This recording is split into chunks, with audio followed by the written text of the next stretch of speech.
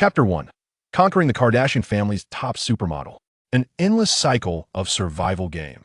In the early hours of July 6, 2015, in Las Vegas, within the opulent presidential suite of a luxurious hotel, a bearded African-American was engaged in a passionate encounter with a voluptuous white supermodel, reaching the zenith of ecstasy.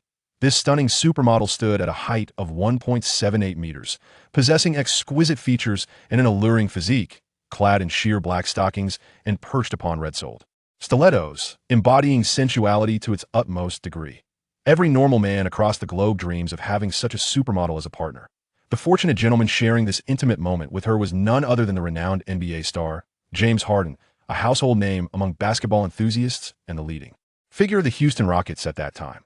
For those acquainted with Harden's life, it is well known that in July 2015, he was romantically involved with the famous reality television star and model, Khloe Kardashian. However, the object of his passionate rendezvous in the luxurious Las Vegas hotel was not Khloe, but rather her sister, Kendall Jenner, as half-sisters. Khloe and Kendall are often categorized within the Kardashian family. The women of the Kardashian clan appear to have a penchant for NBA players, with Khloe's former husband being the illustrious power forward, Lamar Odom, known as the Left Hand Magician of the Los Angeles Lakers. Following her split from Harden, Khloe found herself in the arms of Tristan Thompson, with whom she shares a daughter. As for Kendall Jenner, she is reputed to have had relationships with numerous NBA players, including Blake Griffin, Jordan Clarkson, D'Angelo Russell, Ben Simmons, Kyle Kuzma, and Devin Booker, earning her the title of a true star magnet. If her former boyfriends were to form a team, they would undoubtedly be formidable contenders for the championship. In July 2015, Kendall was romantically linked to Ben Simmons. The revelation of Houston Rockets star's infidelity, particularly with the sister of his current girlfriend, is indeed explosive news.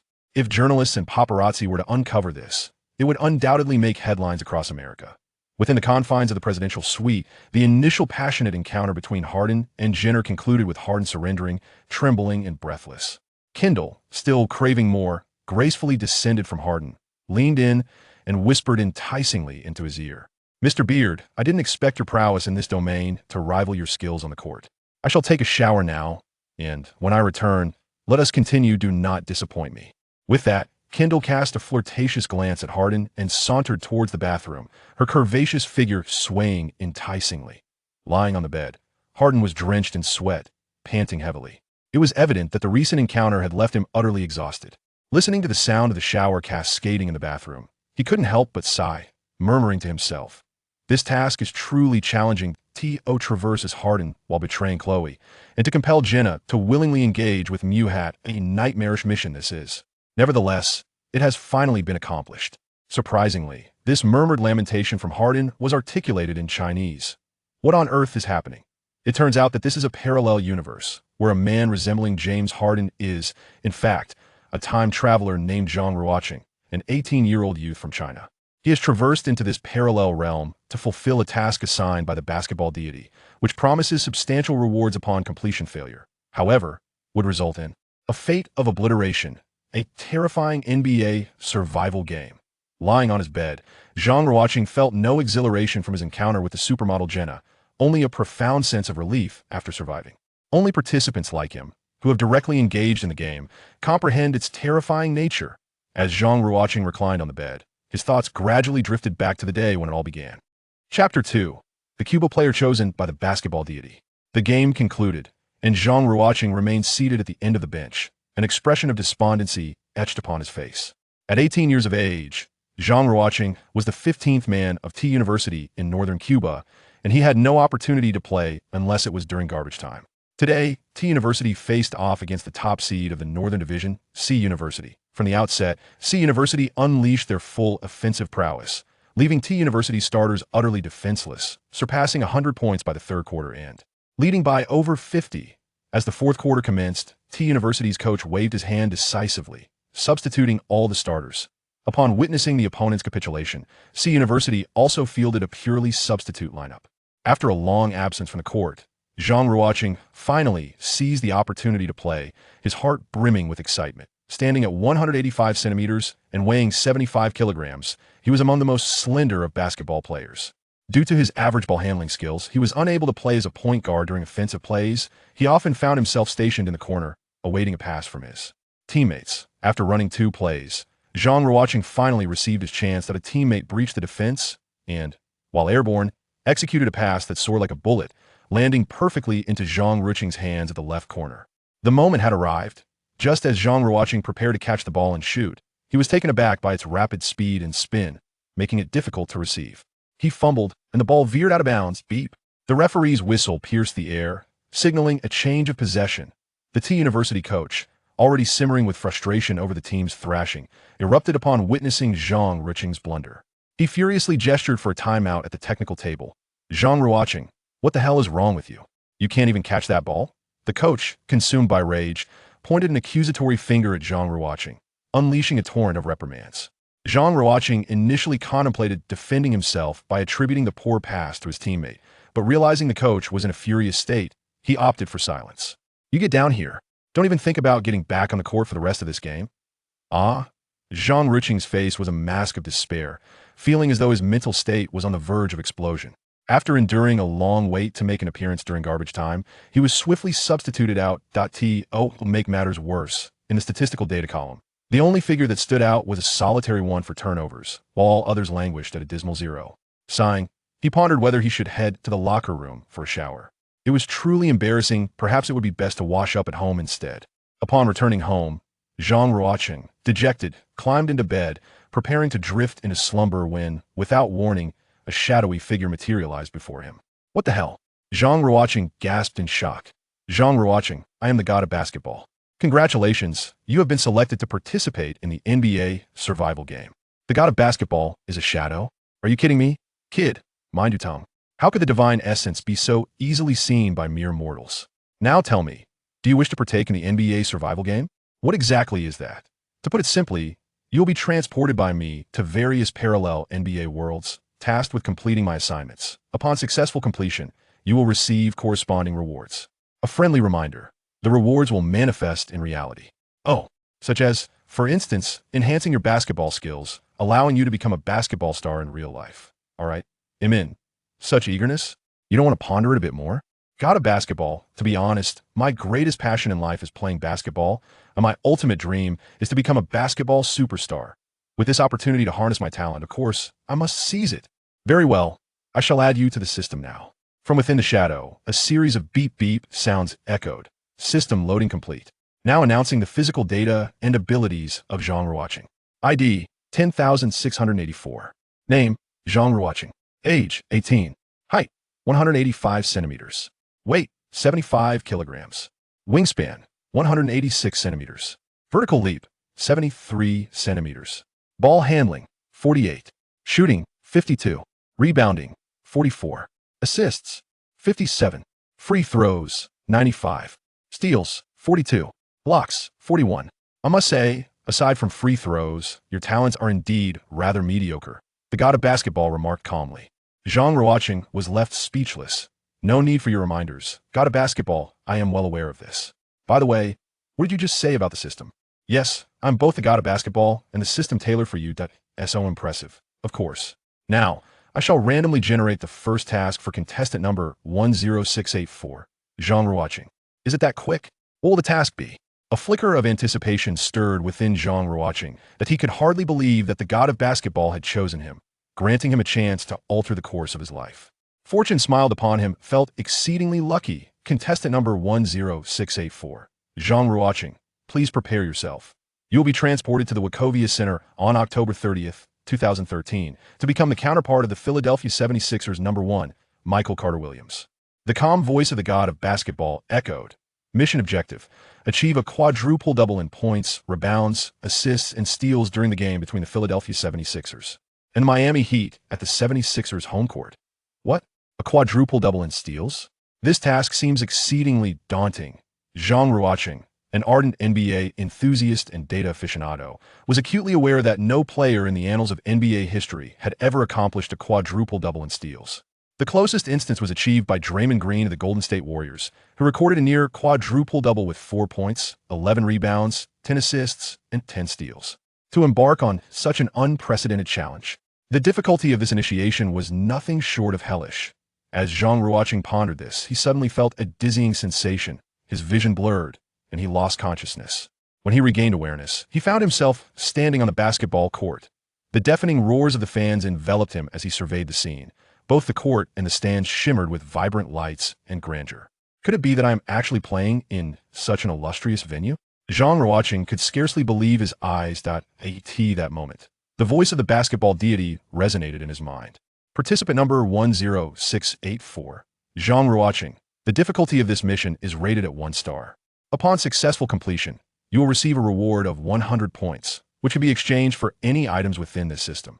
Should you fail, you will face a dual obliteration from both this parallel world and the realm of reality. What? Are you kidding me? Why didn't you mention this before? Zhang Ruocheng nearly exclaimed in outrage had he known death was a possibility. Who would ever consent to participate in such a perilous game? This was utterly outrageous. I implore you, basketball deity, can I rescind my participation? Zhang Ruocheng repeatedly pleaded in his mind. But alas, there was no response. Resigned, he prepared to face the challenge. It was just stated that the task difficulty was 1 star, a feat that had never been achieved before, and yet it was deemed merely 1 star? What kind of extraordinary system is this? At that moment, Evan Turner, the star player for the 76ers clad in the number 12 jersey, approached and slapped Zhang Ruocheng on the shoulder, exclaiming, "Hey rookie, why are you dawdling? It's time to step onto the court." Chapter 3. Welcome to the NBA. Startled by Evan Turner's touch, Zhang Ruocheng snapped back to reality, forcing himself to regain composure as he rummaged through the database in his mind. As a seasoned NBA aficionado, though his playing skills were average, Zhang Ruocheng possessed an exceptional memory, often referred to as a walking database, with an intimate knowledge of the essential statistics and classic game data of most players. He recalled that this game, held on October 30th, 2013, marked the debut of Michael Carter-Williams, the 11th overall pick of that year, who dazzled in his inaugural performance with an impressive tally of 22 points, 7 rebounds, 12 assists, and 9 steals. It is worth noting that Carter-Williams faced the defending champions, the Miami Heat, who boasted the formidable trio of LeBron James, Dwayne Wade, and Chris Bosh at that time. The Philadelphia 76ers were undeniably a team in complete disarray, with their star player being Evan Turner, who had never been selected as an All-Star. In that game, McCaw single-handedly led the struggling 76ers to a stunning 1-1-4-1-1-0 home victory over the formidable Miami Heat, marking the first major upset of the 2013-2014 season. I now find myself embodying McCaw from that game, which explains why this task is rated with merely 1 star in difficulty. My objective is straightforward: to elevate my points, rebounds, assists, and steals to double digits, achieving a quadruple double, earning system rewards, and triumphing over the reigning champions in front of a home crowd. What could be more exhilarating? With this thought in mind, Zhang Ruocheng couldn't help but excitedly slap the floor and let out a roar. The other 9 players on the court cast puzzled glances in his direction, while Wade, who was sidelined due to injury, shot him a disdainful look, quietly remarking to his teammate that LeBron would undoubtedly teach him a harsh lesson.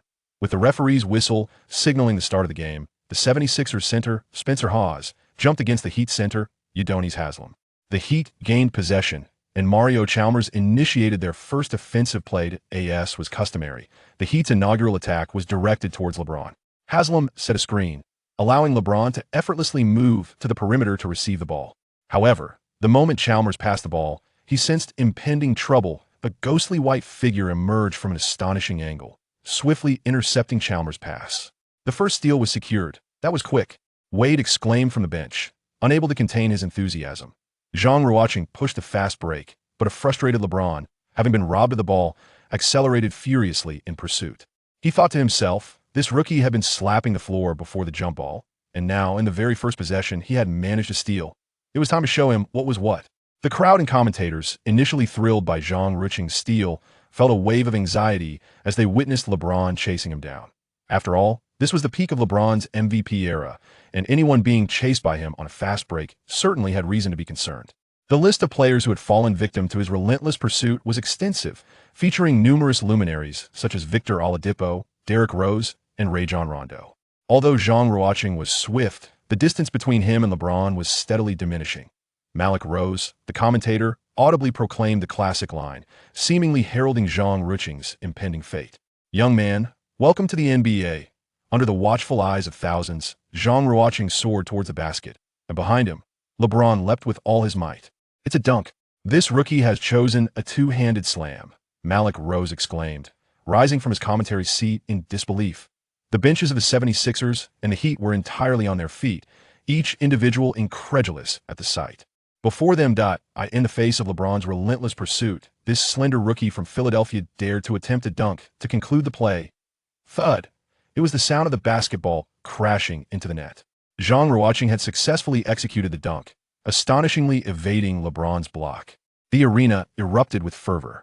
The audience roared with delight, their cheers echoing throughout the venue. It is noteworthy that the very day of this match marked the retirement announcement of the legendary 76ers star, Allen Iverson. Iverson had led the 76ers to the finals in 2001, famously defeating the star-studded Los Angeles Lakers, led by the formidable Zero-K duo, in the opening game, handing the Lakers their sole defeat of that postseason. In the post-Iverson era, Philadelphia had long been devoid of such exuberant scenes, with the Wachovia Center erupting in fervor. All the Philadelphia fans saw hope in the young man named Michael Carter Williams, eagerly anticipating the arrival of the next savior. Naturally, a single play cannot reveal too much. LeBron James personally brought the ball up the court, signaling his teammates to remain composed and undeterred. After several passes, the ball found its way into Chris Bosh's hands at the elbow, a prime position for the Dragon King. Faced with the switch, the shorter Cedric Ceballos. Bosh executed a graceful fadeaway shot. Alas, it clanged off the backboard. Zhang Ruocheng leaped effortlessly to secure the rebound. At that moment, he recorded 2 points, 1 rebound, and 1 steal as he brought the ball up the court, calculating his stats while relishing the sensation of his transformed physique. Both his touch and vision were extraordinary. Playing basketball like this was simply exhilarating. Center Spencer Hawes moved up to set a screen for Zhang Ruocheng and then swiftly rolled to the basket. Roger Mason, who was defending Zhang Ruocheng, along with Haslam, who had been drawn out by Hawes, both chose to commit to guarding the ball handler, creating a precarious situation. However, both Mason and Haslam missed their mark. In that split second, the ball was passed to Hawes from an incredibly tight angle. Hawes effortlessly finished with a layup, making it 4-0. Following this play, commentator Malik Rose could not help but exclaim, "This rookie possesses not only incredible leaping ability and speed, but also remarkable passing skills." Can someone explain how he was selected at the 11th pick? The next offensive play for the Heat was initiated by LeBron James, who, after a screen, specifically targeted Zhang Ruocheng. This time, LeBron opted for a low-post isolation, turning for a fadeaway shot. His choice was predicated on Zhang Ruocheng's perceived lack of physicality. Although Carter Williams stood at a respectable 198 meters, placing him well among point guards, his weight of only 86 kilograms rendered him somewhat frail. Chapter 4.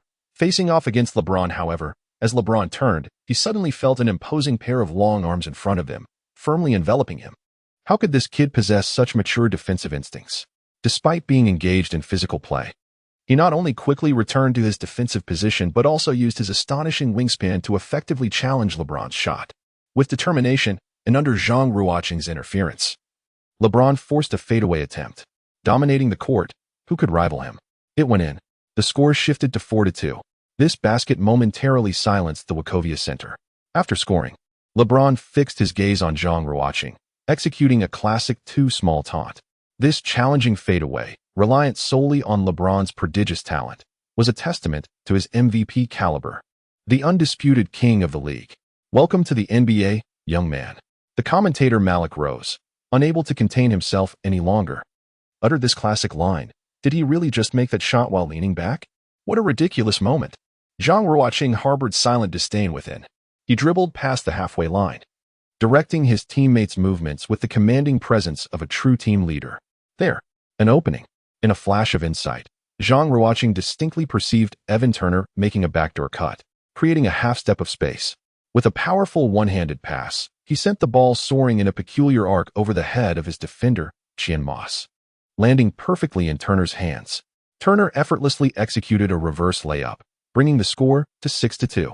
Zhang Ruocheng currently boasts statistics of 2 points, 1 rebound, 1 assist, and 1 steal.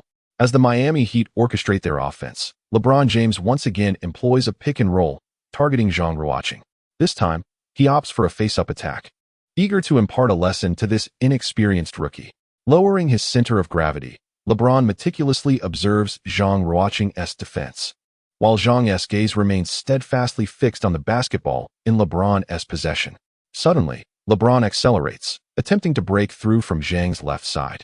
To everyone's astonishment, Zhang seems to have anticipated the ball's trajectory, his white-clad figure inexplicably surging forth. With a successful steal, he secures his second interception. In this instance, LeBron fails to react in time, choosing instead to watch as Zhang executes a thunderous dunk, reigniting the fervor of the 76ers home crowd. The score stands at 8-2. To successfully intercept the peak LeBron James in such a manner is an achievement few in the league could claim at that time. This rookie, in his very first NBA game during the opening quarter, has accomplished it. The Philadelphia fans erupt once more, seemingly convinced that this young man, named Mikawi, is the savior they have long awaited. The game continues as the Heat attempt to organize their offense. This time, LeBron opts to set a screen for a teammate. Chalmers drives through the middle, challenging the 76ers center, Hoyas, for a layup, which fails under Hoyas' interference. Securing the rebound, Evan Turner promptly hands the ball to Zhang Ruocheng, who, through his performance, earns the respect and trust of his team leader. With a swift dribble to the frontcourt, Zhang observes that the opposing defense has not fully settled. Facing him is the 196-meter guard, Roger Mason. He promptly makes a bold decision, locking his sights on Mason's defense, and launches a pull-up three-pointer. What? Has this rookie lost his mind? The scouting report had indicated that his shooting was his greatest weakness, yet he dares to attempt a pull-up three-pointer? Malik Rose shouts in disbelief, utterly baffled by Zhang's choice. Not only Malik Rose, but every player from both teams, coaches, and the thousands of fans present are astonished by Zhang's audacity. It is worth noting that in the NBA of 2013, the league had not yet embraced the small ball era, and three-point shooting had not yet reached its later frenzied heights. Such a shot selection would surely invite the ire of a coach. Yet, Zhang pays no heed to this. As he prepares to shoot, a singular thought resonates in his mind. I must take the shot. It will surely go in.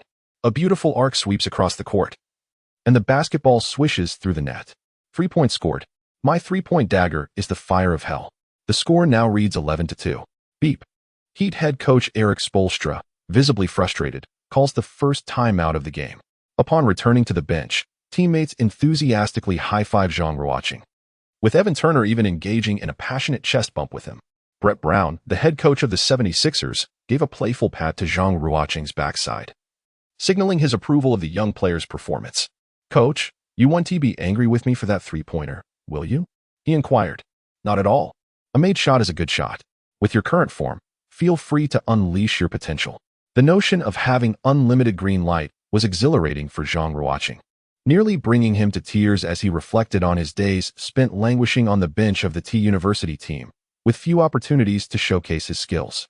A wave of relief washed over him as he thought, 30 years in the East, 30 years in the West. Do not underestimate the youth.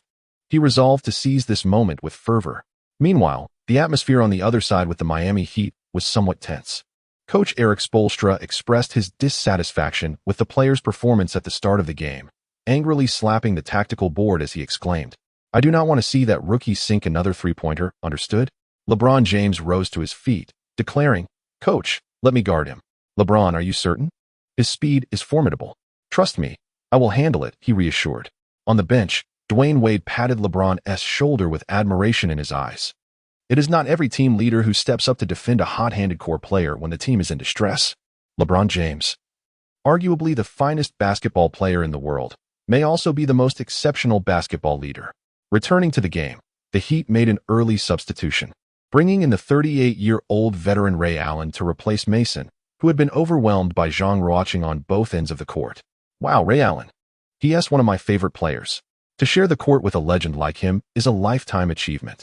Upon witnessing Ray Allen's entrance, Zhang Ruocheng felt an exhilarating thrill. His preferred type of basketball stars tend to be somewhat niche, favoring exceptional sharpshooters such as Ray Allen, Kyle Korver, and Peja Stojakovic. As soon as Ray Allen took the court, the impact was immediate. LeBron James penetrated the center, drawing in defenders with a double team. In midair, James expertly located Allen, who lay in wait at the corner, delivering a powerful pass. This was a tactic the Miami Heat had rehearsed countless times in training. With an expressionless demeanor, Allen received the ball and shot. Despite the efforts of Sadie Osman, who raised his arms in an attempt to disrupt the shot, for a shooter of Allen's caliber, such interference was utterly futile. With a swift motion, the three-pointer found its mark. Even at 38 years of age, as long as he stood in the corner, he remained a perilous presence on the court. Chapter 5. the five-guard lineup. Following Allen's successful three-pointer, the score shifted to 11-5. Evan Turner was astonished to observe Zhang Ruocheng, in the aftermath of Allen's basket, displaying a broad smile and even quietly applauding the opponent. "Hey, rookie, what are you doing?" Turner's tone unmistakably conveyed his dissatisfaction. My apologies." Zhang Ruocheng, having almost revealed his admiration for Allen upon witnessing the iconic three-pointer, quickly refocused on the game as he accepted the ball from Turner, dutifully organizing the offense. Zhang Ruocheng was acutely aware that among the four key areas of the game, the most challenging for him was undoubtedly the art of stealing the ball, followed closely by rebounding. As for scoring and assists, given his role as the primary ball handler in this match, surpassing double digits in points was hardly a concern. Consequently, throughout the course of the game, he consciously intensified his efforts in securing rebounds and applying high-pressure defense on the ball handler to create opportunities for steals. Under Zhang Ruocheng's leadership, the 76ers unleashed a formidable offensive display, amassing an impressive 60 points by halftime. He personally tallied 13 points, 4 rebounds, 7 assists, and an astonishing 6 steals. However, the Miami Heat, being the reigning champions, remained steadfast, closely trailing despite the 76ers' extraordinary performance. The Heat concluded the first half with 55 points, with LeBron James contributing a notable 20 points and Ray Allen, coming off the bench, adding 9 points with 3 successful three-pointers, making them the standout performers for Miami in the first half. As the halftime break approached, in the locker room, Zhang Ruocheng informed his teammates that the opposing team would undoubtedly employ aggressive double-teaming against him in the second half. He pledged to facilitate ball distribution to enable his teammates to finish scoring opportunities. Evan Turner and Sadie Osman gave Zhang a thumbs up, lauding his selflessness. Yet, Zhang Ruocheng understood that with his scoring already in double figures, his focus should now shift towards excelling in the other statistical categories. Zhang Ruocheng further advised coach Brett Brown that the defensive strategy in the second half could adopt a more aggressive approach, intensifying pressure on the ball handler to seize more opportunities for steals. After a moment of contemplation, the coach replied, "That makes sense. With Wade absent today, the opponent's starting backcourt duo consists of Roger Mason and Mario Chalmers, arguably one of the weakest backcourt combinations in the league. Applying pressure on them is sure to yield results."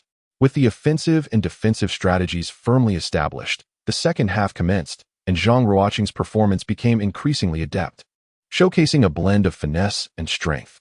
As the Miami Heat initiated their first offensive play, Chalmers had just crossed half court, leisurely searching for an opportunity. Suddenly, 2 white figures lunged at him like a whirlwind. Zhang Ruocheng and his backcourt partner, James Anderson, conspired to launch a surprise attack on Chien Moc right from the outset. As anticipated, Chien Moc was caught unawares by the sudden double team. He sought to pass, but was enveloped by 2 figures clad in white. In an instant, a hand darted out with lightning speed, causing Chien Moc to lose the ball. It was Zhang Ruocheng again, securing his 7th steal. The thwarted Chien Moc swiftly pursued, while Zhang Ruocheng, nearing the basket, deliberately slowed down to entice him closer. Then, with a sudden motion, he lofted the ball high into the air. James Anderson, trailing behind, shouted with fervor, leaping like a soaring crane to catch the ball and slam it into the hoop. The commentator, Malik Rose, exclaimed, "Behold, the alley-oop. Philadelphia fans, how long has it been since you witnessed such a fluid and mesmerizing offense? Cheer for your home team." With Zhang Ruocheng's dazzling performance and Malik Rose's infectious enthusiasm, the atmosphere in the arena surged to a crescendo, the overwhelming roar resonating within the hearts of every player. For the visiting Miami Heat, such a situation proved to be exceedingly challenging, posing a significant test of their players' mental fortitude. At this crucial moment, LeBron James emerged as a beacon of resilience. Among all the players on the court, only Zhang Ruocheng and James played the entirety of the third quarter, which had almost transformed into a one-on-one duel between the two. James exhibited an extraordinary display of individual offensive prowess, confronting the entire 76ers defense with a full arsenal of skills, driving, shooting, dunking, and three-pointers, amassing an astonishing 17 points in just one quarter. In contrast, Zhang Ruocheng showcased his remarkable ability to orchestrate and distribute the ball, coupled with his exceptional basketball intelligence.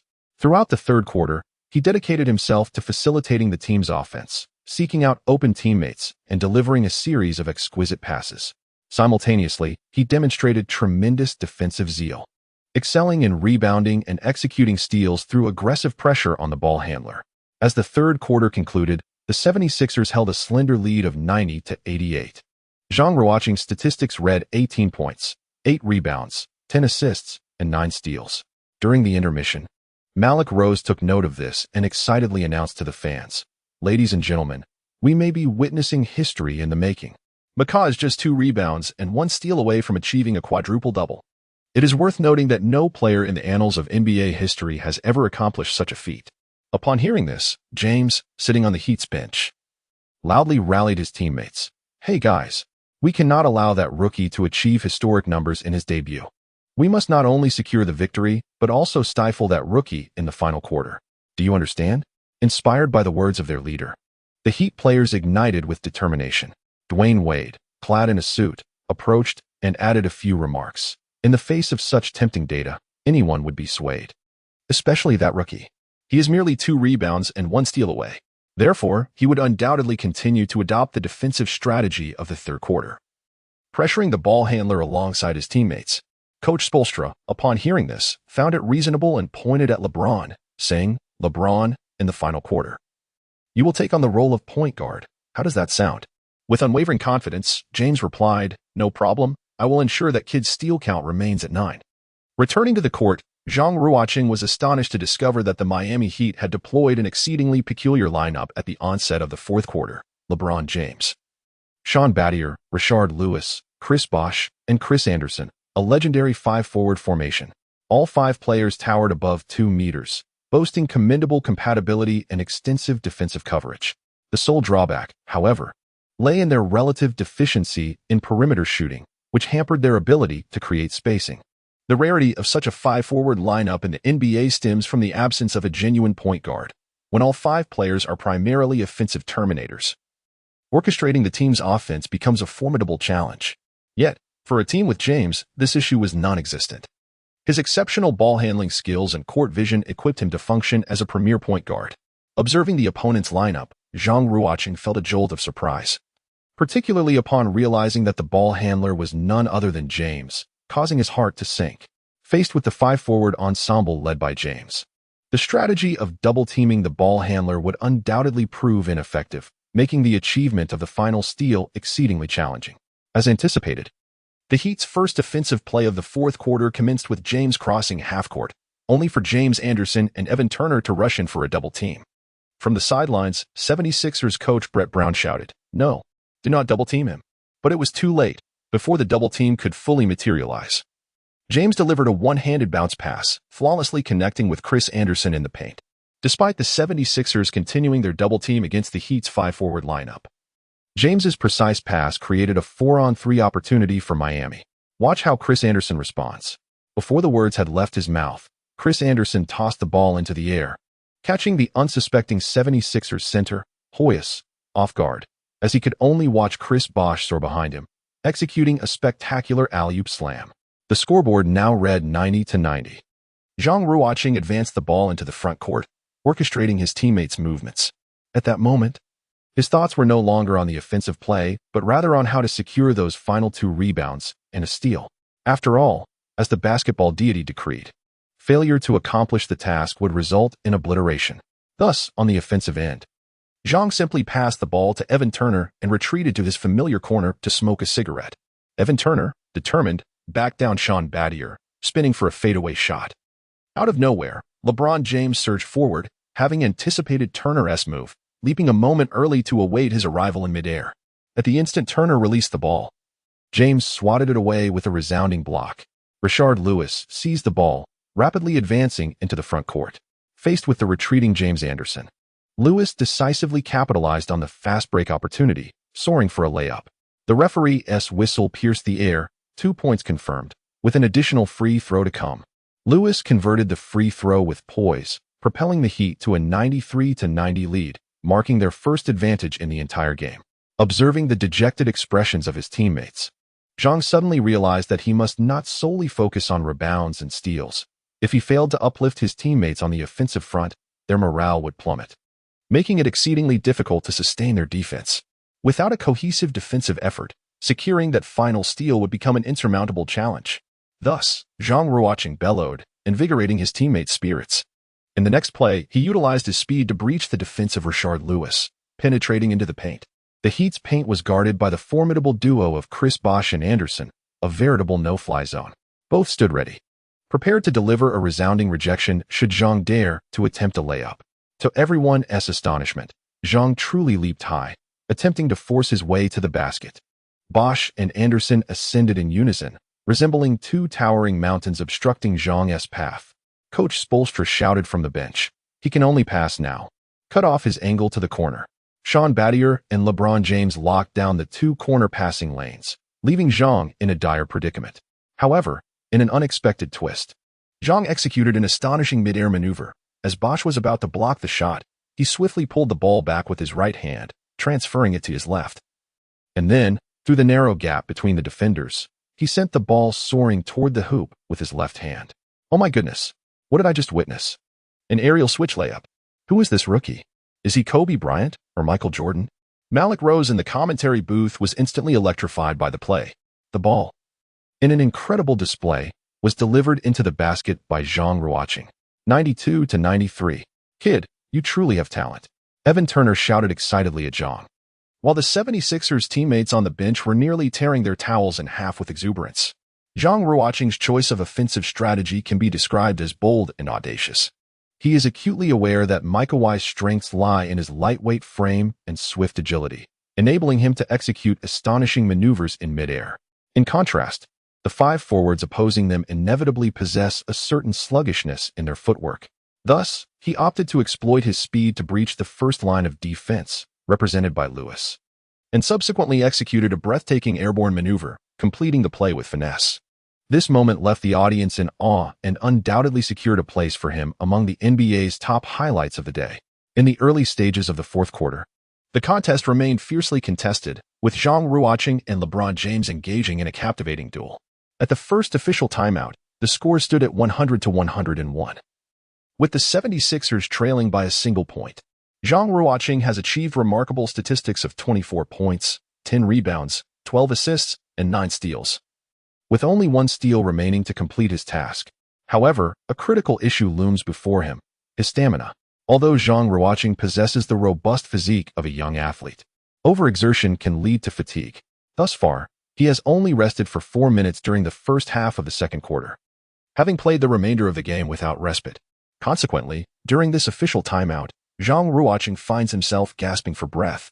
Observing this situation, the coach promptly addressed Tony Roten on the bench, saying, "Tony, you're up. Michael, take a moment to rest. We will bring you back in the last 3 minutes of the game." Zhang Ruocheng initially contemplated declining, as he needed just one more steal to complete his task. And for him, time was the most precious commodity. However, after a moment of calm reflection, he recognized that his body was in a state of extreme fatigue and truly required a brief respite. Otherwise, haste might lead to counterproductive results. Very well. He would wager his time on the final 3 minutes. Thus, Tony Roten replaced Zhang Ruocheng on the court, while the Heat brought in Ray Allen and Norris Cole, allowing LeBron James and Chris Bosh to rest. In the ensuing 3 minutes, both teams found themselves ensnared in a brief struggle of missed shots. Until Zhang Ruocheng and LeBron James returned, the score was locked at a tense 104-104. Having gained invaluable time to recuperate, Zhang Ruocheng re-emerged on the court, revitalized. "Ladies and gentlemen, he has returned. That extraordinary young man is back." Maka was merely one steal away from setting a record for rookies. With 3 minutes remaining in the game, let us await the outcome with bated breath.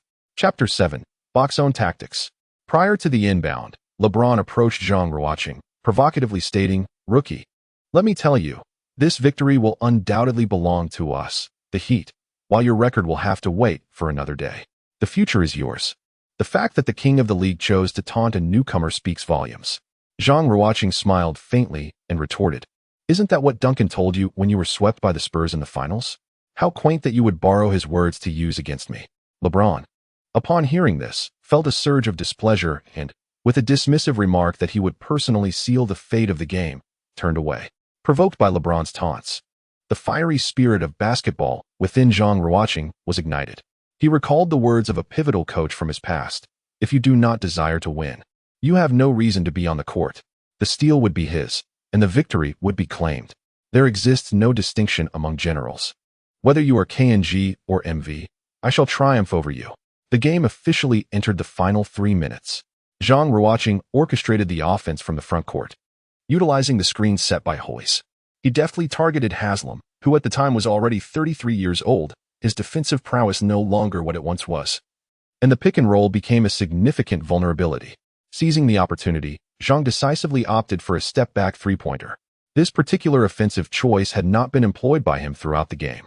Haslam was caught off guard, and by the time his aging body leaped, Zhang had already released the shot. A perfect arc soared above the Wachovia center. As everyone held their breath, watching the trajectory of the ball, it swished through the net. The step-back three-pointer was successful. My goodness, a step-back three-pointer. What an extensive arsenal this rookie possesses. The live commentator Malik Rose was left awestruck, having been mesmerized by Zhang's performance yet again this evening. Dwayne Wade, seated on the Heat's bench, even whispered to a teammate, "This rookie across from us is astonishing, surpassing even the LeBron of yesteryears.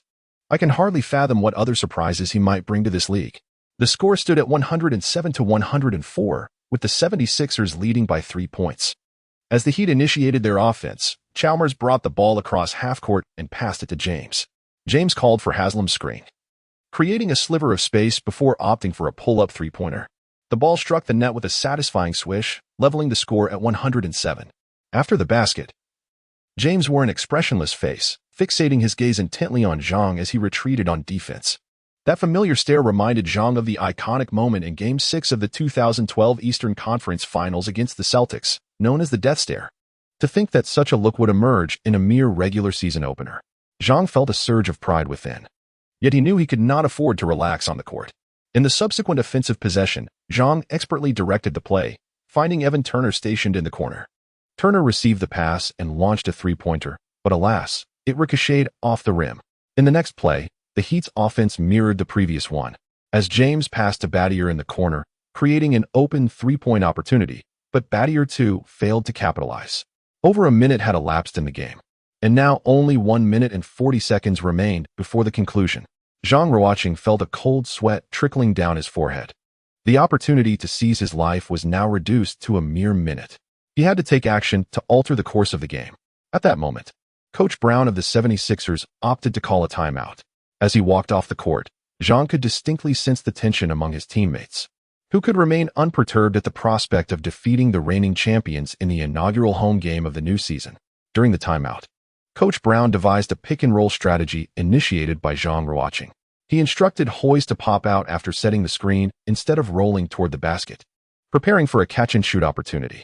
He intended to exploit Haslam's slower movements and Hoyes' extended shooting range to capitalize on this offensive play.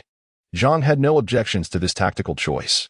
Once the coach concluded his rapid briefing, the team's former leader, Turner, unexpectedly interjected, "Coach, I believe it's also imperative to adjust our defensive strategy." "Oh, how should we adjust?" In the final moments, the ball would undoubtedly find its way into LeBron's hands. "So we should employ a one-on-four defense." The one-on-four defense, referred to as the box-one tactic in English, is designed for situations where the opposing team has only one standout player. We assign a defensive specialist to shadow the star player while the remaining 4 players set up in a zone defense. This approach effectively disrupts the connection between the opposing superstar and his teammates, testing his individual abilities. Evan Turner volunteered to guard LeBron. After a moment's contemplation, Coach Brown deemed it a sound suggestion and agreed. As the timeout concluded and they returned to the court, Turner quietly instructed Zhang, "Michael, position yourself at Ray Allen's spot on the perimeter. If LeBron decides to pass, he will most likely look for Allen." "Understood," Zhang replied. "Michael, we are just one steal away. Let us go." Turner's eyes sparkled with fervor, and Zhang could see how genuinely he wished to help him achieve an unparalleled milestone. In that instant, Zhang was reminded of his high school days, where the captain of the team was similarly approachable and offered him abundant encouragement. It was due to that captain's influence that Zhang persevered on the path of basketball.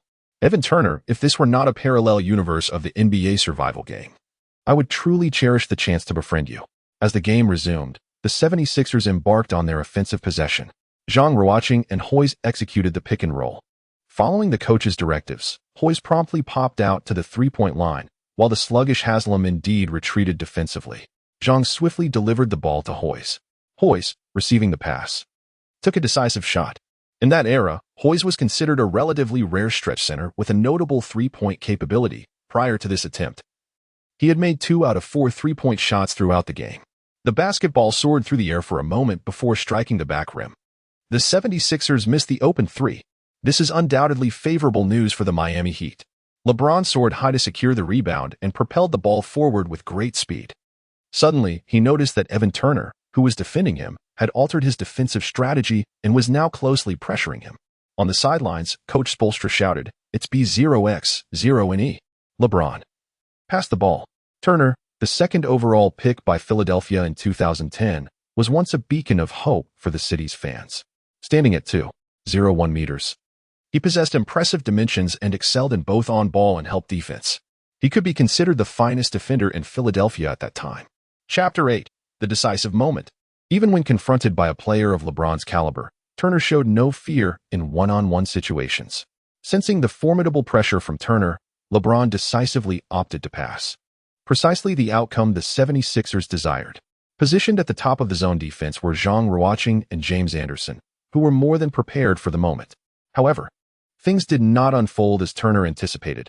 Instead of passing to Ray Allen, LeBron opted to deliver the ball to Mario Chalmers stationed at another location. With remarkable speed, James Anderson executed a steal. The B0X0NE strategy proved effective. James Anderson advanced the ball on the fast break, easily scoring 2 points as Chalmers failed to catch up, bringing the score to 109-107 with just 1 minute remaining, and the 76ers regained their lead. All the 76ers players were elated to see the strategy work, and the fans in the arena erupted in cheers. Yet, one individual remained less than jubilant: Zhang Ruocheng. Alas, he lamented the missed opportunity for the steal. Time was running short in the game. In the next possession, the Heat's offense shifted, and Evan Turner realized that the ball handler was no longer LeBron but Ray Allen. The Heat quickly adapted, allowing LeBron to play off the ball to counter the B0X0NE strategy. On the sidelines, 76ers coach Brown rushed to the edge of the court, shouting, "Evan, abandon B0X0NE. This possession switched to a 2-3 zone defense." Zhang Ruocheng listened intently, his brow furrowed in confusion. He was perplexed by the coach's strategic arrangement. Among the 5 players on the court for the Heat, aside from Haslam, LeBron James, Ray Allen, Chalmers, and Bosh all possessed three-point shooting capabilities. Was opting for a zone defense not overly perilous? However, one could not disregard the coach's directives. Zhang Ruocheng and James Anderson positioned themselves at the forefront of the defense, while Ray Allen, holding the ball, faced James Anderson. Bosh moved up to set a screen for Ray Allen, and after the pick and roll, Bosh decisively retreated to the perimeter, allowing Ray Allen to swiftly pass the ball to him. Upon receiving the pass, Bosh, before the defending Syed Young could close in, took a bold shot. The most vulnerable aspect of a zone defense is the threat of outside shooting. A modicum of basketball knowledge reveals this truth. Coach Brown's intention was to exploit this weakness as a gamble. Throughout the game, aside from LeBron and Ray Allen, the other Heat players struggled with their three-point shooting. Brown aimed to compel them into taking those shots. Ultimately, the Heat's final shooting choice fell right into Brown's trap. Prior to this moment, Chris Bosh had missed all 4 of his three-point attempts. Yet, as one of the big 3, he exhibited no hesitation when faced with such a critical shot. Bosh's 5th three-point attempt was executed flawlessly, swishing through the net. The score was altered to 109-110, with the Heat regaining the lead. Only 41 seconds remained in the game, leaving Zhang Ruocheng and the 76ers with little time to respond. Coach Brown promptly called for a final timeout. Zhang Ruocheng mentally calculated the time, 41 seconds. Theoretically, both teams still had one offensive opportunity remaining. However, if their attack were to fail and the remaining time fell below 24 seconds, the Heat, holding a lead, would undoubtedly consume the clock, refraining from further offensive plays. Thus, for him to achieve a final steal, the prerequisite was that their next offensive play must succeed. Coach Brown had devised a pick-and-roll strategy involving Zhang Ruocheng and Hoyes. Yet, Zhang shook his head, expressing to the coach that this tactic had been employed numerous times throughout the game, and the Heat would surely be prepared for it. He confidently asserted that, in the last possession, the Heat would certainly substitute out Haslam. Upon hearing this, Brown found some merit in Zhang's reasoning and turned his gaze towards Evan Turner. As the former leader of the team, Turner's one-on-one capabilities were always Brown's most trusted option. Turner seemed to understand what Coach Brown was about to say. Recognizing the significance of the final offensive play, he refrained from seeking personal glory and sincerely stated, "The Heat will undoubtedly have LeBron guard me. In a one-on-one scenario against him, I lack confidence." Brown, upon hearing this, felt somewhat at a loss. His options were already limited. And now he found himself in a precarious position. In this critical moment, it was Zhang Ruocheng who spoke up. "Brothers, the focal point of the opponent's defense will undoubtedly be Evan and me. When Evan and I execute our horn set, be ready for open catch-and-shoot opportunities." Sadie Osman hesitated slightly, remarking, "But in such crucial moments, it's usually the star players who take charge of the offense." Zhang Ruocheng gently patted Sadie's Yang on the shoulder, offering words of encouragement. "It is perfectly fine. Since we are teammates, we should trust one another." In a few simple yet impactful sentences, Zhang Ruocheng ignited the passion of everyone present. Beside him, Brown lamented that the Philadelphia 76ers, after years of mediocrity, had not experienced such an atmosphere in far too long.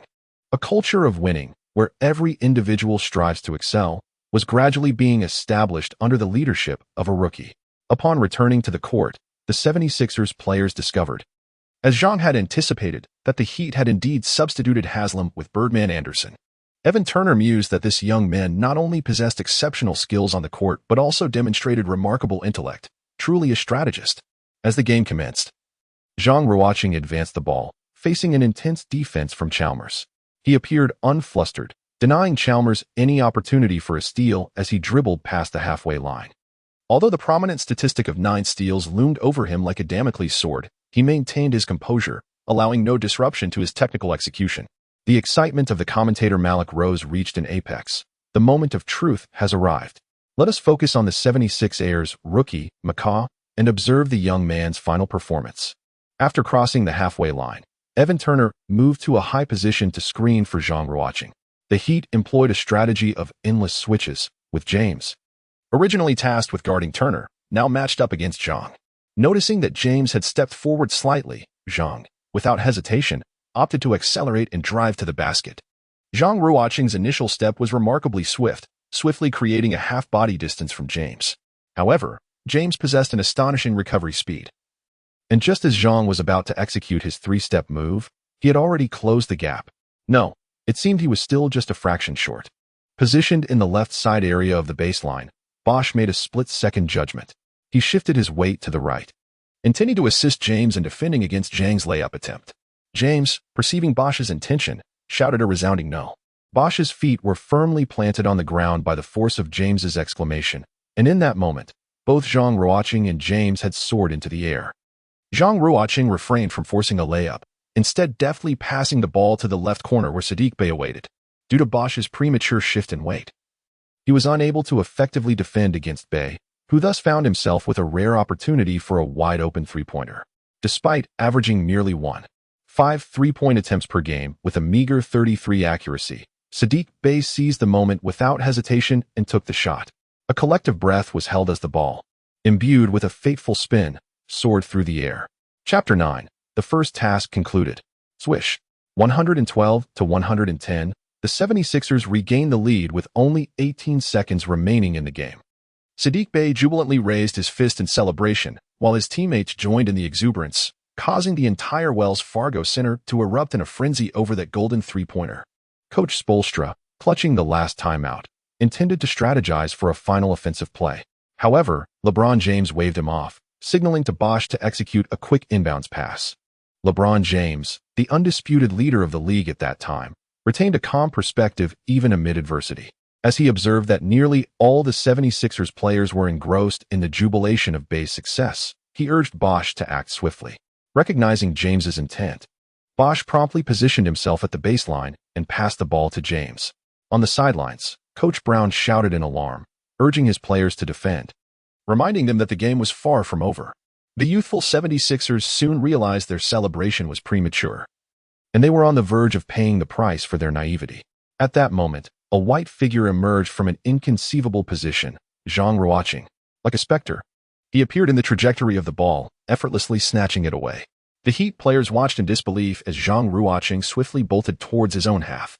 James, the first to react, shouted and sprinted after Zhang. Time was running out. A tactical foul was imperative. Just as James was about to catch up with him, Zhang executed a sudden change of direction, dashing back into the Heat's half. The other Heat players trailing behind were nearly sent tumbling by the maneuver. Commentator Malik Rose was nearly beside himself, passionately narrating the final seconds of the game at the top of his lungs. Michael Carter-Williams. The most astonishing rookie performance in history. He achieved an unprecedented feat, notching a quadruple double in steals. Philadelphia fans, are you ready to welcome your savior? On the court, amidst the relentless pursuit of several Heat players, Mario Chalmers finally caught up with Zhang Ruocheng and committed a tactical foul. 2 free throws awaited. Only 6 seconds remain in the match. As Zhang Ruocheng prepared to execute the free throw, an unexpected cheer erupted from the audience, who chanted MV. MV. In support of the rookie. Having already accomplished the remarkable feat of a quadruple double, Zhang was entirely at ease.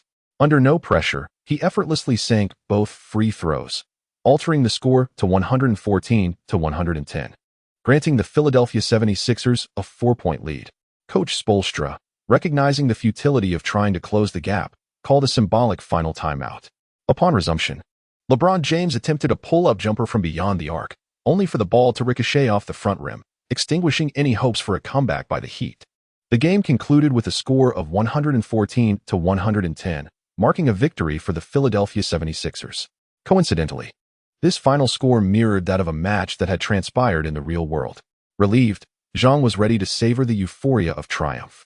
However, the instant the final buzzer sounded, he felt a disorienting sensation, swiftly losing consciousness. When Zhang regained awareness, he found himself in a confined room. Approximately 30 square meters in size, devoid of doors and windows, with only stark black walls surrounding him. Zhang Ruocheng discovered that, apart from himself, 3 other individuals were present in the room, 2 men and 1 woman, all seemingly of a similar age to him. Where on earth am I? How did I suddenly end up here? Who are you all? One of the bespectacled men appeared somewhat flustered, bombarding the group with a series of questions. There are no doors or windows. How did we get in here? And how do we get out? The other man, bald and evidently restless, seemed equally perturbed. Have you all participated in that NBA Survival game? The only woman in the room, comparatively composed, inquired with a slight tremor in her voice. Yes, Zhang Ruocheng replied, turning his gaze towards her. She was quite tall, approximately 175 meters, strikingly beautiful, with a slender and athletic physique, hinting at her potential as a basketball player.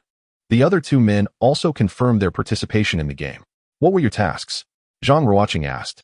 The bald man spoke first. I was transported to an NBA game in 2013, a match between the Heat and the 76ers. During the game, I became the host of Chris Bosh, with the mission of achieving 4 blocks. Upon hearing the bald man's account, the bespectacled man immediately chimed in. What a coincidence. I was also transported to that very game. However, I was the host of Norris Cole from the Heat, tasked with spending over 29 minutes on the court. After Zhang Ruocheng elucidated his task for the 3rd time, it was finally the turn of the girl. I am akin to Brett Brown, the coach of the Philadelphia 76ers in that competition, with the mission of leading the team to victory. In this light, it appears that we have, in fact, encountered one another on another parallel NBA court, which explains our simultaneous presence here. It is likely a whimsical orchestration by the basketball gods. Upon concluding her statement, the girl turned to Zhang Ruocheng and added, I must express my gratitude to you, had it not been for your remarkable performance. My mission might have very well ended in failure. It's nothing. I merely acted to fulfill my own task, Zhang Ruocheng replied with an air of sincerity. Zhang Ruocheng synthesized the information provided by the 4 individuals and gradually comprehended that the tasks within the so-called NBA Survival game were far more intricate than merely traversing into the role of a player and achieving specific statistical benchmarks. The assignment concerning the bespectacled man's playing time and the beautiful woman's mission to lead her team to victory were rather straightforward and blunt. In terms of difficulty, the tasks assigned to the 4 appeared to be relatively equivalent, likely categorized as 1-star challenges, and judging by the performance of the others, it seemed evident that they were also undertaking their missions for the first time. Is this your first time executing a task? Are all the tasks 1-star in difficulty? Zhang Ruocheng inquired. The other 3 nodded in unison, affirming Zhang Ruocheng's assumptions. Clearing his throat, the bespectacled man hesitantly asked the bald man, I would like to inquire if you have completed your task? The bald man, displaying a pained expression, replied, I calculated the time, and it seems it was about right. But I am uncertain if I truly accomplished it. I'm in dire straits. I failed to record a single block throughout the game. If the task fails, does that mean I will be erased? That cannot be true. Chapter 10. The duo team at that moment. A thunderous voice resonated from above in the room. The task numbered 2013-103-0086 has concluded. We shall now announce the results. Goodness, it's the voice of the basketball god. The bald man exclaimed uncontrollably. Name, Zhang Hu, ID, 10,681. Task details, traverse into Chris Bosh during the match between the Miami Heat and the Philadelphia 76ers on October 30th, 2013, and achieve a total of 4 blocks in a single game. Final block count, 0. Task result, failure. The system will now proceed to erase Zhang Hu, ID 10681. Upon hearing these words, the other 3 instinctively recoiled a step back. Zhang Hu, the bespectacled man, was paralyzed with fear, standing in the center of the room, utterly speechless, his countenance a reflection of profound terror. In the next instant, a deafening explosion echoed, and to their horror, Zhang Hu's body was completely obliterated. Countless splatters of blood and flesh erupted in an instant, painting the entire room in crimson. The remaining 3 were splattered with the vivid, scarlet liquid, and fragments of flesh and internal organs littered the area. The room was immediately engulfed by a nauseating stench of blood. Such a scene delivered a severe blow to the psyches of the remaining 3, rendering them speechless with terror. It became evident that the basketball god's mode of erasure was horrifyingly bloody, violently cruel, and mercilessly brutal. The tall girl, who was relatively composed, and Zhang Ruocheng managed to brush off the remnants of flesh clinging to them, positioning themselves further away from the side of Zhang Hu's explosion. In stark contrast, the bald man, uncertain of his own success in the task, trembled uncontrollably, his legs giving way beneath him as he collapsed onto the ground. The thunderous voice of the basketball god resonated once more. Name, Li Bao, ID, 10682. Task, inhabit the body of Norris Cole during the Miami Heat vs. Philadelphia 76ers game on October 30th, 2013, for more than 29 minutes. Final playtime, 28 minutes and 47 seconds. Task result, failure. The system will now proceed to erase ID 10682, Li Bao. No, just a few seconds short. Basketball god, I beg you for another chance. Upon hearing the fateful words of 28 minutes and 47 seconds, Li Bao suddenly knelt on the ground, repeatedly bowing his head toward the void in desperate supplication. His pitiful demeanor was too much for the tall girl and Zhang Ruocheng to bear. Yet, no matter how earnestly Li Bao pleaded, the basketball god remained silent. Following the announcement of his impending erasure, Li Bao's body began to undergo a grotesque transformation. As he knelt in the center of the room, his left eyeball plopped onto the floor with a sickening sound, followed by the right eyeball popping out of its socket, then his teeth, and finally his nose. Within a minute, Li Bao's face shattered into countless pieces of grotesque flesh, littering the ground. Throughout this harrowing ordeal, his anguished screams echoed within the confines of the room. Even after his face was reduced to a gruesome mess, Li Bao did not perish immediately. Instead, with a horrific visage devoid of features, he staggered to his feet and meandered around the cramped space before collapsing, vanishing completely from this world. The other 2 witnesses, having witnessed the brutal demise of Zhang Hu and Li Bao, finally grasped the terrifying reality of this so-called NBA survival game. The basketball god's voice continued. Name, Suwani. ID, 10683. Task, inhabit the body of Philadelphia 76ers head coach Brett Brown during the game on October 30th, 2013, and lead the team to victory. Final game result, Philadelphia 76ers victorious. Task result, success. ID 10683, Suwani, is awarded 100 points. Suwani, a name that exudes literary elegance, seemed somewhat incongruous for a basketball player. At that moment, her expression remained largely unchanged, as if she felt no particular relief at having survived.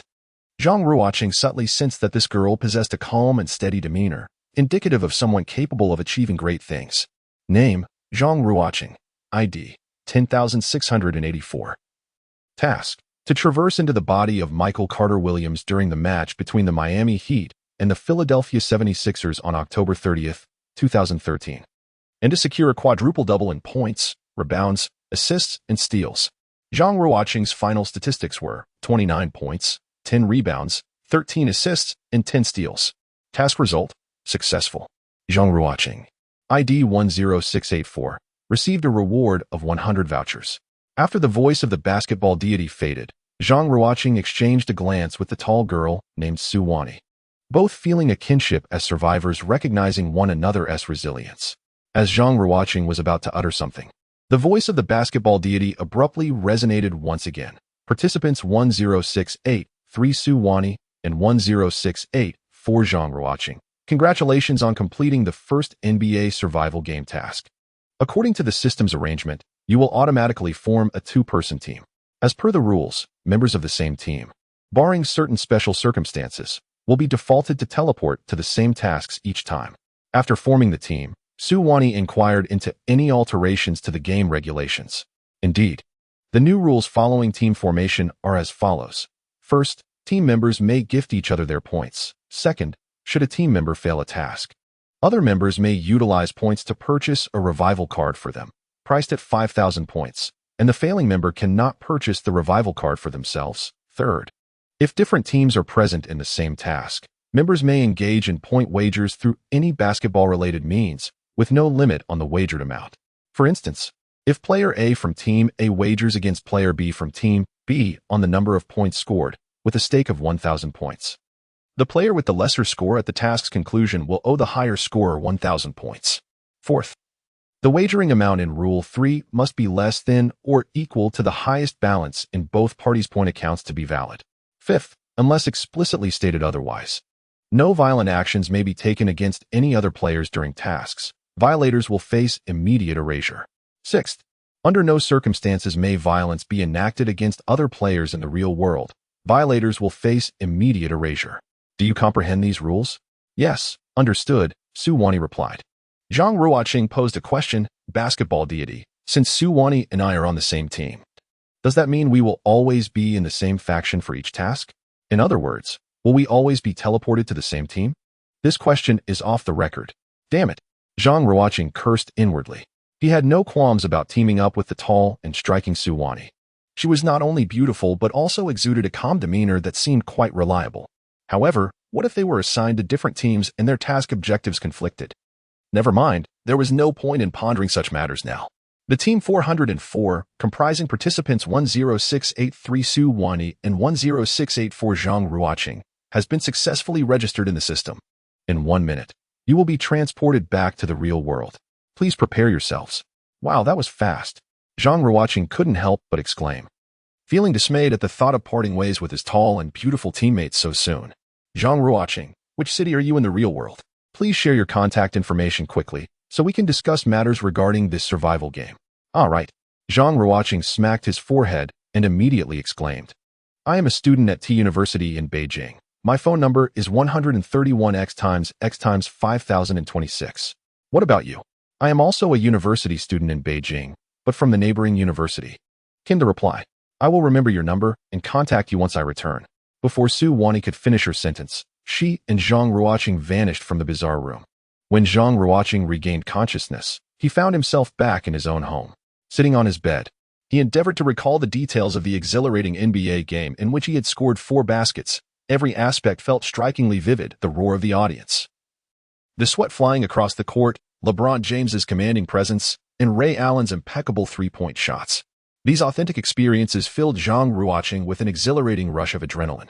However, the recollection of Zhang Hu and Li Bao's tragic demise in that strange room swiftly replaced his excitement with dread. Failure to complete the task would result in obliteration. How terrifying.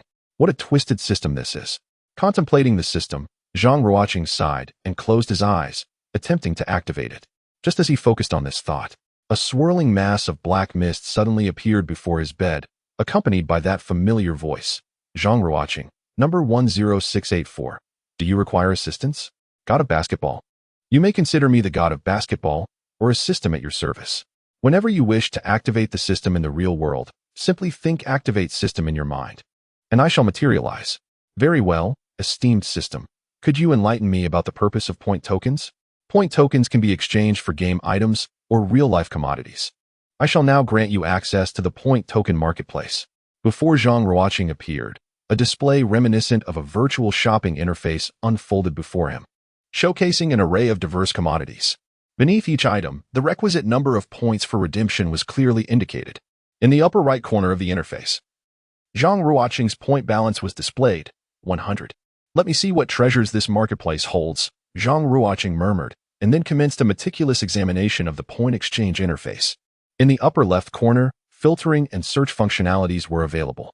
He discerned that the items within the point marketplace could be categorized primarily into several types: basketball skill points, in-game items, and tangible goods from the real world. The basketball skill points pertain to the player's abilities in the physical realm. Within this system, a player's basketball prowess was quantified numerically. Upon selecting the category of basketball skill points, the player's current skill level would automatically manifest on the left side of the interface. Zhang Ruocheng had previously undergone a system assessment, revealing his specific skill metrics as follows: ball handling, 48, shooting, 52, rebounding, 44, assisting, 57, free throws, 95, stealing, 42, blocking, 41. Each skill was rated out of a maximum of 100 points. Evidently, aside from his free throw proficiency, Zhang Ruocheng's basketball abilities were rather mediocre, a fact that had drawn the merciless criticism of the basketball deity on numerous occasions. Each skill point was priced at 50 points, and after arduous efforts to complete a single task, Zhang Ruocheng had accrued merely 100 points. This implied that he could only exchange for 2 skill points. How exorbitantly priced! This avaricious basketball deity. Filled with frustration, Zhang Ruocheng exited the basketball skill points interface and began to peruse the in-game items. As the name suggests, the items available for purchase are those that can be utilized within this NBA survival game. The assortment is remarkably diverse, ranging from mouthguards, knee pads, and ankle supports, protective gear that mirrors the risks of injury faced by athletes in reality, to specialized sneakers tailored for the needs of players. These items are relatively inexpensive. For instance, a mouthguard costs merely 2 tokens, while a pair of knee pads is priced at just 4 tokens. Sneakers, on the other hand, vary in cost from 5 to 20 tokens. Should he continue his journey in the role of a player, acquiring some of this protective gear will undoubtedly be essential. Zhang Ruocheng contemplated this in his mind as he continued to browse further. In addition to the fundamental in-game items, there were some peculiar offerings. For instance, one could purchase favored teammates, coaches, and even referees.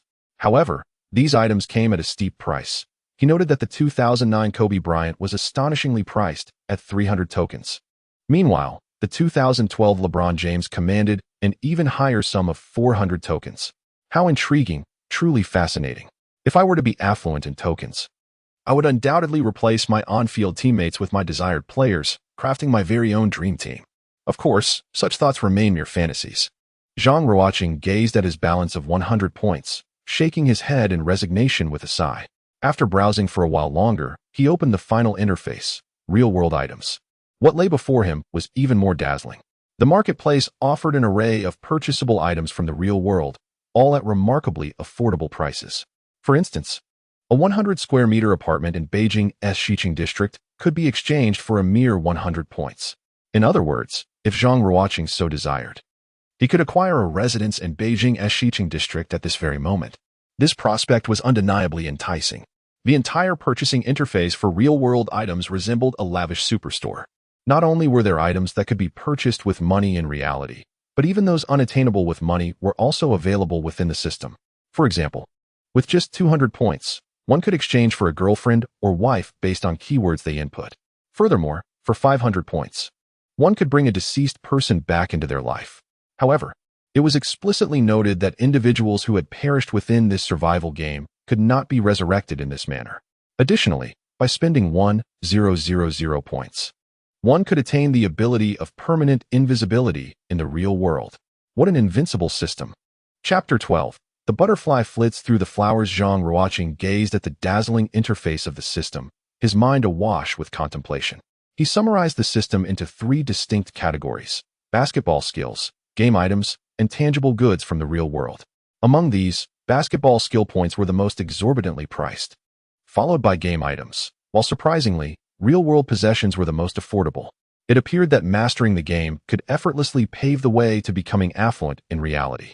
If this were the case, One would assume that participants in the game would invariably opt to exchange for real-world items, enhancing their comfort in everyday life. Surely, no one would squander points on basketball skill upgrades. However, a line of text at the bottom of the screen caught Zhang Ruocheng's attention and elucidated his confusion. It read, NBA Survival Game Completion Rules. 1. Spend 100,000 points to exchange for a completion card. Upon usage, it constitutes completion, allowing one to exit the game entirely. 2. Enter the NBA as a player in the real world and win the NBA championship as a player. This also counts as completion and permits one to exit the game. Now, Zhang Ruocheng comprehended that while real-world items were inexpensive, redeeming points for them held no significance regarding completion, as dictated by these two rules, and would merely prolong a player's entrapment within the game. To achieve swift completion, there were only two viable paths: either accumulate points solely for the necessary game items and subsequently exchange for the completion card, or exchange points for real-world basketball skill points. Then enter the NBA to seize the championship. Zhang Ruocheng pondered for quite some time, subsequently taking out paper and pen to meticulously calculate, arriving at a conclusion. He opined that the first path appeared more prudent, with lower chances of randomness and a higher margin for error. Conversely, the second path was fraught with considerable risk, characterized by substantial unpredictability and an abundance of uncontrollable variables. For instance, at the age of 18, Zhang Ruocheng had reached the NBA draft eligibility. Yet his current abilities were a far cry from the standards of the NBA. Even if he were to commence immediately, dedicating all his resources to honing his basketball skills, the likelihood of achieving proficiency in time was exceedingly slim.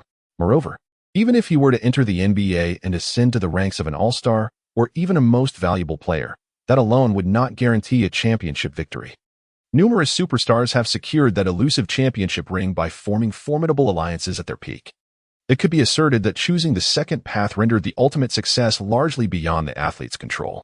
Sighing deeply, Zhang Ruocheng cast aside his paper and pen, activated the system before him, and resolutely opted to exchange 100 points for 2 skill points, which he subsequently allocated to his ball handling skills. With a wistful tone, Zhang Ruocheng remarked, "Although the second path carries immense risks, how could I resist my passion for basketball? The NBA championship is my dream." Zhang Ruocheng could not help but indulge in fantasies of himself as the leader of the team, triumphing over his rivals in the championship finals and seizing the coveted trophy. At that moment, NBA Commissioner Adam Silver would personally present the FMVP trophy into his hands. He would then face the cameras and boldly proclaim, "Chinese individuals can indeed ascend to the pinnacle of world basketball. Chinese individuals can claim the NBA's FMVP." The mere thought ignited a fervor within Zhang Ruocheng. After enhancing his skills, Zhang Ruocheng's basketball attributes transformed to ball handling, 50, shooting, 52, rebounding, 44, assists, 57, free throws, 95, steals, 42, blocks, 41. He pondered whether these additional points in ball handling would yield any significant changes. With such thoughts swirling in his mind, he felt an irresistible urge to practice. He closed the system, rose, grabbed a basketball, and hurried downstairs to the community court, dribbling rhythmically. Initially, Zhang Ruocheng sensed little difference. He assumed that the 2 extra points were negligible, resulting in no discernible improvement. However, he resolved to attempt the butterfly through flowers move, curious to see if he could execute it. This maneuver is one of the many classic dribbling techniques on the basketball court, mastered by numerous dribbling virtuosos such as Allen Iverson, Kyrie Irving, and Stephen Curry. As a guard, Zhang Ruocheng was particularly enamored with this move, having once witnessed Jamal Crawford use it to deceive his idol, Ray Allen, on television. At that moment, Zhang Ruocheng was deeply impressed and vowed to master it. Regrettably, Zhang Ruocheng's natural talent was rather limited. Despite dedicating considerable time to learning from videos and practicing in real-life scenarios, he could not perfect the move. Subsequently, he sought guidance from the starting point guard on his team, hoping for some insight. The point guard, being quite generous, patiently coached Zhang Ruocheng for an extended period. However, upon observing Zhang Ruocheng's still and mechanical movements, the starting point guard sighed and patted his shoulder, saying, "Buddy, perhaps it's best to let this one go. I recall you were quite accurate with your free throws." Zhang Ruocheng recalled feeling a pang of discomfort upon hearing those words. What did it mean to say that free throws were rather precise? The implication was that he would never master the elusive butterfly maneuver, wasn't he? Unwilling to accept this notion, Zhang Ruocheng dedicated himself to arduous practice after the starting point guard departed. Eventually, he sighed in dismay and quietly approached the free throw line. Clutching the ball. Was it true that the only skill he could showcase on the court was free throwing?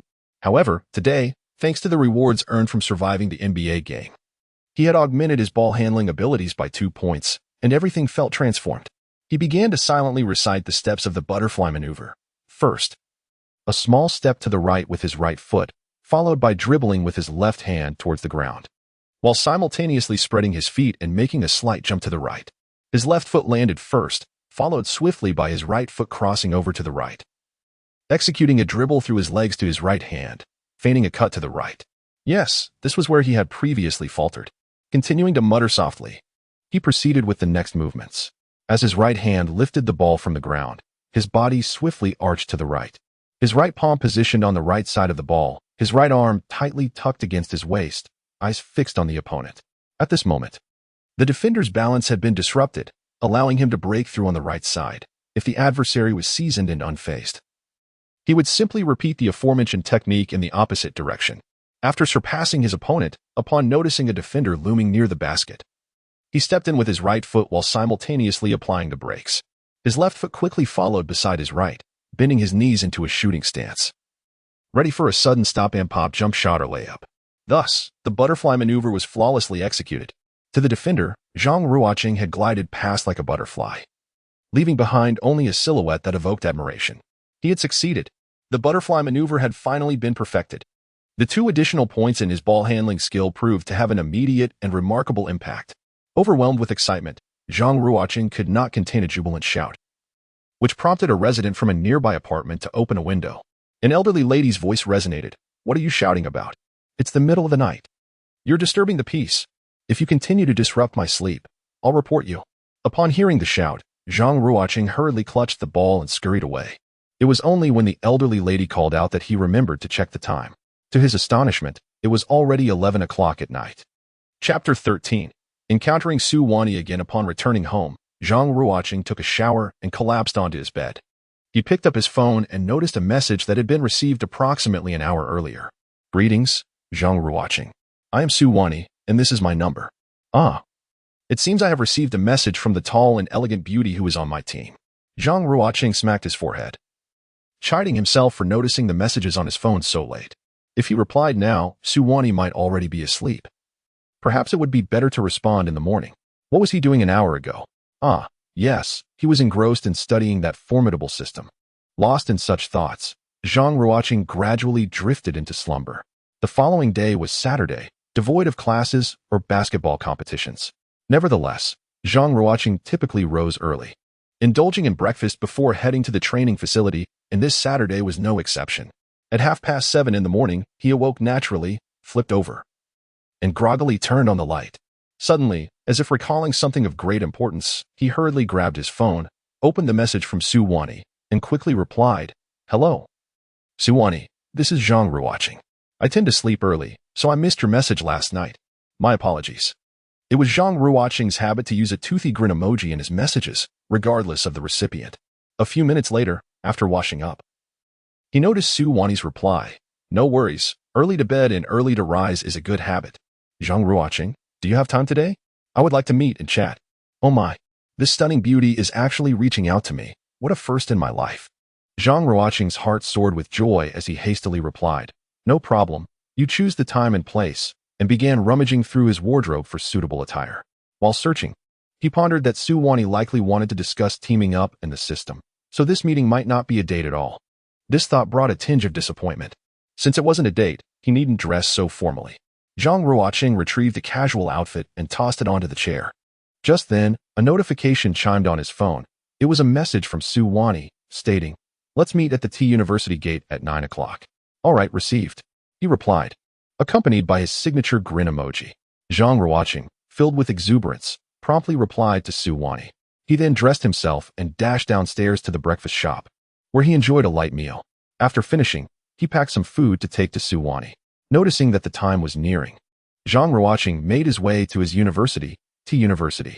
Zhang Ruocheng, a local resident, resides in the suburbs and hails from a relatively affluent family. Disliking dormitory life, He sought his parents' approval and rented a room in a nearby community not far from T University, commuting daily for his studies. The 10-minute walk to school was quickly traversed, and he arrived at the entrance by 8:55, only to find that Su Wani had yet to arrive. With a sigh of relief, he stood at the gate for a while, and soon after, a familiar figure gracefully approached from across the street. Dressed in casual attire, Su Wani strode toward him, her long legs capturing his attention. Zhang Ruocheng was momentarily entranced during their previous encounter in the task completion room. The urgency and fear had prevented him from truly observing her, leaving only a vague impression. Su Wani was a tall and strikingly beautiful basketball player. Now, in this face-to-face interaction, he was utterly captivated by her flawless beauty and physique. With fair skin and exquisite features, she embodied a classical elegance. Standing approximately 175 centimeters tall, her long legs and alluring curves rendered her figure beyond mere description of being alluring. As Su Wani crossed the street, she drew the gaze of numerous male admirers, some even straying far from their path to steal glances at her legs.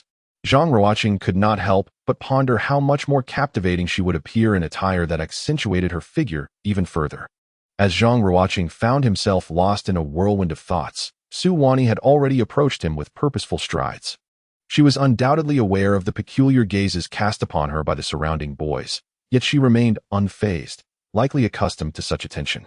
Standing confidently before Zhang Ruocheng, she offered a gracious smile and, with an air of briskness, inquired, "Are you Zhang Ruocheng?" "I am Su Wani." Zhang Ruocheng nodded vigorously, suppressing the fluttering of his heart, and replied, "Yes, I am Zhang Ruocheng." "Greetings, Ruocheng. Today, I would like to meet to discuss matters regarding team formation and the system." "No problem. Where do you think we should converse?" "This is T University, your domain. Should it not be you who decides?" As she spoke, Su Wani gazed at Zhang Ruocheng with a smile that resembled ripples gently spreading across a tranquil lake, exuding an indescribable beauty and charm. Zhang Ruocheng swallowed hard, feeling his cheeks flush with a burning heat. He hastily suggested, "Let's head to the coffee shop at our school. Since it's the weekend, many students have gone out to enjoy themselves, so it shouldn't be too crowded." "Sounds good. Lead the way." "All right. Wani, I wonder if you have had breakfast yet. Here, this is what I brought for you." As he spoke, Zhang Ruocheng extended the packed breakfast towards Su Wani, who, upon seeing it, smiled even more brightly. "I haven't had the chance to eat yet. Thank you, Ruocheng." With that, Su Wani took the breakfast he offered. Zhang Ruocheng led the way, while she walked behind, eating without a care for her impressive appearance. The admiration Zhang Ruocheng felt for this beautiful and gracious girl grew even stronger. After about 5 or 6 minutes, the two arrived at the coffee bar within T University, and Su Wani had finished her breakfast. Upon entering, they each ordered a cup of coffee and chose a cozy corner to sit. Once seated, Su Wani promptly retrieved a notebook and a pen from her bag. Opening the notebook, Zhang Ruocheng glanced over and noticed it was filled with densely packed notes. A shiver ran through him as he wondered what all of this contained. At that moment, Su Wani inquired, "Ruocheng, you must have researched that system yesterday, right?" "Yes, indeed. Did you make any special discoveries, or rather, do you have any thoughts on it?" The mention of special discoveries caused Zhang Ruocheng to furrow his brow, lost in contemplation. Observing his expression, Su Wani shook her head and said, "Let me be more straightforward. You must have seen the 2 pathways to victory, right? Which one do you intend to pursue?" "I suspect you aim to accumulate points and then exchange them for a victory card." I plan to take the second route." Chapter 14. Does the god of basketball also harbor gender discrimination? The second route. Winning the NBA championship as a player in the real world? That's rather unexpected. This path carries significant risks. You must understand that, right? "Yes, I certainly do." "Then why would you still?" "It's nothing but a personal preference. I simply love playing basketball. If given the opportunity to stand on the highest stage of world basketball, I absolutely do not wish to miss out." Though Zhang Ruocheng spoke with unwavering conviction, his voice was pitifully soft, lacking the confidence he sought to convey. He harbored concerns about whether Su Wani might perceive him as somewhat juvenile in his sentiments. Upon hearing his words, Su Wani smiled faintly, refraining from further commentary. Instead, she picked up a pen and inscribed this information in her notebook. Then she inquired of Zhang Ruocheng, "So, you must have exchanged those 100 vouchers for actual basketball skill points, correct?" Zhang Ruocheng nodded slightly, as Su Wani continued to jot down notes in her notebook. At that moment, he inquired, "Wani, which path do you intend to take?" As soon as the words left his lips, Zhang Ruocheng abruptly sensed something amiss. He vividly recalled that the rules for completing the game were articulated with great clarity within the system. Rule 1 of the NBA Survival Game entails expending 100,000 points to exchange for a completion card, which, upon use, signifies the end of the game, allowing one to depart entirely. Rule 2 states that entering the NBA as a player in the real world and winning the NBA championship in that capacity also constitutes completion, permitting one to exit the game permanently. Last night, upon reviewing these two stipulations, Zhang Ruocheng had not perceived any discrepancies. Yet, seated across from Su Wani today, he suddenly uncovered a critical oversight. The issue resided in Rule 2. How could participants of the survival game, particularly female contestants like Su Wani, possibly fulfill the criteria to complete the game? Realizing this, Zhang Ruocheng could not contain himself and exclaimed, "This is wrong. There is a bug in the system." At that moment, a waitress was serving them coffee, and Zhang Ruocheng's outburst startled the poor girl. The coffee in her hands nearly spilled, but fortunately, Su Wani reacted swiftly, steadying the cup for her. Upon encountering one another, Zhang Ruocheng experienced an overwhelming sense of embarrassment and promptly apologized to the waiter. Once the server departed, he turned to Su Wani, sheepishly admitting, "I sincerely apologize for my earlier lapse in composure." Su Wani, with a gentle smile, reassured him that it was of no consequence. Then inquired, "Did you suddenly realize that female competitors like myself cannot advance through Rule 2, which prompted your reaction? Indeed, it must be a flaw within the system. Or perhaps the basketball deity harbors gender bias." He mused. "It is neither a flaw nor discrimination," she clarified. "I have consulted the basketball deity, and he explained that the NBA is not merely a men's basketball league.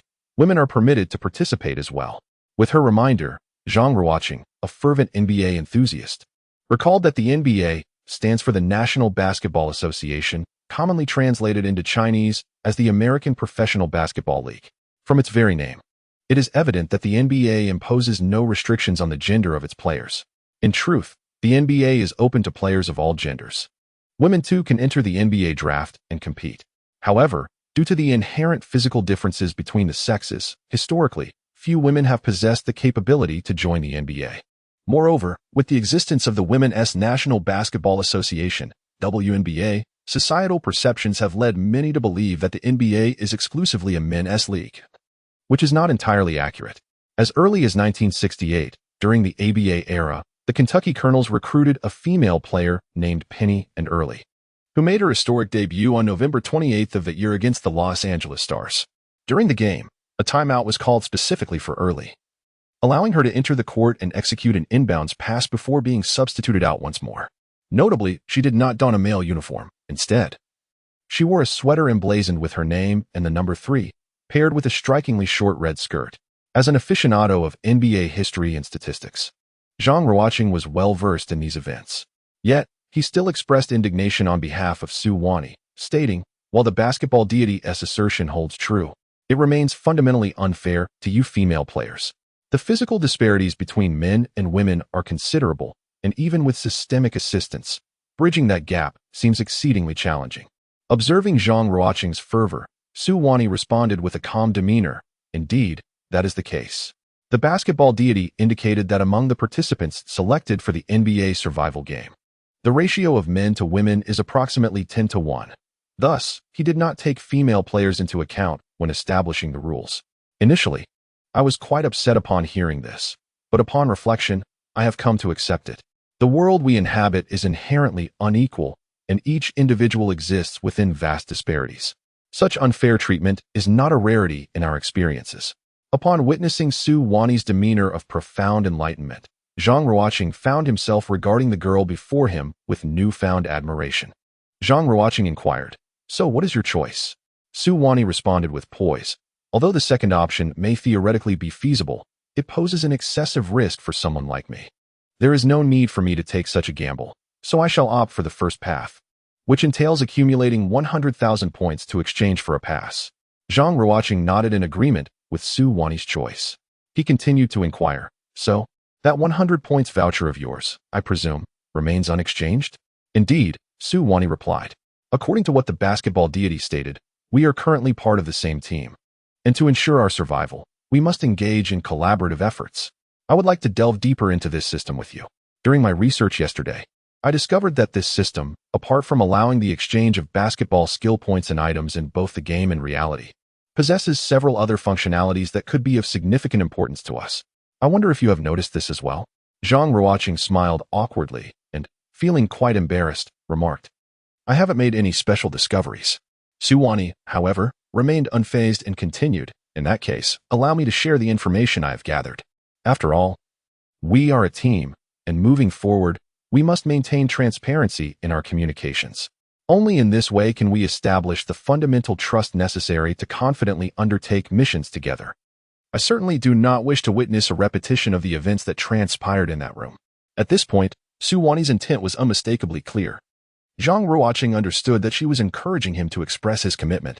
Clearing his throat softly, he replied earnestly, Wani, rest assured. I will fully trust you and ensure that our communication remains transparent. Chapter 15. Who is the captain? It is evident Su Wani offered a faint smile and said to Zhang Ruocheng, Very well, Ruocheng, I perceive you to be a passionate and sincere young man. Hence, I place my trust in you. Hee. Wani, what insights do you have regarding the discoveries about this system?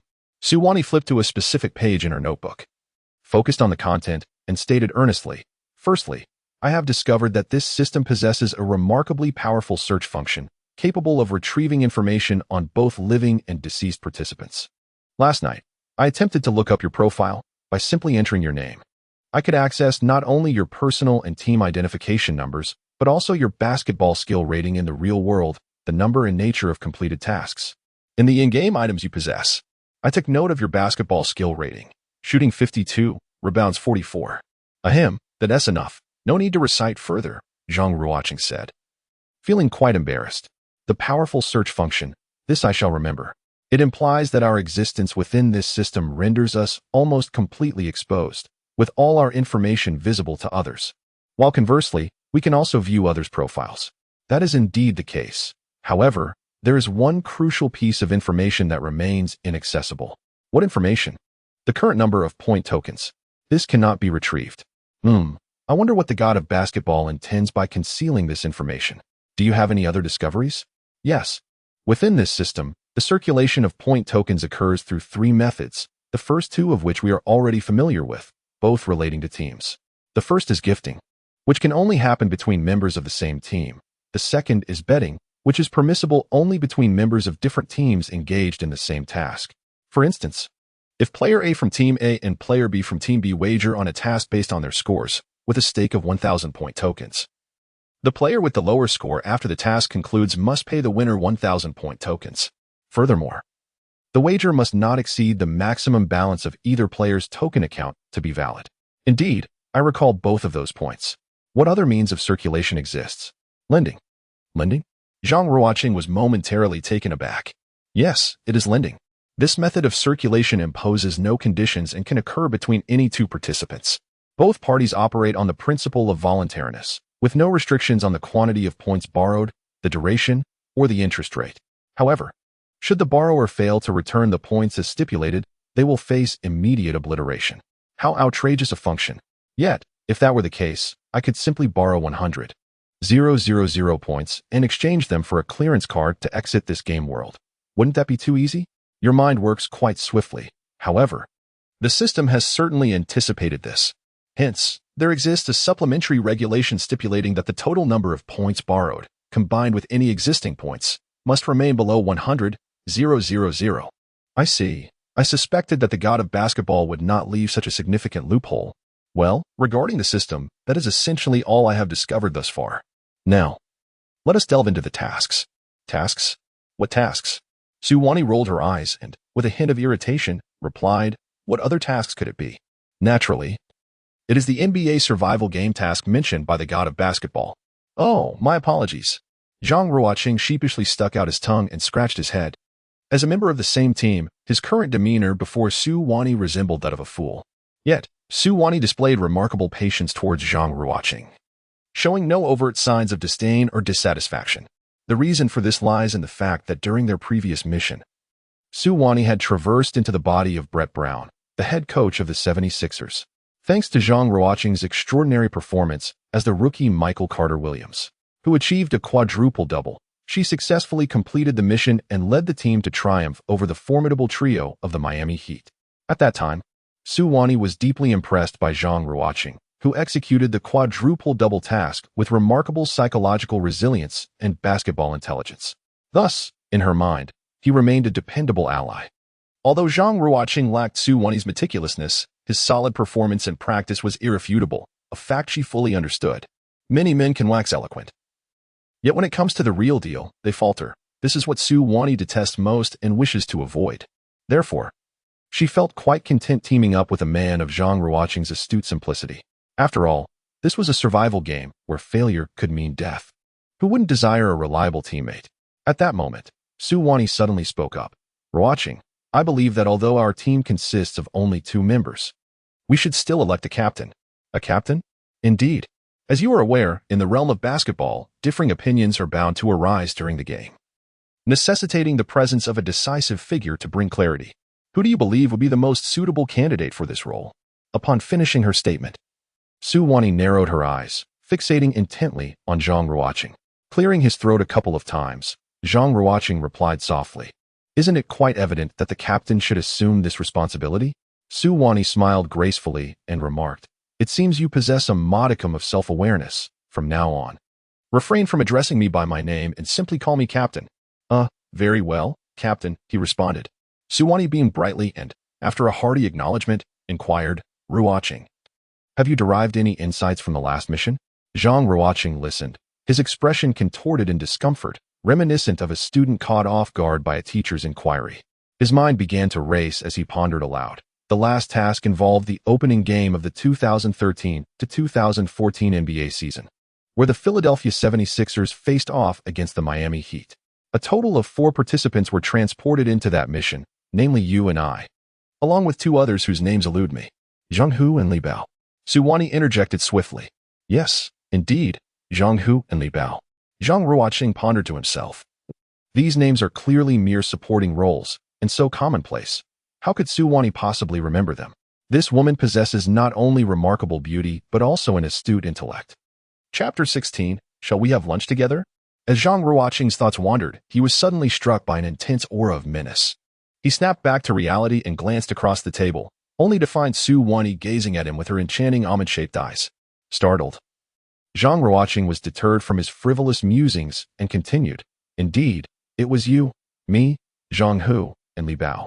Ultimately, only the 2 of us completed the mission and formed a team. Given this outcome and their demeanor in the settlement room, it is evident that those 2 were likely participating in a task for the first time. This implies that contestants embarking on their inaugural missions are placed in the same task without prior acquaintance. Upon completion, the surviving participants from the same task automatically form a team. Is that correct, Captain? Su Wani finally revealed a satisfied expression, nodding slightly as she replied, Ruocheng, I share your perspective. Please, continue. Zhang Ruocheng felt an overwhelming sense of relief as he confronted the scrutiny of the stunning Su Wani. Yet the weight of psychological pressure was palpable. Nevertheless, he gathered his thoughts and continued, However, regarding our small team, will it remain as just the 2 of us? Or will new members join us later? The manner in which they will integrate remains uncertain for now. Captain, what are your thoughts on this? I am equally in the dark about that. Perhaps you could elaborate on the specifics of our last mission. The distinctions among the tasks assigned to the 4 of us were quite pronounced. What is your perspective? My task involved traversing into the body of the Philadelphia 76ers rookie, Michael Carter-Williams, to achieve a quadruple double in points, rebounds, assists, and steals. To be frank, this task is no small feat. Yet the god of basketball has informed me that it is merely a 1-star difficulty challenge. Captain, the tasks assigned to the other 2 members must also be of 1-star difficulty, correct? Indeed, my assignment is to embody the 76ers coach, Brett Brown, and lead the team to victory. Zhang Hu's task involves stepping into the shoes of the Miami Heat's Chris Bosh to secure 4 blocks. Meanwhile, Li Bao's mission is to take on the role of the Heat's point guard, Norris Cole, and achieve over 29 minutes of playing time. In terms of task complexity, yours is undoubtedly more challenging. However, according to the system's assessment, all 4 tasks are categorized as 1-star difficulty. Zhang Ruocheng pondered for a moment after listening, then added, From a realistic perspective, in the 2013 match, the Philadelphia 76ers triumphed over the Miami Heat with a score of 114 to 110. Therefore, your mission to lead the team as the head coach of the 76ers aligns perfectly with the actual situation. Furthermore, Chris Bosh of the Heat recorded 4 blocks during that game, which means Zhang Ruocheng's task is also consistent with reality. It is merely unfortunate that he underperformed and could not fulfill it. As for Li Bao's task concerning Norris Cole's playing time, Su Wani, upon hearing Zhang Ruocheng's words, had already taken out her phone to search for the complete details of that match. Just as she opened the database, Zhang Ruocheng remarked, Norris Cole's playing time was 29 minutes and 31 seconds. Thus, the system's assignment for Li Bao is also grounded in reality and should have been achievable. However, he fell short by a few seconds, which is truly regrettable. After voicing these thoughts, Su Wani looked at Zhang Ruocheng with astonishment. Her curiosity piqued as she asked, Ruocheng, how do you remember this game so vividly, even recalling Norris Cole's exact playing time? Zhang Ruocheng listened, chuckling softly as he replied, Captain, to be honest, while my skills on the court may be rather ordinary, my theoretical knowledge is undeniably robust, particularly when it comes to NBA player statistics, which are almost etched in my memory. Consequently, some have dubbed me the walking NBA database, while others accuse me of merely engaging in theoretical discourse. Haha. Su Wani, half in disbelief, inquired, even if you are well-versed in NBA player statistics, it seems implausible that you would remember the exact playing time of a mere backup point guard. Could it be that you are a fan of Norris Cole? Such an obscure taste. No, you misunderstand, Zhang Ruocheng said, somewhat exasperated, shaking his hands dismissively. I am not a fan of Norris Cole. I am an admirer of Ray Allen. Ah, that explains it. In that game, Ray Allen played for the Heat, and his three-pointers posed quite a challenge for the 76ers. Indeed, due to Ray Allen's influence, coupled with the fact that we traversed into that game to execute a mission. I have a particularly vivid recollection of the statistics from that match. Ruocheng, your ability is quite remarkable. It will undoubtedly prove beneficial in the future. Upon hearing Su Wani's praise, Zhang Ruocheng felt indifferent, his thoughts drifting to the fact that, despite all 4 of them embarking on their inaugural missions with an identical 1-star difficulty, the tasks assigned to the other 3 aligned seamlessly with the actual game conditions. While he was tasked with achieving a quadruple-double as Michael Carter-Williams. It is noteworthy that while Carter-Williams amassed an astonishing 22 points, 7 rebounds, 12 assists, and 9 steals in that game, he fell short by 3 rebounds and 1 steal of achieving a quadruple-double. Historically, no player in the NBA has ever recorded a quadruple-double with steals. Had it not been for Zhang Ruocheng's miraculous steal of a quick pass from Bosh intended for James in the final minute of the game, he too would have faced a grim fate in the settlement room, akin to Zhang Hu and Li Bao. Contemplating this, Zhang Ruocheng could not help but internally grumble. Damn you, basketball deity. You truly have a peculiar sense of humor. Ruocheng, what are you pondering? Oh, my apologies, Captain.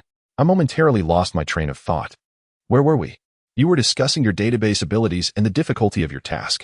Ruocheng, I believe your task difficulty might be considered the pinnacle of 1-star challenges. What? Then, could a 2-star or higher difficulty task entail? Zhang Ruocheng pondered for a moment and remarked, it is difficult to say. What we do know is that we could be traversing as players or even as coaches. If that is the case, then it is conceivable that anyone associated with the game could be involved, including referees, stadium security, and even spectators. Indeed, it is quite likely. All we can do now is prepare ourselves for these various identities. Moreover, starting today, I must diligently study up on NBA-related knowledge. Since you are so familiar with the NBA, would you be willing to tutor me? Of course. I would be delighted to teach someone as stunning as Su Wani. Zhang Ruocheng replied eagerly. Very well, teacher Ruocheng. It's getting late. Shall we go for lunch together? Absolutely. Zhang Ruocheng responded with great enthusiasm and suggested taking Su Wani to sample the offerings at their university cafeteria. The 2 of them chatted and laughed as they made their way towards the dining hall. Chapter 17. The second mission along the way, the pair garnered many glances. Standing at 185 meters tall, Zhang Ruocheng could only play as a guard on the basketball court, but among the general populace, he was certainly considered tall. Although he might not be classified as a top-tier heartthrob, his looks were quite appealing, embodying the image of a charming, athletic young man.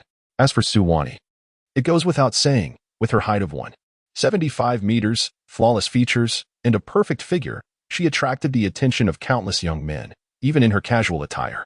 Many whispered amongst themselves, speculating about the sudden appearance of such a golden couple at their university. Hey, Ruocheng, Zhang Ruocheng and Su Wani were strolling when suddenly a male voice called out Zhang Ruocheng's name from behind.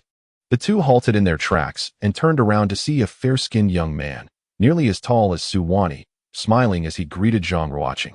"Hey, Laoli." Zhang Ruocheng reciprocated the greeting with a smile. As Laoli approached, Zhang Ruocheng introduced him, saying, "This is my classmate and good friend, Li Xiaomiao." "Laoli." "This is my friend, Su Wani." Li Xiaomiao and Su Wani exchanged pleasantries, and then, wearing a mischievous grin, leaned closer to Zhang Ruocheng and whispered, "Ruocheng, you sly dog. You've landed yourself such a beautiful girlfriend." "Come on, don't say such things. She's not my girlfriend," Zhang Ruocheng replied, a hint of urgency in his voice. "And by the way, don't think your voice is low enough. She definitely heard you." Both turned to look at Su Wani, who was regarding them with a polite, albeit forced smile, making Zhang Ruocheng feel as though her gaze was that of two fools. During lunch, the glances from those around them continued to pour in, yet gradually. Zhang Ruocheng found himself accustomed to it, feeling unfazed. The two conversed and dined, the atmosphere light and pleasant. However, at that moment, the familiar voice rang out like thunder in their ears. Team 404. You will be transported to the next mission scenario at midnight 3 days from now to participate in the NBA Survival Game. The specific task rules will now be announced. Wow, that was quick. We need to hurry. Su Wani and Zhang Ruocheng hastily placed their unfinished lunch trays at the recycling point and dashed out of the cafeteria. The people around them were taken aback. What was the rush for this golden couple? Little did they know. Zhang Ruocheng and Su Wani were about to face a deadly game that would determine their fates. As they hurried out of the cafeteria, the voice of the basketball deity echoed once more. Su Wani swiftly took out pen and paper, beginning to jot down notes. Team 404. You will be transported to the setting of the 2016 NBA Finals between the Golden State Warriors and the Cleveland Cavaliers, where you will execute your mission. Participant 10,683. Su Wani will become the avatar of Warriors player Harrison Barnes, and participant 10684, Zhang Ruocheng, will embody Warriors player Andre Iguodala. Team task: defeat the Cleveland Cavaliers in the finals. If accomplished, the entire team will receive a reward of 500 points. Should the team task be unfulfilled, team members will not face annihilation. Individual tasks: participant 10683, Su Wani, must score at least 30 points, including 30, in 2 games. Participant 10684, Zhang Ruocheng, must achieve an FMV. Failure to complete individual tasks will result in system eradication. Overall task difficulty, 2 stars. Upon hearing the announcement of the basketball deity's task, Su Wani and Zhang Ruocheng exchanged bewildered glances, their minds filled with questions. This task was, indeed, rather difficult to comprehend. Both individuals privately believed that the upcoming team task was not particularly daunting. The 2016 NBA Finals stands as one of the most exhilarating and talked about championships in the annals of basketball history. Whether it is the Golden State Warriors, the first team to achieve a record 73 wins, succumbing to defeat, or the sole instance of a team overcoming a 1-3 deficit in the finals. These narratives continue to captivate discussions to this day. Zhang Ruocheng and Su Wani both felt that, on paper, the 2016 Golden State Warriors were undoubtedly superior to the Cleveland Cavaliers, and they should have emerged victorious. However, the enchantment of basketball lies in the fact that strength alone is not the sole determinant of a game's outcome. Numerous other factors can significantly influence the results of a playoff series. As for their individual tasks, they were somewhat absurd. Firstly, Su Wani's assignment was to inhabit the persona of North Carolina's Harrison Barnes and achieve at least 2 games scoring over 30 points. Zhang Ruocheng searched his mind and quickly recalled the statistics from those games. Barnes started all 7 finals matches, with performances of 13 points in Game 1, 5 points in Game 2, 18 points in Game 3, 14 points in Game 4, 5 points in Game 5, 0 points in Game 6, and 10 points in Game 7.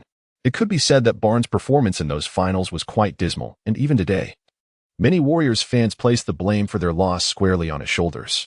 Moreover, surrounded by the peak talents of Stephen Curry, Klay Thompson, and Draymond Green, Barnes could at best be regarded as the 4th option in the Warriors' offensive scheme. Given Barnes' caliber as a player, achieving 2 games with 30-plus points under such conditions on the high-stakes stage of the finals is exceedingly challenging, and yet this task was rated a mere 2 stars. As for Zhang Ruocheng's task, it was absurd beyond measure. Andre Iguodala, the final piece of the Warriors' groundbreaking death lineup, had snatched the Finals MVP from Stephen Curry in 2015. By the 2016 Finals, however, Iguodala had lost much of his former prowess, averaging fewer than 10 points per game. Yet, this confounded system had the audacity to assign Iguodala the task of capturing the 2016 Finals MVP? Zhang Ruocheng cleared his throat and murmured softly, "Oh, God of basketball. You truly have a way with me." The team objective was for the Warriors to emerge victorious, while his personal mission was to secure the FMV award.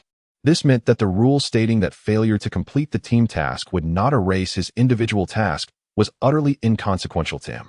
In the annals of NBA history, only once has a losing player been awarded the FMV, and that was Jerry West of the Lakers in the 1969 Finals.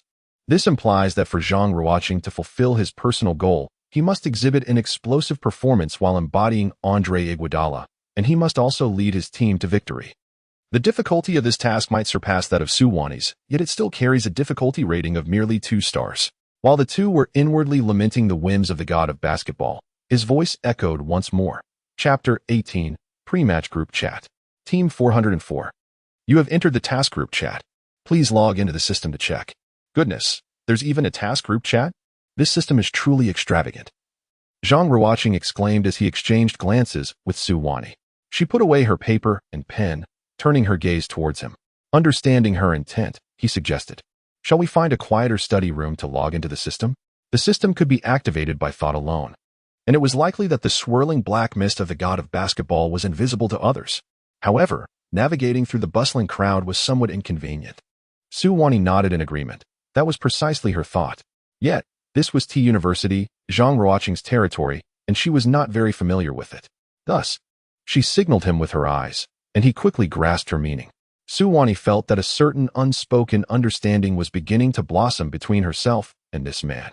Upon arriving at the study room, they settled into a corner and each activated the system with their thoughts. Soon, a black mist began to rise, and Zhang Ruocheng and Suwani found themselves immersed in the system of this NBA survival game. Upon accessing the main interface, Zhang Ruocheng immediately noticed a conspicuous red exclamation mark, with the words "new message" inscribed upon it. Upon clicking, he discovered a system notification stating that they had joined task group chat number 48903, and a link was provided to enter the chat interface.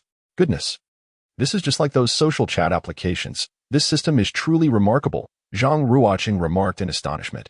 Zhang Ruocheng contemplated this in his heart and, with a mere thought, clicked on the link, entering the task group chat. Zhang Ruocheng first examined the group members and discovered that there were a total of 8 individuals. Each member had been thoughtfully assigned a uniform label by the system, team number followed by their name. For instance, he was identified as Team 404, Zhang Ruocheng. Zhang Ruocheng observed that the 8 individuals belonged to 4 distinct teams, each consisting of 2 members. At that moment, the first person had already spoken in the group chat. Upon glancing at the notes, Zhang noticed it was Ming Ji from Team 432. This individual inquired, "Everyone, are you able to view the task information of others?" Team 391 Zhang Feng replied, "I can't see anything. Who are your traversers, and what are your tasks?" As soon as he uttered these words, a brief silence enveloped the group. Zhang Ruocheng quickly deduced that this was the first time all 8 participants were undertaking a team mission, leading to a mutual sense of caution, as none were inclined to disclose information voluntarily. Zhang Ruocheng pondered for a moment and was the first to respond in the group. Team 404 Zhang Ruocheng.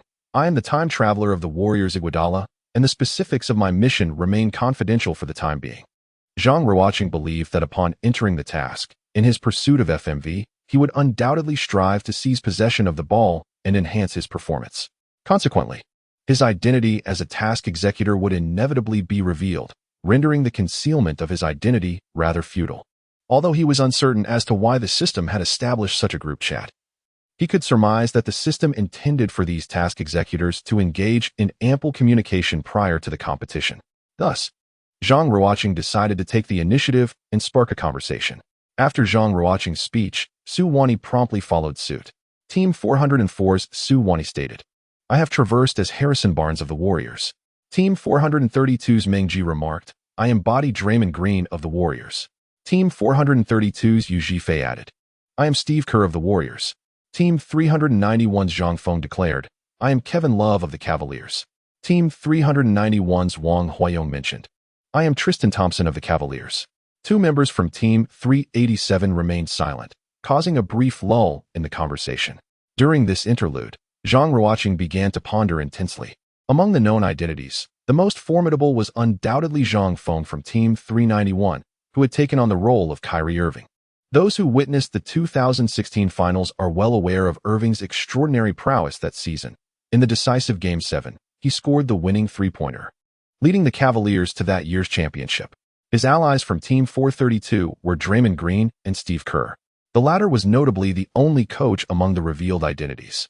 Green, at that time, was the Warriors' third key player, and during the Game 7, he delivered an astonishing performance with 32 points, 15 rebounds, and 9 assists, hitting 6 out of 8 three-pointers, single-handedly maintaining the suspense of the match. Many believe that had the Warriors emerged victorious that year, the finals MVP would surely have gone to Draymond Green. Should I communicate with my teammates? Zhang Ruocheng attempted to create a small group within the system, inviting Su Wani and the two members of Team 432, and to his surprise, it was successful. He immediately sent a message in the small group. Everyone, we are on the same team for this mission. I surmise that our tasks are unlikely to conflict, so it is highly probable that we are allies in this endeavor. Thus, I established this group for confirmation. Our team's objective is to defeat the Cleveland Cavaliers. What is your team's mission? After sending the message, Zhang Ruocheng anxiously awaited a response. At that moment, he suddenly noticed a private message from Su Wani. Upon opening it, he saw a thumbs-up emoji. Zhang Ruocheng felt a surge of delight within, as it seemed his recent maneuver had garnered the approval of his beautiful captain. Soon, he received a response from Meng Ji of Team 432. Our team mission aligns with yours. Upon learning that their objectives mirrored his own, Zhang Ruocheng displayed a look of anticipated understanding, entirely consistent with his earlier conjectures. He then proceeded to engage in the group chat. My personal mission, as Andre Iguodala, is to secure the FMV. What are your individual tasks? Let us ascertain if there are any conflicts. Su Wani, embodying Harrison Barnes, promptly replied, my individual task is to achieve at least 2 instances of scoring 30 points in a single game. The other two members fell momentarily silent before responding in the chat. Meng Ji of Team 432, represented by Draymond Green, stated, in any game, I must strike LeBron James of the Cavaliers below the belt without facing any penalties. Meanwhile, Yu Zhifei of Team 432, akin to Steve Kerr, added, no timeouts may be called during the fourth quarter of all home games, while ensuring victory. Upon reading the personal missions of the others, Zhang Ruocheng found himself both amused and bewildered. He initially thought his own task of securing the FMV was quite outlandish, only to discover that the missions of the other two were even more absurd. In the 2016 NBA Finals, Draymond Green was ejected for striking LeBron James below the belt during Game 4, an act provoked by James attempting to step over Green, which incited his wrath. Consequently, Green was penalized with a flagrant foul and faced a suspension, missing Game 5. Now, Meng Ji, embodying Green, was tasked with recreating this scenario without incurring any penalties. It is well known that the NBA imposes the harshest sanctions on players who strike opponents above the neck or below the belt. Not only would such actions result in an immediate flagrant foul, but they often lead to further suspensions or fines. Thus, it can be said that Meng Ji's personal mission posed an immensely formidable challenge. Chapter 19. I accept this bet. As for Yu Zhifei's personal task, it is indeed quite absurd. As the head coach, Steve Kerr astonishingly refrains from calling a timeout during the fourth quarter of a home game, while also ensuring a clean sweep at home. The difficulty of such a task is evident to anyone with even a modest understanding of basketball or the NBA. However, Zhang Ruocheng feels fortunate that the individual tasks of the other two do not conflict with his and Su Wani's. This alignment allows them to present a united front while executing their missions. Team 404's Zhang Ruocheng, Team 432's Yu Zhifei, brother, as the head coach. I hope you can lean your strategies more towards me and my teammates when formulating tactics. We will certainly assist you in devising ways to accomplish your individual tasks. Team 432's Yu Zhifei. The Warriors boast the Splash Brothers. If we wish to secure victory, their tactical prominence cannot be diminished. I too must consider how to arrange this. Team 432's Meng Ji. How am I supposed to execute my task of striking LeBron James below the belt without facing penalties? I beg you all to help me. I do not wish to meet a grim fate. I have witnessed the dire consequences for those who fail their missions. Team 404's Su Wani, Meng Ji. Aside from NC, you are the most skilled player among us. The peak Draymond Green of 2016 is a unique presence in the league. If you can manage to pass the ball more to me and Zhang Ruocheng, we will surely devise a solution. Team 432's Meng Ji. It's a deal. Team 432's Yu Zhifei. Hey, don't forget about me. I have no objections to your deal, but don't let it lead to our defeat. When the situation becomes dire, pass the ball to the Splash Brothers. Otherwise, I will substitute all of you out, and we shall all perish together. Team 404's Zhang Ruocheng. Rest assured, my friends. Let us dedicate the next few days to strategizing and reviewing past game footage. We will ensure that all four of us survive and secure the team task rewards. The group engaged in lively discussion when suddenly, the system-generated group for the 8-person task received new messages. Team 387's Shenyu. I am LeBron James of the Cleveland Cavaliers. Team 387's Feng Zhong. I am J.R. Smith of the Cleveland Cavaliers. Upon hearing this, the small group created by Zhang Ruocheng erupted in chaos. Team 432's Meng Ji. How is this possible? How did that Shenyu manage to acquire such a powerful role as LeBron James? The rest of us are merely at the level of Draymond Green. Team 432's Yu Zhifei. Is it good or bad for us that James is not NC but rather a player? Team 404's Su Wani. It is undoubtedly a bad omen. Although James was formidable, he harbored psychological demons against the Warriors, which led to a 1-3 deficit in the first 4 games, only to stage a remarkable comeback in the latter 3. If the player traversing time were James, devoid of inner demons, he would not have found himself in such dire straits from the outset. Team 432's Meng Ji lamented, alas, this is indeed catastrophic news for us. One wonders what personal task awaits the individual who assumes the identity of LeBron James. If it is of 2-star difficulty, surely, he must average over 50 points per game. Team 404's Zhang Ruocheng interjected, such matters are inconsequential to us. My current concern is whether the one claiming to possess LeBron James's identity is deceiving us. Team 432's Yu Zhifei queried, deceiving us? What would be his motive? Team 404's Su Wani posited, I believe Ruocheng's reasoning holds merit. Once we enter the task scenario, unless the players disclose their identities, we cannot distinguish between them and the NPCs. Thus, even if this man named Shenyu is indeed deceiving us, we remain oblivious.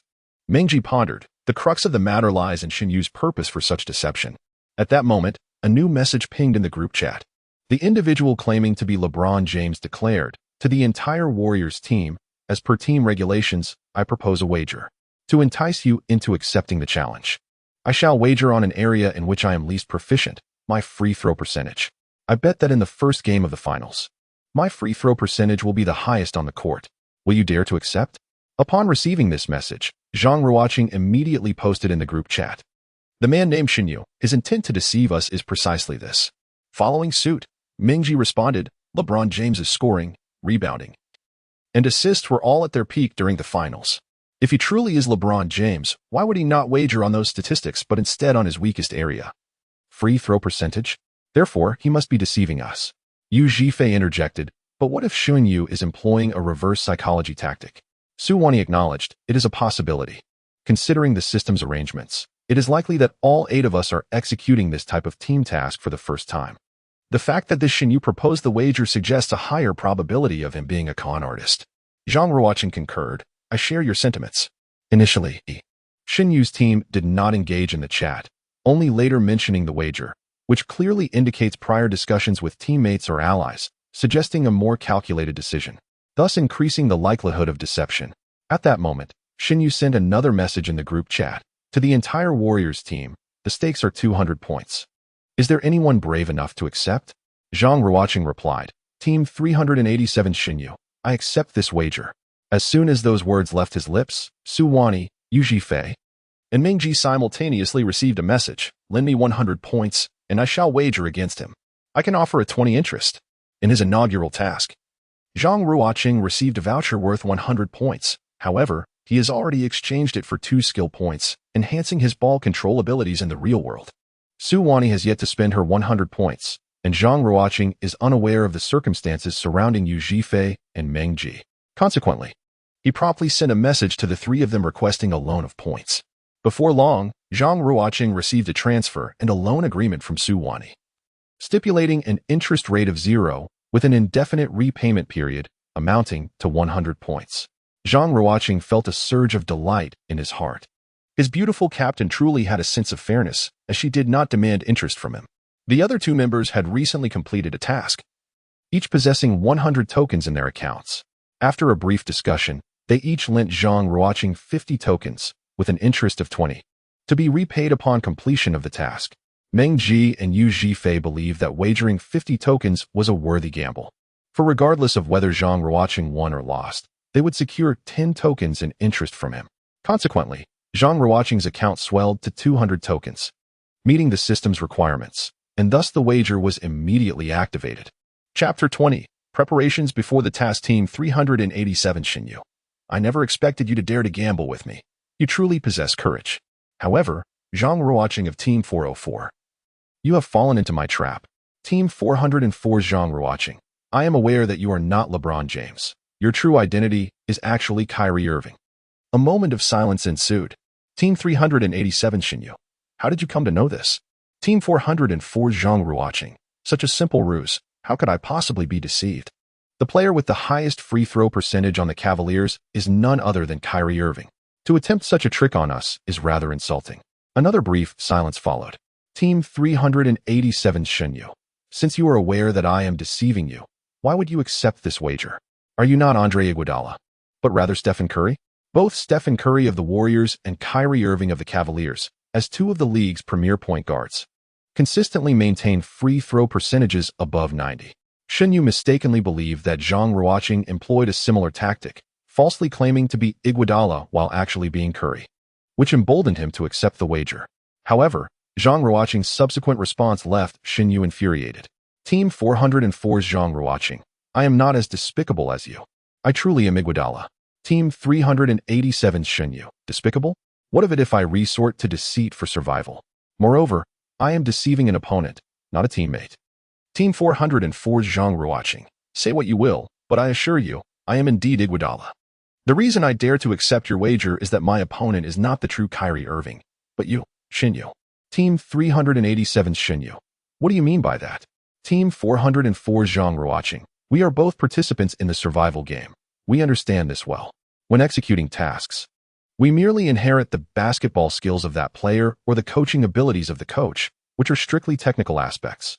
As for the psychological elements, they do not belong to the players, but to ourselves. Team 387 Xinyu. Are you suggesting that as a traverser of Kyrie Irving, I cannot achieve Irving's original free throw percentage? Team 404 Zhang Ruocheng. You are quite astute. That is precisely my point. Free throws, unlike other technical skills, present little challenge to professional basketball players. The difficulties faced by those who struggle with them often stem from psychological factors. While Kyrie Irving exhibited an exceptionally high free throw percentage during the finals of yesteryear, I wager that upon your arrival in that moment, you would undoubtedly falter on the grand stage, missing even the simplest of free throws. Team 387's Xinyu quipped, just wait and see. When the time comes for those points to be credited to my account, don't weep bitterly. Thus, the lively exchange among the group came to an abrupt halt. Zhang Ruocheng, Su Wani, and Meng Ji and Yu Zhifei from Team 432 shared a few more words in their smaller group before each logged off. Upon returning to reality, Zhang Ruocheng and Su Wani found themselves alone in the study room at T University. With a smile, Su Wani remarked to Zhang Ruocheng, I never would have guessed you possessed such decisiveness. You recognized him as Kyrie Irving and yet audaciously chose to wager on free throw accuracy under the guise of Andre Iguodala. Zhang Ruocheng pondered for a moment before calmly stating, I recalled that in the 7 finals matches, Irving achieved a remarkable free throw record of 34 out of 38, resulting in an impressive free throw percentage of 89.4. In contrast, Iguodala managed only 3 out of 9, yielding a mere 33.3%. This indeed seems rather audacious. Upon hearing this, Su Wani, filled with curiosity, inquired, if that is the case, why do you still accept his wager? Wouldn't it be better to have someone like me, Harrison Barnes, or Meng Ji, Draymond Green, take on that challenge? Zhang Ruocheng remarked. Iguodala's career free throw percentage stands at 71, which is certainly not exceptional, yet still serviceable. I believe that to swiftly accumulate points, I must seize this opportunity. Upon hearing this, Su Wani scrutinized Zhang Ruocheng anew, finding that he deviated significantly from her initial impression. As a stunning beauty, Su Wani was no stranger to admirers. Being a member of a prominent women's basketball team and a fervent basketball enthusiast, she often attracted the attention of athletic suitors.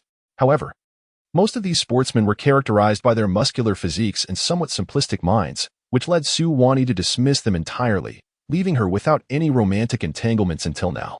In stark contrast, Zhang Ruocheng distinguished himself from the previous men she had encountered. Although he was not a typical athlete, he was a member of the basketball team and, aside from his impressive height of 185 centimeters, his physical attributes were rather ordinary. Furthermore, Zhang Ruocheng possessed a formidable intellect. He had amassed a wealth of NBA statistics, rendering him a veritable walking database of the league.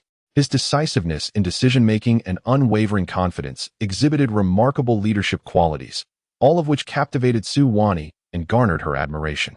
At this moment, Zhang Ruocheng remained deeply engrossed in the task at hand, as well as the wager with the man named Xinyu, his expression reflecting intense concentration. Su Wani, seated nearby, could not help but smile subtly, thinking to herself, "It is often said that a serious man is the most handsome, and indeed it is true." Zhang Ruocheng, though merely an ordinary handsome fellow, appeared remarkably charming in his moment of contemplation. Zhang Ruocheng, of course, remained oblivious to Su Wani's thoughts. After pondering for a moment, he turned to her and stated, "Captain, we have merely 3 days until the execution of our mission. In these coming days, our primary focus must be to assist the 2 individuals from Team 432 in devising solutions to their personal tasks. Only by resolving their dilemmas can we expect their willingness to aid us. This exchange of interests leaves us with little choice." Su Wani concurred, acknowledging, "Indeed. Especially concerning Yu Zhifei, who has been assigned the formidable Steve Cole. Should he fail in his personal task, his wrath could lead to our collective downfall, which would be disastrous." DN, an abbreviation for did not play, signifies a player's absence from the game, often a decision made by the coach. Zhang Ruocheng continued, "Furthermore, we must delve into the archives of the finals from years past, reviewing the relevant materials and the footage of those 7 games repeatedly. The more familiar we become, the greater our advantage." Su Wani nodded in agreement, signifying her concurrence with Zhang Ruocheng's sentiments. Time passed swiftly, and before long, the 3 days had elapsed. The 8 participants of the team task found themselves simultaneously transported to a parallel dimension, the arena of the 2016 NBA Finals. Chapter 21. The match commences. On June 2nd, 2016. The inaugural game of the finals took place at the home court of the Golden State Warriors. At that time, the Warriors' venue was not the modern Chase Center located in San Francisco, but rather the Oracle Arena in Oakland, a venerable establishment that had served for over 40 years. Witnessing the Warriors' transformation from underdogs to formidable contenders, although not an ardent fan of the Warriors, Zhang Ruocheng was nonetheless exhilarated to participate as a player in the NBA Finals within this historic arena. Amidst his excitement, Zhang Ruocheng felt a prevailing sense of anxiety. Beyond the unprecedented atmosphere of the home court, the primary source of his tension stemmed from the weight of his survival task. In contrast to his teammates, whose challenges varied in complexity, his own was particularly daunting. To achieve FMV, he needed to deliver a stellar performance in every game, with no room for underperformance. Others, like Meng Ji, who assumed the identity of Draymond Green, faced a ludicrous task of striking LeBron James in a manner that would go unpunished, but needed to complete it in just 1 game, thus allowing for a less intense focus throughout the series. Moreover, Zhang Ruocheng was acutely aware of the critical nature of this first match. Each of the 8 participants was undoubtedly eager to accomplish their personal objectives as swiftly as possible, with a few exceptions, such as Zhang Ruocheng and Na Daji, who assumed the role of Steve Kerr. He scanned the court and spotted Su Wani, now transformed into Harrison Barnes, which struck Zhang Ruocheng as rather awkward, her gaze resolute, revealing her own nervousness. Additionally, Zhang Ruocheng had a wager with Xinyu, who portrayed Kyrie Irving, concerning a free throw shooting percentage bet valued at 200 points. Although 200 points seemed modest, it paled in comparison to the arduous effort Zhang Ruocheng exerted to complete a quadruple-double task during the initial mission, which only garnered a reward of 100 points. At that moment, the lights in the Oracle Arena dimmed, and the electrifying DJ enthusiastically announced the starting lineups for both teams. First, for the Cavaliers, the starting 5 were the dynamic backcourt duo of Kyrie Irving and J.R. Smith, small forward LeBron James, and the imposing frontcourt pair of Kevin Love and Tristan Thompson. Zhang Ruocheng mentally enumerated the 5 individuals, noting that, apart from James, the remaining 4 were all competitors who had traversed time. Subsequently, DJ commenced the introduction of the starting 5 for the home team, the Golden State Warriors. Each name announced elicited a fervent roar from the audience. Point guard Stephen Curry, the league's most coveted star guard. A superlative three-point shooter who has revolutionized basketball philosophy and gameplay, a man who has genuinely altered the trajectory of basketball's evolution. Shooting guard Klay Thompson. In 2016, Klay Thompson could arguably be deemed the most formidable 3-and-D player in the league, possessing three-point shooting capabilities that rival Curry's, alongside unparalleled defensive prowess. His swift footwork and astute awareness in switching defensive assignments have rendered him one of the league's premier perimeter defenders. Small forward Harrison Barnes, nicknamed the North Carolina Blackhawk. Barnes was once held in high esteem within the Warriors framework, while he may not be the most pivotal component. His ball handling and corner three-point shooting are indispensable offensive strategies for the team. Power forward Draymond Green, a name that instills fear in opponents and affection in teammates. In his prime, the formidable Draymond is not merely a facilitator from the arc. His ability to orchestrate plays from high positions, set effective screens, coupled with commendable shooting skills and masterful defensive performances, firmly establish him as the ideal ally to the Splash Brothers. Center Andrew Bogut. As the first overall pick in 2005, Bogut has yet to fully realize his potential in the NBA. As the Warriors' sole traditional center, he has undertaken much of the dirty work. Often referred to as the unsung hero of the team. Like many Chinese fans, Zhang Ruocheng harbored a dislike for this Australian with a proclivity for controversy. He silently rejoiced that he had not drawn this particular role. Among the Warriors' starting 5, only Barnes and Green were players who had traversed time, while the other 3 were products of the NC. The match was on the verge of commencing. Zhang Ruocheng glanced towards the Cavaliers' direction, where Kyrie Irving's counterpart, Shen Yu, was gazing intensely at him. Upon noticing Zhang's gaze, Shen Yu provocatively made a throat-cutting gesture, implying that Zhang should await his demise. In the final moments before the match commenced, both head coaches delivered their last pre-game speeches to the starting players. On the Warriors' side, Yu Zhifei served as the counterpart to head coach Steve Kerr. After a few words of encouragement, he found himself at a loss for further expressions. At that moment, Harrison Barnes' counterpart, Su Wani, signaled to Yu Zhifei with her eyes. Understanding her intent, he spoke up. "Hey, guys, as we approach the first game of the finals, there are 2 tactical changes I need to inform you about." "Go ahead, boss." The team's star player, Stephen Curry, was the first to respond. "Firstly, Andre Iguodala's playing time off the bench will be moved up. We will employ the death lineup to aggressively challenge our opponents." "Sounds good. What's the other change?" "Additionally, the primary offensive role in the first quarter will be handed over to Barnes." At this declaration, a profound silence enveloped the others, particularly the North Carolina trio, Curry, Thompson, and Bogut, whose faces reflected astonishment. Prior to this moment, Harrison Barnes had never been the primary offensive option for the Golden State Warriors during either the regular season or the playoffs. Coach Kerr's decision to designate Barnes as the main scorer in such a critical first game of the finals was utterly perplexing. Nevertheless, in the realm of basketball, the coach's directives hold paramount significance. Many coaches have a saying: if you don't understand, execute first and comprehend gradually through action. Thus, Curry and the others remained silent, nodding in agreement with the coach's tactical arrangements. As the arena's lights gradually adjusted to an appropriate brightness and the audience's cheers began to subside, the 10 starting players took to the court. Warriors center Bogut and Cavaliers center Tristan Thompson, Team 391's Wang Huayong, approached the center circle, ready for the impending match. Seated on the bench, Zhang Ruocheng surveyed the scene, reminiscing about his initial experience executing this NBA survival game, feeling a slight sweat forming in his palms. His greatest concern, aside from his own performance, was for Su Wani. Chapter 22, a standalone three-point shot. In the previous mission, Su Wani had successfully completed her tasks, but she had done so in the capacity of a head coach, never having experienced the sensation of competing as an NBA player. Her debut as an NBA player would occur on the grand stage of the finals, and she was expected to take on the role of the primary scorer, an immense pressure indeed. Zhang Ruocheng was deeply worried about whether Su Wani could withstand such stress. Just as Zhang felt the sweat forming in his palms, concerned for Su Wani, The main referee, Mark Davis, blew the whistle, signaling the official start of the game. The jump ball between Bogut and Tristan Thompson, Team 391's Zhang Ruocheng, commenced, and Bogut won the jump. The Warriors secured possession. The Oracle Arena once again erupted with fervor as the world turned its gaze to the pinnacle of basketball. The NBA Finals officially commenced.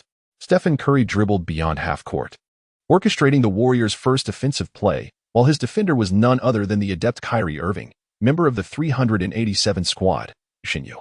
With a serious demeanor, Shinyu remained vigilant, fixating intently on the basketball in Curry's possession, vocally alerting his teammates behind him to notify him in advance should anyone attempt to set a screen for Curry. All players and coaches of the Cavaliers assumed that the Warriors' offensive strategy would initiate through the renowned Splash Brothers and Draymond Green's pick-and-roll, a tactic that had proven infallible, contributing to their unprecedented 73-win record during the previous NBA regular season. However, an unforeseen spectacle unfolded. Draymond Green did not advance to his usual high position for a screen.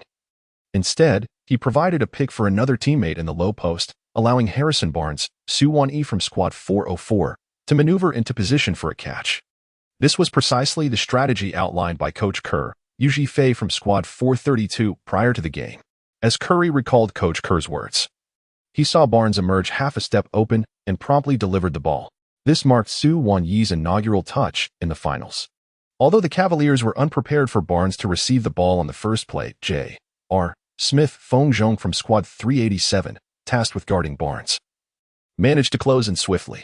At that moment, Charles Barkley from the TNT commentary team remarked, "The Warriors are allowing Barnes to initiate the offense from the high post? I dare say this is not a wise choice. Barnes, you ought to pass the ball to Curry or Thompson. They are the more efficient playmakers." In an astonishing turn of events, Barnes, with his crossover prowess, gestured for everyone to clear out, signaling his intent to take on J.R. Smith one-on-one. As this scene unfolded, a flurry of statistics flooded Zhang Ruocheng's mind. The attacker, Harrison Barnes, stood at 2.03 meters and weighed 102 kilograms.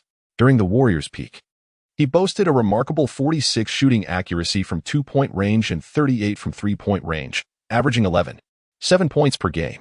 Conversely, his defender, J.R. Smith, measured 1.98 meters and also weighed 102 kilograms, renowned for his unpredictable play style and his role as a loyal guardian to LeBron James.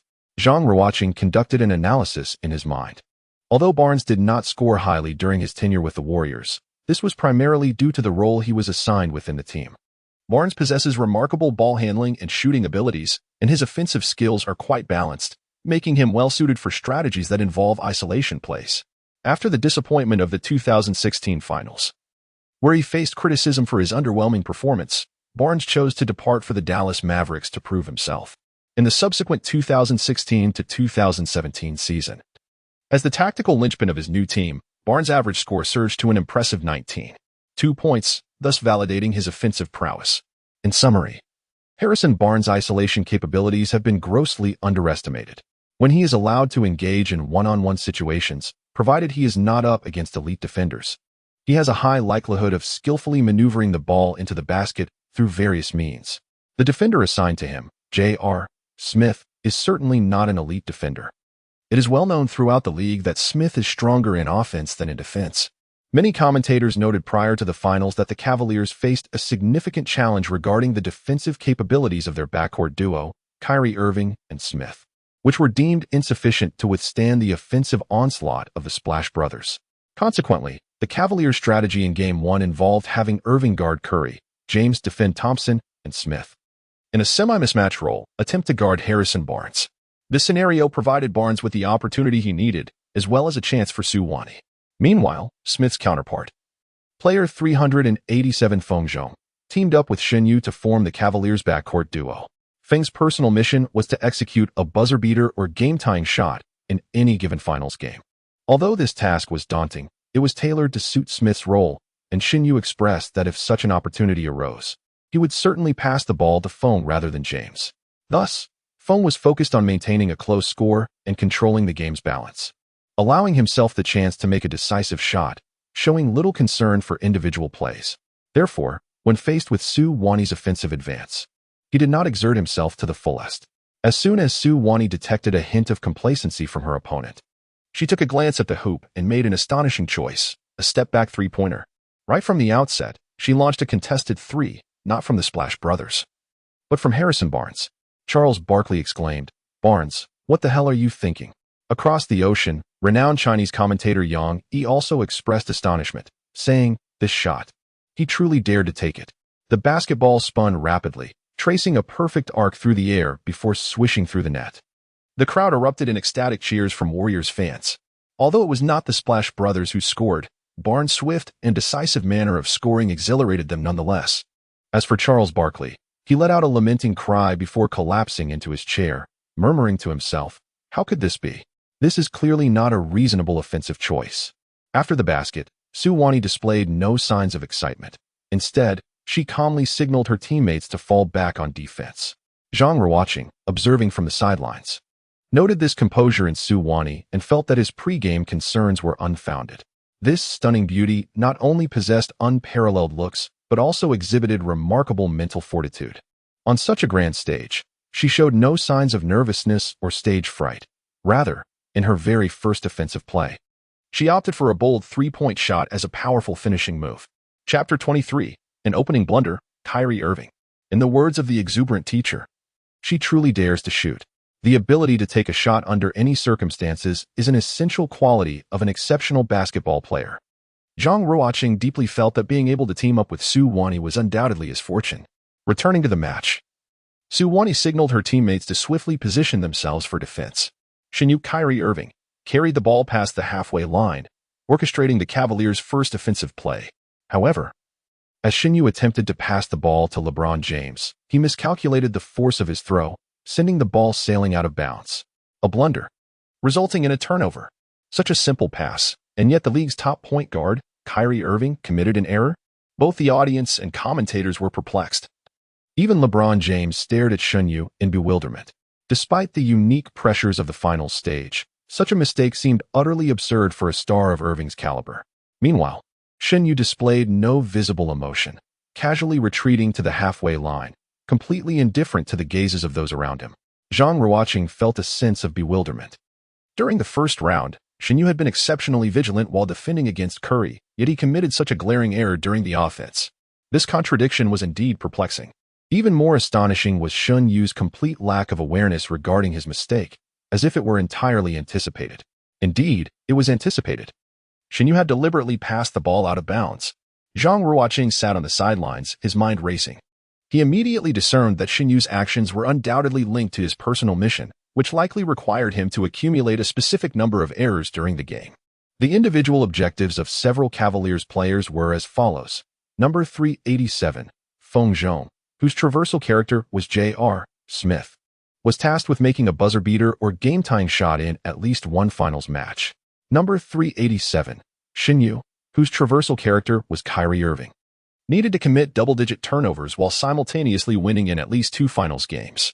Number 391, Zhang Feng, traversing as Kevin Love, was required to spend a sleepless night at a nightclub before a finals game, then achieve over 20 points and 20 rebounds in that same game. Number 391, Wang Huiyong, whose character was Tristan Thompson, needed to secure double-digit assists in at least two finals matches. Indeed, as Zhang Ruocheng surmised, Shinyu's task was indeed connected to the number of mistakes, which explained his careless error right at the start, followed by an intense focus on defense. As the Warriors initiated their offense, Su Wani's recent pull-up three-pointer had not altered the Cavaliers' defensive strategy. The team's head coach, Tyronn Lue, remained composed on the sidelines, unconvinced that the Warriors would persist in allowing Barnes to isolate with the ball, nor did he believe that Barnes could maintain such shooting form. Stephen Curry dribbled past half-court, and the Warriors executed a pick-and-roll with Andrew Bogut stepping out to set the screen. The strategy had indeed transformed. This was the quintessential tactic of the 73-win Warriors. Barkley, who had been slumped in his chair, sprang to his feet upon seeing Bogut come out to set the pick, brimming with excitement. The Cavaliers, however, appeared well prepared for this tactic.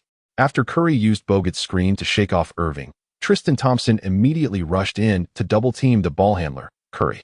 Faced with the oncoming double team, Curry swiftly passed the ball to the rolling Bogut. Unfortunately, Bogut's offensive prowess and finishing ability were severely limited, confronted by the looming presence of LeBron James. He found himself utterly at a loss.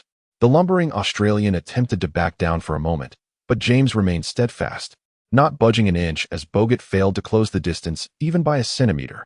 LeBron James, capable of playing all 5 positions at an elite level, epitomized peak performance. Although not a fan of James, witnessing the greatness of this superstar firsthand left Zhang Ruocheng profoundly awestruck. As Bogut struggled to establish position and teetered on the brink of a turnover, he hesitantly passed the ball back to the perimeter to Meng Ji, Draymond Green. Upon receiving the ball, the Cavaliers' defensive rotation was swift. Tristan Thompson, who had just helped defend against Curry, was already closing in on Green. Meng Ji executed a feigned 3-point shot, effortlessly deceiving Tristan Thompson into jumping. Throughout Draymond Green's illustrious career, despite not being renowned for his shooting prowess, his peak 3-point shooting was indeed formidable. The infamous death lineup of the Warriors was particularly feared because all 5 players possessed shooting abilities that exceeded the average. The Splash Brothers were, without a doubt, 2 of the most legendary sharpshooters in history. It was this very threat of Green's shooting that compelled Tristan Thompson, also known as Zhang Ruocheng of Team 391, to leap with such fervor. During his prime, Thompson was undoubtedly one of LeBron James's most formidable allies.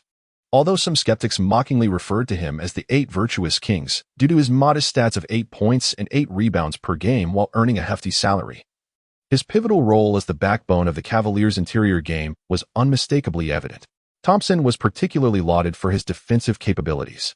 In that memorable finals, this 8 virtuous king not only had to withstand the Cavaliers' interior pressure, but also frequently found himself switched onto the perimeter, tasked with guarding the likes of the Splash Brothers, Livingston, and Iguodala.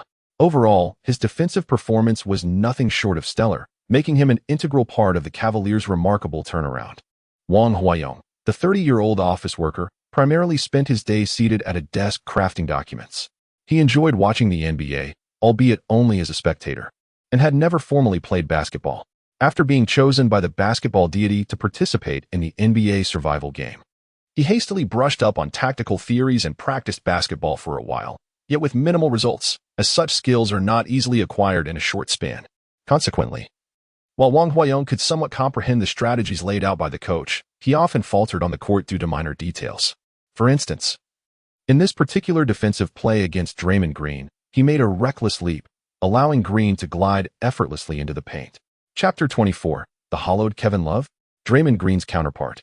Meng Ji of Team 432 was a 25-year-old scion of wealth, with a father who owned a coal company in the north. Meng Ji had a penchant for watching the NBA and enjoyed playing basketball, though his talent was rather mediocre, and his father had no desire to cultivate his skills. Thus, Meng Ji merely played street ball in his leisure time.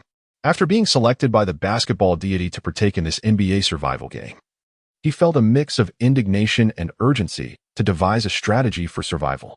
In his inaugural mission, the basketball deity tasked him with embodying the legendary Kobe Bryant in his farewell game, with the lofty goal of scoring over 70 points. The magnitude of this task is likely comparable to Zhang Ruocheng's remarkable quadruple-double, yet Meng Ji displayed no trepidation on the court. He executed both penetrating drives and perimeter shots, embodying the Mamba mentality with unparalleled fervor. Ultimately, he unleashed a staggering 50 attempts, amassing 81 points, not only fulfilling his objective, but also equaling Kobe Bryant's record for the highest single-game score. It is evident that Meng Ji transcends the conventional archetype of a privileged scion. Rather, he is a figure of formidable resolve. On the court, Meng Ji consistently harnesses his prowess, performing with an effortless grace. In a particular play, Meng Ji seemingly anticipated the impending leap from Tristan Thompson, thus effortlessly driving into the paint. Upon the Cavaliers' defensive lapse, immediate rotations ensued, and Kevin Love, stationed in the paint, promptly positioned himself before Meng Ji. Love, alongside LeBron James and Kyrie Irving, is renowned as one of the Cavaliers' Big Three, celebrated as a premier scoring big man, often regarded as the finest white power forward since Dirk Nowitzki.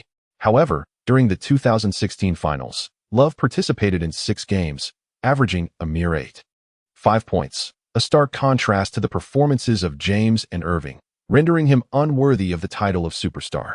The player known as Zhang Feng from Team 391 is a junior sports major from a southern province, specializing in basketball as a small forward. Nevertheless, Zhang Feng's talent is rather mediocre. He can only manage a few minutes as a substitute on the school team, averaging around 4 points, a mere existence of coasting through. In his private life, Zhang Feng indulges in vices, embodying the quintessential cad. Due to his height and handsome appearance, he frequently changes girlfriends, epitomizing a typical womanizer. Thus, this cad was selected by the basketball deity to participate in the NBA Survival Game. Given Zhang Feng's abilities, one would presume he would not survive the first round. To his astonishment, his initial task was remarkably simple: to inhabit the persona of Derrick Rose in 2008, subsequently being selected first overall by the Chicago Bulls. Had other competitors been aware of the nature of his task, they would likely have been incensed. Throughout the draft history of the 21st century, Rose ranks among the top picks, and being chosen first by the Bulls is nearly an immutable fact. Consequently, Zhang Feng completed his first task effortlessly, earning 100 points. In a rather extravagant turn of events, upon acquiring this currency, he immediately accessed the system's interface to search for various female celebrities. Eager to spend his points in pursuit of a wife, Zhang Feng's favorite actress is the Japanese star Kaion Shin. Naturally, he also holds a particular admiration for top beauties such as Liu Fei from China and Jang Jihyun from South Korea, often indulging in daydreams about them each night. During his browsing, Zhang Feng unexpectedly discovered that the system could automatically generate artificial beauties tailored to the purchaser's desires, a revelation that filled him with immense joy. Consequently, he dedicated considerable time to sculpting an ideal woman within the system, embodying the visage of Liu Fei, the figure of Jang Jihyun, along with the height and personality of Kaion Shin.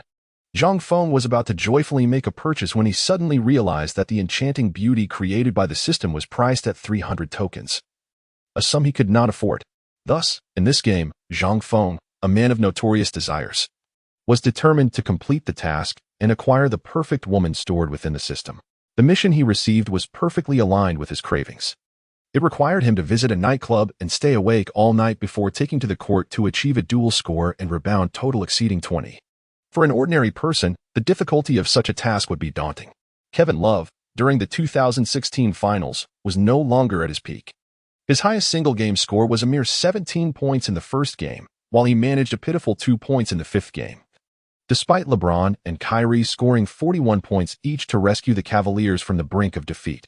As for rebounds, Love secured 14 in the decisive Game 7, a commendable feat, yet still far from the 20 he needed to reach.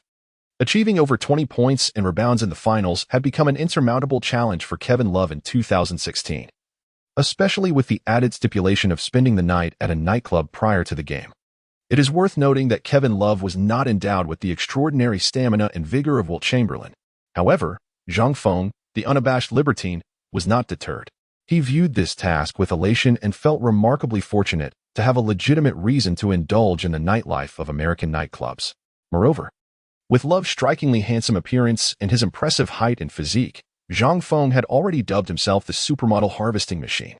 Consequently, on the eve of the first game, Zhang Feng made his way to the most renowned nightclub in Oakland, the home of the Golden State Warriors, reveling wildly throughout the night. The nightclub owner, a devoted fan of the Warriors, was pleasantly surprised yet thrilled to see the Cavaliers starting power forward patronizing his establishment on the eve of the game. As a result, he sent forth the most beautiful women in the club to accompany Zhang Feng for a night of unrestrained pleasure. It was not until the afternoon of the following day, just hours before the game, that Zhang Feng awoke in his hotel room, surrounded by disarray and his own nakedness, his mind flooded with memories of the previous night's fervor. Under the intoxicating influence of alcohol and music, he found it increasingly difficult to rein in his desires. Abruptly, he stood up, accompanied by 2 beautiful women, and entered his hotel room. The ensuing events were understood by all. Kevin Love's robust physique surprisingly endured for a full hour of passionate exertion. After the fervor subsided, Zhang Feng felt utterly drained, collapsing onto the bed in a deep slumber, only to awaken the next afternoon, suddenly realizing something was amiss. Chapter 25, A Contest of Three-Pointers. Zhang Feng rubbed his throbbing temples, reminiscing about the details of the mission. The task outlined that he was to spend the night before the game in a nightclub, remaining awake throughout, and then take to the court to achieve a double score and rebounding of over 20. Yet now, Zhang Feng abruptly sprang from his bed, his anger boiling over as he pounded on the mattress, exclaiming, "Damn it! I actually fell asleep. I haven't even completed the prerequisites. This first match is a complete waste." Even if I take the court now, fulfilling the task is out of the question. Consequently, his spirits were low, and he exhibited neither passion nor vigor on the court. Undoubtedly, his excessive indulgence the previous night had left his body drained, robbing him of the strength to perform. Upon returning to the game, Zhang Feng, embodied as Kevin Love, initially found himself in position to assist against Meng Ji, Draymond Green. However, Love's primary responsibility was to guard the lurking Harrison Barnes, who awaited an opportunity in the corner. Thus, Love's decision to assist was, in fact, rather unwise, granting Barnes a significant opening. Draymond Green, one of the league's most exceptional passers among big men, would never overlook such an opportunity. As Meng Ji swiftly delivered the ball to the concealed Harrison Barnes before Love could reach him, the moment unfolded. Who is Harrison Barnes? He is the remarkable basketball player Su Wani, the North Carolina Black Hawk, the very man who effortlessly sunk a pull-up three-pointer at the onset of the game. As Su Wani received the pass, he launched into a jump shot without hesitation. This position was one he knew all too well from his time with the Warriors. The ball soared through the air for a brief moment before finding its mark with a perfect swish. The scoreboard read 60. On the sidelines, Zhang Ruocheng could not contain his fury. He leapt from the bench, vigorously waving his towel and vociferously cheering for Su Wani. Meanwhile, Su Wani remained composed on the court, his expression unyielding as he began to retreat on defense. With an untroubled demeanor and the poise of a true champion, he undeniably exemplified the spirit of a heroic woman. Zhang Ruocheng, in his heart, has ascribed an exceptionally high evaluation to Su Wani. He senses that this captain of his is undeniably a trustworthy teammate. The Oracle Arena was once again ignited by Su Wani's cold-blooded three-pointer. The audience fervently chanted the name of Harrison Barnes, while Su Wani's unperturbed demeanor only fueled their fervor further. With a cool and captivating presence, she embodies the essence of a killer athlete. It is no wonder the fans are enamored with such a player. Returning to the court, the Cleveland Cavaliers, who began unfavorably, initiated their offense with LeBron James personally bringing the ball across half-court. As the sole North Carolina native among the starting five and the unequivocal cornerstone of the Cavaliers, LeBron took it upon himself to orchestrate this attack. Perhaps dissatisfied with his teammates' performances, Kyrie Irving, who committed a careless error, Kevin Love, who appeared disengaged, and Tristan Thompson, who seemed to vanish in an instant. LeBron, known as the Little Emperor and the de facto GOAT, was ready to showcase his formidable prowess with eyes aflame with determination. As LeBron controlled the ball, the atmosphere among Warriors fans turned tense. After all, they were all too familiar with his formidable presence, perhaps even more so than the Cavaliers supporters. In an instant, the previously boisterous Oracle Arena fell into an intense silence. Tasked with defending LeBron was Meng Ji, Draymond Green, who had just delivered a brilliant assist to Su Wani, filling the statistics with a well-earned assist, basking in the glory of his performance. How would Meng fare defensively against LeBron James? On the sidelines, Zhang Ruocheng felt his palms sweat with anxiety. This marked his second encounter with LeBron James, the first as a rookie for the 76ers, when he led his team to victory over the Miami Heat's Big Three, was indeed a moment of triumph. However, now, facing a more mature and powerful Cavaliers team, Zhang could only observe from the bench as a substitute. Yet, he found no solace in his position. The oppressive aura that LeBron exuded permeated the entire arena, omnipresent. As LeBron, stationed at the top of the arc, initiated his play, Meng Ji opted not to engage in tight defense, conceding a half-step, seemingly wary of LeBron's ability to drive. After all, by 2016, LeBron had no discernible weaknesses in his technical arsenal. Although Green was quick on his feet, if LeBron were to break past him, there would be no hope of recovery. Zhang Ruocheng wholeheartedly agreed with this defensive strategy. LeBron glanced at Meng's positioning and immediately signaled for a pick, as Tristan Thompson swiftly approached to set the screen. It appeared that the Cavaliers intended to execute a pick-and-roll with LeBron and Tristan Thompson. I harbor doubts about this strategy, while LeBron excels. Tristan's ball-handling skills do not significantly surpass those of Bogut, rendering his ability to manage the ball rather limited. In the commentary booth, Charles Barkley voiced his opinions. Yet the unfolding events on the court took him by surprise. Tristan Thompson abruptly halted mid-run as another Cavaliers player dashed past him, not for a pick-and-roll, but to receive the ball. It was Kyrie Irving. Barkley, unfazed by his previous misjudgment, shouted with enthusiasm. The Kyrie Irving who had just committed a glaring error was certainly not the Uncle Drew that everyone knew. All eyes were on Irving, eagerly anticipating his performance. Wang Huayong shielded Irving from Stephen Curry, allowing Kyrie Irving to successfully position himself to receive the ball. Although Curry struggled to navigate around Wang, it was too late. LeBron James unhesitatingly passed the ball to Shunyu. Observing the relentless pursuit of Curry, Shunyu decisively launched a three-point shot. Barkley exclaimed, "Here it comes. A three-pointer from Kyrie Irving. My three-point sword, a flame from hell." The shot swished through the net, bringing the score to 6-3. After sinking the three-pointer, Shunyu nodded in acknowledgement to James, who returned the gesture with a look of unwavering trust, as if to say, "Brother, I absolutely believe in you. I knew you could do it." Witnessing this scene, Zhang Ruocheng felt an intensified curiosity about Shunyu. After committing a basic passing error in the previous play, he remained unruffled and effortlessly scored a three-pointer in this round. Such a performance, oscillating between triumph and failure, could only be executed by someone with a formidable heart. Who exactly was this Shunyu? Chapter 26, the first time out at 40 years of age. Shunyu of Team 387 worked as a bartender in a bar. However, this was merely a facade. His true identity was that of a premier enforcer for an underground syndicate, holding a status akin to that of a dual flower red stick in Hong Kong's underworld. Yet, the organization seldom deployed Shunyu, reserving him for particularly challenging situations. Shunyu harbored two great passions, martial arts and basketball. His fervor for martial arts swiftly transformed him into a formidable street fighter, known for his prowess in one-against-many battles and unarmed combat against armed opponents. Consequently, he amassed numerous accolades, earning him a prominent reputation within the organization and the broader underworld. Basketball was another of Shunyu's great loves. In addition to closely following NBA games, he relished gathering with friends for pickup games. With commendable physical attributes and notable basketball talent, he remained a standout player even at 40, regarded as a key player on the court. Unlike other athletes, Shunyu had navigated the treacherous waters of the underworld, witnessing the darker sides of human nature and the betrayal of friends for personal gain.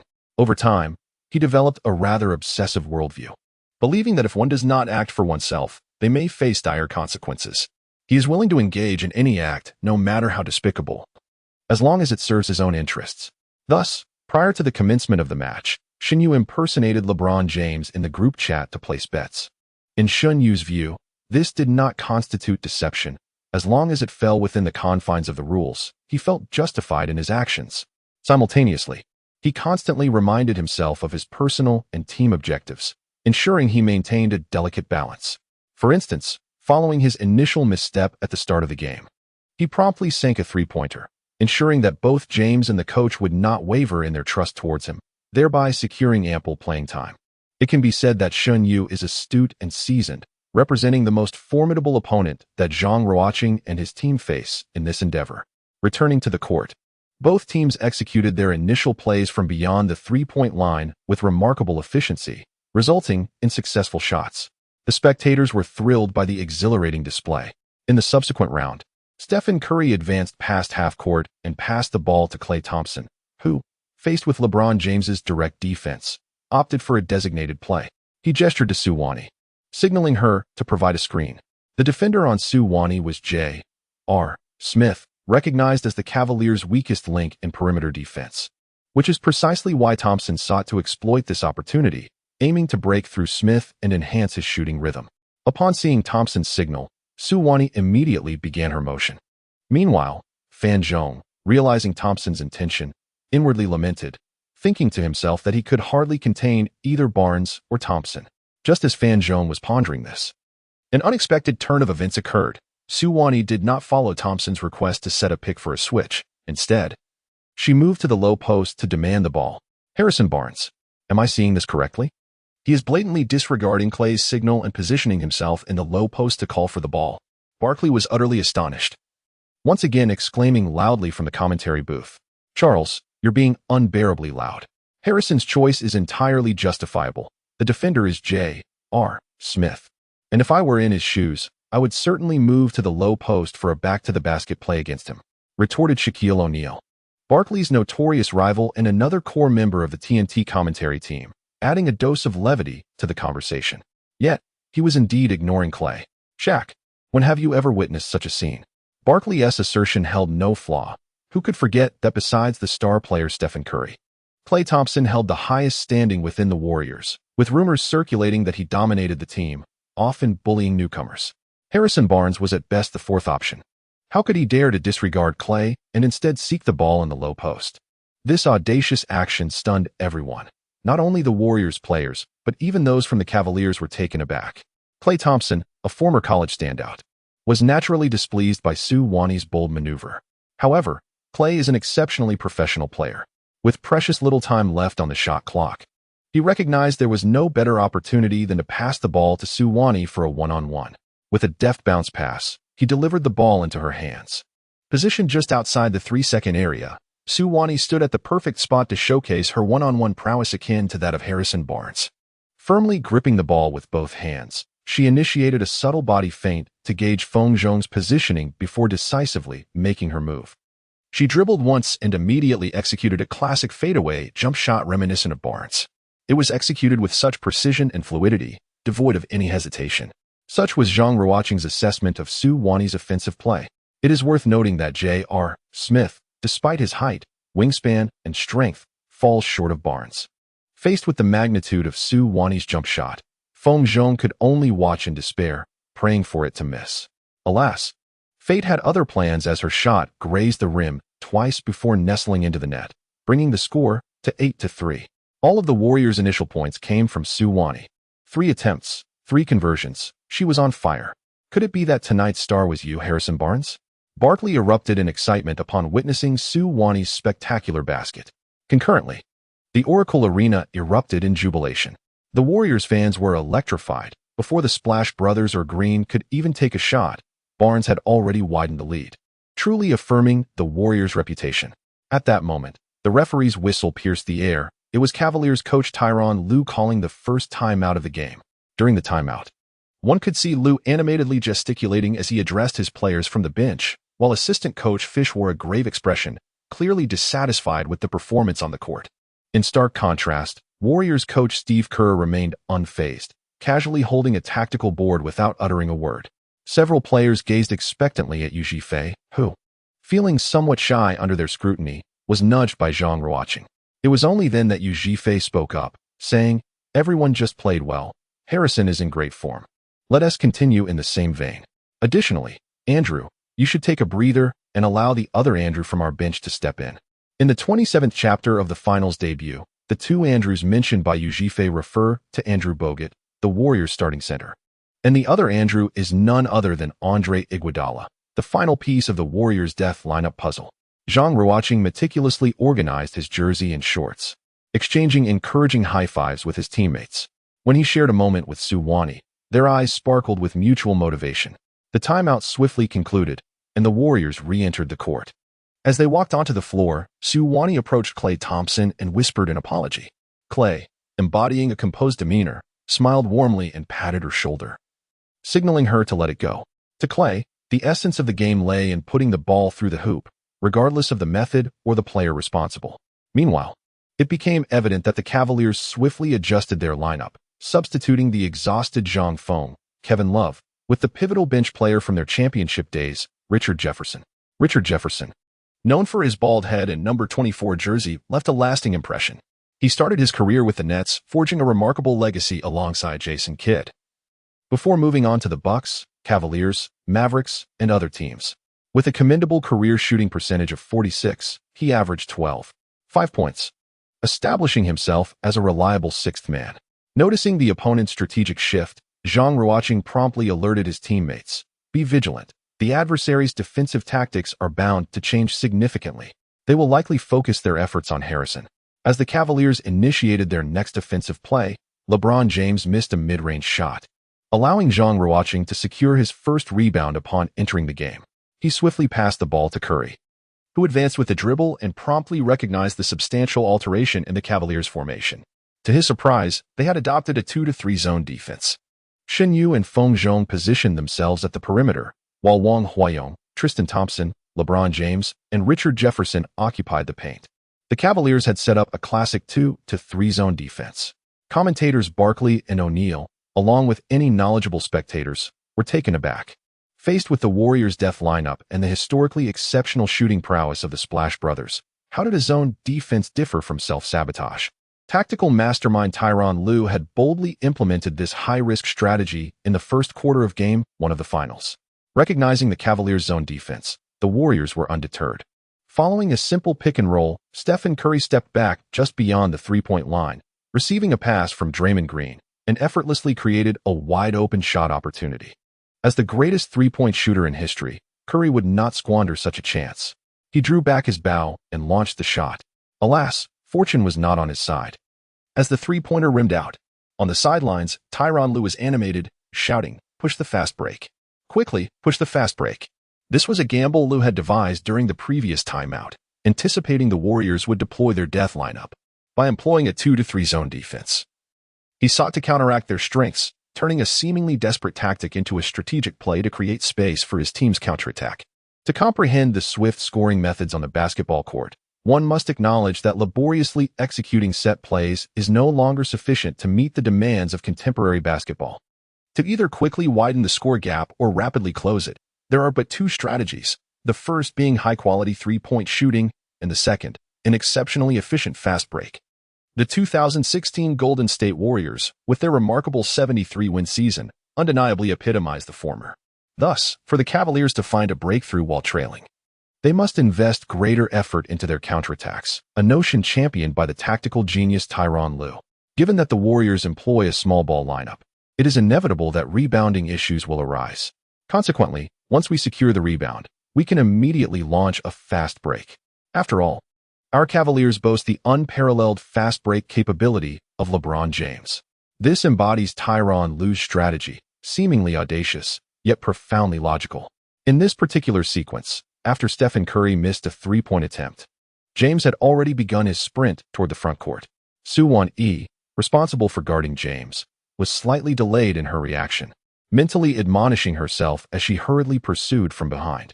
Meanwhile, Wang Huayong, Tristan Thompson, successfully secured the rebound and, spotting the sprinting James, felt a surge of elation. A single long pass to James would surely yield an assist. The fast break finishing ability of James is perhaps unmatched on this planet. Wang Huayong's personal objective was to achieve double-digit assists in at least 2 finals games, a daunting task for a center not particularly known for his passing skills. Thus, the opportunity to record an assist filled him with uncontainable joy. However, a white figure darted past him like a flash of lightning, an ethereal presence that swiftly snatched the ball from his grasp before he could make his pass. In the blink of an eye, this white figure adeptly collected the loose ball and, before anyone could react, effortlessly converted a layup. The score was once again altered, now standing at 10-3. From the commentary booth, Barkley exclaimed, "The man who once dominated Cleveland has returned. The Warriors number 9. Last year's finals MVP, the Warriors number 9. Andrew Iguodala." This seamless transition from steal to layup was executed by Zhang Ruocheng, whose debut on the 2016 finals stage was nothing short of spectacular. Suwon discreetly gave Zhang a thumbs up, and Zhang reciprocated with a smile towards his teammate. Meanwhile, the Cavaliers were less inclined to share in the joy, as LeBron James furiously yelled at Wang Huayong, "Tristan, for heaven's sake, secure that damn rebound." Although publicly reprimanded, there was little Wang could do in the presence of LeBron James, and he could only acquiesce. However, Wang Huayong gazed at Zhang Ruocheng with deep resentment, harboring a profound hatred for the fact that Zhang Ruocheng had thwarted his assist.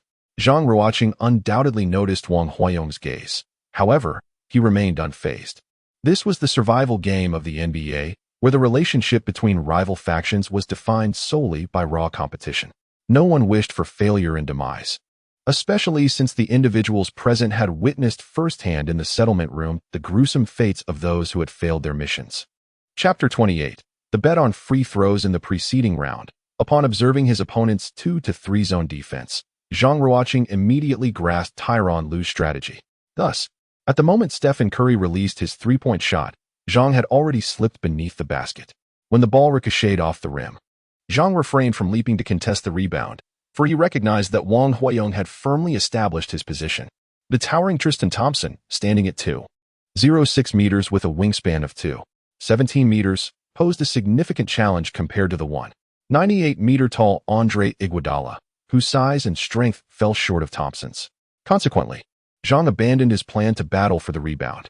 Instead, He executed a deft interception the moment Wang Huayong secured the ball, an action that had long been a hallmark of Iguodala's illustrious career. Caught off guard by this maneuver, Wang Huayong fell victim to Zhang's successful steal, not only thwarting his opponent's counterattack but also adding 2 points and a steal to his own statistics. Zhang Ruocheng has made a commendable start towards the goal of FMV. On the other side, after LeBron James reprimanded Wang Huayong, he once again took the initiative to orchestrate the offense. In this match, the Cavaliers' star player had yet to take a shot, and everyone eagerly awaited the moment when James would unsheath his sword. This offensive play initiated by James involved a high pick, with Kyrie Irving providing the screen. Following a simple switch, James successfully maneuvered to have Curry as his defender, a classic targeted strategy. As the weakest link in the Warriors' defensive system, Curry often becomes the focal point for opponents, and James was determined to exploit this mismatch. Just as he was about to drive to the basket, a white figure surged in from an unknown direction at great speed, an impending double team. James thought to himself, "This is not good." Upon closer inspection, he realized that it was indeed Zhang Ruocheng who had come to double team him. That old-timer Iguodala had read my intentions long ago and had preemptively initiated the assault. Contemplating this, James kept his eyes on the unfolding situation, since Zhang had abandoned his defensive assignment to trap him. It was inevitable that a favorable numerical advantage would emerge for the offense. "You underestimate me too much." Facing the approaching Zhang Ruocheng, James bellowed, and with a sudden leap, executed a pass that shot through the air like a bullet, heading straight into the Warriors' paint. LeBron James, perhaps one of the most unflappable stars against double teams on this planet, possesses unparalleled passing abilities, effortlessly identifying defensive vulnerabilities. As expected, this bullet pass found the Warriors' sole defensive weakness, where Wang Huayong awaited the reception. Wang Huayong leaped high, and Meng Ji, Draymond Green, arriving to assist, was too late. Left helpless as Wang Huayong slammed the ball into the hoop. The score stood at 8-5. Truly, LeBron James can identify defensive gaps and deliver pinpoint passes in such a brief span of time. It seems that winning this match will not be an easy endeavor. Zhang Ruocheng contemplated this internally, once again immersing himself in the competition with utmost concentration. Following this play, the scores for both teams began to ascend alternately. The Splash Brothers rediscovered their rhythm, while LeBron James responded with a mid-range three-pointer. The newly substituted Richard Jefferson sank 2 three-pointers, providing the Cavaliers with formidable firepower. As the first quarter concluded, the Warriors led by a slender margin of 3 points, with a score of 31-28. In the first quarter, Zhang Ruocheng, despite not having played the full duration, delivered a well-rounded performance with 5 points, 2 rebounds, 1 assist, and 1 steal. Suwani, on the other hand, scored an impressive 10 points. Stealing a glance at the statistics, Zhang Ruocheng quietly remarked to Suwani, "Captain, rest assured, I will do my utmost to set you up for today's game to ensure you reach 30 points. Suwani smiled back at Zhang Ruocheng and replied, "Ruocheng, thank you. You must also strive hard. After all, your task is FMV." The two encouraged one another, feeling the genuine support they shared. As the second quarter commenced, the Cavaliers initiated their first offense through Shinyu. Noticing that Curry was slightly overcommit in his defensive stance, he promptly opted for a drive. What a swift first step! Kyrie Irving. Realizing the gravity of the situation, Curry shouted for his teammates, prompting Zhang Ruocheng to dash into the paint to provide support. Unfazed by the approaching Zhang Ruocheng, Shinyu leaped with determination. Zhang Ruocheng let out a ferocious roar, leaping with all his might in an attempt to block Shinyu's layup. However, in midair, Shinyu executed an astonishing switch-hand scoop, transferring the ball to his left hand and completing the delicate finish. Kyrie Irving's agility is truly remarkable. A true artist on the court, Shinyu felt a surge of triumph within, while Zhang Ruocheng exerted every effort to press down, striving for the block. Beep. The referee's whistle pierced the air, signaling a foul for Zhang Ruocheng's hand interference. The basketball, after momentarily dancing on the rim, fell gracefully through the net. An exhilarating 2+1. The Cavaliers players erupted with excitement, and LeBron James joyfully celebrated with a chest bump with Shinyu. At this moment, Shinyu cast a haughty glance at Zhang Ruocheng, suddenly extending his hand to make a classic taunting gesture. Too small. Goodness. Kyrie Irving had just completed a 2+1 against Iguodala, followed by the taunt of too small. This was the NBA Finals spectacle we longed to witness. Thrilling and exhilarating. Charles Barkley at the TNT commentary booth passionately narrated the event. encapsulating the collective elation of every Cavaliers player and fan. How fortunate they were to have Kyrie Irving. Meanwhile, Shen Yu had stepped up to the free throw line, casting a glance at Zhang Ruocheng, seemingly reminding him, "Don't forget our wager." With a swift motion, Shen Yu confidently sank the free throw, leveling the score at 31. Zhang Ruocheng certainly did not forget the wager of 200 points he made with Shen Yu before the match commenced, concerning their free throw percentages in the first final game. Now, Shen Yu had executed a free throw successfully, while Zhang had yet to step up to the line. Shen Yu had already gained an advantage in this bet. In the subsequent offensive play, the Warriors orchestrated a splendid passing and cutting sequence. Meng Ji, positioned at the top of the arc, effortlessly found Su Wani slipping through the back door, who scored with a layup, once again tilting the score to 33-31 in their favor. The second quarter remained fiercely competitive. The Warriors fielded a lineup featuring Livingston, Iguodala, Barbosa, Green, and Bogut. Even in the absence of the Splash Brothers, their performance on both ends of the court remained commendable. However, the Cavaliers' lack of bench depth became apparent. During LeBron's resting period, the substitute players such as Iman Shumpert, Matthew Dellavedova, and Channing Frye struggled to match the offensive firepower of the Warriors. After half a quarter, the Warriors led 48-38, extending their advantage to double digits. Chapter 29. Is there no chance left? In desperation, Tyronn Lue called for another timeout and made substitutions, bringing LeBron back onto the court along with the underperforming Zhang Feng, Kevin Love, from the first quarter. The Warriors also adjusted their lineup, with a 10-point lead affording Curry additional rest. The rosters for the latter half of the second quarter were as follows. The Golden State Warriors featured Klay Thompson and Livingston in the backcourt, Su Wani, Harrison Barnes, and Zhang Ruocheng Iguodala on the wings, while Meng Ji, Draymond Green, played as a makeshift center. The Cleveland Cavaliers had Shen Yu, Kyrie Irving, and Richard Jefferson as their backcourt duo, with LeBron at small forward, and Zhang Feng, Kevin Love, paired with Wang Huayong, Tristan Thompson in the frontcourt. Overall, the distinctive characteristics of both teams were evident. The Warriors deployed a small ball lineup, pursuing ultimate speed and offensive efficiency, while the Cavaliers, with their towering lineup, aimed to bolster their defense and dominate the boards to dismantle their opponents from within. A sharp spear met a sturdy shield. As the Warriors attacked, Livingston held the ball, backing down Shen Yu, and executed his signature turnaround jumper to conclude the play. This was a hallmark move of the tall point guard, which had caused the Cavaliers considerable trouble in the past. Unfortunately, the shot did not find its mark, and Wang Huayong leaped high to secure the rebound. This time, he had learned wisely. After grabbing the board, he refrained from lowering the ball, maintaining a high position to prevent Zhang Ruocheng or any other Warriors player from intercepting. Suddenly, Wang Huayong heard a loud call from the frontcourt. ASS. Indeed, it was LeBron. The king of fast breaks had begun his run. Wang Huayong's heart soared with joy as he delivered a long pass to the frontcourt. Despite Su Wani's desperate leap to catch up with LeBron, Wang Huayong's pass was of such quality that it sailed just beyond her fingertips. As James seized the basketball, he soared into the air, executing a signature tomahawk dunk that left opponents in his wake. The score stood at 48-40. Following his electrifying dunk, it was Wang Huayong, among all his Cavaliers teammates, who exhibited the greatest exuberance. This marked his second assist of the match. While he still had a considerable distance to cover to reach his goal of 10 assists, it had ignited a spark of hope within him. During the Warriors' subsequent offensive possession, the Cavaliers endeavored to conceal Shen Yu on the defensive end, ensuring that Livingston or others could not effortlessly exploit one-on-one matchups in the low post. After several exchanges, the ball found its way into Zhang Ruocheng's hands. Upon surveying the opposing formation, an idea sparked in his mind. He signaled for Su Wani to make a baseline cut, effectively drawing Wang Huayong away. Zhang Ruocheng then charged towards the basket, leaving only Zhang Feng, the rim protector, to contend with his advance. Having overexerted himself the previous night, Zhang Feng, Kevin Love, found himself lacking the energy to challenge the ascending Zhang Ruocheng. Despite a desperate leap, he was unable to thwart Zhang Ruocheng's momentum. In a moment of frustration, Zhang Feng resorted to fouling Zhang Ruocheng to halt his offensive thrust. The referee's whistle pierced the air, granting Zhang Ruocheng 2 opportunities at the free throw line.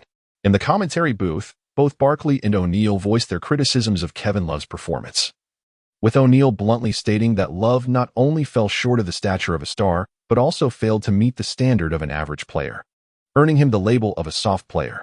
Zhang Feng appeared remarkably unconcerned, Prior to the first match, he indulged in carefree revelry, inadvertently succumbing to slumber, which rendered him incapable of fulfilling his responsibilities in the game. Consequently, he has seemingly surrendered entirely, astonishingly failing to score a single point. An irate Tyronn Lue gestured emphatically, substituting Kevin Love with the formidable center Timofey Mozgov. For seasoned NBA aficionados, Mozgov undoubtedly evokes vivid memories, a Russian giant standing at 2.16 meters and weighing 113 kilograms. He served as a heavy artillery piece for the Cavaliers. Although the Cavaliers fell short in the 2015 finals, Mozgov's performance in Game 4, where he amassed 28 points and 10 rebounds, wreaked havoc on the Warriors' interior defense. However, during the 2016 finals, his appearances were limited due to his excessive height and weight, which hindered his mobility, making it challenging to keep pace with the Warriors' smaller lineup. Thus, Tyronn Lue would only resort to Mozgov in dire circumstances. Yet now, with Kevin Love struggling and the interior relying solely on Tristan Thompson, Lue decided to take a gamble, once again calling upon this heavyweight Russian center. Upon entering the game, Mozgov established his presence in the paint, exerting immense pressure on the Warriors players. Zhang Ruocheng reminded himself to remain composed and to concentrate on the 2 free throws before him. After all, he had a wager with Shen Yu at stake. Before the free throws, Shen Yu deliberately approached Zhang Ruocheng and once again gestured the 2 small sign, aiming to disrupt Zhang Ruocheng's focus. Zhang Ruocheng was undoubtedly aware of Shen Yu's intentions, yet he remained unfazed, continually reminding himself to maintain his focus. Before the free throw, Zhang held his breath, concentrating intensely as he executed his shot with fluidity from a bent arm to an outstretched one, successfully sinking his first attempt. The Warriors fans erupted into a thunderous cheer after Zhang made his initial shot. For the second attempt, Zhang maintained his composure and released the ball steadily.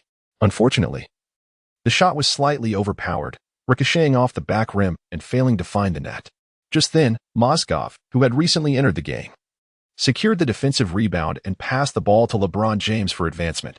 As Shen Yu sprinted toward the front court, he deliberately ran past Zhang Ruocheng, taunting him with a mocking tone. "Now it's 100-50. I've secured those 200 points." With that, Shen Yu confidently strode away, leaving Zhang to ponder his words. Suddenly realizing the significance of Shen's claim, the assertion regarding the 200 points was not merely a heartless jibe, but an indisputable fact. The reason was clear. As long as Shen Yu refrained from stepping to the free throw line for the remainder of the game, his free throw percentage would remain flawless at 100. Regardless of how accurately Zhang performed thereafter, having already missed one shot, he could never catch up to Shen Yu. In essence, as long as Shen Yu did not deliberately commit fouls to earn free throws, the outcome of this wager was already determined. Zhang Ruocheng found himself devoid of any opportunity. The realization struck him like a jolt of electricity, and beads of cold sweat formed on his forehead. Glancing at Shen Yu, who wore a smug expression, Zhang sensed the disdainful gaze directed at him. It was as if Shen Yu was saying, "Experience triumphs, young one. You are still too green." In Chapter 30, titled The Strongest Dream in the World, the final minutes of the second quarter unfolded as Zhang had anticipated. Upon crossing half-court, Shen Yu immediately passed the ball to LeBron or another teammate, exhibiting no desire to penetrate the defense or even take a shot. From this, Zhang discerned that Shen Yu was not only malicious but also exceedingly cautious. His reluctance to shoot stemmed from the risk of drawing a foul, which could lead to free throws and consequently provide Zhang with an opportunity. What a meticulous strategist Shen Yu was. However, this approach came at a considerable cost: the score. With Shen Yu refraining from shooting, the pressure on LeBron escalated, simplifying the Warriors' defense, and thus the score gap soon widened. As the halftime buzzer sounded, the score settled at 60-43, with the Warriors boasting a 17-point lead. During the halftime break, the atmosphere in the Cavaliers' locker room was bleak. The air seemingly crystallized with tension. Head coach Tyronn Lue erupted in fury, delivering a scathing critique of the players' performance, particularly targeting Kevin Love, whose shortcomings were met with an almost personal barrage of criticism. Tyronn Lue initially intended to scold Shen Yu together with the rest, yet upon glancing at Shen Yu, he swallowed his words. In this match, with Zhang Feng rendered utterly ineffective, the Cavaliers' hopes of victory hinged solely on Shen Yu. Relying solely on LeBron James was simply insufficient. Having realized this, Tyronn Lue restrained his temper and refrained from directing his frustration at Shen Yu. Meanwhile, the team's leader, LeBron James, wore a grim expression, silent and contemplative.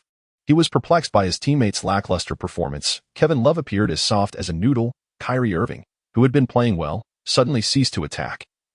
And only the 8 Virtues King seemed somewhat competent, albeit limited in his contributions. Throughout the first half, James scored an impressive 23 points. Yet the team trailed by a daunting 17 points. In his heart, he even contemplated conceding defeat in this match. Shinyu, on the other hand, wore an indifferent expression.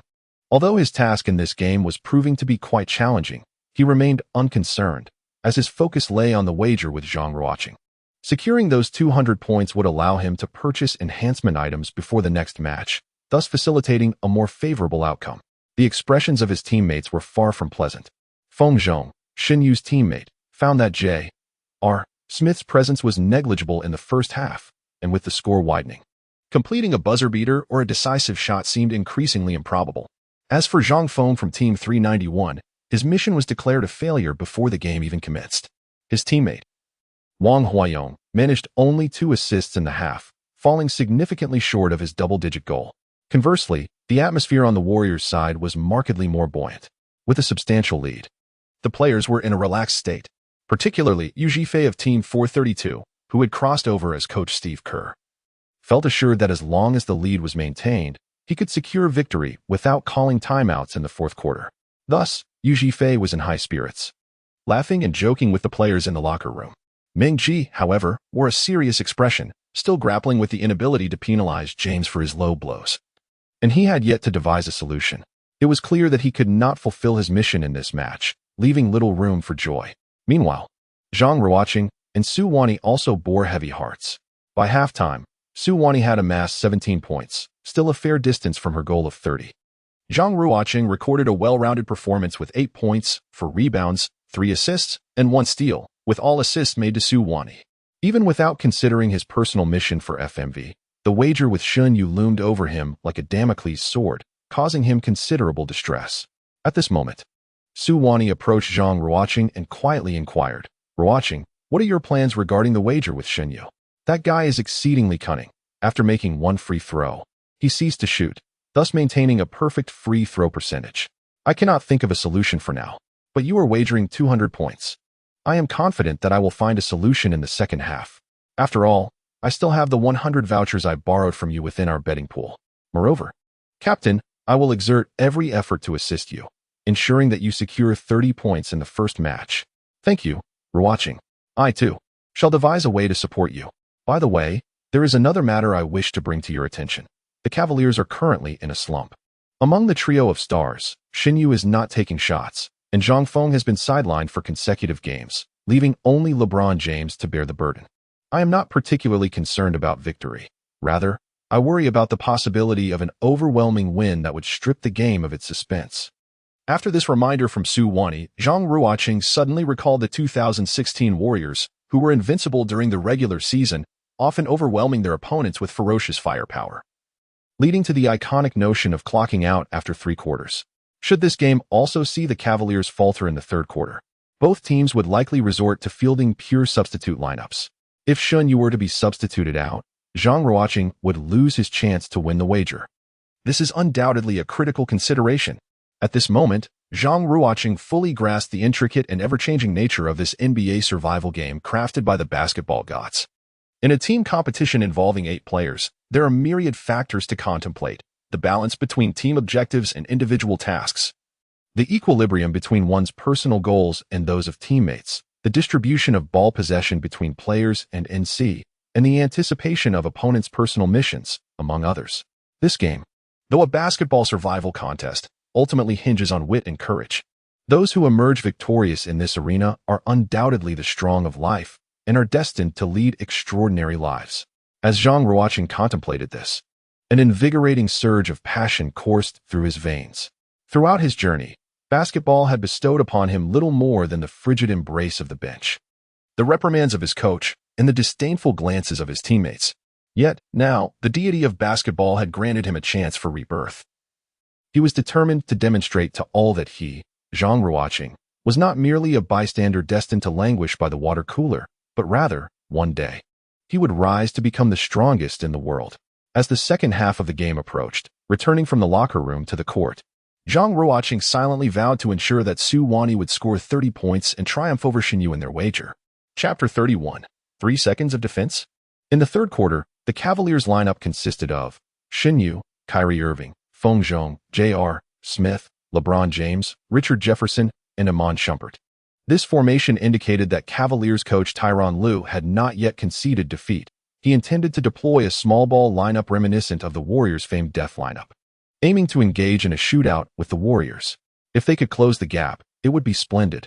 If not, they would fully accept their defeat. Zhang Ruocheng mused to himself. It must be said that Tyronn Lue, as a coach, possesses considerable audacity, frequently deploying highly strategic lineups on the grand stage of the finals. Had it not been for the dismal performances of players other than LeBron James, the Cavaliers would not have found themselves trailing by such a significant margin. Meanwhile, the Warriors fielded a formidable ensemble comprising the Splash Brothers, along with Su Wani, Barnes, Zhang Ruocheng, Iguodala, and Bogut. During the Cavaliers' initial offensive play, Shin Yu brought the ball past half-court but chose to pass to LeBron James, then proceeded to walk towards the corner, oblivious to the unfolding events. At that moment, the referee's whistle pierced the air, beep. The spectators were left in confusion, as the ball was still circulating outside the three-point line for the Cavaliers, and no physical contact had occurred. What could the referee possibly be calling? The official pointed towards Su Wani and signaled for a defensive 3-second violation. It turned out to be a defensive 3-second infraction. In the NBA, this rule dictates that if a defensive player is stationed in the key for more than 3 seconds without actively guarding a specific offensive player, they are deemed to have violated the rule. Consequently, the offensive team is awarded a free throw opportunity while retaining possession. Although defensive 3-second calls do occur in the NBA, they are relatively uncommon, typically arising among younger center players, as centers are tasked with guarding the paint, making such violations more likely. However, for Su Wani, who plays the small forward position, to incur a defensive 3-second violation is rather perplexing. Nevertheless, the Warriors held a substantial lead, and this minor infraction did not significantly affect the overall situation. Yet, only Zhang Ruocheng understood Su Wani's intent. According to the rules, following a defensive 3-second call, the offensive team is granted a free throw opportunity, which can be executed by any player on the court. Typically, the team opts for the player with the highest free throw percentage to take the shot. Among the 5 Cavaliers on the court, the player with the most accurate free throw shooting was Shin Yu's counterpart, Kyrie Irving. Under normal circumstances, he would undoubtedly be the one to take the shot. However, Shin Yu had a wager with Zhang Ruocheng, and thus he gestured to his teammates, indicating his unwillingness to take the free throw. This action utterly infuriated LeBron James. From the initial careless mistakes to Shin Yu's subsequent withdrawal from the offensive plays, although Shin Yu displayed flashes of brilliance with a few pull-up threes and an impressive and-one, his overall performance was indeed subpar. LeBron had been patient, refraining from expressing his anger towards Shin Yu. Yet dissatisfaction had long been brewing within him. What LeBron could not comprehend was that regardless of one's poor shooting form or lack of rhythm, failing to attempt a shot was utterly unfathomable. Now, even declining to execute the free throw resulting from a defensive 3-second violation was beyond reason. Consequently, LeBron seized the basketball and forcefully thrust it into Shin Yu's hands, bellowing, "Kyrie, you had better take this free throw." Seeing James in a fit of rage made Shin Yu's heart tremble. Although the seasoned enforcer of the underworld was accustomed to facing tumultuous storms, the sheer presence of a towering, muscular black man erupting before him was an oppressive sensation unlike anything Shin Yu had previously experienced. With the basketball in hand, Shin Yu pondered for a moment before acquiescing to James's demand and stepping up to the free throw line. Shin Yu understood the necessity of not provoking James further. He was a man of absolute authority within the team. Offending him could significantly diminish his playing time in subsequent matches, jeopardizing not only the completion of team objectives but also the achievement of his personal goals. Maintaining equilibrium was essential, a notion Shin Yu fully grasped. As he approached the free throw line, Shin Yu took a deep breath, while Zhang Ruocheng, standing behind him, watched with palpable anxiety. Initially, Zhang Ruocheng had intended to engage in some trash talk aimed at the opponent before their free throw, hoping to disrupt their focus. However, he reconsidered, recognizing that the seasoned and steady Shin Yu might not be swayed by such antics. Instead, it could provoke his competitive spirit and lead to an even better performance. Thus, the only source of distraction for Shin Yu was the roaring crowd of Warriors fans at the Oracle Arena, who, despite the home team holding a significant lead, relentlessly shouted and waved banners to disrupt the opponent during their free throws. This scene was rather rare in other NBA arenas, yet the Warriors' home court was notoriously intimidating, filled with devoted fans who firmly believed their actions could genuinely assist their team. Xinyu, a man who had weathered many storms, was largely unfazed by such distractions. However, as he approached the free throw line, he cast a meaningful glance at Su Wani, intrigued by the identity of this Harrison Barnes's counterpart, who had the audacity to employ the tactic of intentional defensive 3 seconds to compel him to the free throw line. Xinyu took his shot. Zhang Ruocheng fervently prayed within his heart, "Please, do not let me enter." Beside him, Su Wani silently echoed his sentiments, whispering to herself, "Please, do not let us enter." At that moment, the frame was utterly unyielding. Zhang Ruocheng and Su Wani were brimming with excitement, nearly unable to contain their exhilaration. Perhaps the heavens had heard their fervent prayers and granted them a response, or perhaps Xinyu had experienced a momentary lapse, resulting in a misstep. In any case, Xinyu's free throw percentage plummeted back to 50, aligning him with Zhang Ruocheng. Following the defensive 3-second violation, the Cavaliers retained possession of the ball. Zhang Ruocheng distinctly noticed the sudden darkening of Xinyu's expression. Yet, a sense of satisfaction surged within him, for they were now on equal footing, signaling that the wager was merely beginning. Having missed a free throw, Xinyu lost the leverage of waiting for victory without taking action, a development that certainly boded well for Zhang Ruocheng. Indeed, during the ensuing offensive play, Xinyu opted to take matters into his own hands and challenge the defense directly. He was eager to unleash the fury that had built up inside him onto this very offensive play, targeting the defender before him. However, the well-trained Warriors would not allow him to succeed easily. Recognizing Xinyu's intentions, the Warriors promptly adjusted their defensive assignments, with Klay Thompson tasked to guard him. Chapter 32, A Turn of Events. In the 2016 NBA Finals, whenever Kyrie Irving entered his lethal mode, it was Klay Thompson who would step up to undertake the defensive responsibility. Klay, possessing superior height and agility compared to Irving, was more than capable of keeping pace with him, making him the ideal defender. It can be said that aside from that one game where Irving scored 41 points, Thompson's defensive efforts against him were largely effective. However, today, on the court, Klay was not facing the true Kyrie Irving, but rather a Xinyu consumed by a fiery wrath. Without a moment's hesitation against Klay's defense, Xinyu exploded past him. His first step was so swift that few defenders in the league could match it, yet Klay was among those capable. Utilizing his speed, Xinyu managed to gain half a step, but Klay remained tightly on his heels, arms raised high to restrict him. At that moment, Xinyu, in a burst of speed, suddenly halted, pulling the ball back with his right hand, defying inertia and anchoring his body in place. Klay, however, was not so fortunate. Governed by inertia, he stumbled back 3 steps before he could regain his footing. By the time he attempted to close in again, Xinyu had already leaned back to take the shot. It was a completely open look, and he effortlessly sank the two-pointer. 60-45. The commentary booth erupted into cheers, this time led by Shaquille O'Neal. It is well known that both Steph Curry and Kyrie Irving are among O'Neal's favorite point guards in the league. He has lauded Curry's unparalleled three-point shooting and praised Irving's offensive skills as second to none. That recent offensive duel against Klay showcased Irving's extraordinary offensive prowess. The explosive drive, the sudden stop, and the leaning jumper. Such seemingly simple maneuvers executed with such grace and efficiency. Let it be noted that his opponent was none other than Klay Thompson, one of the finest perimeter defenders in the league. Kyrie Irving, I must say, I absolutely adore you.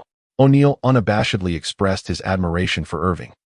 As the cacophony within the Oracle Arena momentarily subsided, Barkley chuckled, exclaiming, "What a remarkable Kyrie Irving," turning the Oracle Center into a library. Let us observe whether, following this basket, he can regain his form, and if the Cavaliers can halt their downward spiral. Meanwhile, the Warriors continued their conventional offensive strategy. With Curry and Bogut executing a pick and roll, the opposing defense remained steadfast, resolutely double-teaming Curry as they had at the onset. After Curry passed the ball to Bogut, the Australian center attempted to back down in the post. Such a tactic is certainly viable, given that the Cavaliers deployed a smaller lineup, making it feasible to exploit mismatches through post play. However, the issue lies in the fact that the center in question is Bogut, who by that time had diminished offensive capabilities. Aside from occasionally showcasing prowess against weaker interior defenses during the regular season, His contributions had largely been limited to rebounding and providing rim protection. Tasking him with back-to-the-basket plays in the finals was indeed a tall order. Faced with LeBron's staunch defense, Bogut made a couple of attempts but soon realized that LeBron was not yielding an inch, which incited panic within him. In a moment of desperation, he dribbled and attempted to use his shoulder to forcefully create space against LeBron. What transpired next was a rather comical scene. Bogut, intending to crash into LeBron, instead collided with thin air. The withdraw-the-chair maneuver. LeBron executed a withdraw-the-chair move against Bogut. This defensive tactic involves the defender deliberately retreating or sidestepping while the offensive player attempts to back down, causing the latter to lose their point of contact and balance, potentially leading to a traveling violation or a turnover. When executed effectively, this can yield the aforementioned results. However, if poorly executed or discerned by the offensive player, it may lead to an embarrassing defensive lapse. Such a tactic is not frequently observed on the court, yet LeBron, with his audacity and skill, dared to employ it against Bogut on the grand stage of the finals. Moreover, LeBron astutely recognized Bogut's characteristics, a simple mind paired with considerable physicality. LeBron surmised that after a couple of failed attempts to back him down, Bogut would resort to sheer brute force, thus seizing the opportunity to execute the withdraw-the-chair maneuver. Following his collision with air, Bogut lost his balance and fell heavily to the floor in a rather undignified manner, resembling a dog eating feces, a sight both comical and unseemly. Consequently, the ball slipped from his grasp and was intercepted by the Cavaliers. LeBron seized the opportunity, embarking on a fast break. With Suwon and Zhang Ruocheng desperately trailing behind but unable to catch up, LeBron emphatically finished with a thunderous dunk. 60-47. Beep. The referee's whistle signaled a timeout called by the Warriors. On the bench, Warriors head coach Yu Jifei of the Transcendence Squad 432 was exceedingly anxious, as his personal mission explicitly mandated that no timeouts could be called during the fourth quarter of a home game, and victory was imperative. Thus, he hoped that by the commencement of the fourth quarter, the team would have established a sufficiently commanding lead. The situation had initially appeared favorable, but as Shin-Yu and LeBron James each scored, the tide began to turn, prompting Yu Jifei to call a timeout without hesitation. During the strategy session, Yu Jifei first substituted Meng Ji for Bogut, the clumsy Australian center, which greatly displeased him. Furthermore, he resolutely asserted that in the ensuing gameplay, the ball must predominantly be entrusted to the Splash Brothers for offensive execution. However, as Zhang Ruocheng contemplated interjecting, he caught the fierce glare from Yu Jifei. Reflecting on the matter, he opted to remain silent. After all, within the context of their mission, Yu Jifei held the authority of a coach.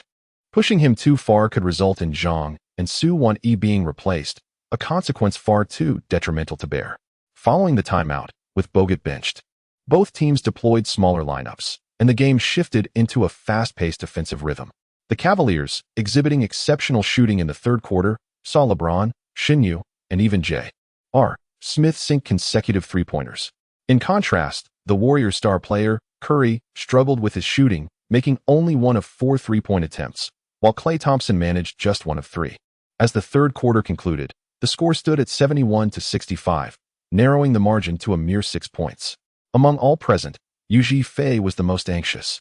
With the fourth quarter imminent and no timeouts available, a loss in this match would signify the premature failure of his personal mission, leading him to be the first to board the train to a metaphorical demise. Consequently, Yu Jifei was drenched in cold sweat, and during the intermission, he urged everyone to elevate their spirits, declaring that this match must be secured.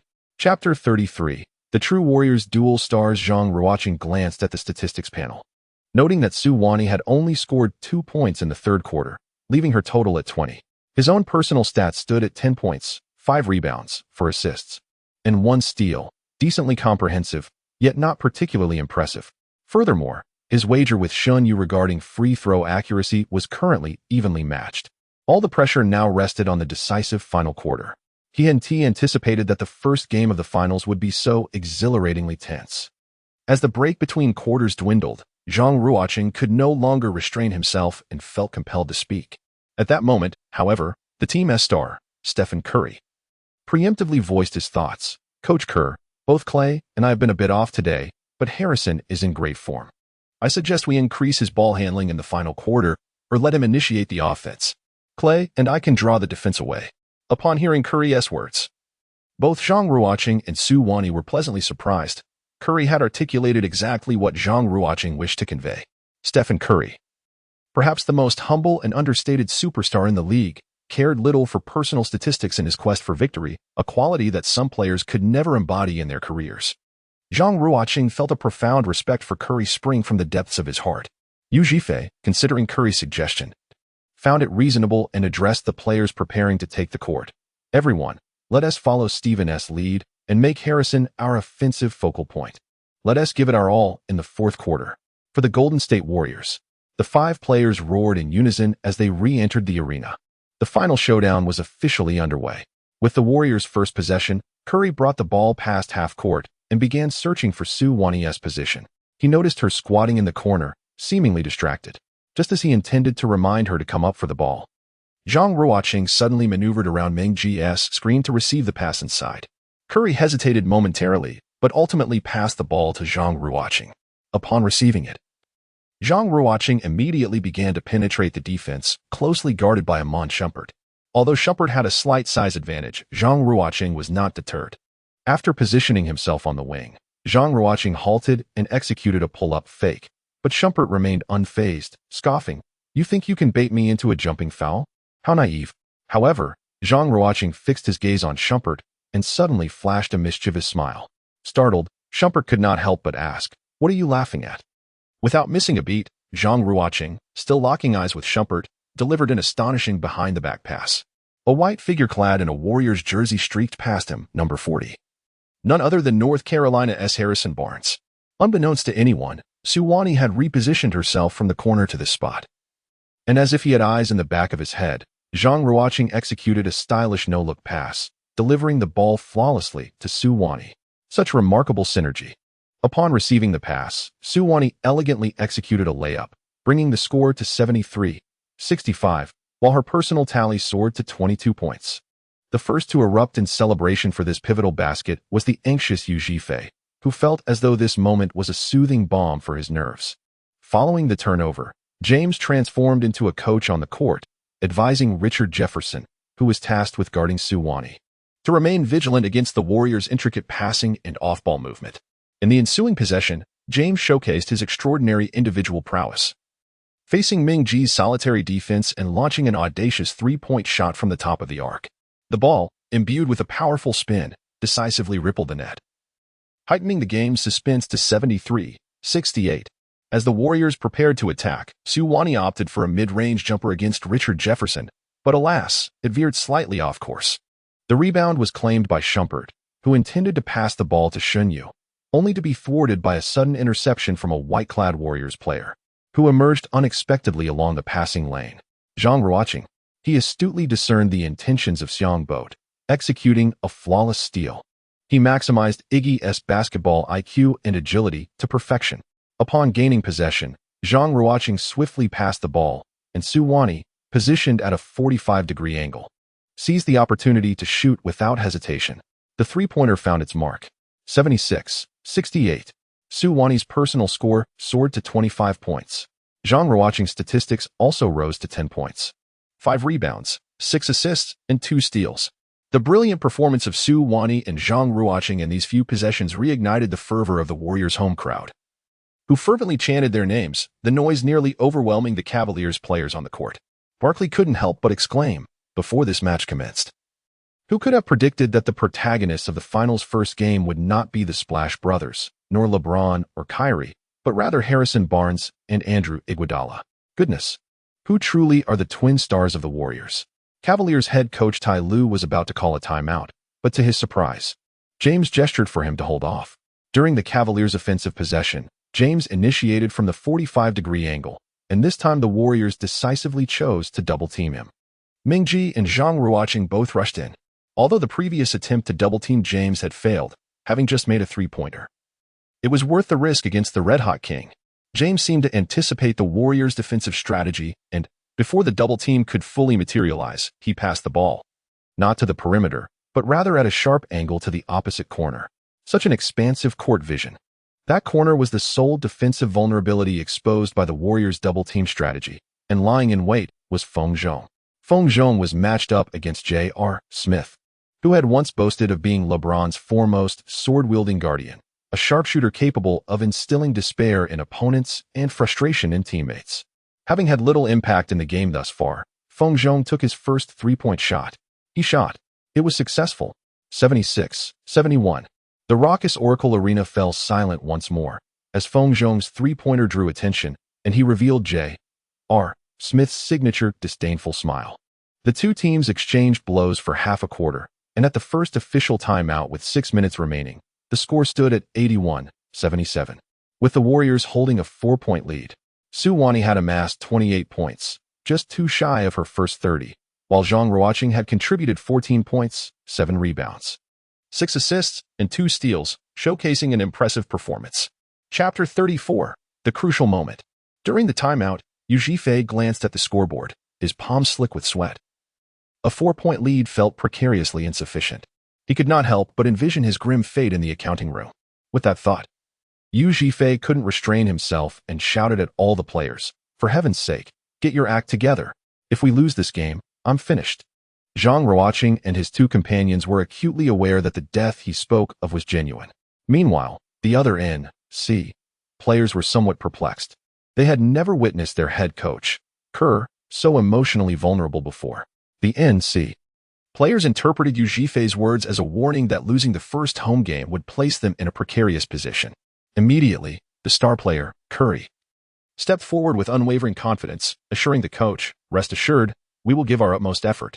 Upon resuming play, the Cavaliers made strategic adjustments to their lineup, reinstating Wang Huayong, Tristan Thompson, in place of the underperforming Iman Shumpert.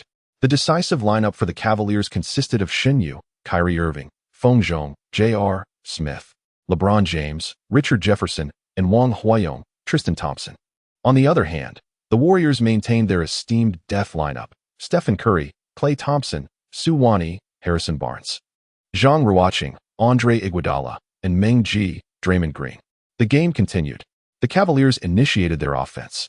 LeBron, having only rested for less than 3 minutes throughout the match, was beginning to feel fatigued, given the intense demands of the finals. He had been heavily involved in both offense and defense since the start, and now he was struggling to keep up. Consequently, during this offensive play, he stationed himself in the corner, opting not to participate. The responsibility of initiating the offense fell to Shin Yu, who found himself guarded by none other than Klay Thompson.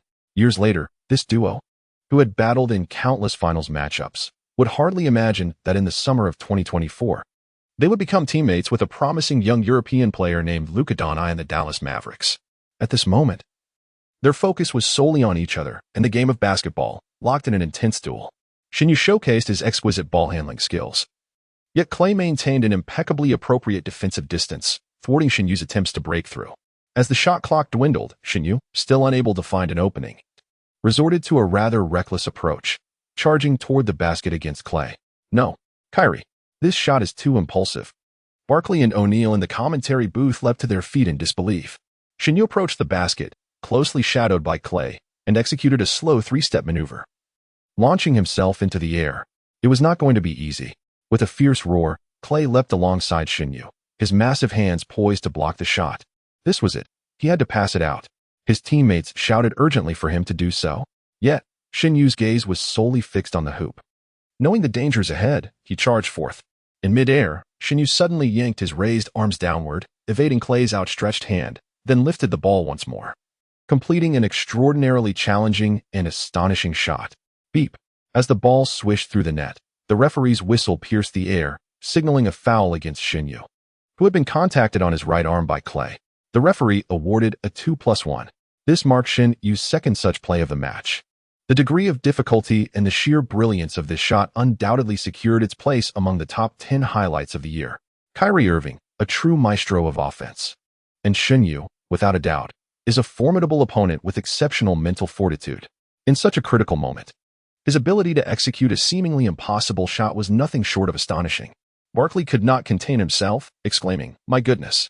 Anyone who claims not to admire Kyrie Irving is simply a fool who knows nothing of basketball." Following his remarkable shot, Shin Yu jubilantly celebrated by chest-bumping LeBron. For this basket was pivotal for the Cavaliers, not only narrowing the deficit at a crucial juncture, but also alleviating some pressure off LeBron. Standing at the free throw line, amidst the cacophony of Warriors fans, Shin Yu showcased his composure, sinking the shot with unwavering precision. The score now stood at 76-73, with only a 3-point gap. And in terms of free throw efficiency, Shin Yu had made 2 out of 3 attempts, while Zhang Ruocheng managed only 1 out of 2, thus placing the initiative back in Shin Yu's hands. On the sidelines, Yu Zhifei was restless, teetering on the brink of despair. Meanwhile, Zhang Ruocheng felt the weight of immense pressure on the court. He knew he had to return to the free throw line and make both shots to regain control of the wager. With 5 minutes remaining in the match, it was a true moment of life and death. As the Warriors launched their offense, Zhang Ruocheng suddenly had an epiphany. He approached Curry, who was dribbling, and whispered something in his ear. Curry appeared somewhat skeptical, yet Zhang Ruocheng's gaze was resolute. Trusting the veteran Iguodala, Curry acquiesced. In a surprising turn of events, Curry passed the ball to Zhang Ruocheng, who then dribbled past half court. What was happening? Was the Warriors' strategy to have Iguodala play point guard this time? Shaquille expressed his utter confusion. After Zhang Ruocheng dribbled past half court, he passed the ball to Curry, who suddenly dashed to the top of the arc to set a screen for Zhang Ruocheng. Am I seeing this correctly? Curry is setting a screen for Iguodala. O'Neal expressed his strong doubts once again. Not only Big Shaq, but all fans were equally perplexed by the intention behind this strategy. The conversation Zhang Ruocheng had with Curry moments earlier revolved around this very point. He conveyed to Curry his desire to initiate the offensive while requesting Curry to come up and set a screen for him. At that moment, Curry did not grasp Zhang Ruocheng's intentions. However, it soon became clear to him that the strategy for this possession was not a pick and roll, but rather a designated play. Zhang Ruocheng called out the name of Shin Yu. Upon seeing Shin Yu brought before him, Zhang Ruocheng instantly sprang into action. With a swift and simple change of direction, he surged towards Shin Yu's left flank. Shin Yu attempted to intercept the ball but was unsuccessful as Zhang Ruocheng had already darted past him, culminating in a seamless catch-and-pull jump shot. Zhang Ruocheng intended to use this ball to test the defensive strategy that Shin Yu would employ, as Zhang had anticipated. At the very moment he executed his jump shot, Shin Yu did not leap at all. He merely extended his hand in a token gesture, which had no effect on the shot whatsoever. In that moment, Zhang Ruocheng completely validated his hypothesis. Shin Yu was unquestionably unwilling to risk any fouls that might send him to the free throw line. If you wish to avoid fouling, that is perfectly acceptable. However, I shall gladly accept these 2 points. Zhang Ruocheng successfully made a mid-range shot, bringing the score to 78-73. His statistics now stood at 16 points, 7 rebounds, 6 assists, and 2 steals. Chapter 35, The Peculiar Defensive Strategy. Following this play, Barkley and O'Neal exchanged glances in the stands, their faces etched with confusion. After a brief silence, Barkley cleared his throat and expressed his thoughts. In this match, although Kyrie Irving showcased his unparalleled defensive prowess, he also exhibited moments of complete defensive lapse and elementary passing errors. I failed to comprehend how an athlete of Kyrie's caliber can display such stark fluctuations in performance. His old friend O'Neal nodded in agreement, equally perplexed. The camera adeptly zoomed in on Kyrie Irving's enigmatic counterpart, Shin Yu, yet his expression remained a stoic mask, devoid of any emotional fluctuation. What an elusive man. The Cavaliers' offense was once again initiated by Shin Yu, who received a screen from Wang Huayong. After penetrating the paint, he calmly distributed the ball to Feng Zhong on the perimeter. Feng Zhong did not disappoint Shin Yu, sinking a 3-pointer against Curry's defense, thus altering the score to 78-76. Following this successful shot, Feng Zhong experienced a surge of elation. If the game continued along this narrative, he had a genuine opportunity to fulfill his personal mission of hitting a game-winning or game-tying shot. Meanwhile, Warriors head coach Steve Kerr's counterpart, Yu Zhifei, felt his heart racing, as if it might leap from his chest. He paced anxiously along the sidelines, occasionally shouting at the players on the court, his urgency palpable. Under the constraints of the System-S task rules, Yu Zhifei was prohibited from calling a timeout in the 4th quarter of a home game and was required to secure victory. The balance of the match visibly tipped in favor of the Cavaliers, placing Yu Zhifei at risk of being the first player eliminated due to a failed personal task. A fate fraught with grim consequences. Yu Zhifei, of course, had no desire for such an outcome. Thus, in the final quarter, he fervently urged his team from the sidelines, wishing desperately for the game to conclude with a Warriors' victory. Feng Zhong and Yu Zhifei found themselves in starkly contrasting emotional states. As the game approached the last 4.5 minutes, the Warriors initiated their offense. Zhang Ruocheng and Su Wani faced pressing dilemmas. Zhang urgently needed to step to the free throw line and convert his shots, while Su was merely 2 points shy of reaching the coveted 30-point mark. The question loomed: who would ultimately bring the play to fruition? Curry held the ball on the perimeter, facing Shun Yu's defense. This should have been a routine matchup, yet all were astonished to see Shun Yu positioned significantly behind, affording Curry ample space. My heavens, what is happening? O'Neal and Barkley simultaneously voiced the collective bewilderment of the audience. Stephen Curry, undoubtedly the reigning three-point king since the league's inception. In 2016, during any match involving the Golden State Warriors, no defender ever dared to grant the illustrious sharpshooter, Stephen Curry, such ample space. In the critical moments of the game, one must ponder why Shun Yu committed such a fundamental defensive blunder.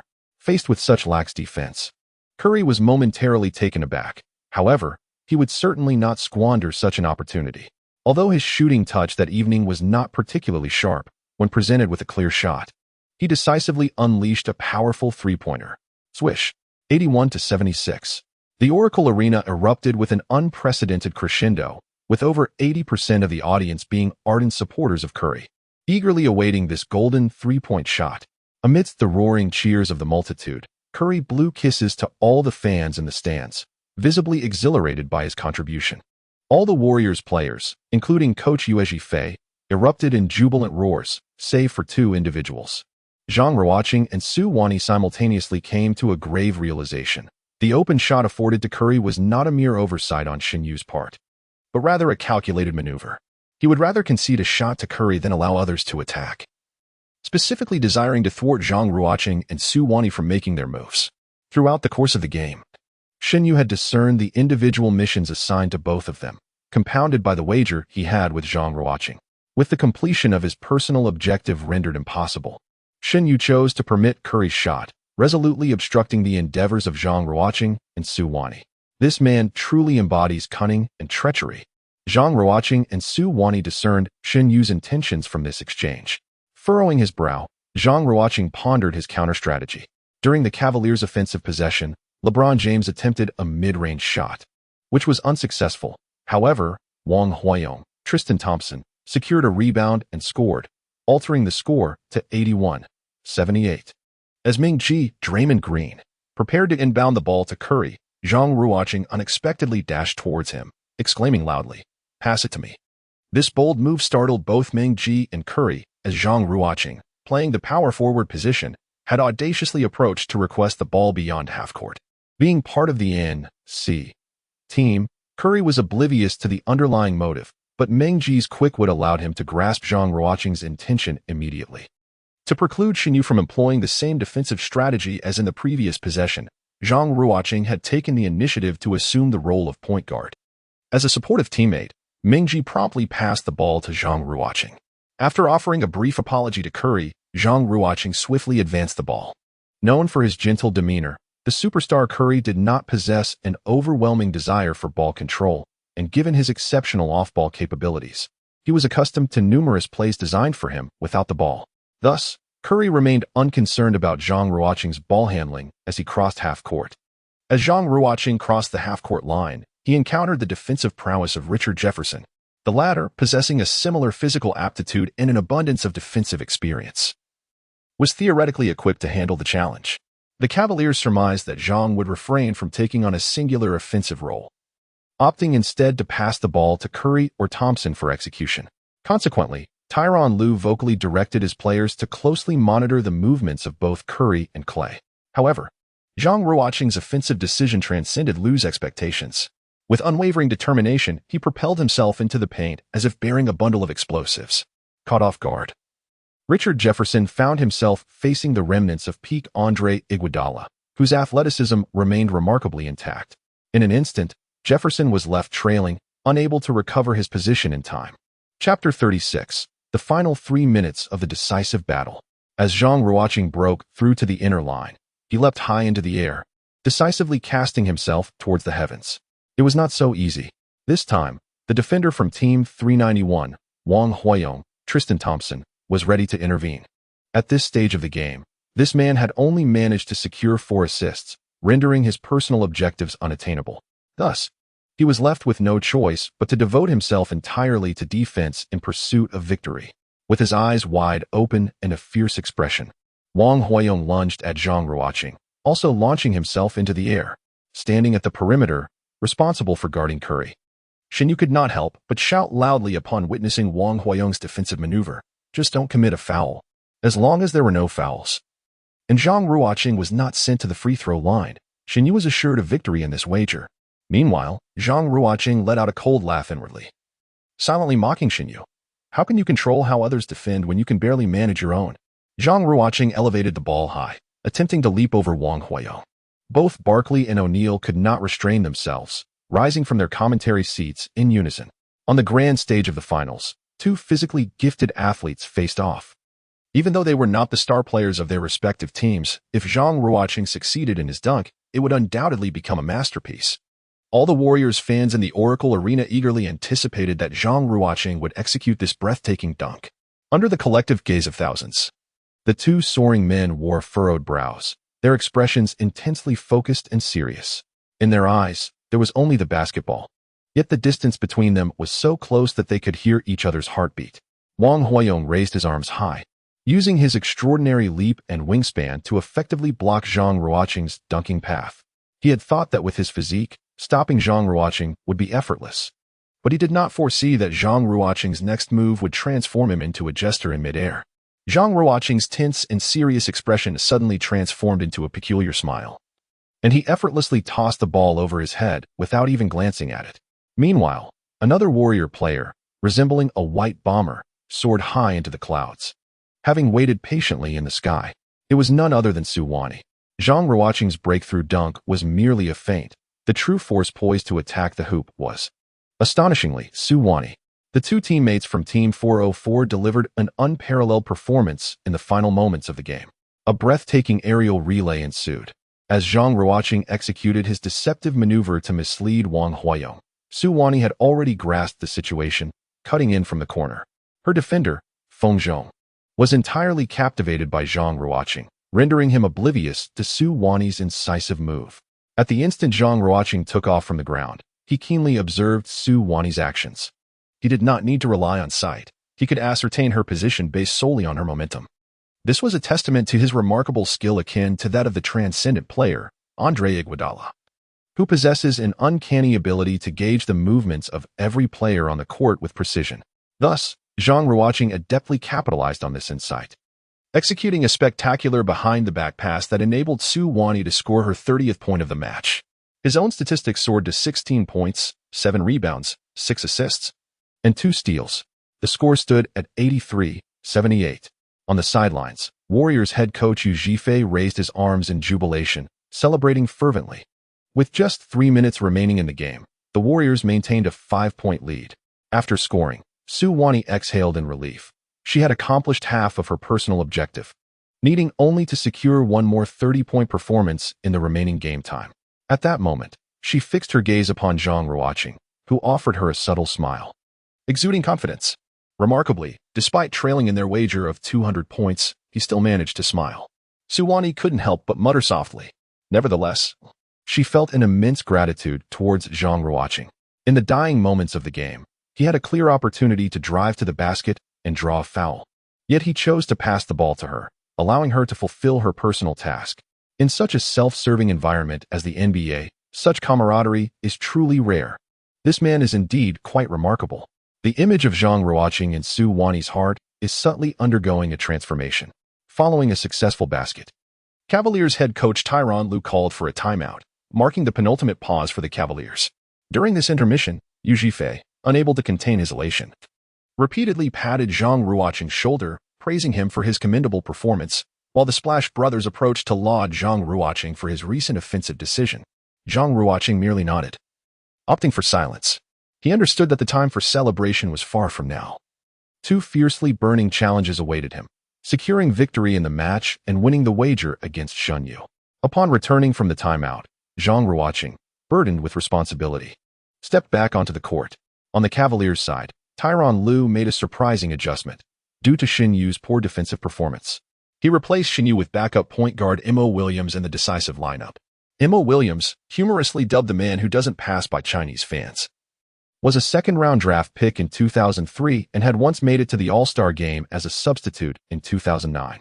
By 2016, at the age of 34, his playoff averages were merely 5.3 minutes on the court, with 1.5 points, 0.5 rebounds, and 0.2 assists, primarily filling in for Kyrie Irving during the second quarter to provide him a moment of respite.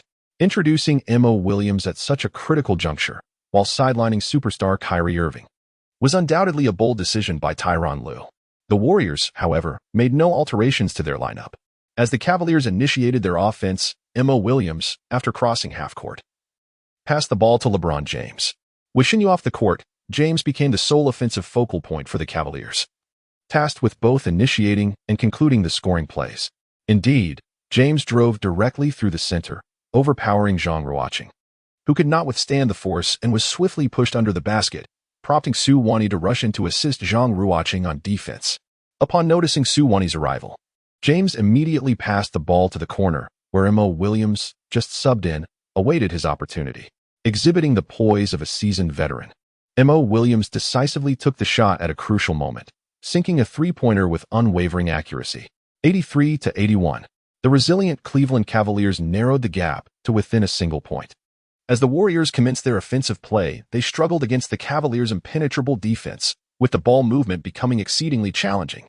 As the 24-second shot clock neared expiration, Klay Thompson hurriedly took a shot, resulting in a missed opportunity. James secured the rebound, with just 2 minutes remaining in the game. Chapter 37. The block seated on the sidelines, Yu Zhifei felt his heart drop again, having just regained composure. He sprang from his seat, fervently shouting the necessity of defending this play, particularly against James' drive and pass. The Cavaliers' offensive strategy mirrored the previous play, as James aimed to initiate a powerful attack from the top of the arc. However, the Warriors promptly responded with a defensive maneuver, as Curry and Zhang Ruocheng executed a double team before LeBron could initiate his play. LeBron immediately opted for a wide distribution of the ball, creating a situation where the Cavaliers had more attackers than defenders. This moment tested the defensive rotation and concentration of the other Warriors players. After several passes, the Cavaliers finally seized an open opportunity. Richard Jefferson, after faking Klay Thompson in the corner, dribbled a step into mid-range and confidently sank the shot. The score was tied at 83. This basket loomed large, like a colossal hand, pushing Yu Zhifei's fate to the brink of a cliff. Naturally, it also placed Zhang Ruocheng and the other Warriors players on the precipice of despair. The loss in the first game of the finals at home was a harbinger of ominous implications. On the Cavaliers' side, jubilation reigned, save for one individual, Kyrie Irving's counterpart, Shin Yu. His fervent desire to win the wager against Zhang Ruocheng led him to commit a grave defensive error, ultimately causing him to lose the trust of coach Tyronn Lue, resulting in his substitution. Before exiting the game, his free throw success rate stood at 2 out of 3 attempts, while Zhang Ruocheng had made 1 out of 2. Although his chances of victory seemed favorable, they were far from assured. Thus, Shin Yu fervently prayed in silence, wishing that regardless of the outcome, Zhang Ruocheng must not be allowed another trip to the free throw line. The Warriors launched their offense.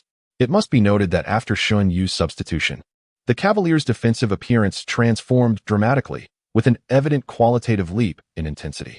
In the closing moments, facing this ferocious, dogged defensive strategy, the Warriors' famed death lineup encountered significant issues with rotation. For instance, Curry, who was currently handling the ball, found himself besieged by the relentless, almost frenzied, close coverage of Mo Williams, making both dribbling and passing exceedingly laborious. At this juncture, a stark disparity in stamina became apparent. Mo Williams, who had played a brief stint, was still brimming with energy, while Curry was clearly running on empty. However, with a height of merely 1.85 meters, Mo Williams, constrained by his physique, was unable to truly contain a top-tier point guard like Curry, even when the latter was at his physical limits. Under these circumstances, Curry's competitive spirit ignited. He executed several back dribbles followed by a swift change of direction, finally shaking off Mo Williams. Yet, he did not anticipate that just as he freed himself from Mo, a towering figure clad in a Cavaliers jersey suddenly loomed before him, LeBron James. The Cavaliers' infinitely expansive defensive strategy, marked by extreme pressure on the ball handler, was the tactical masterpiece presented by coach Tyronn Lue in these final moments. Even if it meant leaving substantial gaps in the backcourt, such sacrifices were deemed necessary. This is Tyronn Lue, a man defying definition. A coach? A madman? A gambler? No one could say for certain. At this moment, as he pressured Curry, Tyronn Lue was betting on Curry's ability to make the right pass, constrained by his stature. Curry finds it challenging to execute a pass with the same poise as LeBron or the rising star Luka Doncic, who entered the league in 2018. When confronted by double teams, this time, Tyronn Lue made a fortuitous gamble. LeBron swooped in for the steal, causing Curry to lose possession, and James successfully executed the interception.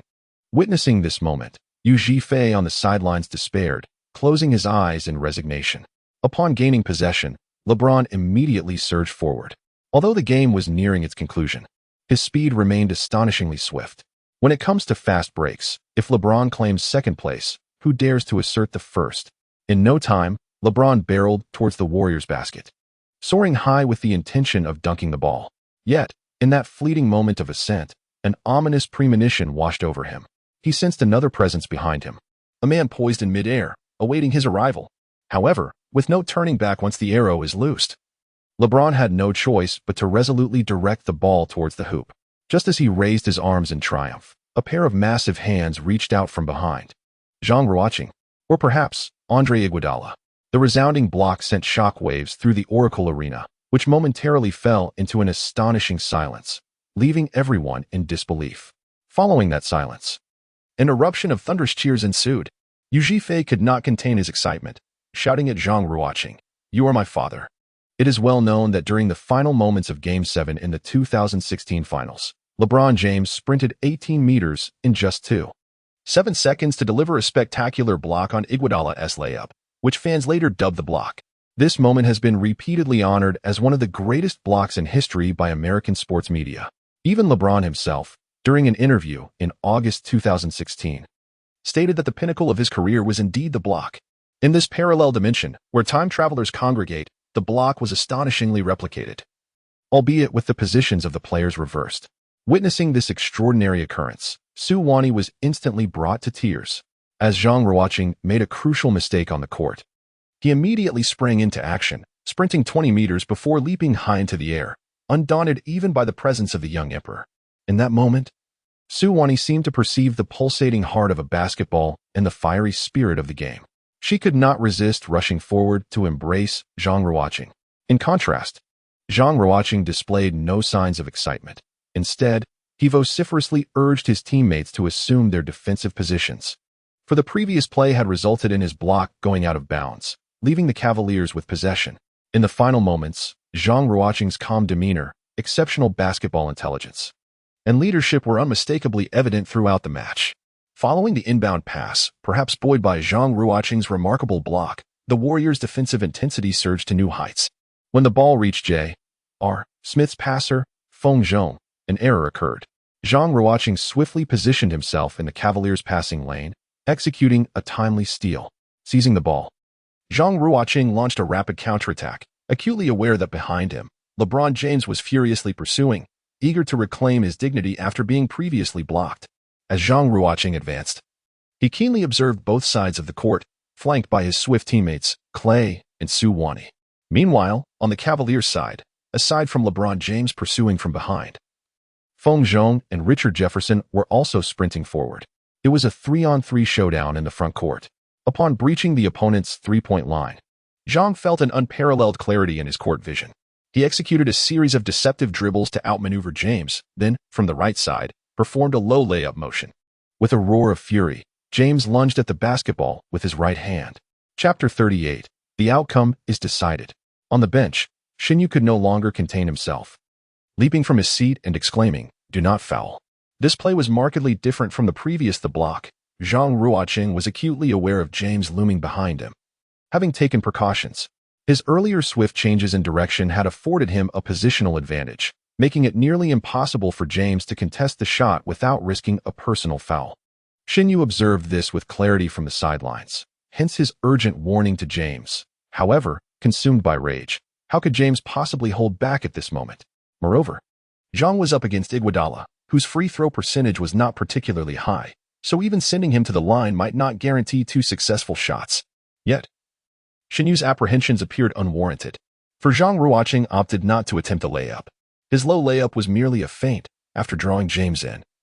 He deftly flicked the ball back, leaving James grasping at air. Another alley-oop. This time, soaring through the air was not Suwani, but Klay Thompson, the sharpshooter renowned alongside Curry, who executed the dunk with unrestrained flair. With 40 seconds remaining, the score stood at 85-83 as the Warriors surged ahead once more. On the sidelines, Yu Zhifei raised his arms in jubilant celebration, while the Warriors players on the bench waved their towels enthusiastically, and the home crowd erupted in unparalleled excitement. In stark contrast, the Cavaliers, including Tyronn Lue, wore serious expressions, intently watching the unfolding events. The sole exception was Shen Yu, the time traveler from Kyrie Irving's realm, whose expression reflected relief, exhaling deeply in his seat. Among the Warriors, however, Suwani was the only one unable to smile. She approached Zhang Ruocheng, puzzled, and inquired, "Why didn't you go for the foul on that play? Don't you wish to win the wager?" Zhang Ruocheng turned to Suwani, displaying a confident smile as he replied, "Captain, fret not. I have a plan. I shall ensure that your 100-point coupon does not go to waste." Upon concluding his words, Zhang Ruocheng dashed back to his team's half of the court, loudly reminding his teammates that this round of defense required their utmost vigilance. In the commentary booth, Barkley excitedly presented Zhang Ruocheng's statistics to the audience: 16 points, 7 rebounds, 7 assists, 2 steals, and 1 block. Remarkably, that block was against LeBron James's renowned The Block. Barkley could not restrain himself from exclaiming, "Without a doubt, the one dominating the final moments of this match is the Warriors' bench assassin, Iguodala. If he can maintain such performance in every game, I boldly predict that Iguodala will clinch the MVP title once again." Shaquille O'Neal also offered his praise. "Iguodala's recent flashy pass even made me think he was Magic Johnson." Returning to the game, theoretically, with 40 seconds remaining, both teams had one offensive opportunity, yet the pressure was significantly greater for the trailing Cavaliers. Cavaliers head coach Tyronn Lue did not call for the final timeout. This crucial offensive play was initiated by LeBron James himself, his brow furrowed as he scrutinized the Warriors' defensive scheme. The Warriors opted not to double-team but allowed Zhang Ruocheng to defend one-on-one. The moment had arrived to test LeBron's clutch performance and superstar caliber. LeBron dribbled and broke through from the weak side, noticing that the Warriors were still not providing assistance. He resolved to conclude the play himself, dribbling, backing down, and executing a turnaround jumper. LeBron's movements flowed seamlessly. Zhang Ruocheng exerted his utmost effort to disrupt LeBron's shot, yet the latter still managed to release it. The ball, spinning with an air of inevitability, soared toward the hoop. All eyes, both on and off the court, were fixated on the basketball suspended in midair. It clanged off the rim. The battle for the rebound commenced. Tristan Thompson's counterpart, Wang Huiyang, positioned himself in the paint, leveraging his physical advantage to secure the optimal rebounding position. Unfortunately, the ball ricocheted off the front rim, resulting in a long rebound. Suwani acquitted the ball. With 20 seconds remaining, the Cavaliers were unable to call a timeout per the rules, prompting Tyronn Lue to bellow from the sidelines, "Press them. If you can't get it, foul." The moment Suwani landed, Mo Williams and Richard Jefferson lunged towards her simultaneously. As Suwani attempted to pass, her vision was obstructed. In that critical moment, she heard a familiar voice nearby. "ASS." It was Zhang Ruocheng's voice. Without hesitation, as Mo Williams and Richard Jefferson closed in, Suwani leaped once more, launching the ball over Mo Williams' head. Zhang Ruocheng received the ball with merely 15 seconds remaining. He dribbled furiously toward the front court. And as James realized the time was slipping away, he could only resort to a foul after catching up to Zhang. The clock stopped for free throws. 10 seconds left. At this moment, Suwani and Shen Yu both comprehended Zhang Ruocheng's strategy. In the first step, despite having a clear opportunity to draw a foul and approach the free throw line, Zhang chose to pass to Klay. Securing 2 points to solidify their lead and ensure victory was more assured. The second step involved Zhang defending James one-on-one, allowing the latter to attempt a shot, wagering on his fatigue and the likelihood of a missed basket. In the third step, after securing the rebound, Zhang awaited the opponent's foul before stepping up to the free throw line. Should he convert both free throws, not only would he surpass Shen Yu in their wager, but he would also expand the lead to 4 points, further sealing the victory. The brilliance of this plan lay in its execution. Once realized, only 10 seconds would remain on the clock. Even if Shen Yu re-entered the game, as long as the Warriors refrained from fouling, he would inevitably lose the bet. Of course, all of this hinged on a singular premise. Zhang Ruocheng must successfully make those two pivotal free throws. Everyone held their breath, fixated on Zhang Ruocheng at the free throw line. The entire crowd of Warriors fans, in unison, rose to their feet. Although Zhang Ruocheng is a performer accustomed to grand stages, even under such immense pressure, his heart could not help but race violently. Thump, thump, thump. Just before Zhang Ruocheng took his free throw, Su Wani approached him and firmly patted his shoulder. "Ruocheng, I believe in you." Zhang Ruocheng gazed into Su Wani's trusting eyes, and his own gaze ignited with fervor. The first penalty. Zhang Ruocheng closed his eyes, striving to cleanse his mind of distractions, as he reminisced about the scene of his inaugural free throw practice.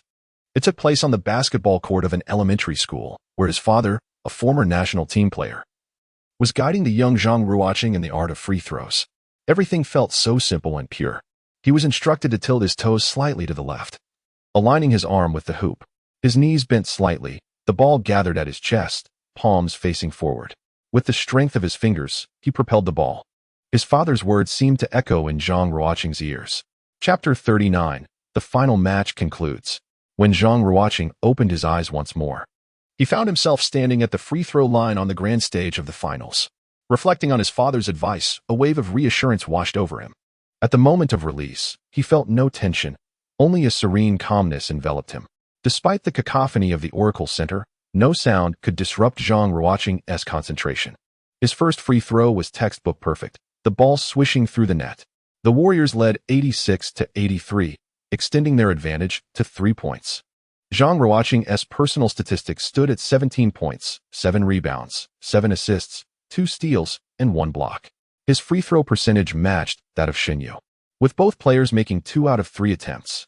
The outcome of the entire match, the wager between Zhang Ruocheng and Xinyu, the trajectory of the series, and the fates of all competitors hinged upon Zhang Ruocheng's second free throw.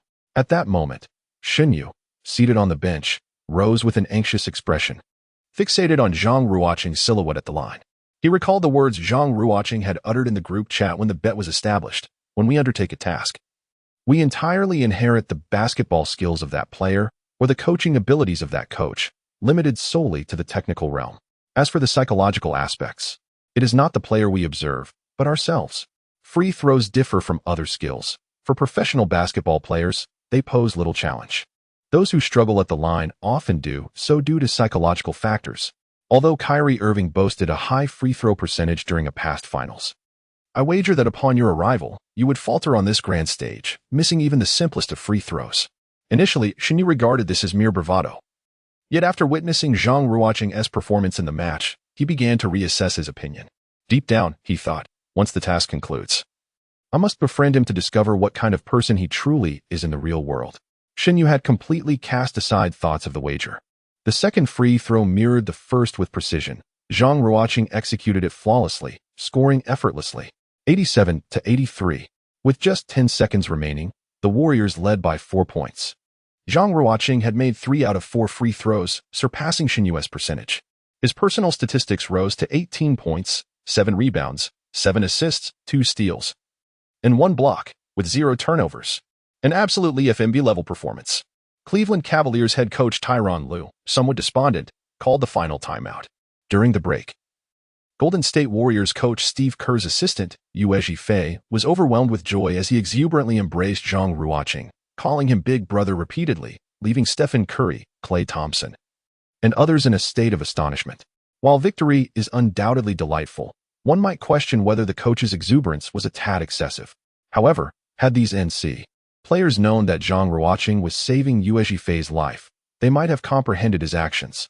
On the Cavaliers' side, Xinyu and Tyronn Lue requested the final offensive play, seeking to substitute themselves onto the court. Although the chances of earning another free throw were slim, Xinyu still wished to give it a try. His personality was one that never conceded until the final moment. Meanwhile, the other Cavaliers players wore expressions of profound dejection.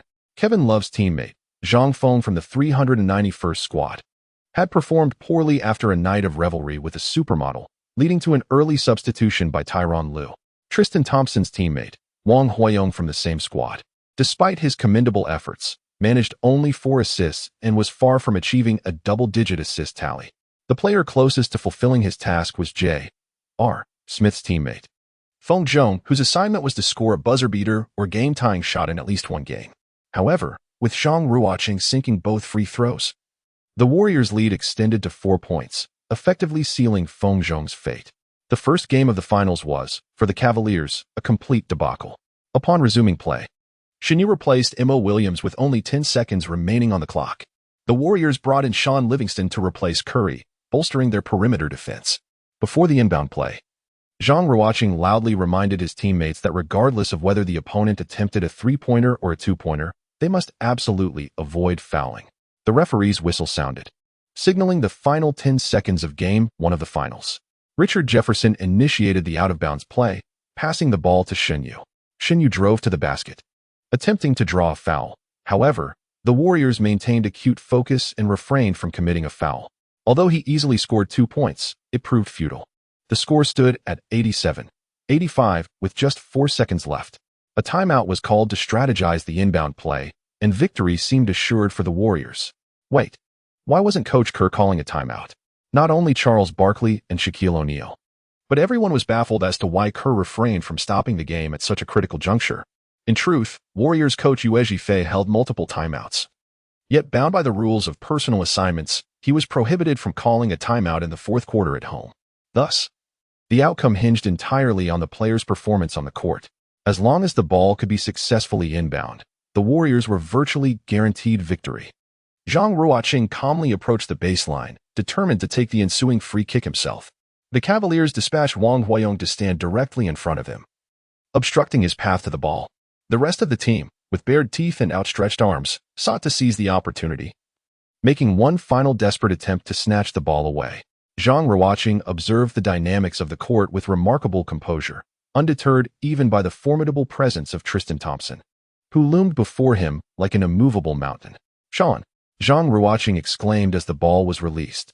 The individual he called upon was none other than Sean Livingston, who had been substituted in for Curry at the last moment.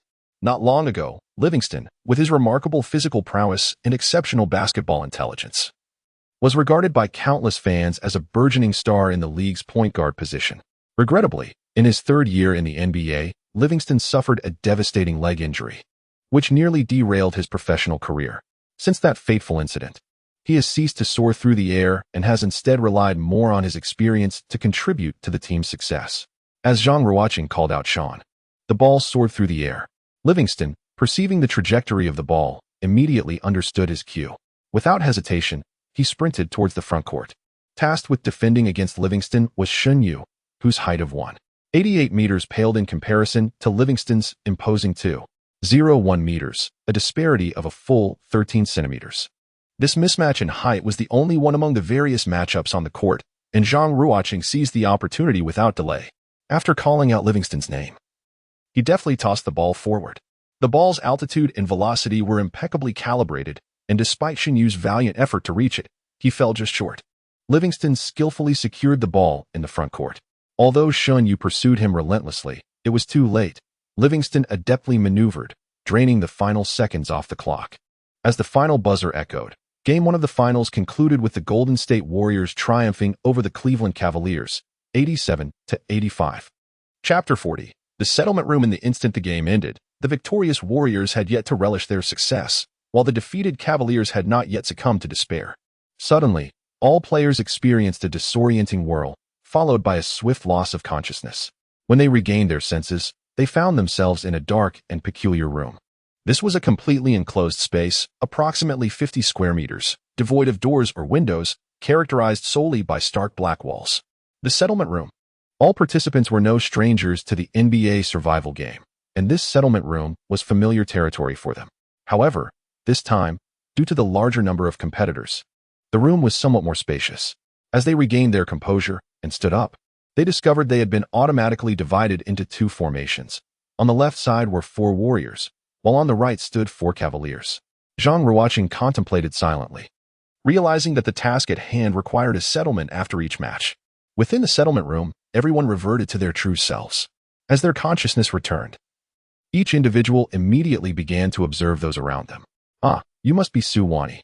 The time traveler of Harrison Barnes is, in fact, a stunning beauty.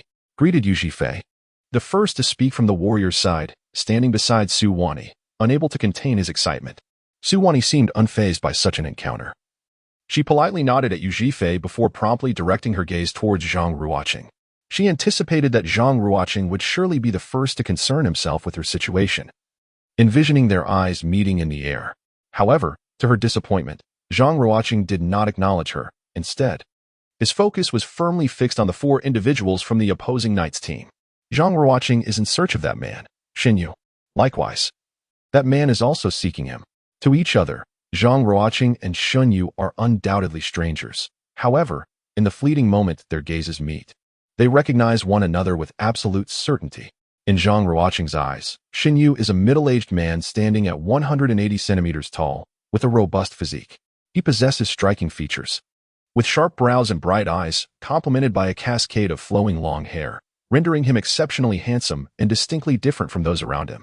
Most peculiarly, Xin Yu is attired in a sharply tailored blue-gray suit, unmistakably of considerable expense, which further accentuates his incongruity among the other members of the knight's team. Despite being enveloped in a suit, Zhang Ruocheng seems to discern the formidable strength of Xin Yu's physique, as well as the latent aura of menace that resides within. Upon first laying eyes on Xin Yu, the phrase suit-clad thug immediately springs to mind for Zhang Ruocheng. Conversely, in Xin Yu's gaze, Zhang Ruocheng appears as a tall, slender youth. This young man seems hardly past the age of 20. While he may not possess the strikingly handsome features that captivate all, he exudes a certain sunny charm. Dressed in simple casual attire with a rather unassuming hairstyle, Xin Yu perceives an extraordinary allure emanating from this boy. What is this allure? Xin Yu ponders, finding it challenging to articulate. If he must describe it, he would term it resilience. Zhang Ruocheng, this young lad, appears tall and slender, seemingly fragile. Yet he instills in Xin Yu an unwavering conviction that no one can vanquish him. The more dire the circumstances, the more he is capable of unleashing formidable strength. This boy is undoubtedly the most formidable adversary Xin Yu must confront in this mission. With this thought, Xin Yu couldn't help but feel a surge of excitement, as the desire for battle ignited within his veins. Standing in the settlement room of the NBA Survival Game, Xin Yu felt as if he had returned to the underground of the city, reminiscent of those days filled with the glint of blades and the downpour of blood. Life back then resembled a battlefield, and life now mirrors that same essence of warfare. Perhaps some lives are destined to unfold this way. To live today is to forego the luxury of expecting to see the sun of tomorrow. As their eyes met, Xin Yu suddenly flashed a slight smile at Zhang Ruocheng and signaled with a gesture that mimicked counting money. Zhang Ruocheng was momentarily taken aback, but he quickly regained his composure. He accessed the system in his mind and discovered that the 200 vouchers from Xin Yu had been credited to his account. With a spirit of sportsmanship and no hesitation, Xin Yu indeed exhibited a demeanor reminiscent of ancient scholars. Consequently, Zhang Ruocheng's account now boasted a total of 400 vouchers. He promptly adhered to the terms of the loan agreement, transferring 100 vouchers to Su Wani and 60 vouchers each to Yu Zhifei and Meng Ji. His account balance now stood at 180 vouchers. Upon witnessing the fluctuating figures in his account, Zhang Ruocheng could not help but beam with joy. At that moment, another member of the Knight stepped forward with purpose, glaring at Zhang Ruocheng and pointing a finger at him, exclaiming, "You are Zhang Ruocheng, the traveler of Iguodala?" Zhang Ruocheng glanced at the individual, who stood at approximately 160 centimeters tall, possessing an unattractive visage. Clad merely in a sleeveless shirt, the exposed skin was adorned with dragon tattoos, and a gold chain dangled from his neck, exuding an air of menacing ferocity. A member of the underworld, perhaps? From a young age, Zhang Ruocheng harbored a profound disdain for such individuals. Consequently, when the man pointed a finger at him, he instinctively took half a step back and replied, "Yes, I am Zhang Ruocheng. Who are you?" This retreat elicited a sense of triumph in the ruffian, who then boldly declared, "I am Feng Zhong, J.R. Smith's time traveler. You are Feng Zhong, the one teamed up with Xin Yu. Do you have business with me?" "Of course. My mission is to execute a buzzer beater or a game winner in a match. If you miss 1 or 2 free throws, I could have made that game winner. Yet, you had the audacity to make both, depriving me of a golden opportunity. How do you propose we settle this?" Feng Zhong's tone was brash and domineering, leaving Zhang Ruocheng both amused and exasperated. With a resigned demeanor, he responded, "My friend, are you all right? I made those free throws to win the game, to fulfill my personal objective. Your failure to complete your task cannot be blamed on me. That seems rather absurd, don't you think? How dare you speak to me like that? Feng Zhong bellowed, his face contorted with rage as he advanced menacingly towards Zhang Ruocheng. Upon reaching him, Feng Zhong seized Zhang Ruocheng's collar, raising his fist to strike. The scene startled everyone, especially Su Wani, who could not help but exclaim, "Be careful, Ruocheng." In the face of Feng Zhong's aggression, Zhang Ruocheng remained unfazed. He exhibited no inclination to retaliate or evade. Instead, he calmly stated, "Feng Zhong, I would like to remind you that the rules of this game explicitly prohibit any acts of violence against other contestants, whether during the mission or in the real world, or else one faces immediate obliteration. If you are unafraid of death, then by all means, proceed." Upon hearing this, Feng Zhong's hand froze in midair. His gaze locked onto Zhang Ruocheng's eyes, his face contorted in fury. After several agonizing seconds, he finally released his grip, muttering an expletive as he turned to leave. Halfway, he glanced back menacingly, threatening, "You wait, kid. I will make sure to ruin you in the upcoming matches." In response to Feng Zhong's threat, Zhang Ruocheng merely smiled calmly and remained silent. Feng Zhong was a local thug from a small northern town, around 25 or 26 years old. Unemployed and aimlessly wandering the streets, notorious for his delinquent behavior. Aside from smoking, drinking, tattooing, and fighting, his greatest passion was basketball, frequently seen at the local courts. However, despite his average skills, his temper was notorious, often leading to conflicts and altercations on the courts. Most people preferred to avoid provoking a thug like him, typically opting to walk away from any confrontation. As time passed, Feng Zhongzhen began to believe that others feared him, thus he took pride in considering himself a local tyrant. Unbeknownst to him, this basketball enthusiast, a small-time thug, caught the attention of the basketball deity and was selected to participate in the NBA Survival Game, teaming up with the formidable enforcer, Xinyu. Perhaps it was fate orchestrated by the basketball god. After concluding a heated argument with Feng Zhong, a man approached Zhang Ruocheng, excitement radiating from him as he grasped Zhang's hand. "You are Zhang Ruocheng, aren't you? I cannot thank you enough, my friend. If it weren't for your incredible performance in that chaotic CRV match, my life would have been over." Zhang Ruocheng glanced at the man across from him, who appeared to be of a similar age, standing approximately 175 centimeters tall, with hair dyed a golden hue, donning a pair of inexpensive sunglasses, resembling a delinquent youth. "Are you Zhifei?" "Yes, that's me. You're truly amazing. The upcoming matches will all depend on you. I will definitely ensure you get ample playing time." Though Yu Zhifei was the same age as Zhang Ruocheng, his academic performance was rather dismal, preventing him from gaining admission to a university. After graduating from high school, he took up a job as a waiter in a restaurant. From a young age, he was often labeled as a troublemaker by those around him. However, unlike Feng Zhong, who was a notorious figure, Yu Zhifei's rebellious nature stemmed from a reluctance to adhere to authority, leading to such misunderstandings amongst his peers. In truth, Yu Zhifei possessed a kind heart, consistently offering help to others and bravely standing up against wrongdoers. His passion for basketball was unwavering, with his idol being the notorious Dennis Rodman, affectionately known as the Worm. Yu Zhifei believed he shared many traits with this basketball rebel, dreaming of a day when he too would be seen and understood by all. His golden locks were dyed in homage to Rodman, who, during his time with the Spurs, sported a similar hairstyle that both accentuated his defiance and captivated his admirers, Yu Zhifei being one of them. In contrast to the cunning nature of Xinyu and the domineering attitude of Feng Zhong, Yu Zhifei's character was marked by sincerity. Meanwhile, his wealthy teammate Meng Ji lacked the enthusiasm exhibited by Yu Zhifei, struggling with a personal task that seemed insurmountable, to strike James in a sensitive area without incurring penalty, leaving him in a state of discontent. Just then, the thundering voice of the basketball deity echoed above the crowd. Task number 2016-060-2027 is currently in progress. The first match has concluded. Now we shall announce the results and the progress of the contestants' tasks. The victors of the first championship match are the Golden State Warriors, with a cumulative score of 1-0. A wager existed during the first championship match between contestants.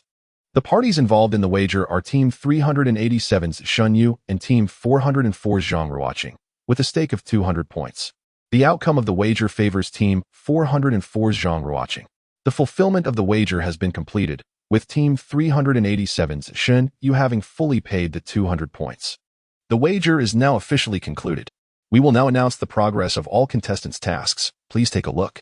As the words fell, a massive screen suddenly appeared before everyone, its brightness blinding. In the dimly lit settlement room, the assembled individuals could no longer withstand the oppressive darkness, instinctively shielding their eyes until, after a brief moment, they gradually opened them. Upon regaining their sight, they beheld the text displayed upon the grand screen. Number 387 Xinyu. Personal task progress, 02. Number 387 Feng Zhang. Personal task progress, 01. Number 391 Zhang Feng. Personal task progress, 01. Number 391 Wang Huayang. Personal task progress, 02. No. 404 Su Wani. Personal task progress, 12. Number 404 Zhang Ruocheng. Personal task progress. Number 432 Meng Ji. Personal task progress. Number 432 Yu Zhifei. Personal task progress, 1. Beyond this, no further information was provided. Upon reading these words, the minds of all present began to race. Their gazes fixed intently upon the competitors from the opposing camp as they endeavored to conjecture the nature of their personal tasks. The ability to discern their adversaries' individual assignments would undoubtedly facilitate a more strategic approach, enhancing their chances of triumph. In this moment, no thoughts of mutual support crossed their minds. Instead, they were consumed with the urgency to decipher the personal tasks of their opponents, while simultaneously fretting over the possibility of their own assignments being exposed. Feng Zhang, who had impulsively revealed the specifics of his personal task in a fit of anger, now found himself steeped in regret. It was imperative to note that his objective was to score a decisive equalizer or killer goal. Should his opponents devise a targeted strategy to thwart his ability to receive the ball or employ a double-team tactic to render him ineffective, his personal task would be rendered insurmountable. Reflecting on this, Feng Zhang could not help but feel a profound sense of remorse for his impulsive outburst. Beads of cold sweat trickling down his forehead. Zhang Ruocheng fixated intently on the textual information displayed on the screen, his mind racing with thoughts. He quickly deduced that each individual S accompanying parentheses contained 2 numbers, with the exception of Yu Zhifei. The latter number represented the required matches to complete the task, while the former indicated the progress made. For instance, Su Wani needed to achieve a score of over 30 in 2 matches, and having accomplished this in the first match, her task progress was denoted as 12. However, certain tasks were not quantified by matches. For example, Zhang Ruocheng's task was to attain FMV, while Ming Ji was tasked with striking James in a specific manner without incurring penalties. Following the first match, it remained indeterminate whether their personal tasks were successful or not. Hence, only a single question mark was used in the parentheses. The most peculiar case was that of Yu Zhifei, who was a time traveler inhabiting the persona of Warriors head coach Steve Kerr. His task mandated that no timeouts could be called during the 4th quarter of all home games, while ensuring victory in each match. His parentheses reflected this with 1, where the 1 indicated he had met his objective in the first home game, and the question mark signified the uncertainty concerning the number of home matches. In a best-of-7 series, the Warriors held the home court advantage, with their 4 home games identified as G1, G2, G5, and G7. It was conceivable that the finals in this parallel universe would not mirror the 2016 finals, which went to a decisive Game 7. Thus, the latter 2 home games might not occur, a point easily comprehensible. Chapter 42. The camera's memory naturally. All of this was predicated upon Zhang Ruocheng being aligned with the Warriors camp, which enabled him to swiftly untangle these details. To him and the other participants from the Warriors' side, the individual tasks of the 4 players from the Cavaliers' camp were distinctly clear, as they were assessed based on matches. Conversely, to the Cavaliers players, discerning the tasks of the Warriors members proved to be quite challenging. Apart from Su Wani, whose task was relatively straightforward, 12. Meng Ji and Zhang Ruocheng remained enigmas, while Yu Zhifei's task was marked as 1, leaving the Cavaliers utterly perplexed. Feng Zhang expressed his irritation, exclaiming, "What is going on? Why are your tasks so bizarre over there?" Zhang Ruocheng remained silent, entirely devoid of any inclination to engage with the ruffian Feng Zhang. His gaze was firmly fixed on Shun Yu's expression, as he sought to discern what reaction Shun Yu would exhibit in such circumstances. Zhang Ruocheng was somewhat astonished to observe that Shun Yu had unexpectedly closed his eyes, seemingly immersed in a recollection. Data. It must be data. Zhang Ruocheng confidently deduced that Shun Yu must be attempting to analyze the data from this match to infer the individual responsibilities within the Warriors camp. However, The deity of basketball did not disclose the post-game statistics, leaving the players to rely solely on their memories. As the embodiment of Kyrie Irving, Shen Yu spent over 35 minutes on the court, dedicating most of his energy to the game. It would be quite impressive for him to recall his own statistics, let alone those of his teammates. Zhang Ruocheng introspectively questioned his own abilities, realizing that he could never achieve such feats. Despite being dubbed a walking NBA database, his exceptional memory was merely limited to the numbers presented before him. As a transcendent of Iguodala, he played for over 30 minutes in this match, yet could only recall scoring 18 points, forgetting all other statistics, let alone those of his teammates. Could Shen Yu accomplish such a task? Suddenly, Shen Yu opened his eyes, gazing at Su Wani, and then bestowed upon her a cryptic smile. Su Wani, caught in the intensity of Shen Yu's stare, felt a wave of panic wash over her, her delicate lips involuntarily twitching. As the only female among the 8 competitors, her performance on the court was undeniably commendable. Yet, within this confined and shadowy space, surrounded by 7 men of varied dispositions, Su Wani's heart raced with unease. Among them all, she placed her utmost trust solely in Zhang Ruocheng, instinctively seeking refuge behind him. However, Zhang Ruocheng's attention remained fixated on Shen Yu, entirely oblivious to Su Wani's presence. Shen Yu's glance struck Su Wani like a chilling gust of wind, leaving her trembling with fear. What none of them, save Shen Yu, were aware of was that this man possessed not only formidable physical prowess but also a terrifying capacity for memory. His recollection differed fundamentally from Zhang Ruocheng's data retention. Shen Yu excelled in photographic memory. This ability allowed him to record everything he saw and heard with his eyes, storing it in his mind like video footage, enabling him to retrieve any segment with flawless precision whenever he wished. This was the essence of Shen Yu's formidable memory. What he had just accomplished was to replay the entire match in his mind, analyzing the performances of the Warriors to deduce their individual assignments. The first to fall under his scrutiny was Su Wani. Feng Zhong, a teammate of Shen Yu, approached him and inquired, "Brother Shen, what do you think their tasks are?" Zhang Feng and Wang Huayong from Team 391 also gathered around Shen Yu. His mind continued to replay the scenes of the match. He vividly remembered every shot made by Su Wani, each rebound she secured, and every assist she delivered. After meticulous calculations, Shen Yu swiftly concluded that Su Wani had amassed a total of 30 points in this game. As the transcendent of Harrison Barnes, Su Wani, as the 4th offensive option for the Warriors, achieving the highest score of 30 points in Game 1 of the finals was indeed remarkable. Coupled with the 12 beside Su Wani's name on the screen, Shen Yu immediately deduced her personal assignment and conveyed it to those around him, to score 30 points in at least 2 finals games. Upon hearing this, the others nodded in agreement, offering Shen Yu their enthusiastic approval. Feng Zhong then inquired about the other 3 individuals. Meng Ji and Zhang Ruocheng, along with Shen Yu, were momentarily at a loss for ideas. As a transcendent of Draymond Green, Meng Ji was expected to be a pivotal component within the Warriors system, second only to the Splash Brothers. However, his presence in the match was rather subdued, with merely 28 minutes on the court, contributing a mere 4 points and 2 rebounds. Meng Ji's responsibilities appeared to be unrelated to statistics or the outcome of the game. As for Zhang Ruocheng, the transcendent of Iguodala, he was the one who inadvertently cost Shen Yu 200 points. In Game 1 of the finals, he delivered an impressive performance with 18 points, 7 rebounds, 7 assists, 2 steals, and 1 block. Such a remarkable display surely indicated that his task was linked to his statistics or the victory of the match. What could it possibly entail? I am currently uncertain regarding Zhang Ruocheng's task. Lastly, there was Yu Zhifei, the most unique of the group, being the transcendent of the Warriors' head coach, Steve Kerr. Shen Yu vividly recalled that not long ago, Yu Zhifei had excitedly pulled Zhang Ruocheng, repeatedly calling him bro, while also uttering a crucial remark. "If it weren't for your incredible performance in this CRRV match, my life would be in jeopardy." This implies that, as the coach of the Warriors, Yu Zhifei was under obligation to secure victory in this game. Otherwise, his task would be deemed a failure immediately. Upon hearing Shen Yu's analysis, the middle-aged white-collar worker Wang Huayong could not contain his curiosity and asked, "So, the one after Yu Zhifei's name signifies victory in this match, correct?" "Yes, that seems to be the case," Shen Yu replied. "Then how do we interpret the question mark that follows? If it pertains to securing victories in specific matches, such as G1 or G3, the display should indicate 13 instead." You raise an excellent point. Hence, his personal task must not be about achieving victories in fixed matches.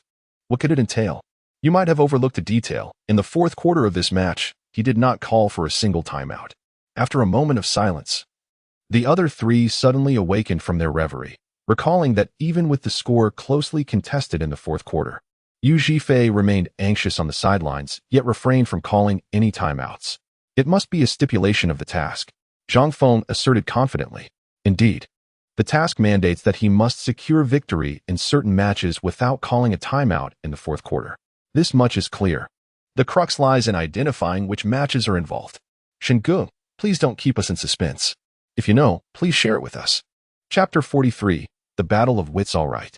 Since it is represented by a question mark, it signifies that the number of these special matches is indeterminate. Which matches are uncertain? In a best-of-7 series, the necessity of playing the last 3 matches remains uncertain. Among the remaining trio, Wang Huayong's mind reacted the quickest. Thus he was the first to respond. Exactly. Thus, I have surmised that Yu Zhifei's personal task is to refrain from calling timeouts during the fourth quarter of all home games while ensuring victory. The final statement was deliberately pronounced loudly by Shen Yu, intended for the ears of the warriors' camp, especially Yu Zhifei. Shen Yu could gauge his conjecture further through Yu Zhifei's reaction. Indeed, upon hearing those words, Yu Zhifei's expression darkened significantly. He gazed at Shen Yu with incredulity, an aura of panic enveloping him. Observing that lad's reaction, it is evident that Shen Ge has hit the nail on the head. Shen Ge is truly formidable. Feng Zhong, irritated by Yu Zhifei's golden locks, harbored a particular disdain for him, second only to Zhang Ruocheng among the warriors' ranks. Witnessing Yu Zhifei's current demeanor brought Feng Zhong immense satisfaction. With his hypothesis validated, Shen Yu felt a surge of delight within. He continued addressing Su Wani, "My dear, your personal task is to score at least 30 points in 2 games. Am I correct?" Su Wani remained silent, her expression devoid of any emotion as she coldly regarded Shen Yu. Your mental fortitude surpasses that of the young man with the golden hair. Yet, even in your silence, I am certain I am correct. Now, what about the two of us? Zhang Ruocheng stepped forward to extricate Su Wani from the predicament, gesturing towards himself and Meng Ji, inviting Shen Yu to make his guess. Shen Yu merely huffed, opting for silence.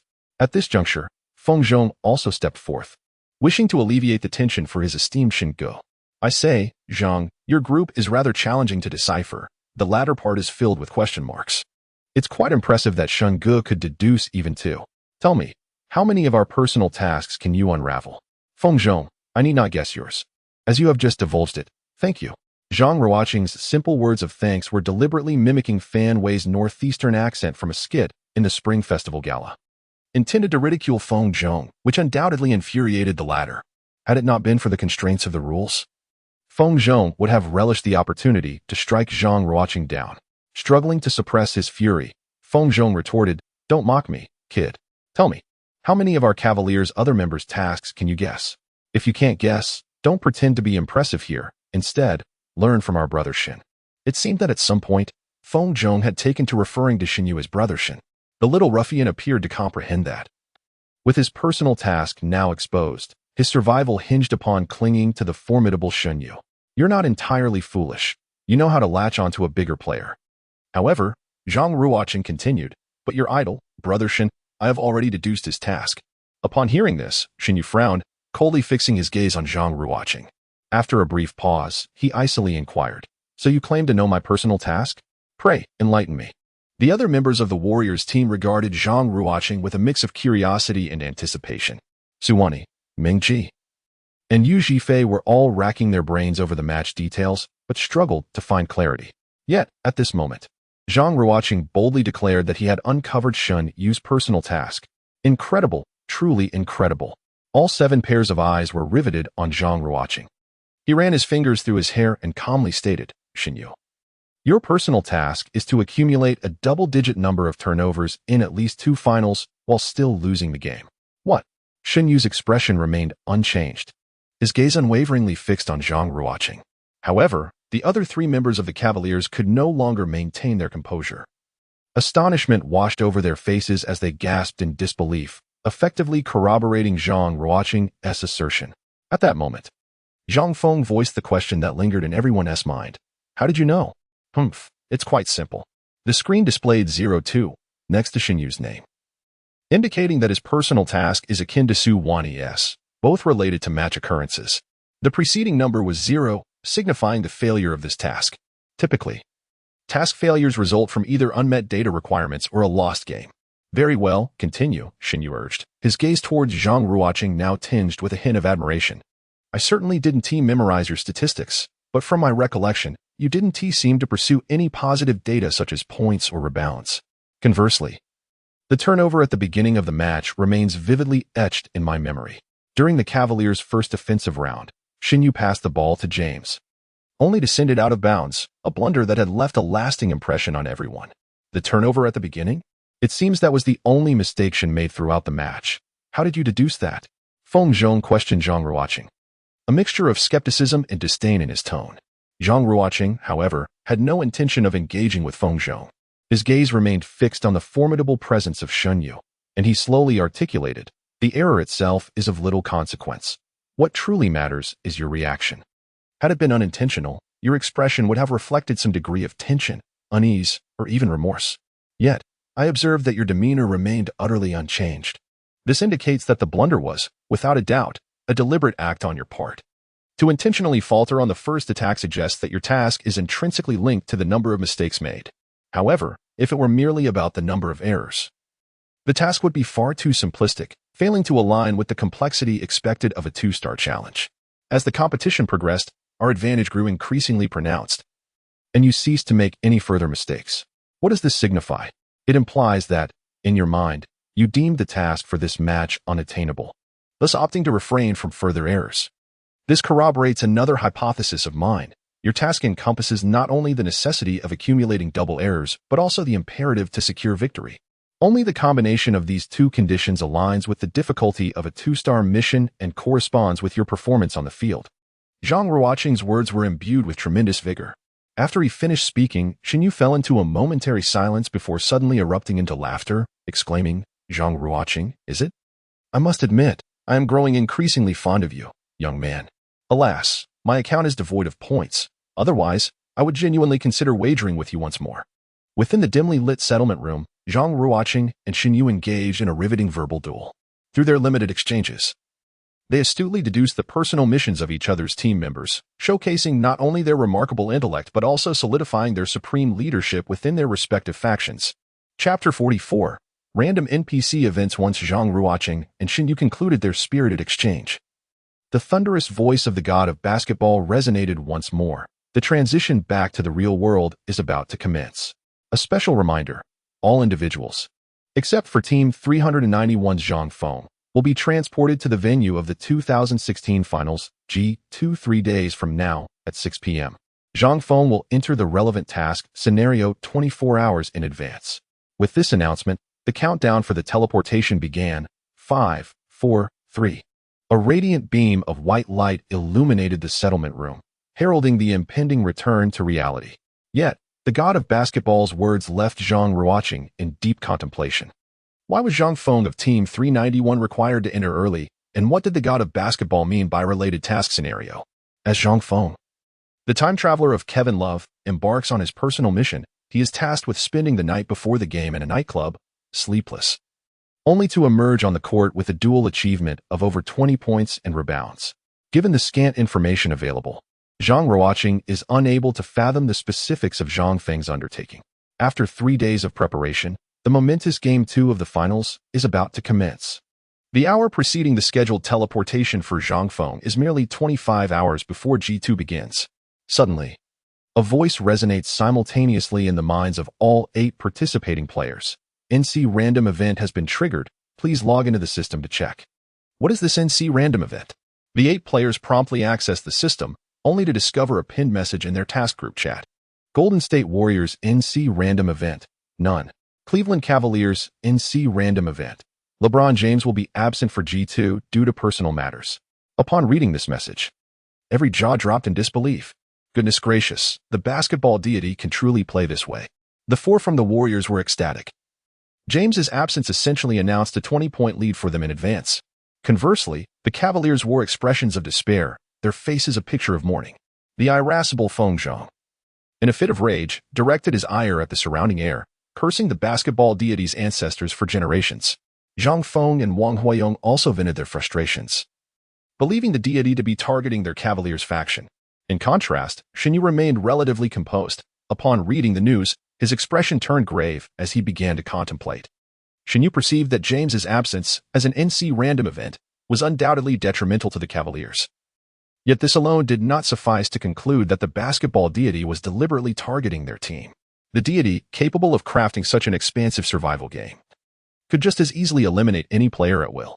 To the basketball deity, all participants are akin to ants. Why would it have any reason to single out the Cavaliers? The most plausible scenario is that this random event is indeed random. It merely reflects the unfortunate luck of the Cavaliers. Having navigated the streets for many years and weathered countless storms, Shen swiftly regained his composure. In light of James's absence, it would be prudent to proceed with our plans. With this thought in mind, Shen promptly sent a message to the small group of 4 within the Cavaliers' camp. Everyone, listen to me. Regarding Game 2, my strategy is as follows. 24 hours prior to the commencement of Game 2, Zhang Feng from Team 391 was teleported to the heart of Oakland, having transformed into Kevin Love. Unlike the prelude to the first game, Zhang Feng now held his head high, exuding an air of confidence. It turned out that shortly after the basketball deity announced the random event of NC, Shen elucidated his plan for Game 2 in the group, which included a specific task for Zhang Feng. Through Shen explanation, Zhang Feng grasped that the basketball deity's directive for his personal mission was to spend the night at a nightclub without sleeping before the game. The text merely indicated that he needed to stay awake, without stipulating that he must consume alcohol or engage with women. Furthermore, the finals Game 2 was scheduled to commence at 6 p.m. in Oakland, allowing Zhang Feng to pull an all-nighter and still have ample time to rest during the day, thus ensuring it would not adversely affect the following afternoon's match. Consequently, Zhang Feng resolved to find a secluded corner in the nightclub, enduring the night before retreating to the hotel for sleep. However, having taken on the persona of the renowned NBA heartthrob Kevin Love, he found himself unable to resist the advances of numerous attractive women from Golden State, even while seated motionless. Overwhelmed by temptation, Zhang Feng could scarcely contain his desires when a third stunning blonde approached him.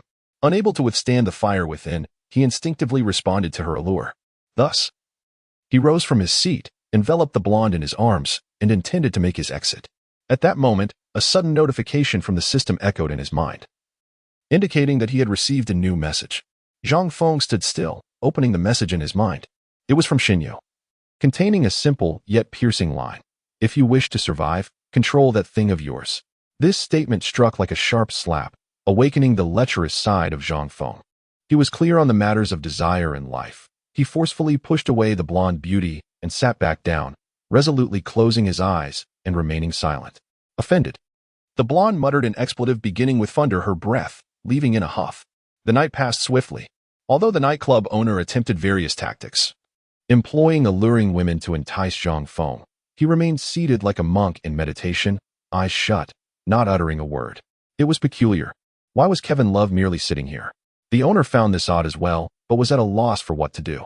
Estimating that dawn was approaching, Zhang Feng quickly rose from the sofa, departing from the raucous music and the enticing atmosphere of the Golden State nightclub.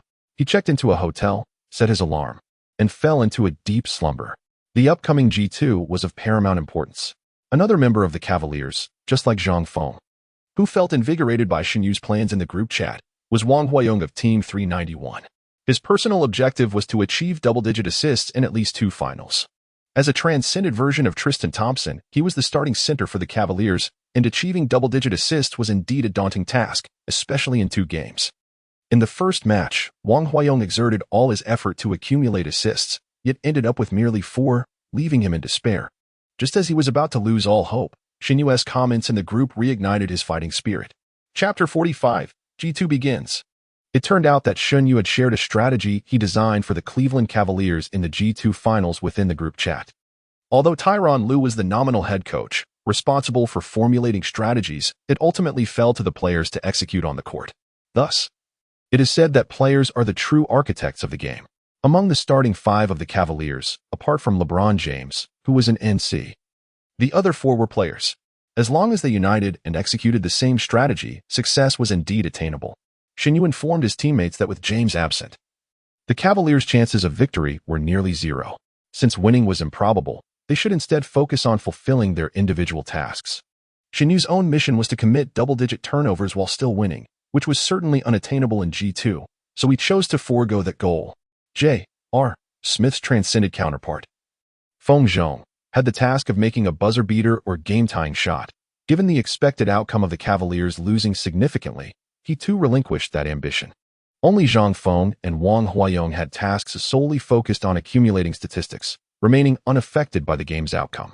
In the small group, Shin Yu articulated the strategy for the upcoming match, an unwavering focus on penetrating the interior, with Wang Huayong serving as the pivot and Zhang Feng tasked with finishing the plays.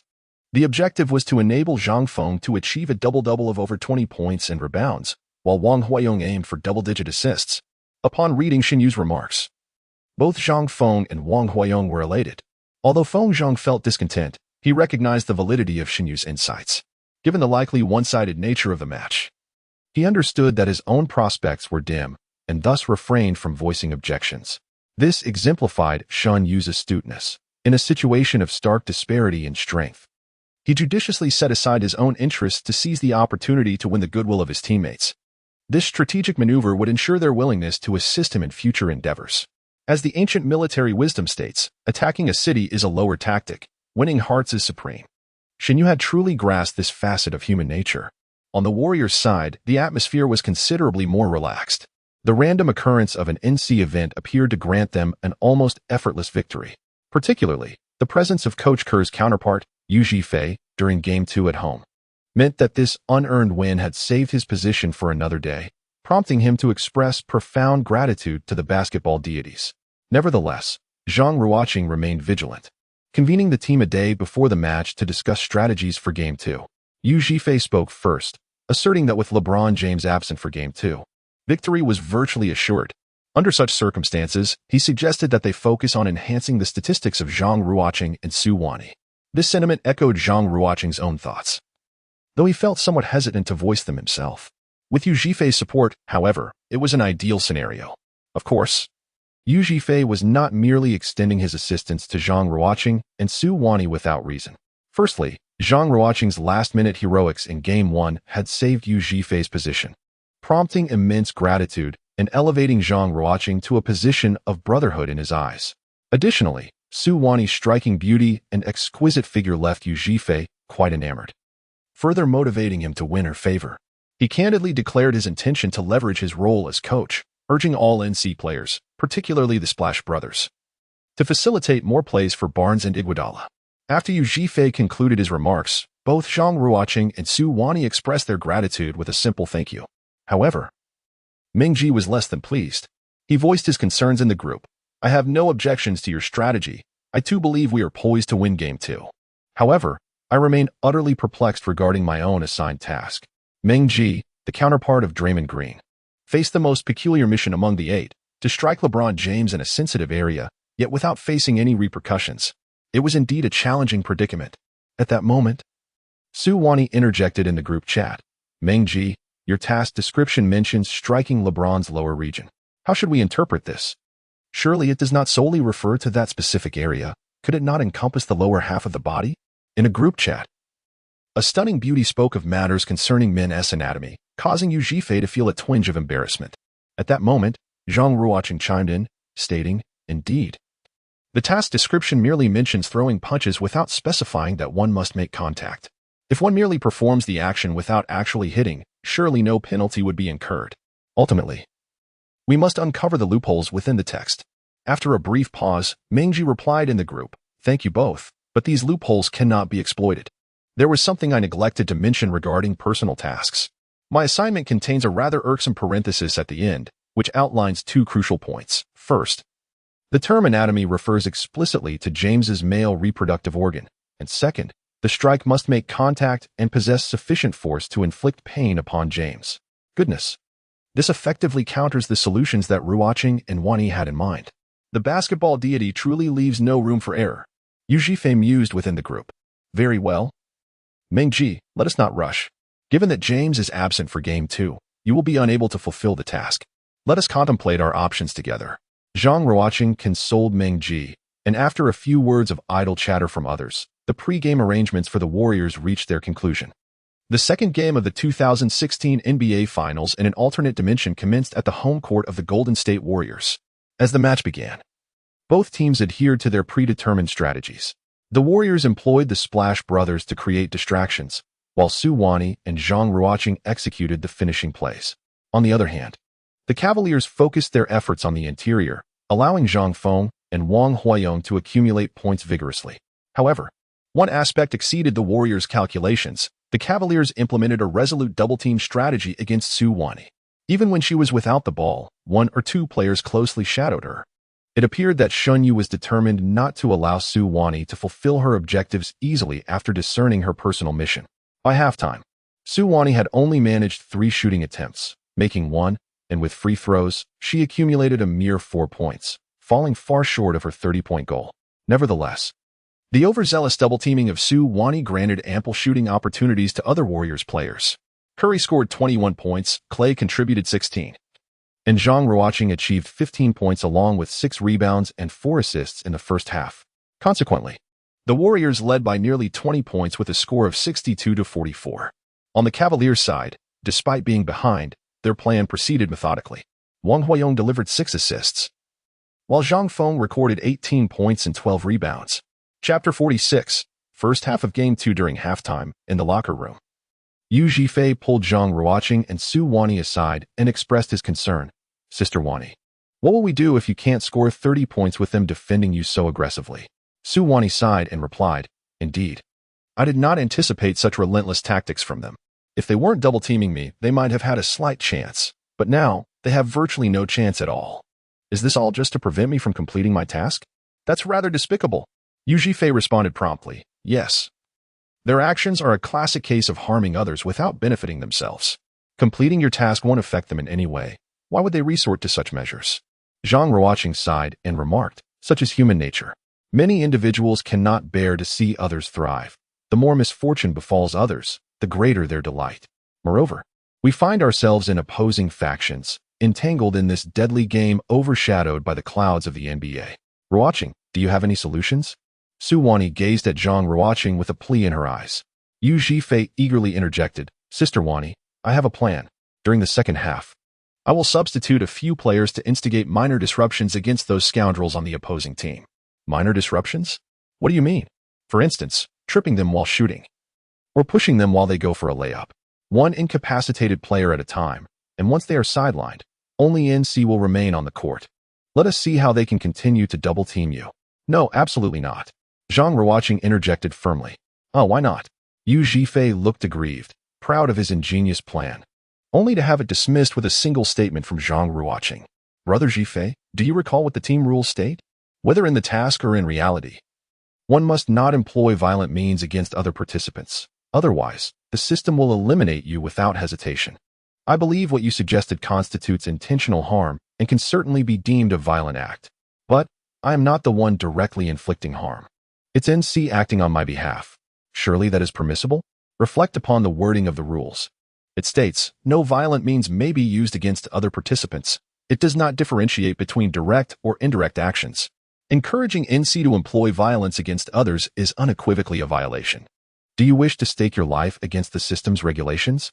This statement completely unnerved Yu Zhifei. The young man, initially intent on impressing the beautiful Su Wani, found himself thwarted.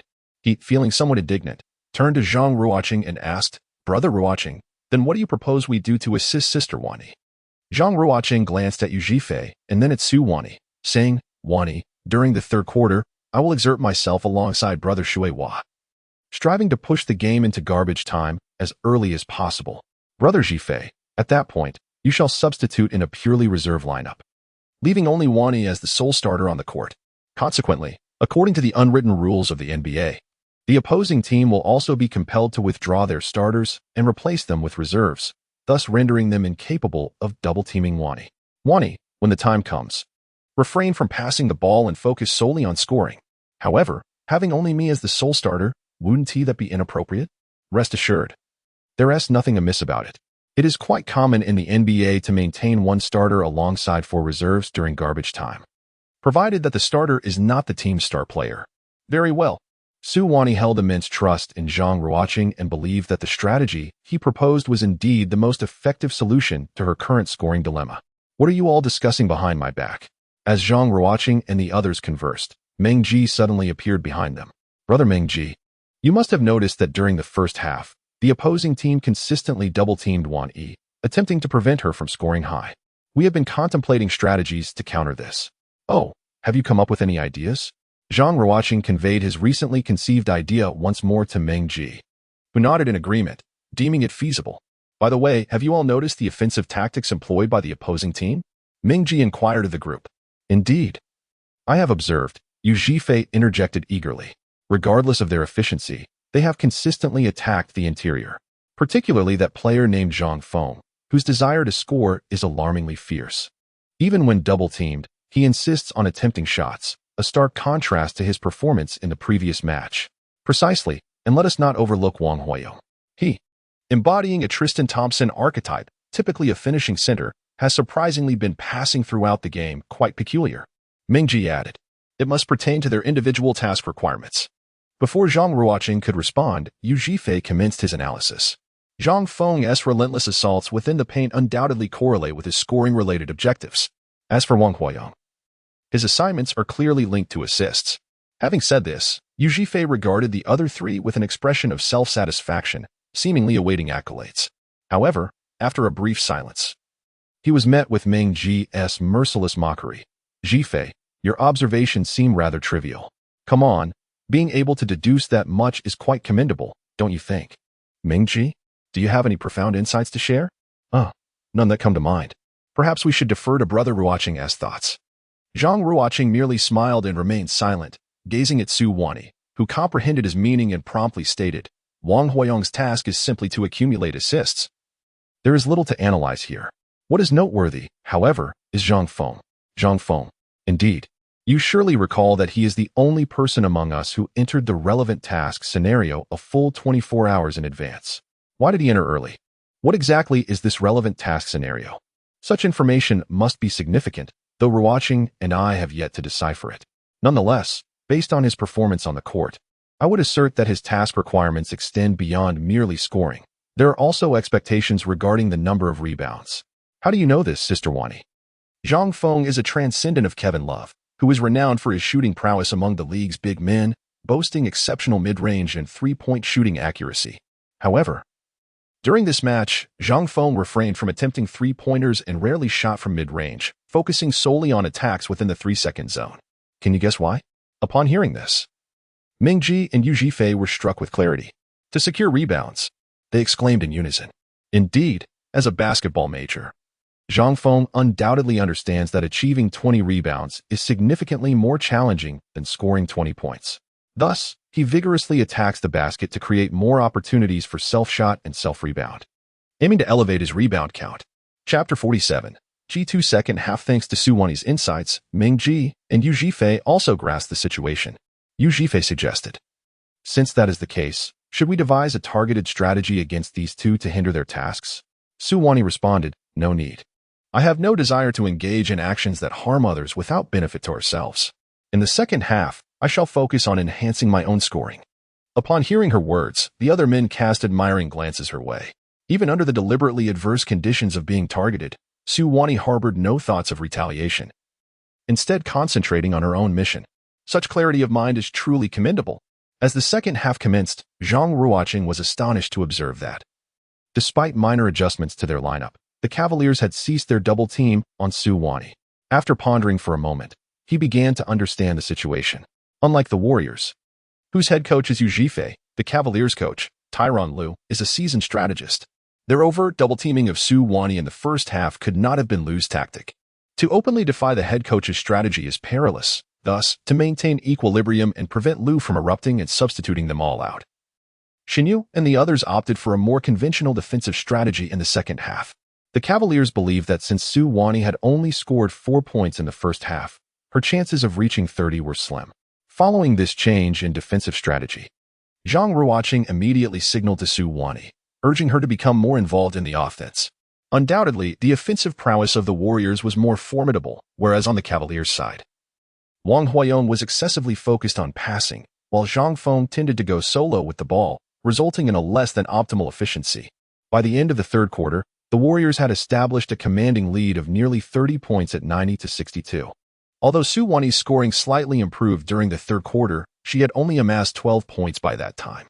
The fourth quarter had devolved into mere garbage time. Thus, prior to its commencement, Yu Zhifei substituted all the starters except for Su Wani, bringing in bench players such as Maurice Spites, Festus Ezeli, and Ian Clark.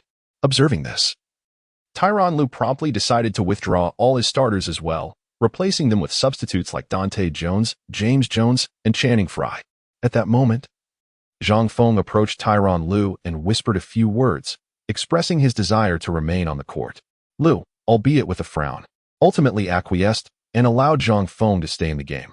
Consequently, what was expected to be an intense and thrilling final quarter transformed into a chaotic skirmish among the reserve players.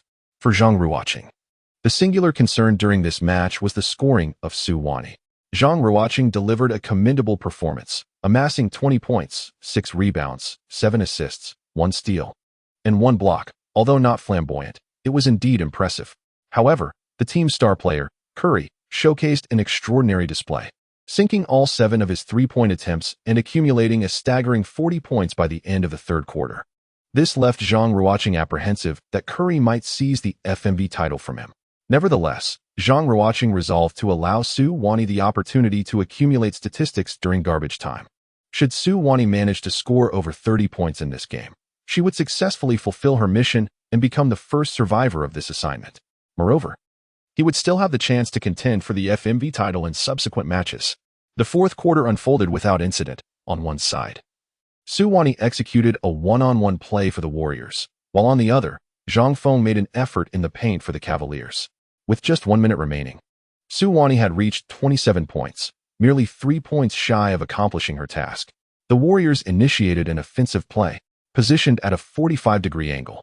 Su Wani awaited the backup point guard, Ian Clark, to bring the ball past half-court before signaling for the ball to attempt a one-on-one. To her astonishment, Su Wani realized that Clark had completely disregarded her request, instead calling for Spates to set a pick. What was happening? In a state of urgency, Su Wani shouted at Clark, demanding, "Pass me the ball." Without uttering a word, Clark and Spates executed a seamless pick-and-roll. Clark, just outside the 3-second area, lofted the ball high into the air, allowing Spates to leap and emphatically dunk it home. Following the score, Su Wani approached Clark, visibly irritated, and asked, "What was that about?" Clark glanced at her, smirked disdainfully, and walked away. As Su Wani watched Clark's retreating figure, a realization dawned upon her. As an undrafted player in 2013, Clark had been struggling to carve out a place in the NBA, tirelessly fighting for a minimum salary. From Clark's perspective, having finally earned playing time on the grand stage of the finals, Su Wani's insistence on demanding the ball for her own plays had deprived him of any opportunity to showcase his talents, which understandably irked him. Su Wani managed a wry smile, thinking to herself, "I am merely striving to complete my task. What can I do?" She glanced at the game clock. Only 30 seconds remained, and the Cavaliers had just executed their offense, leaving her with one final opportunity to score. After Spates passed the ball to Clark, Su Wani refrained from calling for the ball and positioned herself in the corner. Recognizing her gesture of goodwill, Clark understood her intent. At that moment, Su Wani mouthed a single word to him. From the shape of her lips, Clark discerned that she had said sorry. This revelation significantly alleviated Clark's frustration. In the final offensive play, Clark penetrated the paint, faced with defensive pressure, decisively passed the ball to Su Wani, who was stationed in the corner. Upon receiving the pass, Su Wani made a brief adjustment before promptly releasing the ball. The outcome of her mission hinged entirely on this shot. The ball soared through the air for several seconds before it struck the edge of the hoop with a resounding thud, bouncing back out. The final three-pointer had failed to find its mark. Dante Jones seized the rebound, consuming the last precious seconds of the game. With the sharp sound of the referee's whistle, the match came to an end. This time, everyone was prepared.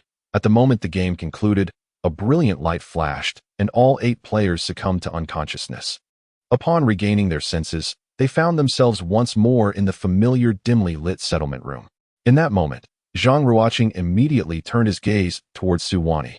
Noticing her feigned composure, yet her face betrayed a palpable sense of regret, Zhang Ruocheng approached Su Wani, lowering his head to softly reassure her, "It's all right." Strive harder in the next match. You will undoubtedly accomplish your task. Yu Zhifei and Meng Ji also came over to comfort Su Wani. In that moment, Zhang Ruocheng was struck by the realization that the 4 individuals in the warriors' camp had, unbeknownst to him, begun to cultivate a bond of mutual trust and closeness. Zhang Ruocheng felt a surge of relief within his heart. However, when he glanced towards the knight's camp, he noticed that, apart from Shen Yu, the expressions of the others were adorned with peculiar smiles, exuding a sense of schadenfreude. Particularly Zhang Feng, whose greasy and unattractive grin elicited waves of nausea. Chapter 48. The First Survivor. After the match, neither side exhibited any inclination for banter. A short while later, the voice of the basketball god resonated through the arena. The task numbered 2016-060-2027 was in progress. The second game had concluded, and it was now time to announce the results along with the players' task progress. The victors of the second final were the Golden State Warriors, leading with a score of 2-0. There were no instances of player betting behavior during the second final. Now, let us disclose the task progress of all participants. A massive screen reappeared.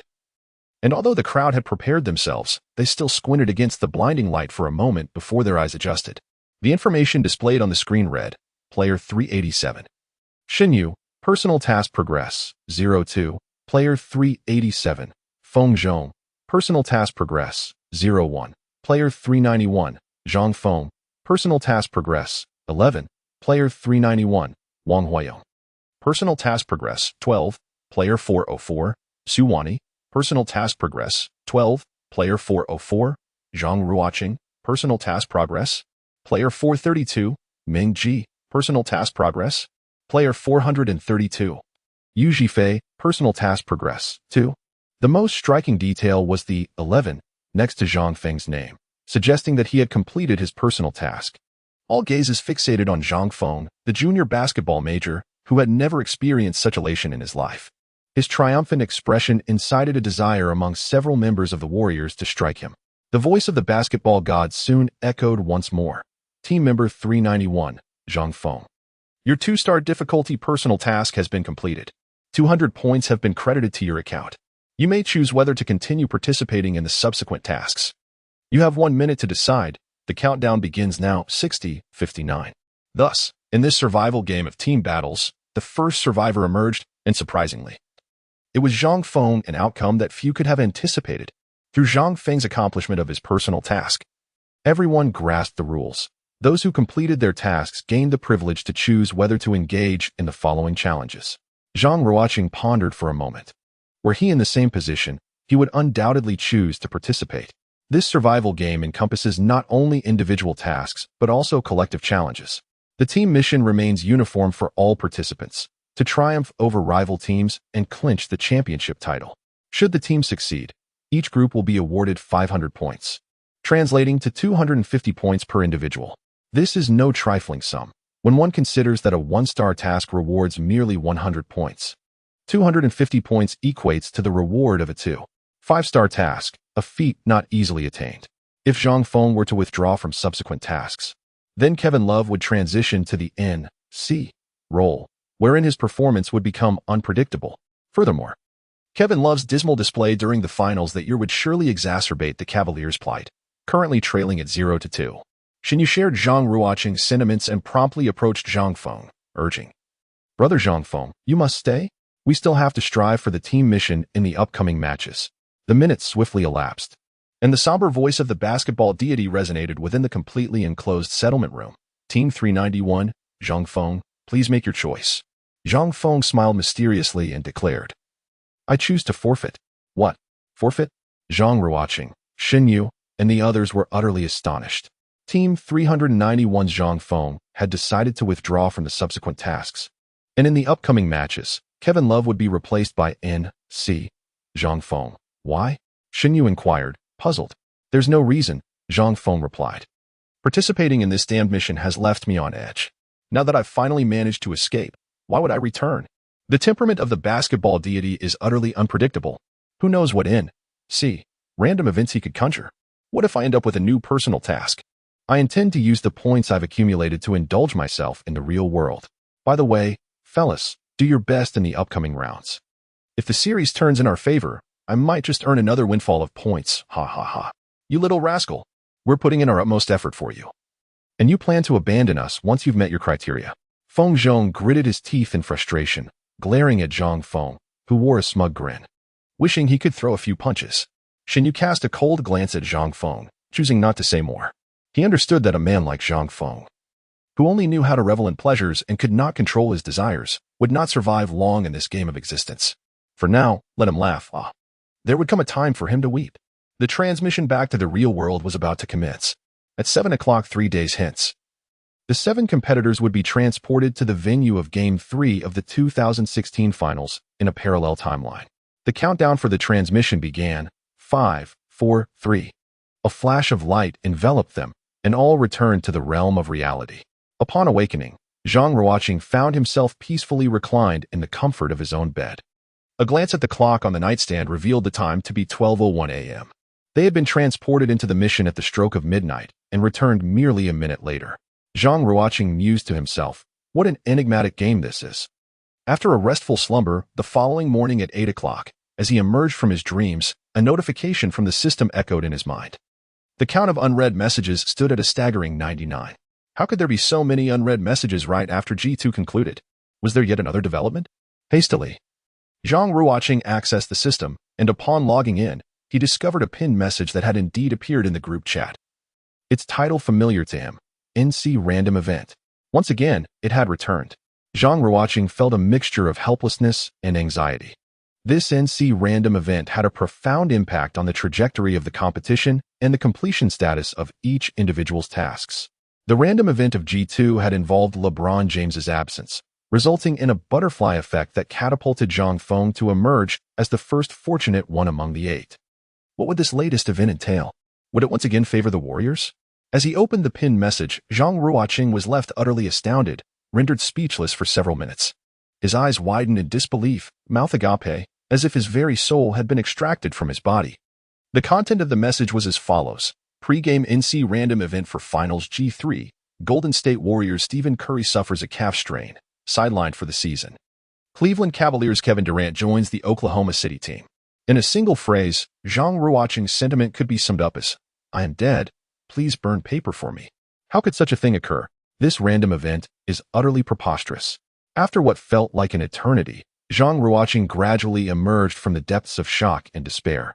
Numbly opening the small group chat, he discovered that Yu Zhifei and Ming Ji had already inundated the chat with fervent critiques, having unleashed over 100 comments, the most frequent of which lamented, "Damn the basketball gods."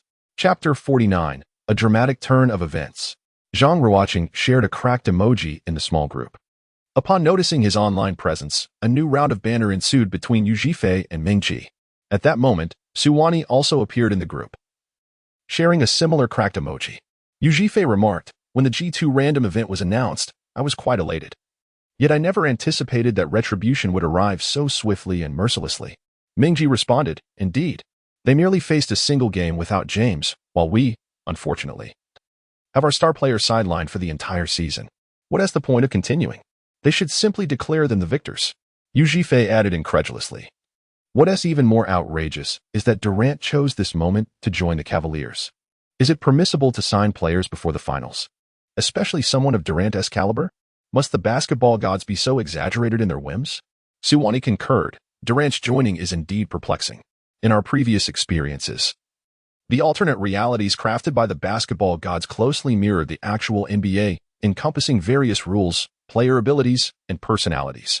Yet this current random event utterly shatters the established norms of the NBA. Zhang Ruocheng, this indicates that our understanding of this survival game, crafted by the basketball deity, remains woefully insufficient. We must adequately prepare ourselves mentally to confront the even more absurd events that lie ahead. Yu Zhifei, Brother Ruocheng, what should we do now? Should we adopt the opponent's strategy and forfeit the possibility of victory in Game 3, allowing Sister Wani and you to accumulate your statistics? Zhang Ruocheng, although the likelihood of victory is slim, I believe it is worth taking a chance.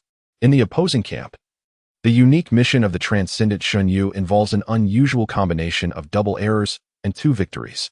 This is the only task where negative data coincides with a winning outcome. Observing this random occurrence, Shin Yu will undoubtedly strive to accumulate errors in G3. which presents us with a potential advantage. Meng Ji. That makes sense, but relying solely on this aspect, it will still be quite challenging for us to secure a win. Moreover, what should I do about my ghostly task? Zhang Ruocheng. By the way, Meng Ji, regarding your task, I have an idea.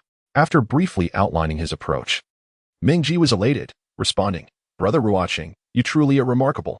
On the other side, several players from the Cavaliers camp, upon witnessing the spontaneous event, immediately found themselves engulfed in a sea of joy. Wang Huayong exclaimed, with Durant joining us and Curry sidelined, victory in Game 3 is assured. Even without that brat Zhang Feng, our triumph is inevitable. Feng Jing added, indeed, not only Game 3, but they have no hope in the subsequent matches either, right? Brother Shin? Shin Yu. The reckless and brash Feng Zhong now entirely regarded Shin Yu as his pillar of support, hoping to rely on him to swiftly accomplish the dreaded task and avert impending doom. Shin Yu replied, not necessarily. Before the upcoming matches, there will undoubtedly be more spontaneous events, so let us not be overly optimistic. Feng Zhang responded, oh, then Brother Shin, can this game help me complete my personal task? Shin Yu replied, not yet. Your task of hitting a buzzer beater or a game-tying shot has one prerequisite. We must be trailing before you take your shot. If you miss, we lose the game. We are currently down 0-2 in the series. We cannot afford to lose again, so winning Game 3 is paramount. What I want to see is a resounding victory.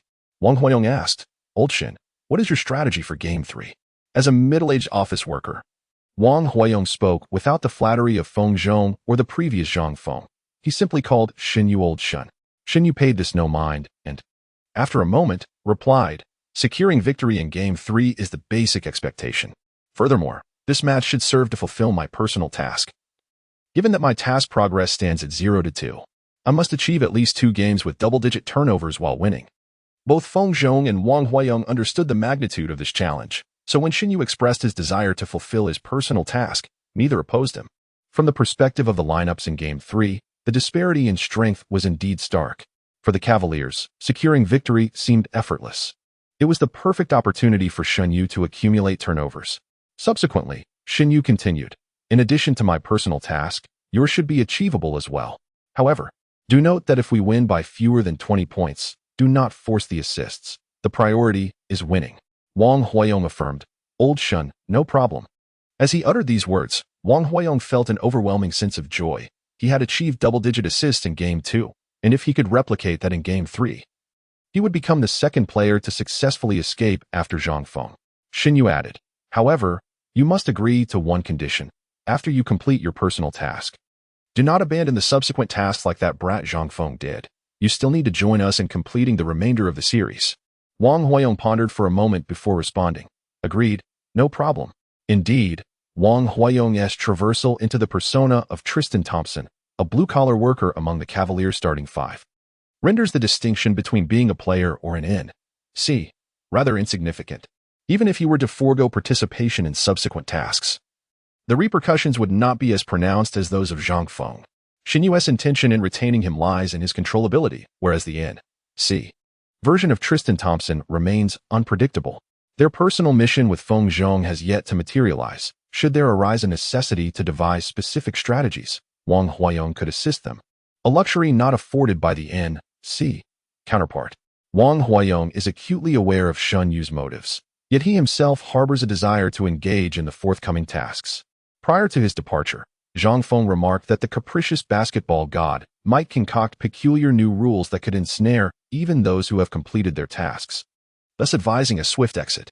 Wang Huayong finds merit in Zhang Feng's words, though he believes the probability of the basketball god troubling a player who has fulfilled their mission to be exceedingly low. Should he remain, the likelihood of securing victory in the series and subsequently earning the squad's reward of 500 vouchers would undoubtedly increase. Belonging to Team 391 alongside Zhang Feng, they had previously agreed that should the 500 vouchers be acquired, he would take 300, while Zhang Feng would receive 200. After contemplating his premature exit, Zhang Feng ultimately acquiesced. The allure of 300 vouchers, coupled with the opportunity to gain further experience through additional tasks, compelled Wang Huayong to choose to stay. The off-season swiftly passed. In the 2016 NBA Finals Game 3 commenced at the Quicken Loans Arena, home of the Cleveland Cavaliers. The traverser, Zhang Ruocheng, took to the court once again as a substitute for the injured Stephen Curry, who was replaced in the starting lineup by Shaun Livingston. Zhang Ruocheng gazed at the roster of the Cavaliers and immediately spotted the uniquely charismatic man, Kevin Durant. Chapter 50. The Avengers before the match commenced.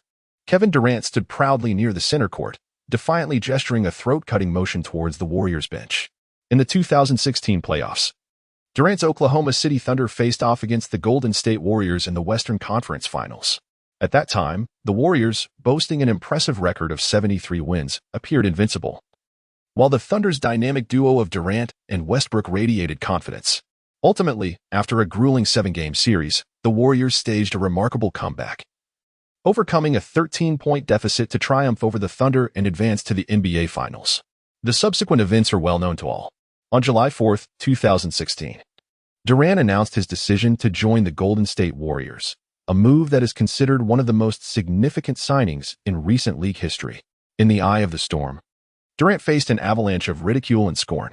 After all, a player at the peak of his career, of MVP caliber, joining a team that had just vanquished him, a pre-established dynasty, was unprecedented in the annals of the NBA. In no time, social media erupted with phrases like NBA's grand finale, betraying for glory, and the most arduous decision. Many derided Durant, labeling him a coward, a weakling, a traitor, and he seemed powerless to counter these assaults. Comparisons were drawn between Durant's Warriors and the 2011 Miami Heat, formed by LeBron James, Dwayne Wade, and Chris Bosh. While both teams secured 2 championships, with Durant's Warriors winning back-to-back in 2017 and 2018, and the Heat achieving the same in 2012 and 2013.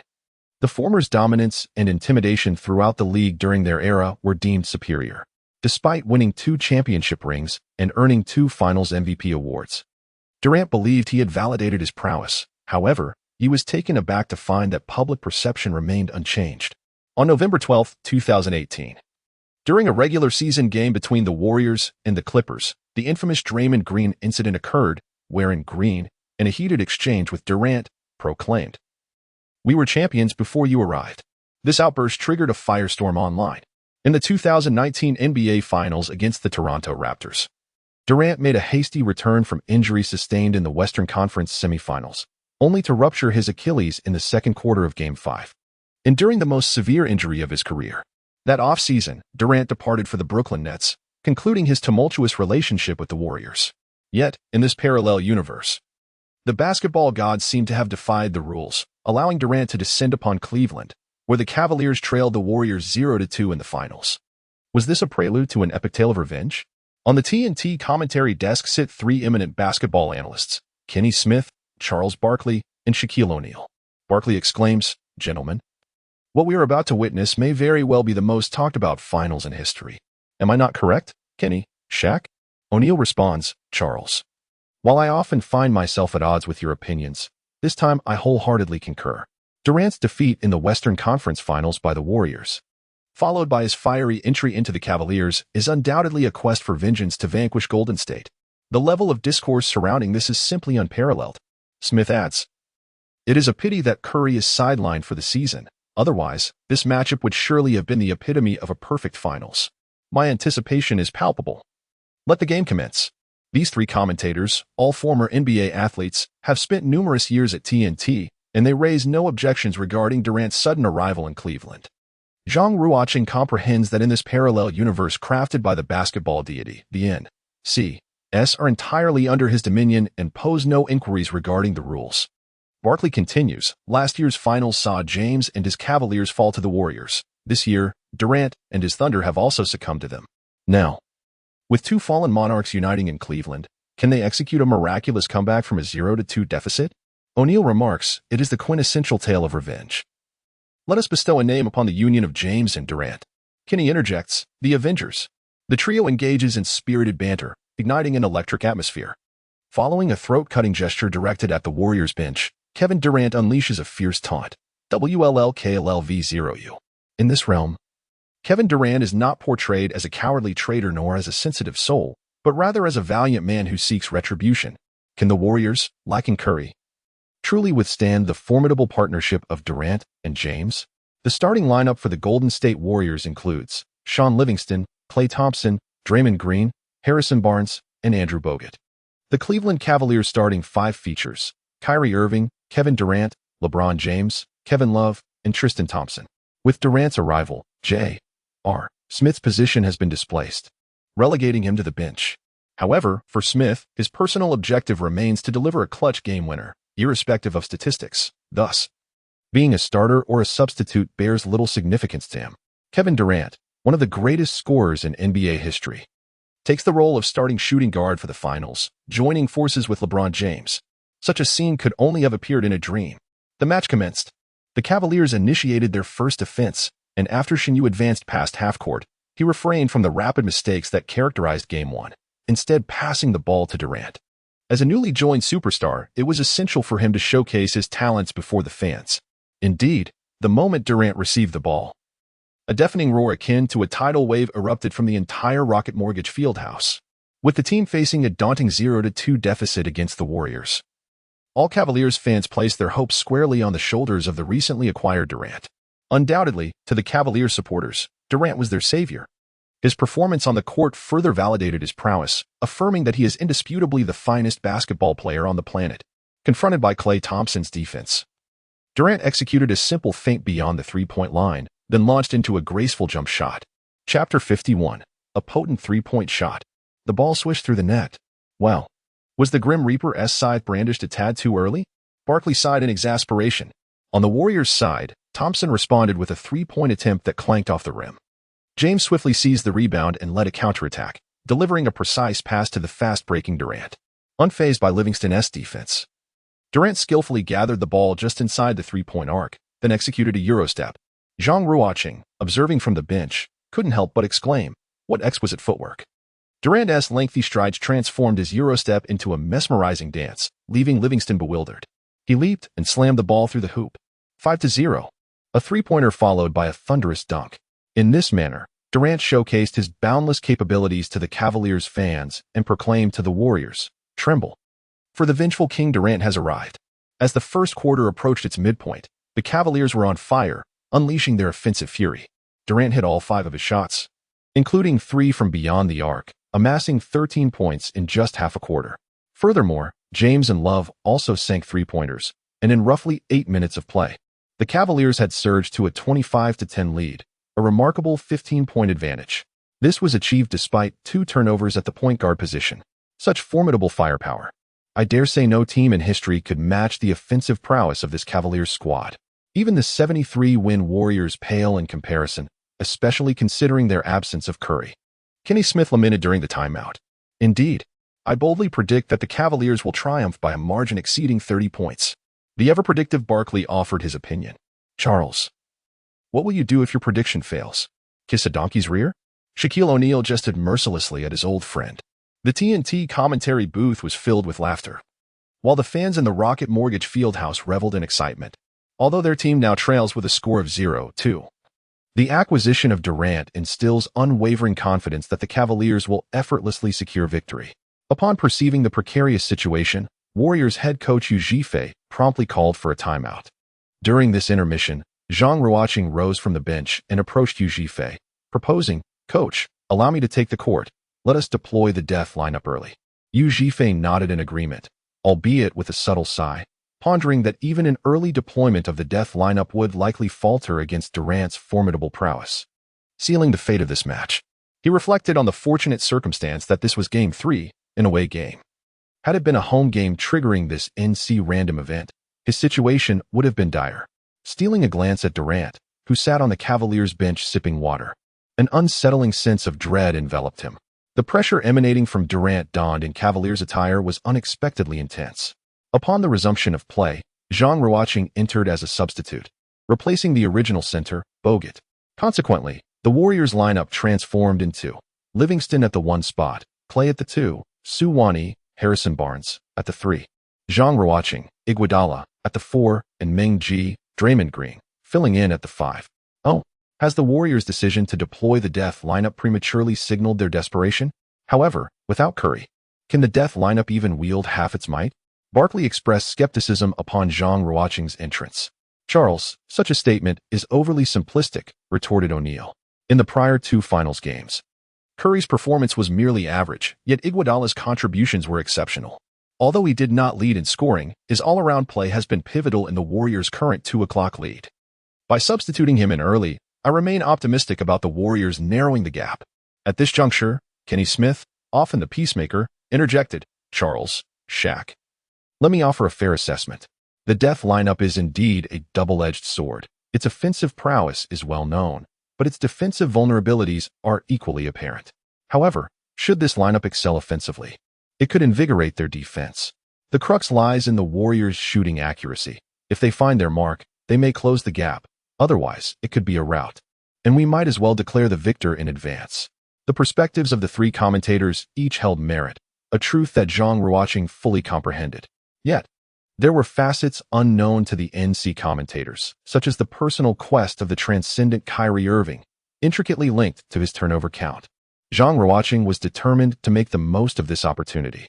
Before making his entrance, he whispered a few words to Livingston, who, though feeling somewhat puzzled, nodded in agreement. The first quarter of the game continued. The Warriors were on the offensive. A 15-point deficit, in the context of modern basketball, particularly within the NBA, is not considered a significant gap. In this era of small ball, a single, powerful offensive surge can swiftly erase such a margin. However, this hinges on two crucial prerequisites: the presence of a consistently reliable superstar scorer or a thoroughly comprehensive tactical system. Lacking both of these elements, the Warriors, without Curry, were at a disadvantage.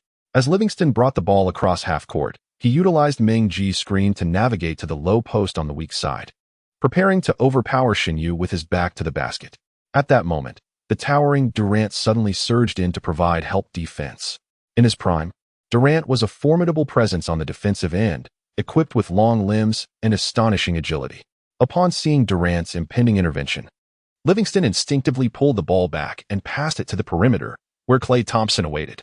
Klay glanced at the defender before him, the transcendent J.R. Smith's counterpart, Feng Zhong, and without hesitation, launched a contested three-point shot. It was a desperate attempt. This offensive decision was exceedingly ill-conceived. Zhang Ruocheng has always played a style of basketball rooted in the principles of academia.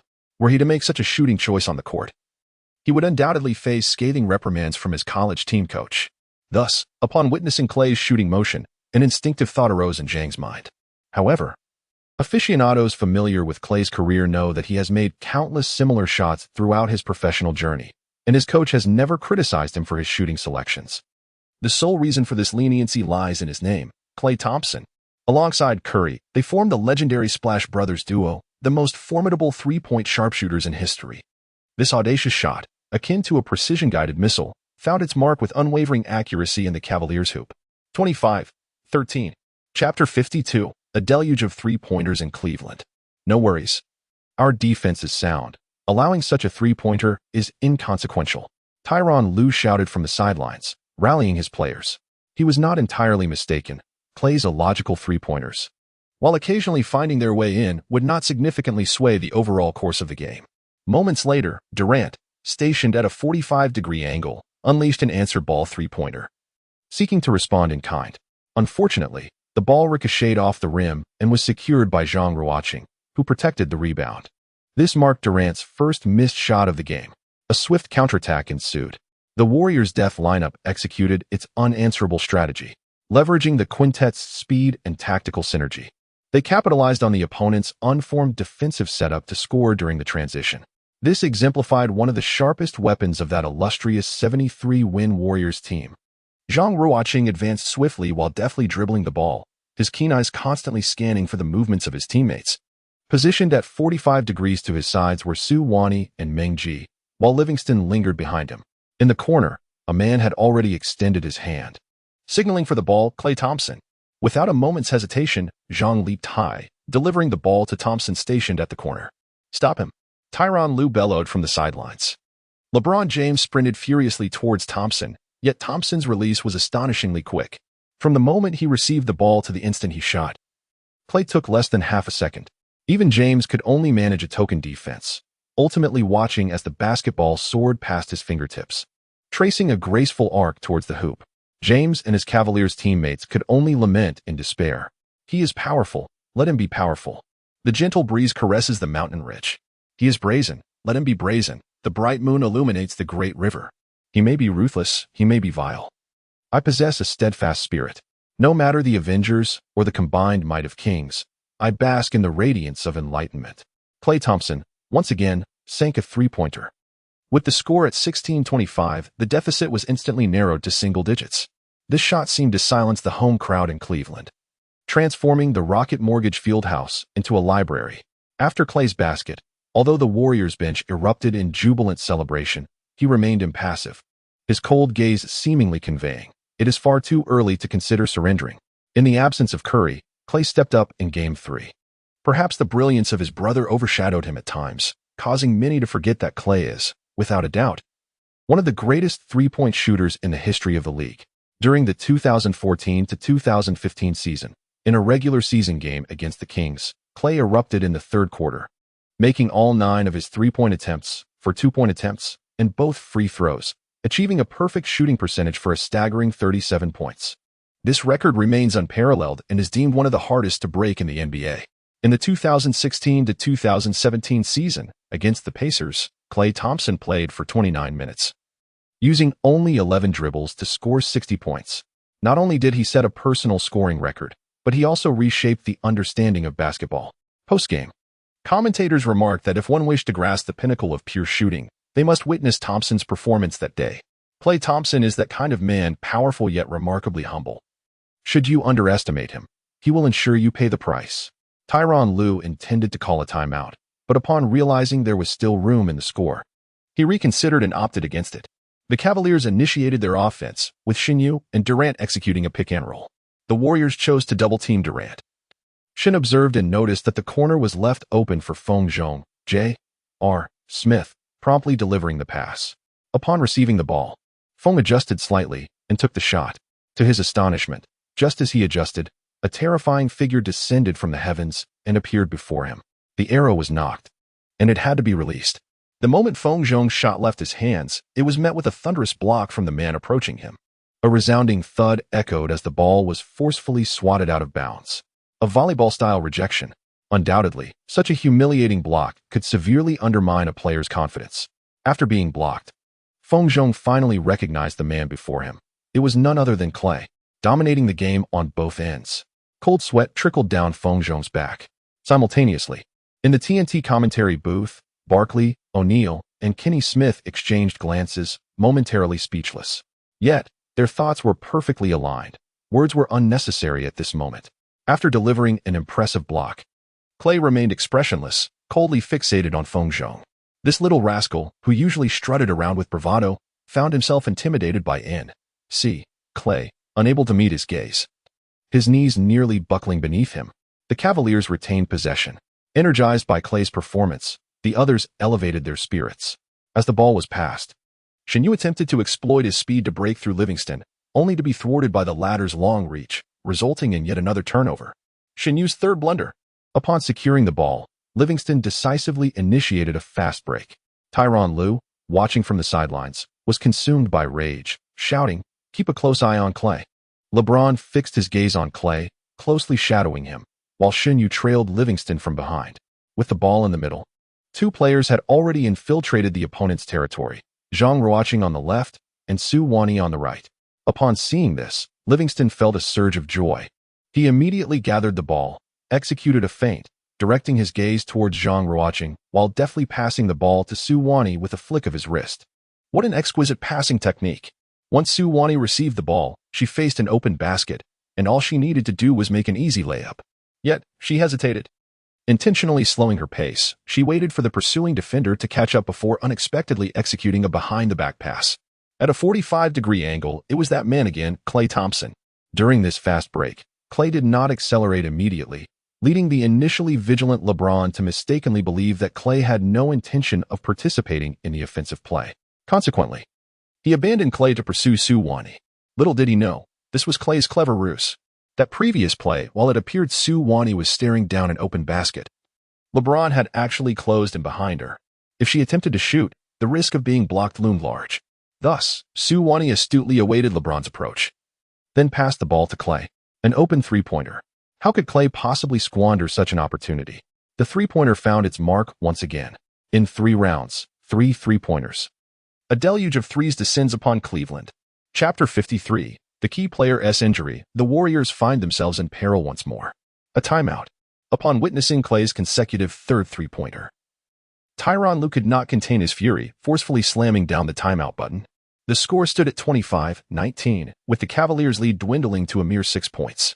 During the timeout, Lue bellowed at his players, "Double-team Clay. I do not wish to see him take another shot in this first quarter." At that moment, Shin Yu was whispering something into Feng Zhong's ear. This scene was fortuitously observed by Lue. "Kyrie, what is going on? 3 turnovers before the first quarter has even concluded. Mo, get warmed up. You'll be substituting for Kyrie." "Coach, please do not be angry. I have a method that will completely neutralize Clay.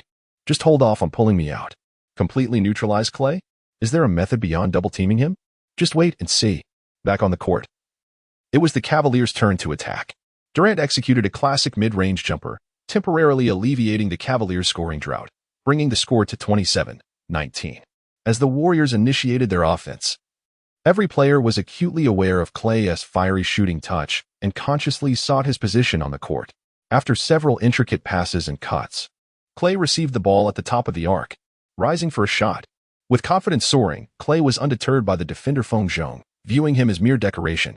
The basketball soared through the air for a moment before finding the net again. Clay had already sunk 4 three-pointers in the first quarter.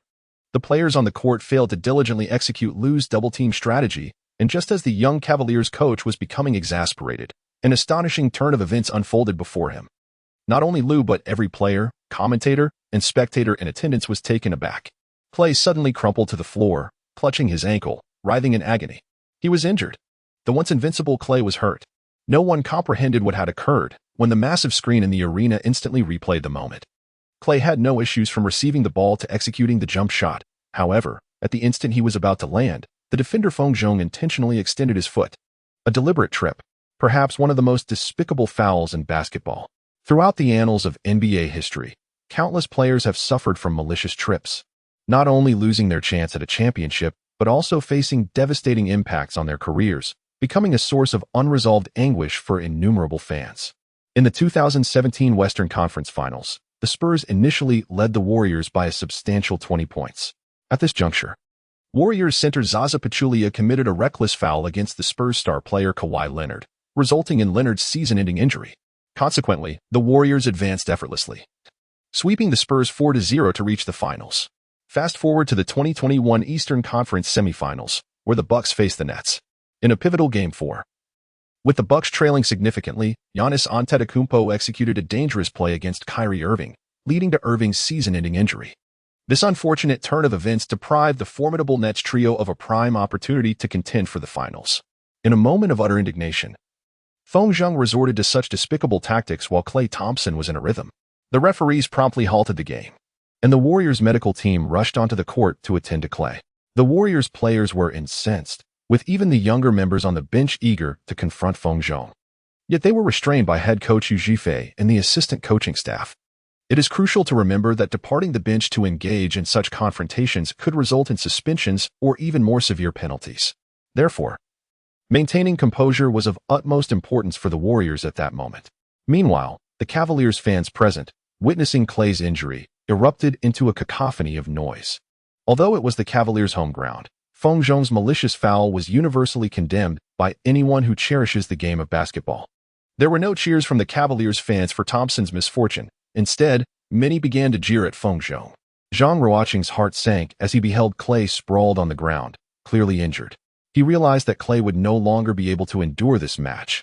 He cast a glance at Feng Zhong, then at Shin Yu, who stood behind him. Shin Yu's face was devoid of expression, yet exuded an air of calculated foresight.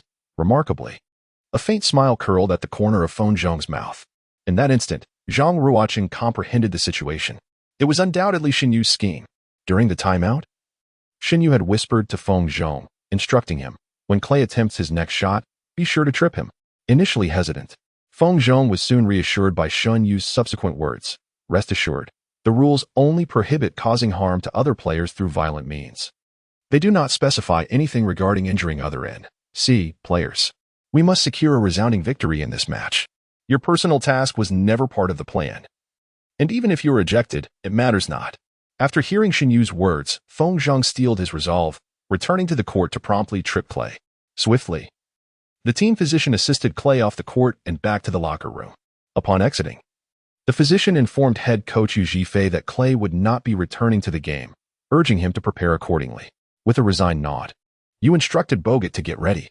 With both Splash brothers injured, the Warriors had lost their capacity to deploy the death lineup.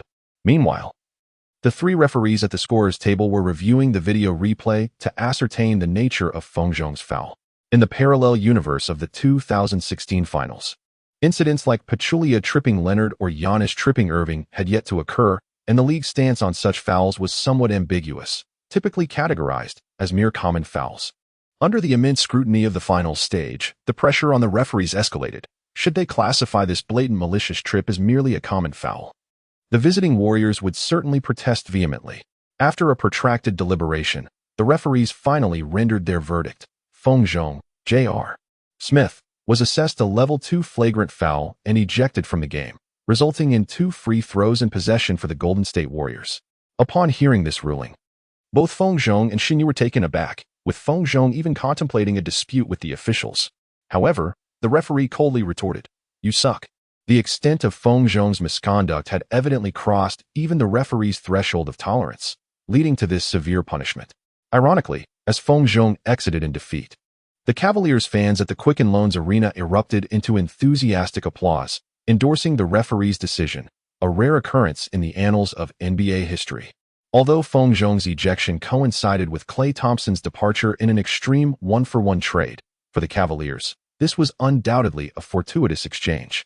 Yet, with the Warriors' recent resurgence abruptly halted by Klay's exit, what path lay ahead for them? Chapter 54. Here it comes. A punch to James' groin. After Klay and Von Zhang exited the court, the lineups transformed. For the Warriors, there were Sean Livingston, Su Wani, Harrison Barnes, Zhang Ruocheng, Andre Iguodala, Ming Ji, Draymond Green, and Andrew Bogut. The Cavaliers featured Shin Yu, Kyrie Irving, Richard Jefferson, Kevin Durant, LeBron James, and Wang Huayong, Tristan Thompson. The Warriors, having been awarded 2 free throws, witnessed Zhang Ruocheng intentionally passing the ball to Su Wani.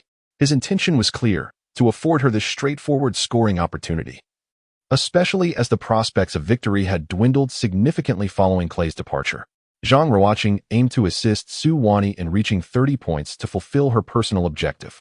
Living up to expectations, Su Wani converted both free throws. In the closing minutes of the first quarter, the Warriors' offense stagnated. Yet their tenacious defense prevented the deficit from widening excessively.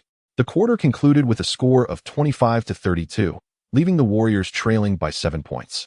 As the second quarter commenced, Durant maintained his offensive prowess, while James continued to capitalize on opportunities in the paint. The Warriors could only rely on the sporadic scoring from Su Wani and Zhang Ruocheng, as the gap quickly widened to over 15 points. Towards the end of the second quarter, the Warriors found themselves in a scoring drought that lasted over 3 minutes until Ming Ji broke the silence with a successful 2-1 play beneath the basket. In the offensive setup, Ming Ji, typically a facilitator as Draymond Green's counterpart, surprisingly opted to position himself low for a one-on-one. With the presence of the genuine 5-position center Bogut on the floor, Ming Ji assumed the role of a power forward, facing none other than James in defense. The two, seasoned adversaries on the court but old friends off it, possessed an intimate understanding of each other's playing styles. James, taken aback by Ming Ji's request for the ball in the low post, nonetheless prepared to provide defensive pressure from behind. Given James's size and strength, few in the league could manage to dominate him in the low post. In a previous game, Bogut had experienced a devastating setback when James executed a brilliant retreat during their one-on-one. If Bogut struggled, Ming Ji would certainly find it even more challenging. At a 45-degree angle, Zhang Ruocheng held the ball while Ming Ji established contact with James, reaching out for the pass. James instinctively lowered his center of gravity, engaging physically to disrupt Ming Ji's reception. This defensive strategy was rooted in years of experience for James. However, unbeknownst to James, as Ming Ji extended his hand, he swiftly pivoted to dart towards the basket behind James, revealing that his initial positioning was merely a feint, with the true tactic being a backdoor cut for an alley-oop. Although James's mind quickly processed the shift, his body, having already prepared for contact, was slower to react. At this critical juncture, Zhang Ruocheng had flawlessly passed the ball to Meng Ji, who, upon receiving it, faced an open basket and prepared for a thunderous dunk. Yet, it was not that simple. LeBron James is indeed LeBron James. Had it been anyone else, they would have conceded, merely watching Meng Ji execute the dunk. However, James, upon regaining his composure, sprinted back with fervor, shouting as he leapt high into the air, anticipating Meng Ji's move. If Meng Ji dared to take off for the dunk, he would be met with a formidable rejection. Yet, Meng Ji remained unperturbed, casting a calm glance at James, a mysterious smile gracing his lips. A sense of foreboding washed over James as he realized he had been outsmarted. Meng Ji had calculated even his jump. Just as James began to descend, Meng Ji took flight, deliberately using his body to collide with James while tossing the ball toward the hoop. The referee's whistle pierced the air, signaling a foul against James, as Meng Ji successfully placed the ball in the basket, achieving a 2-1 play. In the aftermath of the score, Meng Ji was elated, turning to celebrate with an exuberant fist pump. However, in his exuberance, his punch inadvertently struck James in a sensitive area. Meng Ji felt the softness of his fist making contact and turned to see James doubled over in pain. Richard Jefferson and Kevin Durant rushed over to confront Meng Ji, who immediately raised his hands in a gesture of peace, indicating he had no intention of escalating the conflict. The referee swiftly intervened, separating the players, and called for the Cavaliers team physician to assess James' condition. With a look of remorse, Meng Ji explained to the referee, "Gentlemen, I was merely celebrating in my excitement and did not see him there. It was certainly unintentional. Besides, as you know, I have a good rapport with James. Why would I intentionally strike him?" The referee, maintaining his composure, ensured the situation was under control before heading to the scorer's table to review the footage. The Cavaliers fans erupted into a cacophony of discontent, clamoring for the referee to eject Meng Ji. Their demands were not unfounded. The league has historically imposed stringent penalties for fouls involving strikes to the neck and groin. Such actions, once deemed intentional, typically result in an automatic ejection and suspension. Reflecting on a similar incident during Game 4 of the 2016 Finals, Draymond Green, after being knocked down by James while setting a screen for Steph Curry, was incited to retaliate and struck James in the groin. Although the referees did not penalize him during the game, he later faced a flagrant foul assessment, resulting in his suspension for Game 5, an event that marked a pivotal turning point in that final series.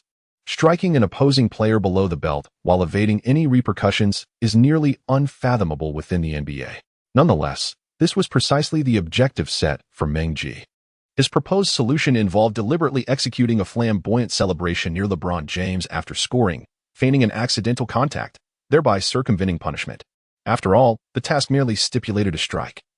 It did not clarify whether it was intentional or unintentional. The ingenious mind behind this stratagem was none other than Zhang Ruocheng. As the play unfolded, Meng Ji successfully executed Zhang's plan. With the referees reviewing the video replay amidst the uproar of the Cavaliers fans, Meng Ji's heart raced. Should Zhang's scheme succeed, he would complete his personal mission and escape unscathed. As the third game concluded, all eyes on the Cavaliers were fixed on their leader, LeBron James. After a brief respite on the sidelines, James assured everyone that he was fine, merely shaken by the recent blow. At that moment, Meng Ji approached the Cavaliers bench to express his sincere apologies to James, explaining that it was unintended. James graciously patted Meng Ji on the back, dismissing the incident. The atmosphere eased, and even the astute Shinyu failed to perceive that Meng Ji's actions were, in fact, deliberate. The referees, after their review, ultimately deemed the incident an accident, imposing no penalties on Meng Ji. An overwhelming wave of joy surged within him. What appeared to be the most challenging personal task had been accomplished. He cast a grateful glance at Zhang Ruocheng, who returned the gesture with a smile, delighted at having saved a fellow player's career. Following this minor commotion, the game proceeded without further incident. The Cavaliers sailed to a resounding victory, triumphing 118-90, thereby defending their home court while adjusting the series score to 1-2. Suwannee had a lackluster performance, matched up against the towering Kevin Durant, managing only 10 points and failing to fulfill her personal task. Zhang Ruocheng also faced a significant downturn, recording just 9 points, 7 rebounds, 4 assists, and 1 steal. In the debriefing room post-game, the basketball deity announced the progress of each player as personal tasks. Player 387, Shinyu. Task progress, 12, player 387. Feng Zhong. Task progress, 0-1. Player 391, Wang Huayong. Task progress, 12. Player 404, Su Wani. Task progress, 12. Player 404. Zhang Ruocheng. Task progress. Player 432, Meng Ji. Task progress. Player 432, Yu Zhifei. Task progress, 2. Upon witnessing these results, members of the Cavaliers camp were taken aback. Wang Huayong, in particular, expressed his confusion to Meng Ji. You completed your personal task? When Meng Ji smiled, he explained to the 3 members of the Knights camp. After listening, Shen Yu was taken aback and inquired, is this idea your own? Meng Ji was about to attribute the notion to Zhang Ruocheng, but Zhang Ruocheng suddenly interjected, of course. This lad mentioned his idea to us before G3, hoping we would support him. At that moment, I believed this concept would surely succeed, and indeed, it has. Meng Ji, you truly possess remarkable talent. Caught off guard by Zhang Ruocheng's words, Meng Ji found himself at a loss for a response. Observing Zhang Ruocheng speaking with his back turned to the members of the Knights camp, he caught his subtle signals and eventually understood. He continued in harmony with Zhang Ruocheng's sentiment. Ah, Brother Ruocheng, you needn't flatter me. I was merely taking a chance, and I never imagined it would actually work. Zhang Ruocheng wished to keep the members of the Cavaliers, particularly Shen Yu, oblivious to the fact that Meng Ji had devised the plan. With numerous matches yet to be played, he understood the adage that the first bird to stick its head out gets shot. He had no desire to become the target of the opposition. However, Shen Yu remained skeptical of Meng Ji's response, his gaze unwaveringly fixed upon Zhang Ruocheng. At that moment, the voice of the basketball god resonated. Team 432, Meng Ji, your personal task has been completed.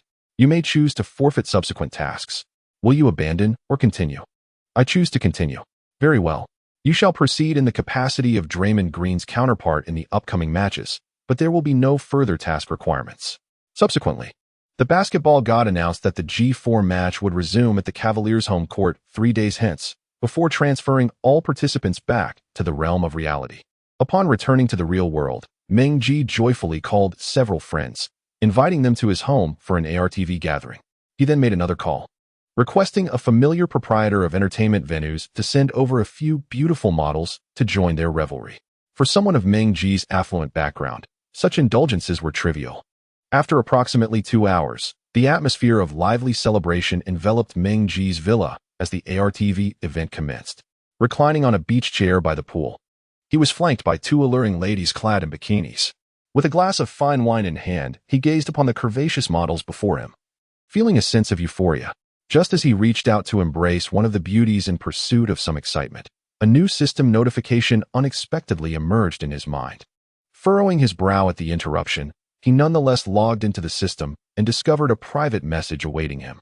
About 2 hours later, the ARTV festivities concluded, and after a refreshing shower, Meng Ji collapsed onto his bed, utterly exhausted from an exhilarating encounter with 3 models. Lying there, he did not succumb to sleep immediately. Instead, he logged into the system and sent a private message to Zhang Ruocheng. Brother Ruocheng, in which city are you located? I would like to meet you in person to express my gratitude. Not long after, he received a reply from Zhang Ruocheng. Brother Meng Ji, I am in Beijing. If you're also in Beijing, we can meet. If it is too far for you, there's no need to come. Communicating through the system is convenient. Brother Ruocheng, my home is in Tianjin. Traveling to Beijing is quite easy. I will come to find you tomorrow morning. Could you provide me with a specific address? Thus, the 2 arranged a meeting time and place for the following day. Meng Ji then revisited the private message he had received earlier, his brow furrowed in contemplation. After a lengthy pause, he finally closed his eyes and drifted into a deep slumber. The next morning, Meng Ji drove to Beijing and met Zhang Ruocheng at the designated restaurant. Upon their meeting, Meng Ji presented Zhang Ruocheng with a green jersey. Zhang Ruocheng, somewhat taken aback, inquired, Brother Meng, what is this? Oh, during our previous conversation, did you not mention that your favorite basketball star is Ray Allen? This is a signed jersey worn by Ray Allen during Game 1 of the finals in the year the Celtics clinched the championship. I purchased it earlier, and now I present it to you, Brother Ruocheng. My heavens, it must have cost a fortune. How could I accept such a generous gift? No need for formality, you devised that plan which saved my life. A mere jersey pales in comparison. I have heard that the jersey Ray Allen wore in the final game, Game 6, has also entered the market. I will inquire about it, and if I find any information, I shall procure it as a gift for you. Brother Meng, such a rare treasure, and you speak of it so casually. Are you truly a friend? Brothers. Haha, Brother Ruocheng, as you can see, I am indeed the son of a wealthy family, and there is no need for concealment. Should you encounter any difficulties in real life, do not hesitate to reach out to me. Let us exchange numbers. Meng Ji's candid and straightforward demeanor quickly endeared him to Zhang Ruocheng. His sincerity and sunny disposition shattered Zhang's preconceived notions about the affluent. In terms of age, Meng Ji was already 25, while Zhang Ruocheng was merely 18. Yet, Meng Ji affectionately addressed him as Brother Ruocheng, which made Zhang feel a bit bashful. Brother Meng, please refrain from calling me brother in the future. Simply call me Ruocheng. Haha, whatever you prefer. Ruocheng, I feel that our temperaments and personalities are quite compatible. It seems as though we have met too late. Afterward, the two clinked glasses and consumed copious amounts of wine. Meng Ji, with a moderate tolerance for alcohol, grew increasingly loquacious after a few drinks, discussing everything from the cosmos to life aspirations, and from youthful exuberance to the vexing system. Gradually, Zhang Ruocheng found himself increasingly fond of this slightly older man who retained a youthful spirit. As the evening wore on, the two began to refer to each other as brothers. Ultimately, Zhang Ruocheng accompanied Meng Ji to the hotel, where he too fell asleep in Meng Ji's room. When they awoke, it was already evening. Zhang Ruocheng informed Meng Ji that Su Wani was also a student studying in Beijing. Upon hearing this, Meng Ji was overjoyed and suggested inviting Su Wani to join them for a meal. Zhang Ruocheng placed a call to Su Wani, who, upon hearing of Meng Ji's visit, readily agreed to meet. Thus, the three gathered once more for a meal. During the course of their dining, Su Wani suddenly remarked, "Should we inquire about Yu Zhifei? It seems we might be isolating him." The other two exchanged smiles, acknowledging the validity of her observation. Consequently, Zhang Ruocheng sent a message to Yu Zhifei, who responded that his hometown was located in a distant area of Hunan, far removed from Beijing. Zhang Ruocheng sought the contact information of Yu Zhifei and initiated a video call. During the call, Yu Zhifei showcased the restaurant where he worked, adorned in his uniform. One cannot help but acknowledge the profound disparities that exist between individuals. Among peers of similar age, Zhang Ruocheng and Su Wani were immersed in their university studies, while Meng Ji enjoyed the privileges of a well-off upbringing, and Yu Zhifei toiled in a restaurant to make ends meet since graduating from high school. Though destiny may appear starkly unjust, there are moments when one must marvel at its tenacity. What does it matter to be poor? What significance does wealth hold? In this survival game reminiscent of the NBA, all individuals stand on equal footing, fiercely battling for their existence. These young souls, entwined by a peculiar system in a parallel world, found their fates inexorably linked. Upon witnessing Yu Zhifei's arduous living conditions, Meng Ji promptly offered his assistance, assuring him that he would do everything within his power if there was a need. Yu Zhifei smiled. The golden-haired youth, sporting a pair of worn sunglasses, exuded a facade of coolness, concealing a tender heart within. He expressed his gratitude to Meng Ji, yet conveyed his desire to endure through this game and reshape his destiny with his own hands. As their conversation deepened, Su Wani suddenly remarked, "Considering how long we've known each other, today marks the most substantial and profound exchange we've had. Surely, we must be friends by now?" "Absolutely," Meng Ji replied joyously. "Not just friends, but brothers. Brothers who trust one another." Yu Zhifei exclaimed from the other end of the call. "Indeed, brothers." Zhang Ruocheng raised his cup, and the four shared a toast. After 3 competitive tasks, they had cultivated a sufficient level of trust among themselves, devoid of suspicion and doubt, allowing them to rely on each other without hesitation in critical moments. Such a bond embodies the essence of brotherhood. Zhang Ruocheng was overwhelmed with excitement. In his 18 years of life, this marked the first time he had ever experienced such a sensation. Zhang Ruocheng sensed that the bond they had forged might be their most potent weapon in clinching the series. Only by placing unwavering trust in their brothers and teammates could they navigate any challenge with ease. This was something the cunning Shen Yu could never achieve. The 3 individuals before Zhang Ruocheng instilled in him ample confidence. The off day was spent in a tranquil, yet extraordinary manner. As the clock ticked down to the G4 showdown, a palpable silence enveloped the group. The NC random event seemed to arrive rather tardily. 20 hours, then 15 hours passed, with all participants eagerly awaiting news from the group chat, yet silence persisted. 5 hours, 1 hour remained. Finally, the moment for G4 had arrived, and all 7 players were teleported into the mission scenario. It turned out that the NC random event had not been triggered prior to G4. This indicated that Durant remained with the Cavaliers, while Curry was still sidelined for the season. As for Clay, he was absent due to an ankle injury. What on earth was happening? Just before the match commenced, the coach, Steve Kerr, who had traversed time, summoned Zhang Ruocheng, Su Wani, and Ming Ji, stating, "We shouldn't expect to win this match, should we?" All eyes turned towards Zhang Ruocheng. For the Warriors, lacking the Splash Brothers, to triumph over the Cavaliers led by the newly arrived Durant seemed like a fanciful notion, and Zhang Ruocheng was acutely aware of this reality. However, within the Warriors' ranks, he was universally acknowledged as the leader and captain. Unless the captain voiced a desire to concede, no one would dare utter the word give up. Zhang Ruocheng gazed into the eyes of his teammates, filled with a sense of compassion and helplessness. He understood the weight of the responsibility he bore. Under such circumstances, he must shoulder the burden of the entire team. Thus, after weighing the pros and cons, he decisively declared, "We shall forego victory in this match and devote ourselves entirely to assisting Su Wani in accumulating data. Our sole objective for this game is to ensure Wani's score exceeds 30. Agreed. Both Yu Zhifei and Meng Ji responded in unison, without a hint of hesitation. Su Wani, touched by the fervent gazes of the three boys, felt a surge of emotion. "What about you, Ruocheng? Your FMB relies on data accumulation as well. You must also contribute. Wani, you take the lead. I will adapt as the situation demands."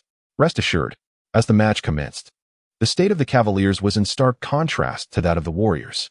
The remaining three players had engaged in a fierce argument prior to the game. Xinyu and Wang Huayong were convinced that since the NC random event had not been triggered, the outcome would mirror that of G3, leading the Cavaliers to a resounding victory. Under such assumptions, Feng Zhong's task seemed unattainable, thus placing the focus primarily on Xinyu and Wang Huayong's objectives. However, Feng Zhong disagreed vehemently, believing that as they had reached G4, the uncertainties of subsequent matches were vast, and no one could guarantee he would have an opportunity to make crucial shots later on. Moreover, having sacrificed for his teammates in G3, he now demanded that they reciprocate for him. Chapter 57. An eye for an eye. Naturally, Xinyu and Wang Huayong opposed Feng Zhong's stance. Consequently, a heated argument erupted among the three, with Xinyu and Wang Huayong ultimately prevailing. Yet, in Feng Zhong's heart, a seed of resentment had been secretly sown. As the curtain rose on G4 and the players were transported to the Cleveland Quicken Loans Arena, Feng Zhong, now transformed into J.R. Smith, cast a venomous glare at Xinyu and Wang Huayong. The chilling intensity of his gaze sent a shiver down Wang Huayong's spine, while Xinyu remained unfazed. His expression one of indifference. Having weathered many storms, he was well accustomed to men like Feng Zhong. Once the game commenced, it quickly devolved into a one-sided affair, with Durant and James, the titans of the league, unleashing their full might from the outset. Durant executed single-handed plays, driving inside and shooting from the perimeter to rack up points, while James orchestrated the team's movements, occasionally leading fast breaks to bombard the Warriors' basket. In this match, Xinyu artfully concealed his method of accumulating errors, and amidst the Cavaliers' offensive onslaught in the first quarter, he managed to record 4 mistakes without significantly impacting the game's trajectory. On the Warriors' side, the Splash Brothers were both absent, leaving them utterly powerless on the offensive front. Yu Zhifei had no choice but to include Livingston and the aging Brazilian Lightning, Leonardo Barbosa, in the starting lineup. On the defensive end, they struggled to contain Durant and James, while the Warriors' offense was severely hampered. Although Su Wani was established as the tactical linchpin, the player tasked with defending her was none other than Durant, who possessed both height and an impressive wingspan, coupled with speed that was equally formidable. Regardless of the strategy employed, Su Wani found it exceedingly difficult to score against Durant. By the end of the first quarter, the score stood at 36-18. With the Cavaliers leading by 18 points, Su Wani managed to make only 1 basket out of 8 attempts, accumulating a mere 3 points. During the break, the Warriors were consumed by anxiety, particularly the 4 players involved. Although the outcome of Game 4 seemed predetermined, they were desperate to find a solution to enable Su Wani to fulfill her personal mission. Just as despair began to settle in, Meng Ji suddenly spoke up. "To allow Wani to achieve her goals, we must address the issue of Durant. Leave this matter to me." "Meng Ji, what do you intend to do?" inquired Zhang Ruocheng. "I will handle him just as we dealt with Clay in the previous game. An eye for an eye." Upon hearing Meng Ji's words, Zhang Ruocheng's eyes lit up. This was indeed his own thought. though he had hesitated to act. Mindful of the potential consequences of such an endeavor, Zhang Ruocheng's personal mission is to secure the FMV, should he intentionally harm Durant. Although it would not contravene the system rules of this survival game, it would likely result in a penalty for a flagrant foul, leading to ejection at best or a suspension at worst. Either outcome would significantly impact his pursuit of the FMV, which is why Zhang Ruocheng refrains from taking such risks. The same rationale applies to Su Wani. Therefore, having Meng Ji, who has already completed his personal task and faces no such risks, undertake this action is the most fitting choice. Initially, Zhang Ruocheng contemplated how to subtly convey his intentions to Meng Ji, but now that Meng Ji has proactively offered, he is quite pleased. While deliberately injuring an opponent on the basketball court is the most despicable act, players often find themselves with no alternative for survival. Upon returning to the court, Meng Ji indeed took it upon himself to guard Durant. As an NC, Durant was oblivious to Meng Ji's intentions. During the defense, Meng Ji deliberately left half a step of space for Durant, and the formidable KD seized the opportunity, executing a smooth pull-up jumper. The ball swished through the net. But unbeknownst to Durant, an ill-fated foot awaited him upon landing. In the next moment, the scene shifted from Clay of Game 3 in agony to Durant of Game 4, who crumpled to the ground clutching his ankle, his face contorted in pain.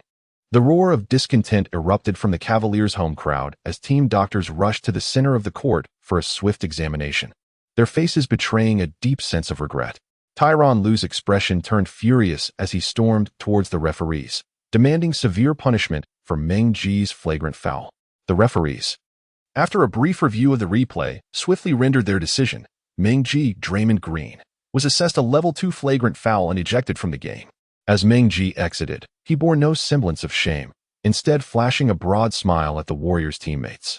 He then turned to the audience, placing a finger to his lips in a provocative gesture for silence. This incited the Cavaliers fans at the Rocket Mortgage Fieldhouse, who responded with thunderous chants against Draymond. Soon after, the Cavaliers officially announced that Kevin Durant had sustained a severe ankle sprain and would not return for Game 4. Durant's injury further ignited the Cavaliers' players' fighting spirit, particularly among the NC, who displayed fierce determination, almost eager to consume their opponents alive.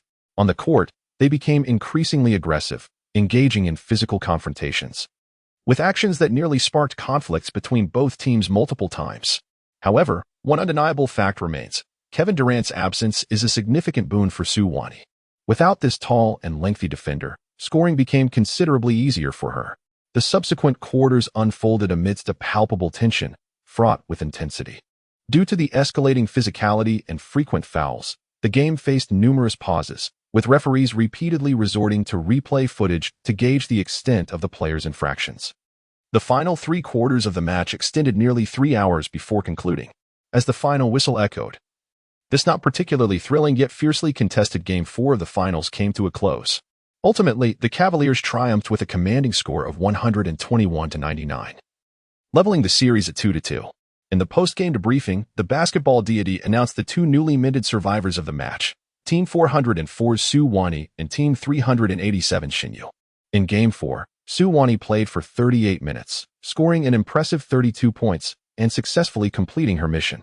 Meanwhile, Xinyu took to the court for 27 minutes, achieving his goal of accumulating 10 turnovers, thereby fulfilling his personal task as well. Both individuals opted to remain in the mission, eager to participate in the upcoming matches. Zhang Ruocheng achieved a stat line of 12 points, 7 rebounds, 4 assists, 6 steals, and 3 blocks in this match. While his statistics are relatively comprehensive, they hardly stand out. As the Cavaliers leveled the score, both teams found themselves back on equal footing, making the forthcoming 5th game of this pivotal series exceedingly crucial. Chapter 58. Mother on the sickbed. After 4 games of the finals, half of the 8 competitors have successfully completed their personal missions and escaped unscathed. They are as follows. Team 391, Zhang Feng, the counterpart of Kevin Love, who has completed his mission in Game 2 and has since exited. Team 432, Meng Ji, the counterpart of Draymond Green, has completed his mission in Game 3 and remains in the contest. Team 404, Su Wani, the counterpart of Harrison Barnes, has completed her mission in Game 4 and stays in the fray. Team 387, Xinyu, the counterpart of Kyrie Irving, has also completed his mission in Game 4 and remains in play. The task progress for the remaining 4 participants is as follows. Team 387, Feng Zhong, The counterpart of J.R. Smith, whose personal mission is to make at least one buzzer-beater or game-winning shot, currently stands at 0-1. Team 391, Wang Huiyong. The counterpart of Tristan Thompson, whose personal mission is to achieve double-digit assists in at least 2 games, currently stands at 12. Team 432, Yu Zhifei. The counterpart of Steve Kerr, whose personal mission is to refrain from calling timeouts in the 4th quarter of all home games while ensuring a victory, currently stands at 2. Team 404, Zhang Ruocheng. The counterpart of Andre Iguodala, whose personal mission is to secure the finals MVP, currently stands at, as the pivotal Game 5 approaches. Returning to the Warriors' home court, all players yet to complete their personal tasks feel immense pressure, for the specter of death looms over them like a sharp sword, ever suspended above their heads. 2 days before the climactic battle, in a hospital located in the Dongqing district of Beijing, a frail elderly woman lay in a ward. Eyes tightly shut, her breathing faint. Beside her sat a tall, slender young man, Zhang Ruocheng. Zhang Ruocheng gazed at his unconscious mother, tears glistening in his eyes. He found it hard to believe that she had been in a coma for an entire year. A year ago, as a senior in high school, Zhang Ruocheng was abruptly summoned by his class teacher during a lesson, who informed him that his mother had met with an unfortunate incident. Upon hearing the news, Zhang Ruocheng hastily summoned a taxi and rushed to the hospital. As he arrived outside the operating room, the illuminated words "surgery in progress" seemed to plunge him into an abyss of despair. He could hardly fathom why such a calamity had befallen him. Standing outside the operating room was Zhang Ruocheng's uncle, who informed him that while his mother was out purchasing groceries, she had been struck by a car that ran a red light, sustaining severe head injuries. The situation was grave, teetering on the precipice of life and death. Upon hearing this, Zhang Ruocheng felt as if a thunderous clap had erupted beside his ear. The phrase "struck by lightning 5 times" aptly describes the turmoil within him at this moment. During his junior high school years, his father, a former national basketball player, had passed away due to illness, and now his mother had encountered such a grave car accident. Why must the heavens treat me in this manner? Zhang Ruocheng sat despondently on the bench outside the operating room, tears cascading down his cheeks. He clutched his hair tightly, burying his head in his chest, desperately suppressing the urge to scream in anguish. Oh, heavens above, why do you forsake me? A long day and night passed, during which Zhang fervently prayed to the divine, repeatedly expressing his willingness to sacrifice everything to preserve his mother's life. Perhaps the heavens heard his heartfelt plea and granted the wish of this unfortunate boy.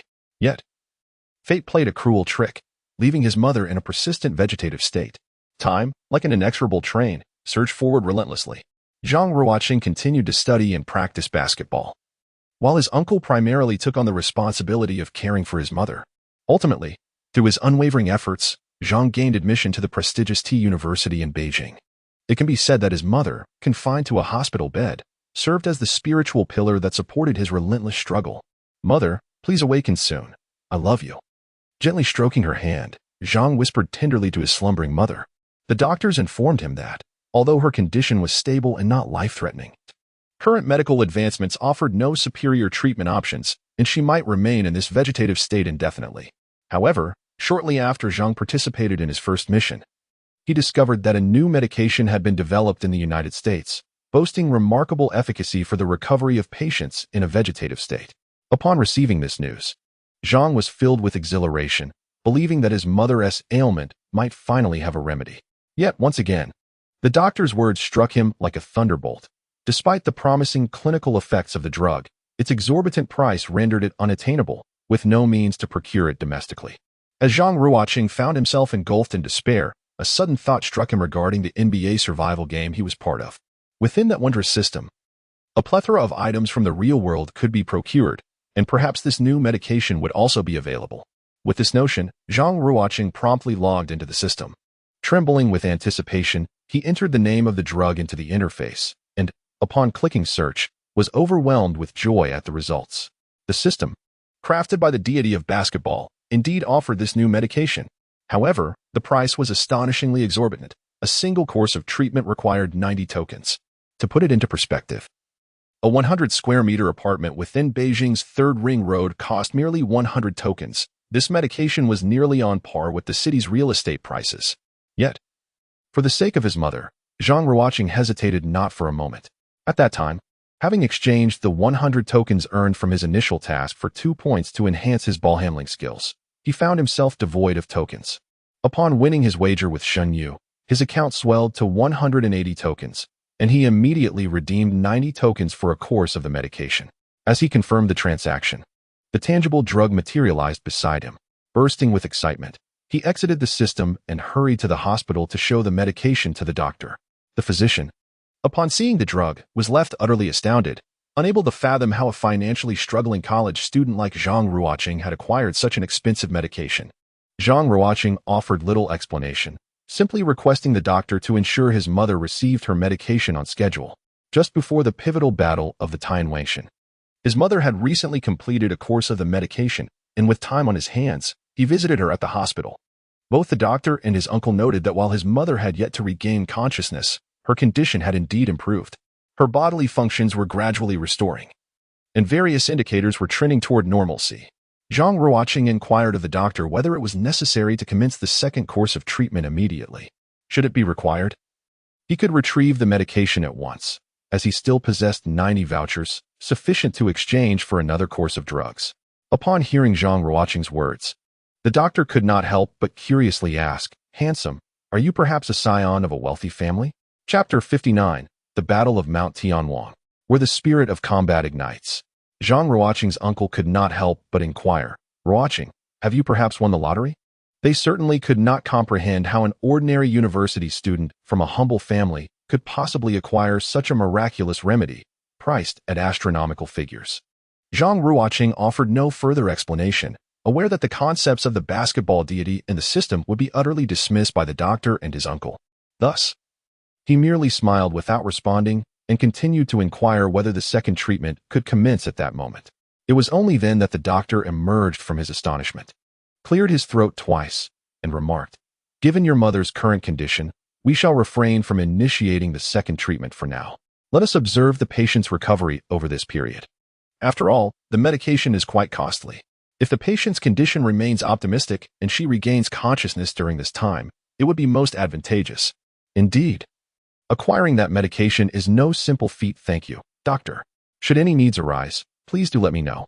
Upon returning from the hospital, Zhang Ruocheng felt a significant uplift in his spirits.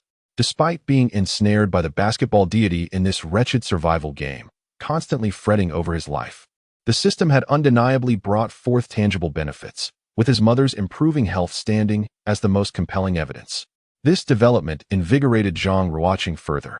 He was resolute in his determination to conquer the pivotal battle and secure victory in the finals, thereby claiming that elusive FMV.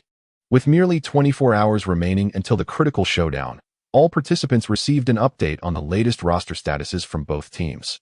Golden State Warriors, Stephen Curry had recovered from his injury and would participate in the pivotal battle. Klay Thompson was sidelined due to an ankle injury and would not play. Draymond Green, Team 432's Meng Ji, faced an additional one-game suspension and was unavailable. Sean Livingston suffered a shoulder dislocation and would also be absent. The Warriors, upon reviewing their personnel situation, felt a mix of emotions, though the prevailing sentiment was one of optimism. The return of their star player, Curry, was undoubtedly a significant boon. However, the absence of the other two members of the 2016 Super Team, Thompson and Green, posed a considerable setback. Furthermore, Curry's substitute, the reliable mid-range shooter Livingston, was also absent due to an NC random event, which was another unfortunate development for the Warriors. Cleveland Cavaliers, Kevin Durant had transferred to the Brooklyn Nets. Richard Jefferson was sidelined due to hip tightness. The Cavaliers faced a notably harsher blow. Durant, who had joined mid-season, was rendered unavailable following an injury inflicted by Meng Ji and subsequently transferred to the Nets. This meant that in forthcoming matches, the Grim Reaper of Death would no longer wield his scythe for the Cavaliers. In addition, the significant rotation on the team's front line, Richard Jefferson, was absent due to injury during the pivotal game, which had a considerable impact on the Cavaliers. On the Cavaliers' side, two individuals had yet to fulfill their personal objectives. One was Tristan Thompson's counterpart, Wang Huayong, who needed to achieve another game with double-digit assists. The other was J.R. Smith's counterpart, Feng Zhong, who must hit a buzzer-beater or a game-tying shot in a forthcoming match. On the Warriors' side, two players also had unfinished tasks. One was Steve Kerr's counterpart, Yu Zhifei, who needed to secure a victory in an upcoming home game without calling a timeout in the fourth quarter, making the impending pivotal match a significant test for him. The other was Andre Iguodala's counterpart, Zhang Ruocheng, who aspired to clinch the finals MVP. However, the outcome of his task would only be revealed upon the conclusion of the entire series.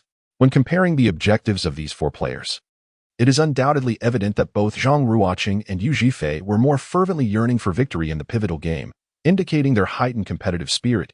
Prior to the match, Yu Zhifei diligently conducted a pre-game rally.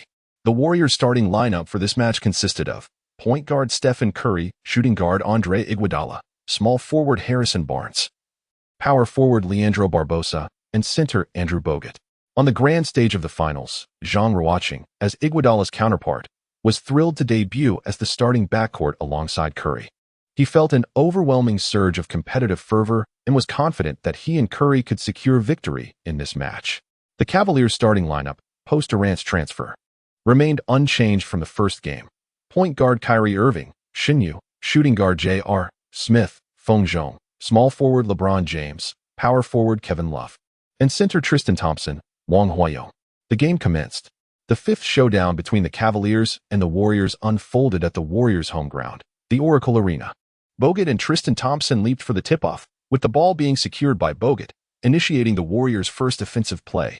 The significance of this pivotal match was clear to all. Historically, teams that conquer the pivotal game in a best-of-7 series have an over 80 probability of winning the series. Thus, this game was crucial for both teams. Stephen Curry wore a serious expression as he skillfully maneuvered the ball to the front court despite being closely guarded by Shin Yu. However, just as Curry crossed the half-court line, he found himself trapped. Feng Zhong swiftly abandoned his defensive assignment to double-team Curry. The audacity of employing such a double-team strategy right from the outset was unexpected. Cavaliers head coach Tyronn Lue undoubtedly lived up to his reputation as a tactical genius. Curry appeared unprepared for the double team, hurriedly attempting to pass the ball after gathering it. However, Feng Zhong and Shin Yu swiftly converged, causing Curry to lose his passing vision and become ensnared in the corner formed by the half-court line and the sideline. The very first offensive play teetered on the brink of a turnover, an outcome the Warriors could scarcely tolerate. Yet, despite his height limitations rendering him unable to make a play while being double-teamed, at a critical moment, a resounding ASS echoed in Curry's ears. With acute auditory perception, Curry, a player of remarkable poise under pressure, although entirely ensnared by Shin Yu and Feng Zhong, unable to discern the unfolding action on the court, still managed to carve a passing lane through the narrow gaps between his defenders before relinquishing the ball, directing it towards the source of the sound. That exclamation ASS originated from the transcendent play of Andre Iguodala, facilitated by Zhang Ruocheng, one of the Warriors' formidable backcourt duo in this match. Zhang Ruocheng successfully received the pass. Initially tasked with guarding him was Feng Zhong, who, due to his commitment to double-teaming Curry at the high post, inadvertently allowed Zhang an entirely open opportunity. He launched a three-pointer.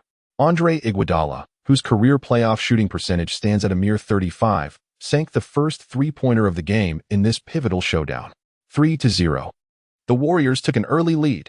Chapter 60. The Warriors' dynamic duo takes on the LeBron and Durant combination. After Zhang Ruocheng successfully made a three-pointer, all Warriors fans at the Oracle Center erupted in jubilation. Commentators Barkley and O'Neal analyzed that Iguodala had showcased a fiery touch right from the outset, which was indeed significant news for the Warriors. Furthermore, the Warriors had deciphered the Cavaliers' strategy of double-teaming Curry at the beginning, which served as a tremendous boost to their morale.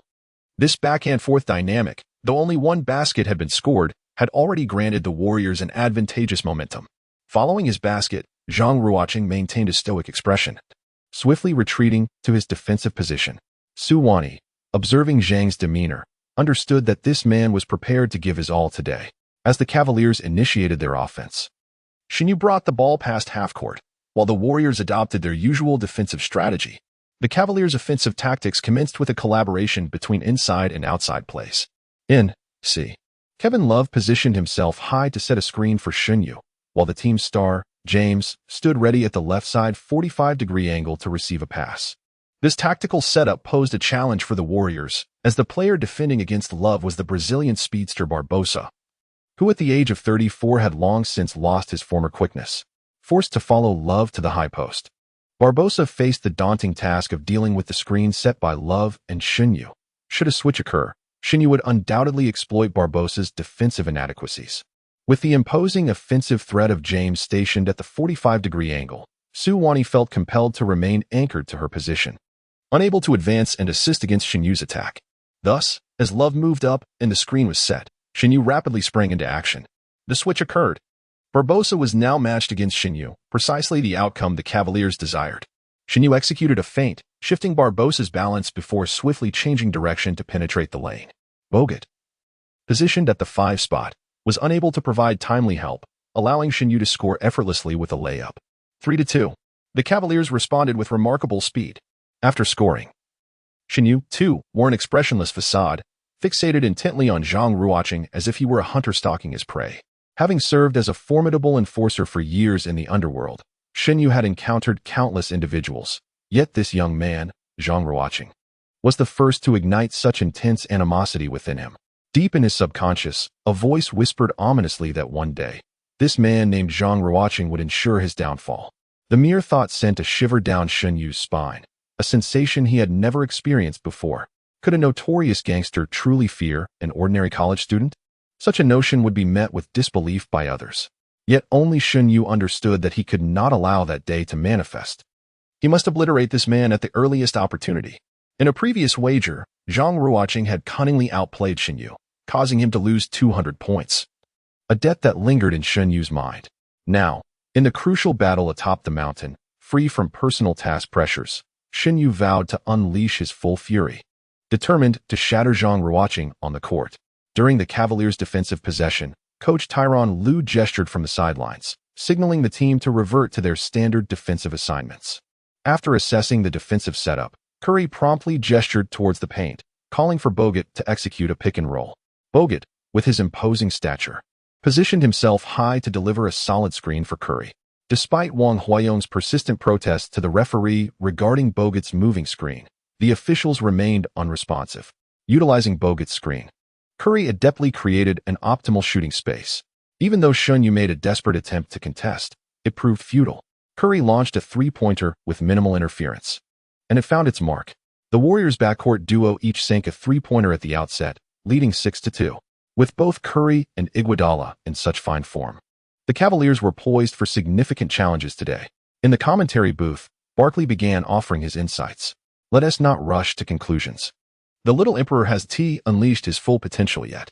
Another member of the TNT crew, Kenny Smith, chimed in with a sardonic tone, seemingly reminding everyone that this was a pivotal final showdown, and as the team's leader, LeBron James needed to step up. If he failed to do so, it would signify he could never surmount the formidable Warriors. On the court, James seemed to have heard Smith's veiled remarks. He received the ball at a 45-degree angle beyond the arc, facing his defender, Su Wani. In a one-on-one scenario, Su, as a crossover specialist, found it exceedingly difficult to contain James, who surpassed her in both size and strength. Thus, Bogut had already positioned himself, ready to assist should James penetrate the paint. Upon evaluating the Warriors' defense, James swiftly made his decision. He dribbled forcefully from the right side, while Su struggled to keep up but was easily surpassed by James. Just as Bogut shifted to provide help, James executed a sudden jump shot over Su's outstretched arm. A mid-range shot, a divine weapon. There is no doubt about James's extensive offensive arsenal. However, the least sharp weapon in his collection has traditionally been his mid-range shooting. In fact, during their encounters, Popovich would often advise giving James a step back.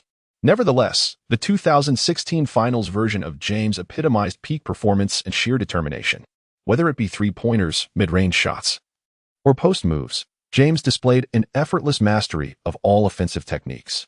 The ball swished through the net, bringing the score to 6-4, with the Warriors ahead by 2 points.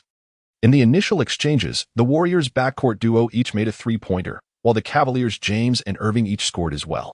These sequences established the tone for the game, a fierce battle between the Warriors' sharpshooters and the Cavaliers' dynamic duo, a bloodbath at the pinnacle of the finals. All four players completed the first quarter. Curry shot 3 of 4 from beyond the arc, accumulating 9 points, while Zhang Ruocheng contributed 8 points, 3 rebounds, 2 assists, and 1 steal. Both James and Xinyu scored 10 points each. The first quarter concluded with both teams tied at 29.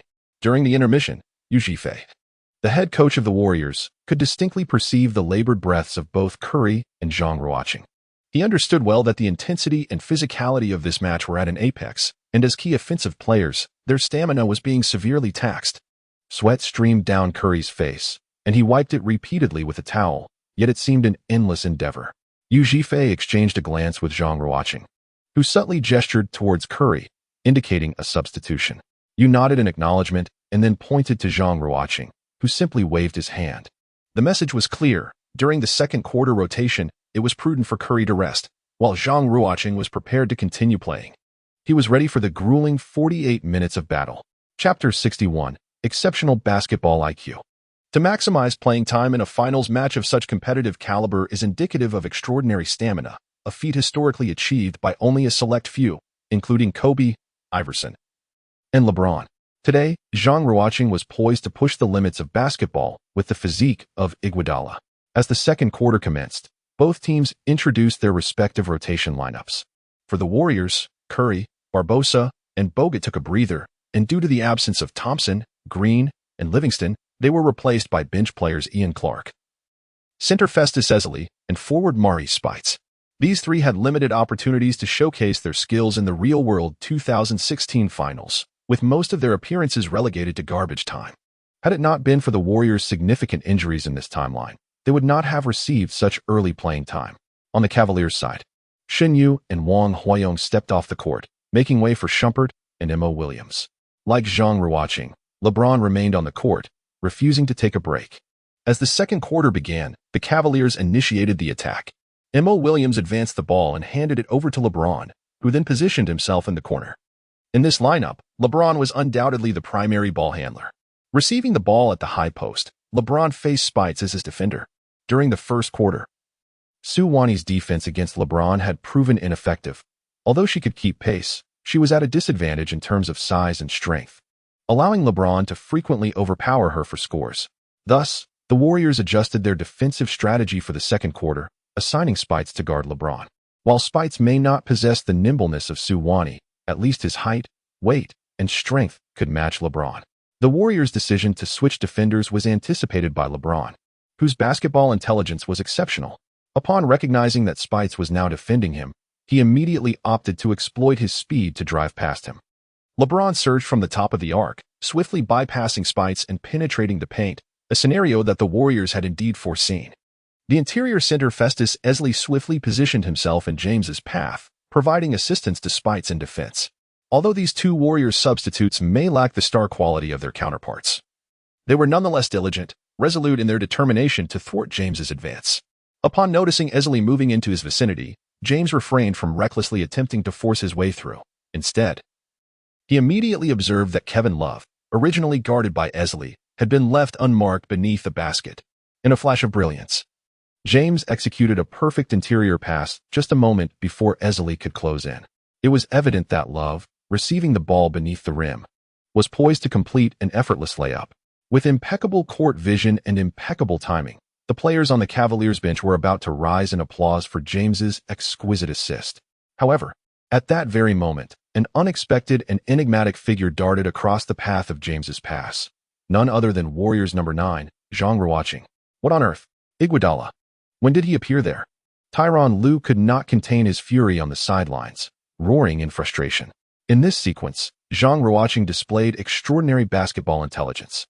He anticipated that James would utilize his speed to breach the first line of defense, Spites, and correctly surmised that James, confronted by Ezeli's defense, would opt for an interior pass to Love.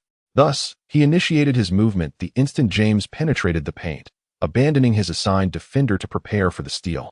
Everything unfolded precisely as he had predicted. After the steal, Zhang Ruocheng rapidly propelled the fast break, with the aggrieved James, much like Tyronn Lue, furiously in pursuit of him.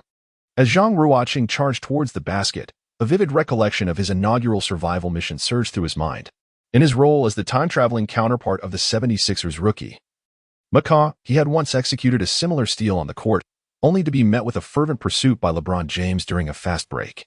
Just when it seemed that the world believed he was destined to be thwarted by LeBron's formidable block, Zhang audaciously soared, executing a powerful two-handed dunk, deftly evading LeBron's outstretched hand and successfully depositing the ball into the hoop. That moment was nothing short of spectacular. If this parallel universe held a selection for the top 10 plays, Zhang's thunderous slam would undoubtedly be crowned as the pinnacle. The scene from that time bore a striking resemblance to the present moment. Yet, on that previous occasion, Zhang had embodied Maka's essence, this time. He assumed the guise of Iguodala. The wonders of fate often elude verbal description. In the real world's 2016 NBA Finals Game 7, LeBron famously chased down and blocked Iguodala's shot in a breathtaking display known as the block.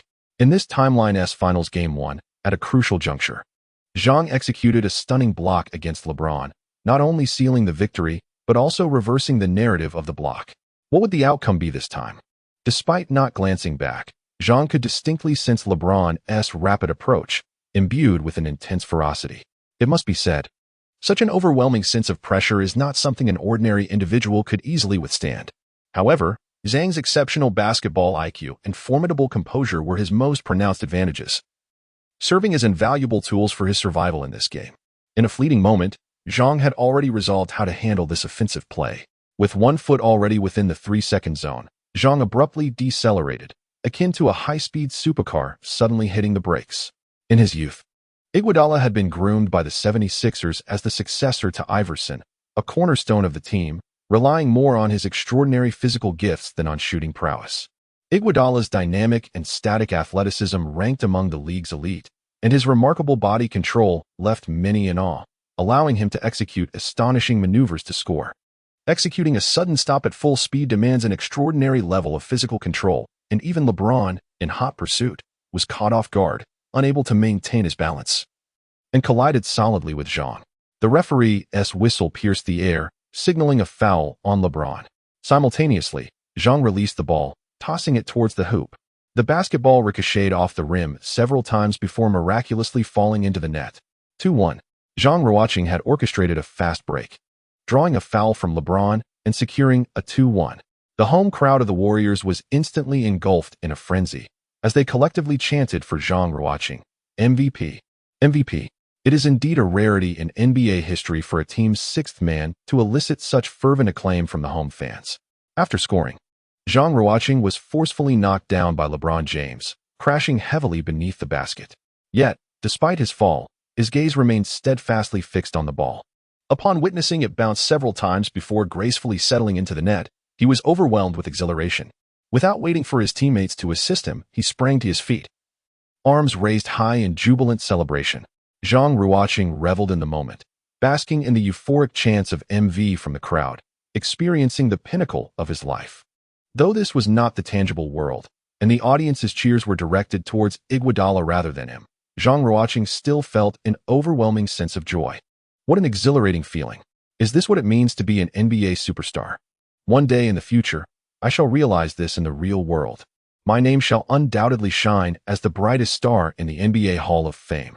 As she watched the wildly celebrating Zhang Ruocheng, Su Wani felt genuine happiness for him. Yet more than that, she was struck by a profound astonishment. As Zhang Ruocheng's teammate, she increasingly recognized the man's reliability. Reflecting on the game, she recalled how this virtual version of LeBron James had suffered at least 3 humiliations at Zhang Ruocheng's hands. The first was when Zhang Ruocheng retaliated with a double-handed slam after being blocked. The second was when he delivered the block, and the third was the current moment. Just how formidable must Zhang Ruocheng be to repeatedly outmaneuver James? Unbeknownst to Su Wani, her gaze towards Zhang Ruocheng had subtly shifted. After this play, Cavaliers head coach Tyronn Lue promptly called a timeout. OMG God, did you just see that? Exclaimed Barkley from the commentary booth. He stopped abruptly on the fast break and drew a foul for a 2-1, and it was against James, simply incredible. Shaquille O'Neal chimed in, "You're absolutely right. My friend, Iguodala's performance in this series has been nothing short of explosive. I dare say, if the Warriors clinch the championship, Iguodala has a significant chance of winning FMV." Meanwhile, the concealed LeBron critic Kenny Smith laughed wryly. He got pinned with a block at the end of Game 1, and now has been fouled for a 2-1. I'm more concerned about how LeBron will reclaim his ground, huh? In stark contrast to the raucous celebration in the stands and the laughter from the commentary booth, the atmosphere on the Cavaliers side was far from relaxed. Tyronn Lue was sternly instructing his players on defensive strategies.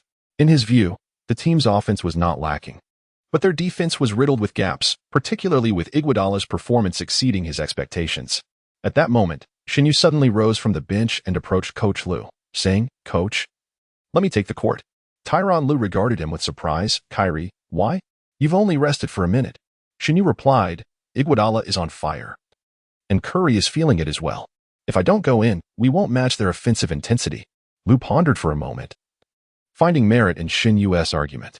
Although the team's issues lay on the defensive end, and Shin Yu was not known for his defensive prowess as Kyrie's replacement. The best offense is indeed a strong defense. If the offensive firepower was fierce enough, it could mask defensive shortcomings. Thus, Tyronn Lue decided to substitute the recently entered Mo Williams back in favor of Shin Yu. On the side of the Warriors, everyone gathered around Zhang Ruocheng, continuously extolling his remarkable steal and subsequent 2-1 play. Yu Zhifei, unable to contain his curiosity, inquired, "My friend, how did you accomplish that? How did you manage to draw a 2-1 foul from LeBron James?" Zhang Ruocheng smiled faintly, refraining from further explanation. He merely reminded his teammates that the forthcoming matches would be increasingly intense and ruthless, and they must be psychologically prepared, as the Cavaliers would undoubtedly retaliate fiercely. In truth, during the recent offensive play, Zhang Ruocheng instantaneously recognized the disparity in physical prowess between McCaw and Iguodala. McCaw, a youthful and tall guard, possessed a lighter frame and exceptional leaping ability, allowing him to execute maneuvers in midair. Moreover, that match was merely a routine regular season game, and as a relatively unknown rookie, McCaw would not command the same level of focus from LeBron James as one would expect in the finals. Thus, Zhang Ruocheng boldly took a risk, performing a high-difficulty move of a mid-air reverse layup before James, successfully sending the ball through the hoop. However, the present situation was markedly different. Iguodala's greater weight rendered him less agile than McCaw. Furthermore, the LeBron James returning on defense was the epitome of relentless effort. Consequently, Zhang Ruocheng swiftly concluded that the best strategy was to outsmart rather than overpower. He aimed to exploit Iguodala's superior body control to draw a foul from James. The subsequent casual toss could only be attributed to Zhang Ruocheng's fortuitous luck, even if the shot had missed. Merely drawing a foul from James would render the offensive play worthwhile. The ability to analyze the situation and make swift judgments was a remarkable gift that Zhang Ruocheng inherently possessed. Upon returning from the timeout, Zhang Ruocheng executed his free throw with poise, successfully converting it, which brought the score to 32-29, with the Warriors leading by 3 points. Meanwhile, on the Cavaliers' side, James wore a grim expression, his piercing gaze fixed upon Zhang Ruocheng. Unfazed, Zhang Ruocheng remained oblivious to the intensity of James's stare. As the Cavaliers resumed their offense, Shin Yu took possession of the ball. Defending against him was Ian Clark, the Warriors' point guard positioned at the far end of the bench. Upon facing Clark, Shin Yu immediately signaled for space, clearing both strong and weak sides for a one-on-one duel. Clark, drenched in cold sweat, realized that in the current state of the Warriors, beset by injuries, he could no longer afford to double-team Shin Yu. Thus, the responsibility of guarding the opposing all-star guard fell squarely upon his shoulders. However, the disparity in talent and skill rendered Clark's defense ineffective against Shin Yu. With a simple change of pace, Shin Yu effortlessly broke past Clark. As Clark lost his position, he quickly pursued, while Esley in the paint prepared for potential assistance. At that moment, Shin Yu executed a dramatic and exaggerated pullback, collecting the ball and taking a mid-range jumper from a prime position. He made the shot with ease. The score shifted to 32-31. This play momentarily hushed the previously raucous atmosphere of the Oracle Arena. Chapter 63. The mysterious left-handed crossover with Shin Yu sinking that mid-range jumper. The Warriors' star player, Curry, could no longer remain seated on the bench, actively requesting to be substituted in by Yu Zhifei. Throughout the second quarter, both teams exchanged leads in a fiercely contested match, with their 4 main players collectively accounting for the majority of their team scoring. Shin Yu's shooting touch during this segment was nothing short of explosive, reminiscent of his illustrious comrade Durant, as he seamlessly netted mid-range shots from various positions, hitting every target with precision. Thanks to Shin Yu's exceptional performance, the Cavaliers surged ahead of the Warriors by 3 points at 45-42 during the official timeout, with 6 minutes remaining in the second quarter. Upon resuming play, the Cavaliers made strategic adjustments, allowing LeBron James, who had played for a substantial portion of the game, to take a breather. while the Warriors opted to keep Zhang Ruocheng on the court. As the Cavaliers initiated their offense, Shin Yu's scorching form prompted the Warriors, in light of James's absence, to implement an early double team on him. Anticipating the Warriors' tactics, Shin Yu deftly passed the ball to the perimeter player, Feng Zhong. Feng Zhong, often overshadowed throughout the series, was akin to J.R. Smith's counterpart, yet this match held significant weight for him. He understood that he must wait until the dying moments to either execute a game-tying or game-winning shot to fulfill his personal mission and avoid the tragic fate of being forgotten by the basketball gods. Thus, during pre-game warm-ups, Feng Zhong practiced his mid-range shooting with an intensity surpassing his usual efforts. Throughout the game, opportunities were scarce for him, but he capitalized on the 2 open chances he received, successfully sinking a layup and a three-pointer, contributing a total of 5 points to his team. His shooting form was commendable. When Shin Yu found himself double-teamed, Feng Zhong seized a semi-open opportunity beyond the arc. However, as he prepared to shoot, he suddenly sensed a Warriors player charging toward him from the side. A wave of ominous premonition washed over Feng Zhong, and after hesitating for half a second, he found himself confronted by none other than Zhang Ruocheng. Having missed the semi-open shot, Tyronn Lue, seated on the bench, erupted in frustration, angrily pounding his fist against the scorer's table. Meanwhile, James, visibly agitated, shouted from the sidelines, "Why the hell didn't you shoot?" On the grand stage of the finals, the tension was palpable as everyone yearned for the championship. In such circumstances, James's pressure on his teammate and his outburst at Feng Zhong were somewhat understandable. Feng Zhong, acutely aware of his squandered opportunity, felt a twinge of embarrassment. Gazing at Zhang Ruocheng, he resolved to redeem himself by engaging in a one-on-one confrontation to make the shot, striving to silence James and the others. Yet, unbeknownst to him, he was on the verge of committing an even graver mistake. Those familiar with the NBA are well aware of J.R. Smith's remarkable one-on-one abilities. With his exceptional physical prowess and shooting capability, J.R. Smith has frequently delivered outstanding scoring performances, even while primarily serving as a sixth man throughout much of his career. His extraordinary ability to create his own shot has been a significant factor in this. During his peak, J.R. Smith earned the title of Sixth Man of the Year in 2013 while playing for the Knicks. Subsequently traded to the Cavaliers, he became an invaluable ally to the formidable trio of LeBron James, Kyrie Irving, and Kevin Love, with the media affectionately dubbing him as LeBron's loyal guardian. A saying in the basketball community goes, when J.R. isn't being erratic, he's an all-star every day. This man, a fusion of angel and devil, perhaps epitomizes the essence of a wild card. In a matchup against Zhang Ruocheng, the agile player Feng Zhong opted to drive the ball from the right side. While Zhang Ruocheng's lateral movement is commendable, it is primarily effective against forwards. Faced with Feng Zhong, a speedier guard, Zhang Ruocheng found himself at a disadvantage in defending against the opponent's penetration. Feng Zhong effortlessly created a half-step advantage over Zhang Ruocheng. For NBA-level stars, even the slightest opening suffices for a shot. Aware of this, Feng Zhong approached the mid-range area, poised to execute a pull-up jump shot to finish the play. Just then, an enormous hand, seemingly emerging from nowhere, reached in from an unexpected angle. A steal. Feng Zhong, having yet to secure the ball, fell victim to Zhang Ruocheng's interception. What just happened? Hadn't I already surpassed him? As Feng Zhong grappled with disbelief, Zhang Ruocheng had already secured the ball and initiated a fast break. Feng Zhong could only symbolically trail a few steps behind, watching as Zhang Ruocheng soared and delivered a thunderous dunk on their own basket. The audience at the Oracle Arena erupted once more, with even Charles Barkley at the commentary desk rising in astonishment. Goodness, this marked Iguodala's fourth steal of the game, achieved in just 1.5 quarters. Brother, are you pulling my leg? This is the NBA Finals. Hey, did you all just witness how he managed to strip J.R. of the ball? Shaquille O'Neal questioned his fellow commentators, a hint of confusion in his voice. I find it perplexing. J.R. had clearly broken past Iguodala on the right, which, in my eyes, was an excellent shooting opportunity. J.R.'s shot was flawless. Iguodala, how on earth did you pull that off? Come on, let us see the replay. After Kenny Smith articulated his thoughts, the large screen indeed displayed a replay of the recent play. In slow motion, everyone observed that, although Zhang Ruocheng had been half a step behind Feng Zhong, he had extended his left hand just before Feng Zhong attempted his jump shot. So that was it. Iguodala had anticipated J.R.'s move all along. Indeed, He is a top-tier defensive specialist in the league, a man who has been selected for the defensive lineup on 2 occasions. Although Andre Iguodala's prime may have been left behind in Philadelphia, his formidable defensive prowess remains undiminished. Barkley, from the commentary booth, lavishly praised Iguodala, known as Zhang Ruocheng on the court, with unreserved admiration. Only a player of his caliber can truly appreciate the difficulty of Zhang Ruocheng's recent steal.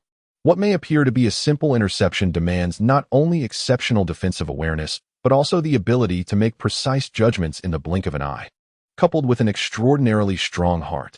Only by possessing these essential qualities can one deliver such a spectacular stealing performance on the grand stage of the NBA Finals. Chapter 64, A True Duel. The Clash of the Magic Balls. After Zhang Ruocheng executed a swift counterattack and successfully completed a layup, the score altered to 44-45, narrowing the gap to a mere point. The Cavaliers initiated their offensive play. Shinyu advanced the ball past half-court and lofted it to Kevin Love. Positioned at the elbow, Love, with his back to the basket, faced off against the Warriors center, Andrew Bogut. Among the Cavaliers' formidable trio, Love's presence was notably subdued. In the 2016 NBA Finals, his performance hardly aligned with that of a star. The Cavaliers were undoubtedly LeBron James and Kyrie Irving's team. Nevertheless, Love's prowess remained indisputable.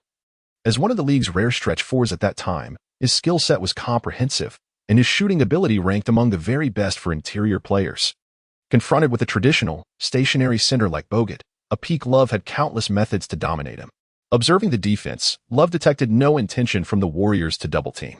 Thus, he promptly initiated a face-up duel against Bogut. With a series of graceful dribbles, the flamboyant power forward left Bogut bewildered. Love effortlessly drove to the basket and executed a composed layup, securing 2 points.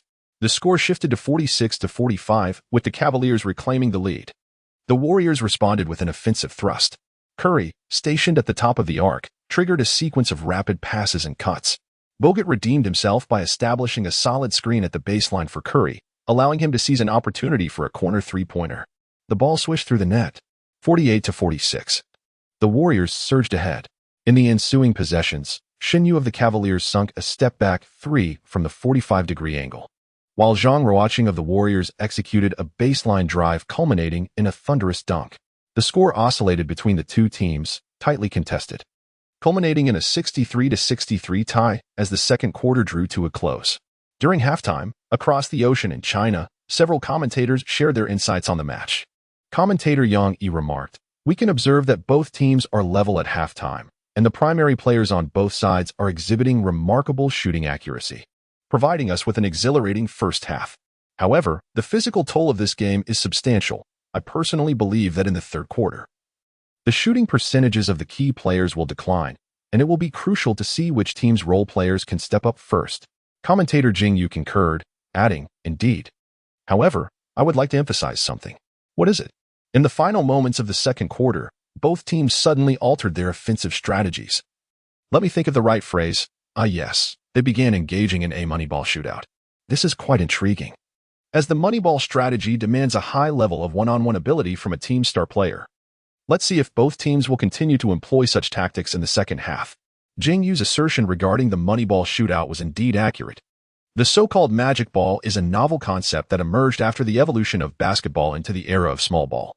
Its fundamental principle is the relentless pursuit of efficiency on the court, eschewing the least cost-effective long two-point shots in favor of focusing scoring efforts on opportunities near the basket and beyond the three-point arc.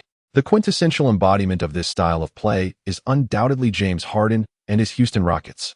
During his tenure with the Rockets, Harden's mid-range shooting frequency was a mere 7, resulting in an average of only 1 mid-range attempt per game, with all other shots originating either from the paint or beyond the three-point line.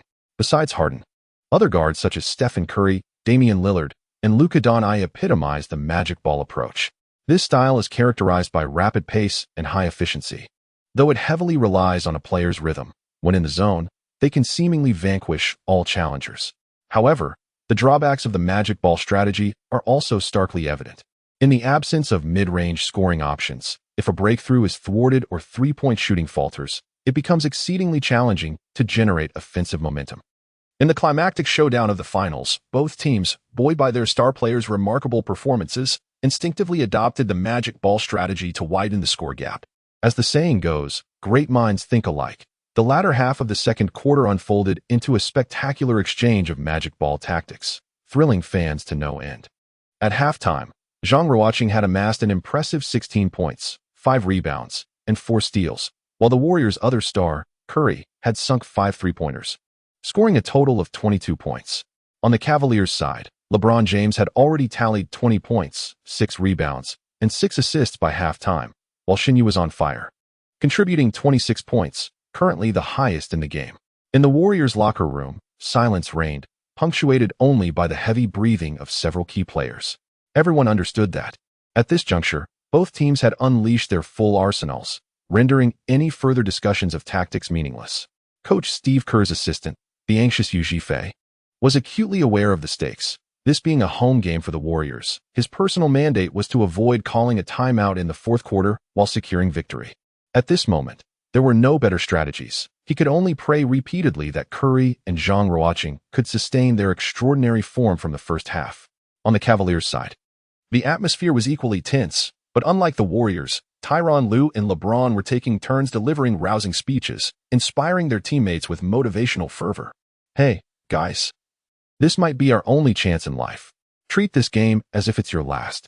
For Cleveland, both Lue and James are masters of oration in the NBA, and their impassioned words resonated with their teammates, invigorating them as if they had been electrified. The Cavaliers surged with renewed energy, while the trio of Shinyu, Wang Huayong, and Feng Zhang felt little of this fervor.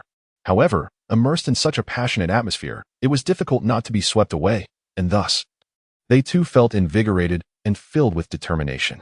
In the latter half of the second quarter, the explosive exchange of magic balls saw Tristan Thompson, as a transcendent player, remarkably assume the role of a central pivot in the paint. He frequently distributed the ball to the perimeter, finding LeBron James, Shinyu, and Kevin Love, the trio converting several three-pointers, which were as precious as gold to Wang Huayong. By halftime, Wang Huayong astonishingly recorded 6 assists. If he could manage for more in the second half, he would secure his escape. With just 5 minutes remaining before the commencement of the third quarter, players rose from the locker room, returning to the court, all tense and anticipating the upcoming half. At that moment, all participants in the NBA Survival Game received a simultaneous notification in their minds. Attention, players. 2K mode has been activated. You will now be transported back to the settlement room. Countdown, 10 seconds. 2K mode? What in the world is that? Chapter 65, 2K mode initiated. The instant the message was received, every transcendent's heart skipped a beat. 2K mode? What does it entail? The game is only halfway through. Yet we are to be sent back to the settlement room? What trickery is the basketball god up to? Before anyone could ponder further, the countdown reached 0. Suddenly, darkness enveloped them, and after a dizzying spin, they found themselves back in the ominous, pitch-black settlement room. Although they had been here many times before, this time, each person arrived with a belly full of skepticism. Before anyone could react, a blinding light suddenly illuminated the room. Everyone instinctively shielded their eyes. And as they adjusted to the sudden brightness, they were taken aback by the sight before them. The settlement room was no longer barren. It was filled with numerous large screens, each accompanied by an oddly shaped controller. What is this? The 2K mode screen? Does the basketball god intend for us to play 2K? As this thought crossed Zhang Ruocheng's mind, the basketball god's eerie voice echoed throughout the settlement room. Task number 2016-060-2027 is in progress. The second half of the 5th match will be conducted in 2K mode. The rules are as follows. In the second half, all participants will collectively enter a game of 2K, controlling the NBA players they have transcended, engaging in competition within the game. The results and player statistics will serve as the basis for the post-match settlement.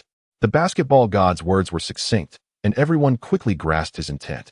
In the climactic showdown's second half, they would no longer partake as players on the court, but instead as gamers in front of the screens, manipulating characters within the game to compete. What a bizarre set of rules. How do we trigger this game mode? Zhang Ruocheng murmured, perplexed by why the basketball god would suddenly alter the game rules in the second half of the climactic battle. Was it merely a whim? Once again, the contestants pondered whether they had inadvertently triggered some hidden rules. With this thought, Zhang Ruocheng raised his head and glanced at those around him. He observed that the others appeared somewhat flustered and bewildered, save for Su Wani and Shin Yu, who remained deep in contemplation. At that moment, Shin Yu suddenly lifted his gaze and posed a question to the void, god of basketball. May I inquire if the score and player statistics at the beginning of the second half are entirely inherited from the first half? Indeed. The score and statistics are wholly carried over from the first half. And what of the individual tasks? Do they remain effective in 2K mode? The question was posed by Feng Zhong, a member yet to complete his personal task, and naturally, he was quite concerned. Yes, both individual and team tasks remain valid in 2K mode. What should I do then? The timid inquiry came from Yu Zhifei of Team 432, a beleaguered blonde youth who happened to be a time traveler under the guidance of Warriors head coach Steve Kerr. As a non-player, he was, of course, unable to participate directly in the game. Team 432's Yu Zhifei would randomly control a player from the Warriors in 2K mode. Yet his personal task would still be in effect. Commencing random selection, the result will be generated in 5 seconds. Oh, god of basketball. My personal task is to win the game in the fourth quarter without calling a timeout. If I control another player, surely in C. Kerr 1T call a timeout in the fourth quarter, right? That would be utterly unjust. In C. Kerr will not call a timeout. The player you will control has been determined. It is Andrew Bogut, the center of the Warriors. What? That soft player? I do not wish to operate him. In response to Yu Zhifei's protest, the god of basketball offered no reply.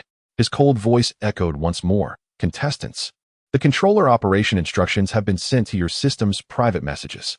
You now have 3 minutes to familiarize yourselves. The game will officially commence after 3 minutes. The countdown begins. Upon hearing this, the participants could no longer afford to dwell on their uncertainties and promptly logged into the system to read the private messages. Simultaneously, they all rushed to the front screen, each grabbing a controller to examine. Among the 8 participants of this game, Kevin Love's time traveler, Zhang Feng, had successfully escaped and exited the game, while Draymond Green's time traveler, the affluent Ming Ji from Tianjin, was suspended for a previous incident involving a malicious trip on Durant. Thus, within the settlement room, only 6 contestants remained. 6 screens, 6 controllers, devoid of any other markings, theoretically allowing for any choice amongst the 6. Yet, as they approached the screens, they instinctively divided into 2 factions. From left to right stood Yu Zhifei, Su Wani, Zhang Ruocheng, Shin Yu, Wang Huayong, and Feng Zhong. Zhang Ruocheng and Shin Yu, the true commanders in the Battle of Mount Tianwang, found themselves side by side. This marked Zhang Ruocheng's first close encounter with this man. Unbeknownst to Zhang, Shin Yu was once a formidable enforcer for the underworld, akin to the prominent figures depicted in tales of Hong Kong's gangsters. Yet, Zhang could sense the formidable aura emanating from Shin. Although Zhang narrowly triumphed over Shin in the G1 gamble, he felt that Shin was far more complex than he had initially perceived. Before mastering the intricacies of the controller, Zhang discreetly cast a glance at Shin Yu. With his flowing long hair, Shin bore an uncanny resemblance to the characters from comic portrayals of Hong Kong's gangsters. However, clad in casual attire, he did not exude any overt criminality. Yet, upon observing Shin's profile, Zhang noted the deep lines etched by time and the inscrutable resolve and ruthlessness reflected in his gaze. The moment their eyes met, Zhang felt as though his heart skipped a beat. Undoubtedly, it was fear that gripped him. Despite his commendable performance in this survival game, Zhang was, after all, merely an 18-year-old freshman, untouched by the harsh realities of life. In the presence of a seasoned figure who had navigated the treacherous waters of the underworld for years, his youthfulness and inexperience were starkly apparent. It was only natural for him to feel intimidated and fearful in the face of such a powerful presence. Nevertheless, Zhang was deeply dissatisfied with his instinctive reaction in that fleeting moment. He was acutely aware that harboring fear towards an opponent often heralded the onset of defeat. Zhang Ruocheng silently vowed within himself that no matter how formidable his opponents were, he would exert every effort and fight desperately to survive. Chapter 66. The Peculiar Controller and Screen. Grasping the controller, Zhang Ruocheng immediately diverted his gaze from Shin Yu's face. Immersing himself entirely in the private message sent by the god of basketball, endeavoring to learn the intricacies of the controller's operation. Upon being transported back to the results room, Zhang Ruocheng had noticed the screen and controller before him. However, he had been in a daze at that moment and had not observed them closely. Now, holding the controller, he felt a sense of strangeness. This controller was peculiar, measuring approximately 30 centimeters in length and weighing as light as a feather, offering no sensation in his grasp. Its overall appearance was a lustrous silver, glimmering with a beautiful metallic sheen, although it appeared to be made of solid metal. Zhang Ruocheng knew that no such lightweight metal existed in the world. Survival game, god of basketball. What kind of dimensional realm are we truly inhabiting? Zhang Ruocheng understood that now was not the time for such musings. He immediately shook his head, refocusing his attention on the metallic handle in his grasp. Light as a feather, the handle boasted a remarkably peculiar form, an irregular polygon whose exact shape defied precise description. If one were to draw an analogy, it resembled the random patterns left by a spilled glass of water on the ground. Casting a glance to the side, Zhang observed that while others' handles varied in shape, they all shared this irregularity. Such an unconventional design was undoubtedly at odds with ergonomic principles, making it quite cumbersome for human use. Yet, it seemed the deity of basketball had little regard for this. After all, in the eyes of a god, humans were but insignificant ants. Why should a divine being concern itself with ergonomics? On the left side of the handle was a joystick, and on the right, a series of buttons, reminiscent of the controllers in the human realm. Zhang, an avid gamer, had no trouble navigating the traditional controllers. However, as he perused the private messages, he discovered that despite the joystick and buttons resembling those he was accustomed to, the mechanics were entirely different. Firstly, the joystick was intended to control the player's movement, yet its operational logic was perplexing. The manual stated that pushing the joystick left would cause the player to move downward, while pushing it right would make the player move to the left. Faced with this, Zhang felt a wave of frustration. He had previously encountered games with deliberately reversed controls, which had left him in a fluster. This utterly chaotic operational logic posed a significant challenge for him. Moreover, after examining the buttons, his bewilderment only deepened. A small section on the right side of the handle contained no fewer than a dozen buttons, each no larger than a grain of rice, and all transparent in color. Without careful scrutiny, it was nearly impossible to discern them, though he mentally cursed the deity of basketball 1,000 times. Zhang knew that now was not the moment for complaints. He promptly focused on the private message detailing the button's functions. A clear image outlined the purpose of each button: shooting, passing, rebounding, and so forth. Zhang forced himself to imprint the information into his mind with fervor. He understood that the more he could memorize, the better he could assist his team, thereby increasing their chances of victory. 3 minutes flew by in an instant. Just as Zhang finished memorizing the button functions, the voice of the basketball deity rang out. 3 minutes have elapsed. The operational instructions will now be deleted. Please prepare yourselves. The game will officially commence in 3 minutes. The deity's voice remained as cold and unfeeling as ever, and as his words faded, 6 large screens before the crowd illuminated simultaneously. Everyone anxiously grasped the peculiar-shaped and textured handles. 6 pairs of eyes fixated intently on the screens. Suddenly, identical images materialized across all displays, a series of irregular, eerie red lines emerged from the left side, continually morphing into unpredictable shapes. Abruptly, they intertwined, forming a blood-red sphere, which, with a resounding bang, erupted violently in the center of the screens. The collective nerves of the onlookers were set ablaze with shock. Feng Zhong was the first to exclaim, "Why does the imagery on this screen appear so sinister?" Su Wani murmured in response, "Indeed, this screen is utterly unlike our reality, as if it were." Captain Zhang Ruocheng of Team 404, the tall beauty Su Wani, a top student from Beijing, found herself momentarily at a loss for an appropriate adjective to describe the peculiar sensation evoked by the screen in the settlement room. Just then, everyone's attention was drawn to the screen, where a blood-red sphere exploded, splattering countless crimson droplets across the display, creating an astonishingly lifelike visual effect that surpassed even the most impressive Hollywood special effects, as if real blood were cascading down the screen. The hearts of all present raced wildly, and the eerie, ominous atmosphere thickened. At that moment, Xinyu suddenly stepped forward, extending his left hand toward the bizarre, bloodied screen. "Shun, don't touch it. Who knows what that thing is?" Feng Zhong shouted from behind. However, Xinyu disregarded Feng Zhong's warning, striding straight ahead and placing the tip of his left finger on the screen. In less than half a second, he recoiled as if electrocuted. Everyone turned to Xunyu's retreating figure with puzzled expressions, while he slowly turned back to reveal his left hand to the group, his face a mask of disbelief. The other 5, especially Feng Zhong and Wang Huayong, had never seen Xinyu like this. The members of the Night faction had met in the real world, and Xinyu had always left an impression of calmness mixed with a hint of mystery. Even when he lost 200 points to Zhang Ruocheng in the finals, he remained remarkably composed. What could possibly astonish a man whose demeanor resembled that of an unyielding mountain?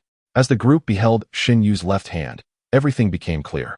A faint trace of blood ran from his fingertip to the palm of his hand. Is it possible? Yu Zhifei exclaimed. Xin Yu nodded, stating, "The screen was as cold as ice. The moment I touched it, I felt as if my hand was freezing." Even more terrifying was the bloodstain. Without Xin Yu needing to elaborate further, upon seeing the mark on his hand, everyone understood that the blood on the screen was indeed real. Chapter 67. The Song of Blood and Death. Simultaneously, the images on the 6 screens shifted once more. The splattered blood gradually formed new shapes, a combination of a number, a letter, and a punctuation mark, 2K. This was the emblem of the NBA Survival Game, 2K mode. The vivid red characters captivated everyone's attention, while the potent scent of blood filled the entire settlement room. Suwani felt a wave of nausea and could not help but bend over to vomit. At that moment, a man furiously threw his controller to the ground and erupted in anger. "Damn it, this is a 5D effect game. Basketball god damn you." The person uttering profanities is Feng Zhong from Team 387 of the Knights faction. The terrifying atmosphere cultivated by this survival game in 2K mode has instilled fear in the hearts of all 6 participants. Among them, Feng Zhong, who has yet to complete his personal mission, is under immense psychological pressure as the shadow of death looms ominously over him. Being merely a 25 or 26-year-old petty thug with little life experience, he lacks the innate fortitude possessed by someone like Zhang Ruocheng. Consequently, in such a stifling and terrifying environment, Feng Zhong becomes increasingly agitated, and under the weight of his emotions, he ultimately crumbles. His teammate, Xin Yu, gazes at the frenzied Feng Zhong with a hint of disdain and coldly remarks, "Feng Zhong, pick up the controller." However, in his uncontrolled emotional state, Feng Zhong is deaf to this advice. He bellows a string of curses, rushing towards the screen before him, raising his fist, and striking it with great force. "I'm done playing." This scene astonishes everyone present, yet what follows is even more astonishing. Feng Zhong's furious punch does not damage the screen at all. But when he retracts his fist, he discovers it stained with blood. The acrid scent sends his already frayed emotions spiraling further into chaos. Completely losing his sanity, Feng Zhong begins to pound the screen with his fists in a near-manic frenzy. Yet, no matter how hard he tries, the screen remains unscathed, while blood continues to seep from his hands. Soon, his face and body are splattered with blood, rendering him a ghastly sight. At that moment, the cold voice of the basketball god resonates above them once more. Feng Zhong of Team 387 has made multiple attempts to damage the 2K mode game equipment and has lost all rationality. The system has deemed him unable to continue participating. Team 387 members will now be eliminated. In the subsequent matches, player J.R. Smith will transform into an N.C. character. As the basketball god's words echo, Feng Zhong, upon hearing the term elimination, stands frozen, as if struck by lightning, his spirit seemingly lost. The others, upon realizing that the basketball god intends to eliminate Feng Zhong, are equally shocked, their eyes fixated on him. Everyone present in this room has witnessed the demise of others within this eerie accounting chamber. Zhang Ruocheng still vividly remembers the horrific scene of Zhang, Hu and Li Bao's tragic deaths after the first mission. Now, this petty thug Feng Zhong is on the brink of facing his own mortal fate. Suddenly, music fills the room. A heavy, somber rhythm, reminiscent of a cello or some other low-toned instrument, resonates. The mournful melody evokes feelings of sorrow and dread. Each muffled note progresses slowly, composing a chilling requiem for the deceased. "Look!" With a gesture from the blonde Yu Zhifei, the gathered crowd directed their gaze to the screen, where the blood-red characters had once again transformed. The Song of Blood and Death. Was this the name of the composition?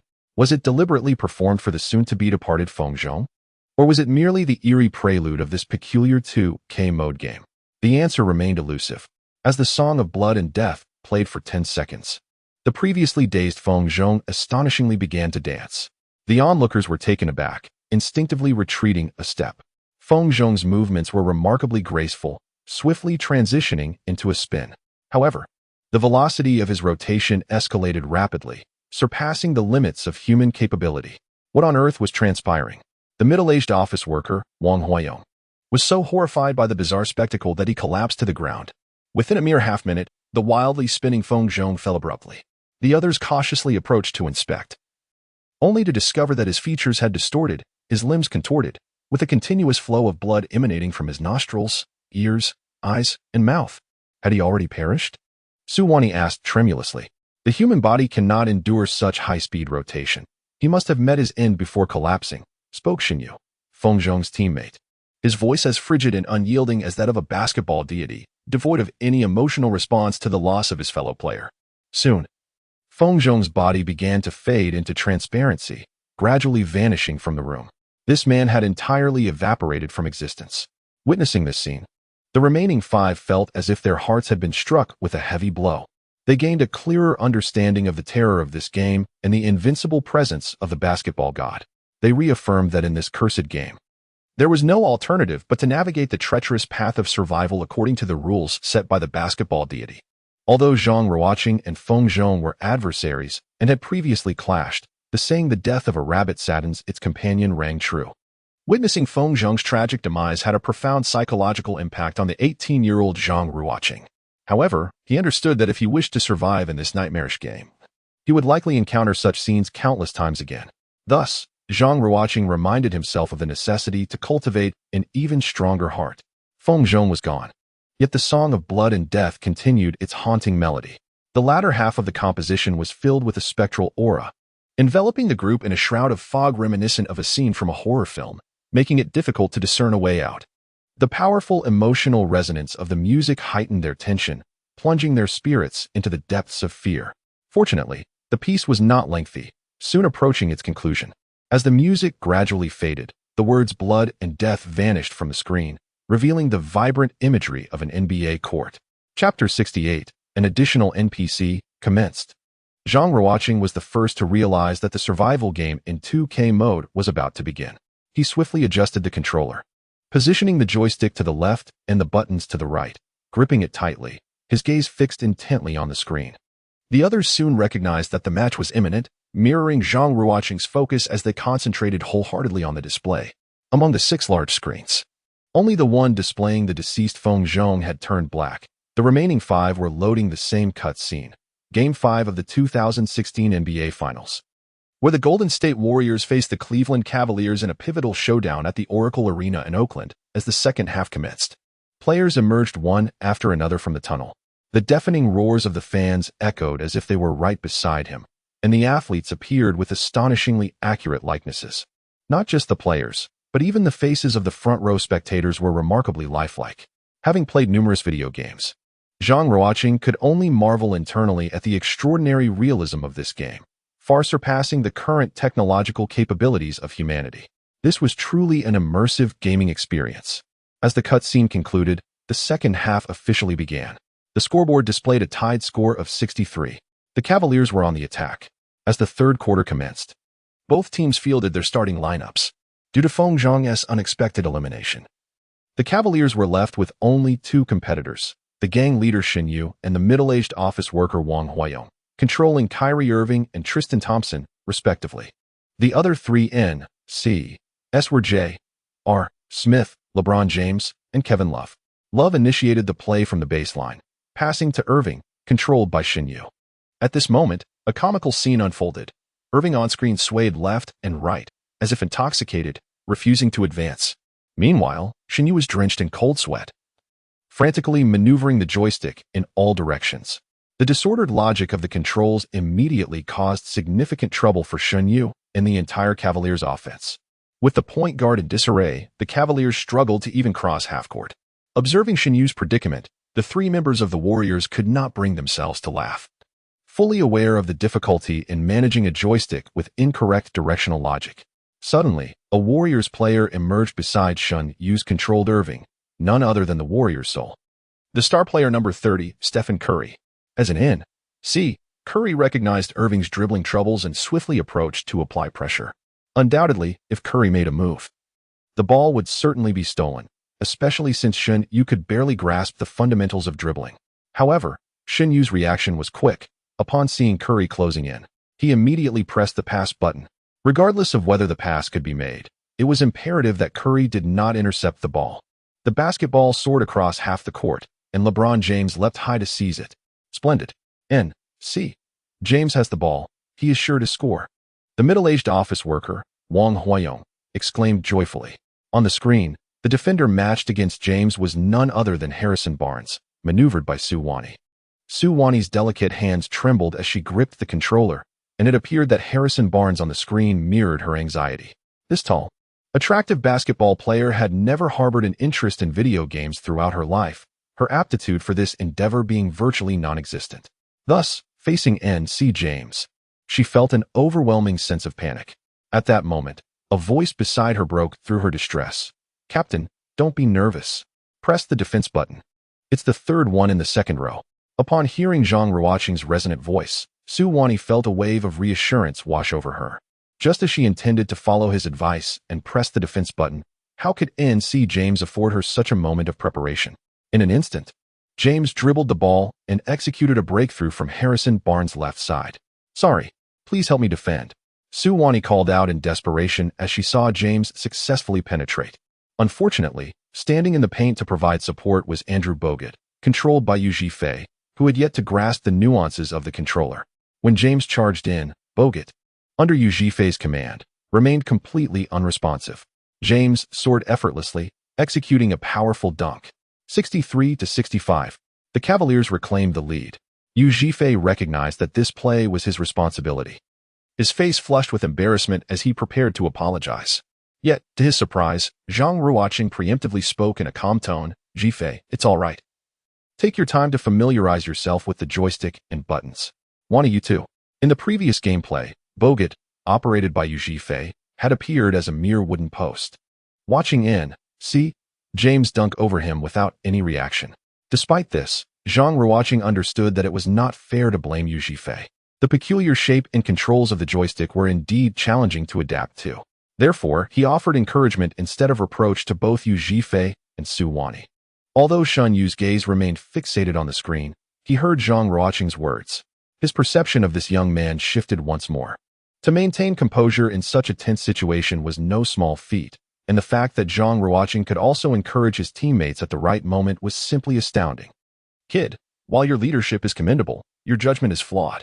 I have grasped the essence of this game," Shen Yu thought to himself, a subtle, enigmatic smile creeping onto his face. The Warriors launched an attack. N.C. Curry dribbled smoothly into the front court, where he was supposed to be guarded by Kyrie Irving, maneuvered by Shen Yu. It is noteworthy that Irving was not positioned alongside Curry on the screen. Instead, he was closely guarded by Iguodala, who was operating in tandem with Zhang Ruocheng. Consequently, N.C. J.R. Smith, originally tasked with defending Iguodala, was compelled to abandon his designated opponent and shift his focus to match up with Curry at the perimeter. Zhang Ruocheng observed that the defender guarding Iguodala had been replaced by Kyrie Irving, controlled by Shen Yu, and immediately grasped the implications. Shen Yu aimed to fully exploit the advantages that N.C. could offer, while avoiding a situation where a player would have to defend against N.C. It must be said, this was undoubtedly a sagacious decision. If Shen Yu's Irving were tasked with defending N.C. Curry, he would surely be outmaneuvered or easily bypassed. Indeed, under J.R. Smith's defense, N.C. Curry struggled to execute a straightforward individual breakthrough. Simultaneously, Leonardo Barbosa, initially positioned on the wing for support, was compelled to advance up the court to screen for Curry. This task of providing a screen was not originally within Barbosa's purview. Throughout the first half, Curry's pick-and-roll plays were either executed with the center Bogut or the shooting guard Iguodala. However, both players were currently ineffective, making it implausible for them to engage in pick-and-rolls with Curry.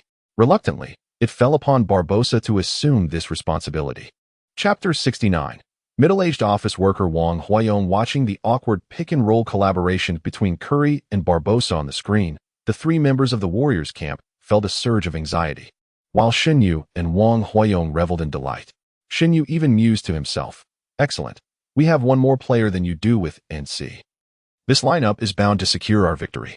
With such thoughts, the demise of Feng Zhong seemed, paradoxically, a fortuitous event for them. A dark notion surfaced in Shen Yu's mind, yet he felt neither guilt nor shame in the realm of survival games. Enduring is paramount. What use is a tedious sense of shame? On screen, NC. Curry, aided by Barbosa's screen, maneuvered to create an exceedingly narrow opening. Facing none other than one of the Cavaliers' big three, the interior presence Kevin Love. With virtually no opportunity to shoot, NC. Curry abruptly confronted Love, and opted for a contested jumper. What? He dares to take that shot? Shin Yu could not contain himself and exclaimed. The basketball soared through the air in a graceful, high arc before steadily finding its way into the hoop. 66-65, the Warriors regained the lead, marking yet another exchange of advantages in this match. By heavens, that shot by Curry was magnificent. The exuberant blonde youth Yu Zhifei erupted in excitement. Zhang Ruocheng could not help but utter a phrase of admiration, recognizing the extraordinary achievement of being the first in history to excel in three-point shooting. In such a challenging environment, only the peak performance of Curry in 2016 could replicate such a feat. As the possession shifted, Kevin Love prepared to inbound the ball. Although it was intended for the team's primary playmaker, Kyrie Irving, Shin Yu manipulated the situation so that Irving stood far from the baseline, compelling Love to pass the ball to LeBron James, who then advanced with the ball. Observing this development, Shin Yu felt a surge of satisfaction and quietly conveyed to Wang Huayong, "Huayong, winning this match is remarkably simple. Our N.C. team has one more player than theirs. Let us refrain from engaging in offense and defense. Instead, allow N.C. to handle it. This effectively creates a 3-on-2 advantage, ensuring our victory." In this highly intricate 2K mode, Wang Huayong found Shin Yu's strategy quite beneficial. However, his circumstances differed vastly from Shin Yu's. The latter had completed his personal objectives and faced no survival pressure, whereas Wang Huayong required a game with at least 10 assists to fulfill his own mission. He was determined not to meet the same grim fate as Feng Zhong. Thus, regarding Shin Yu's suggestion, Wang Huayong refrained from expressing an opinion, merely whispering, "I still need 4 assists." During the first half of the pivotal match, Wang Huayong, who had assumed the role of Tristan Thompson, successfully accumulated 6 assists, instilling hope for accomplishing his personal task. Yet, as the second half abruptly transitioned into the challenging 2K mode, the once attainable goal appeared dauntingly distant. Countless frustrations directed at the deity of basketball flooded his mind. Shin Yu intended to advise Wang Huayong against undue pressure, suggesting that if necessary, he could wait for the next game. However, considering Wang Huayong's perspective, the sudden shift in mode, which diminished the hope of survival, would undoubtedly be a significant blow to him. If Shin Yu were to voice such sentiments, Wang Huayong might perceive it as insensitivity, potentially igniting conflict between them. Understanding Wang Huayong's mature mindset, which was far more complex than the now-defunct thug Feng Zhong, Shin Yu was reluctant to create discord with his only ally in this endeavor. Consequently, when Wang Huayong voiced his concern, Shin Yu opted for silence, continuing to maneuver his character, Kyrie Irving, as he distanced himself from N.C. LeBron, anxious that the latter might pass the ball to him. In stark contrast, Wang Huayong controlled Tristan Thompson, laboriously moving him into a higher position. The image of the 8 virtuous kings swayed unsteadily, struggling even to walk in a straight line, appearing quite clumsy. Sweat beads continually rolled down Wang Huayong's forehead, his expression grave and serious. He exerted considerable effort pushing the joystick with his left hand, each movement preceded by a furrowed brow as he contemplated the direction. His right hand remained poised over the pass button among the numerous keys on the right side. Wang Huayong, a middle-aged white-collar worker burdened with the responsibilities of both aging parents and young children, experienced significant life pressures. Though he harbored a passion for basketball, his demanding job left him little time to watch the NBA or play the game himself. He could not fathom why the basketball deity would choose him. Nevertheless, driven by an unwavering conviction, he resolved to persevere for the sake of his family and to alter his current circumstances. At this moment, Wang Huayong's mind was singularly focused on one objective, assisting his teammates. He maneuvered Tristan Thompson into a high position, intending to set a screen for the ball handler, N.C. James. Perhaps N.C. James would pass the ball to him, allowing him to orchestrate a play while waiting for a cut to the basket or a baseline screen, enabling his teammates to score effortlessly underneath the hoop. Would his desires truly manifest? By the time Tristan Thompson stumbled forward, N.C. James had already released the ball to J.R. Smith, who was positioned in the corner. Due to Wang Huayong's sluggish execution, N.C. James could not wait for the awkward approach of Tristan Thompson to engage in a high play. Frustrated, Wang Huayong muttered a curse under his breath. Meanwhile, in the corner, J.R. Smith, facing off against Curry's defense, launched a three-pointer. Rebound. He placed his hand over the rebound button. With ample gaming experience, Zhang Ruocheng recognized that J.R. Smith's attempt was a dubious shot choice. Although this 2K mode was far more bizarre than the real NBA, it should still adhere to the fundamental principles of basketball. J.R. Smith was no Curry. What justified his attempt at such a shot? As Zhang Ruocheng had anticipated, a heavy thud echoed as the ball struck the rim, and J.R. Smith missed the shot. The anxious blonde youth, Yu Zhifei, controlling Andrew Bogut, the Warriors' starting center, felt an obligation to secure the backcourt rebound. His trembling hands could not be stilled, yet he pressed the rebound button at what he deemed the appropriate moment. However, the Bogut on screen did not leap. Instead, he began to dance. This clumsy Australian, with both hands covering his groin, performed an exaggerated and grotesque dance. What on earth is happening? Yu Zhifei exclaimed in disbelief. Chapter 70. Battle for the Rebound. It turned out that in his heightened state of anxiety, Yu Zhifei had mistakenly placed his fingers on the wrong buttons. He had intended to press for the rebound but inadvertently activated the taunt button instead. In this game, the taunting took the form of an extravagant dance. Yu Zhifei silently lamented that the rebound was surely lost. As expected, Tristan Thompson, the Cavaliers' center, soared high, reaching for the basketball with both hands. Controlling the situation, Wang Huiyong, a middle-aged office worker, bore a serious and resolute expression. He had resolved not to repeat the same mistake as Yu Zhifei. Wang had meticulously planned to immediately pass the ball to his perimeter teammates upon securing the rebound. Apart from the Kyrie Irving controlled by Shin Yu, he could rely on Kevin Love, J.R. Smith, or LeBron James, all of whom possessed commendable three-point shooting skills. Should they receive the ball and score, it would enhance his assist tally. Assists, these two words had become his lifeline. However, an unforeseen scenario unfolded before the eyes of all players.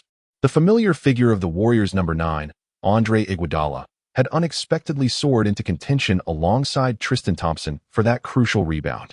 Wang Huiyong cursed under his breath, initially believing that Yu Zhifei had made a mistake and that Bogut had failed to leap, thus securing the rebound for himself. To his astonishment, Iguodala emerged as an unexpected challenger. Moments earlier, Zhang Ruocheng had been advising Yu Zhifei on the importance of securing the rebound, while he himself had also prepared for the situation. As a walking NBA database, Zhang was intimately familiar with the statistics, playing styles, and highlight performances of most players. During Iguodala's tenure with the Warriors, his rebounding ability had noticeably declined compared to his time with the 76ers.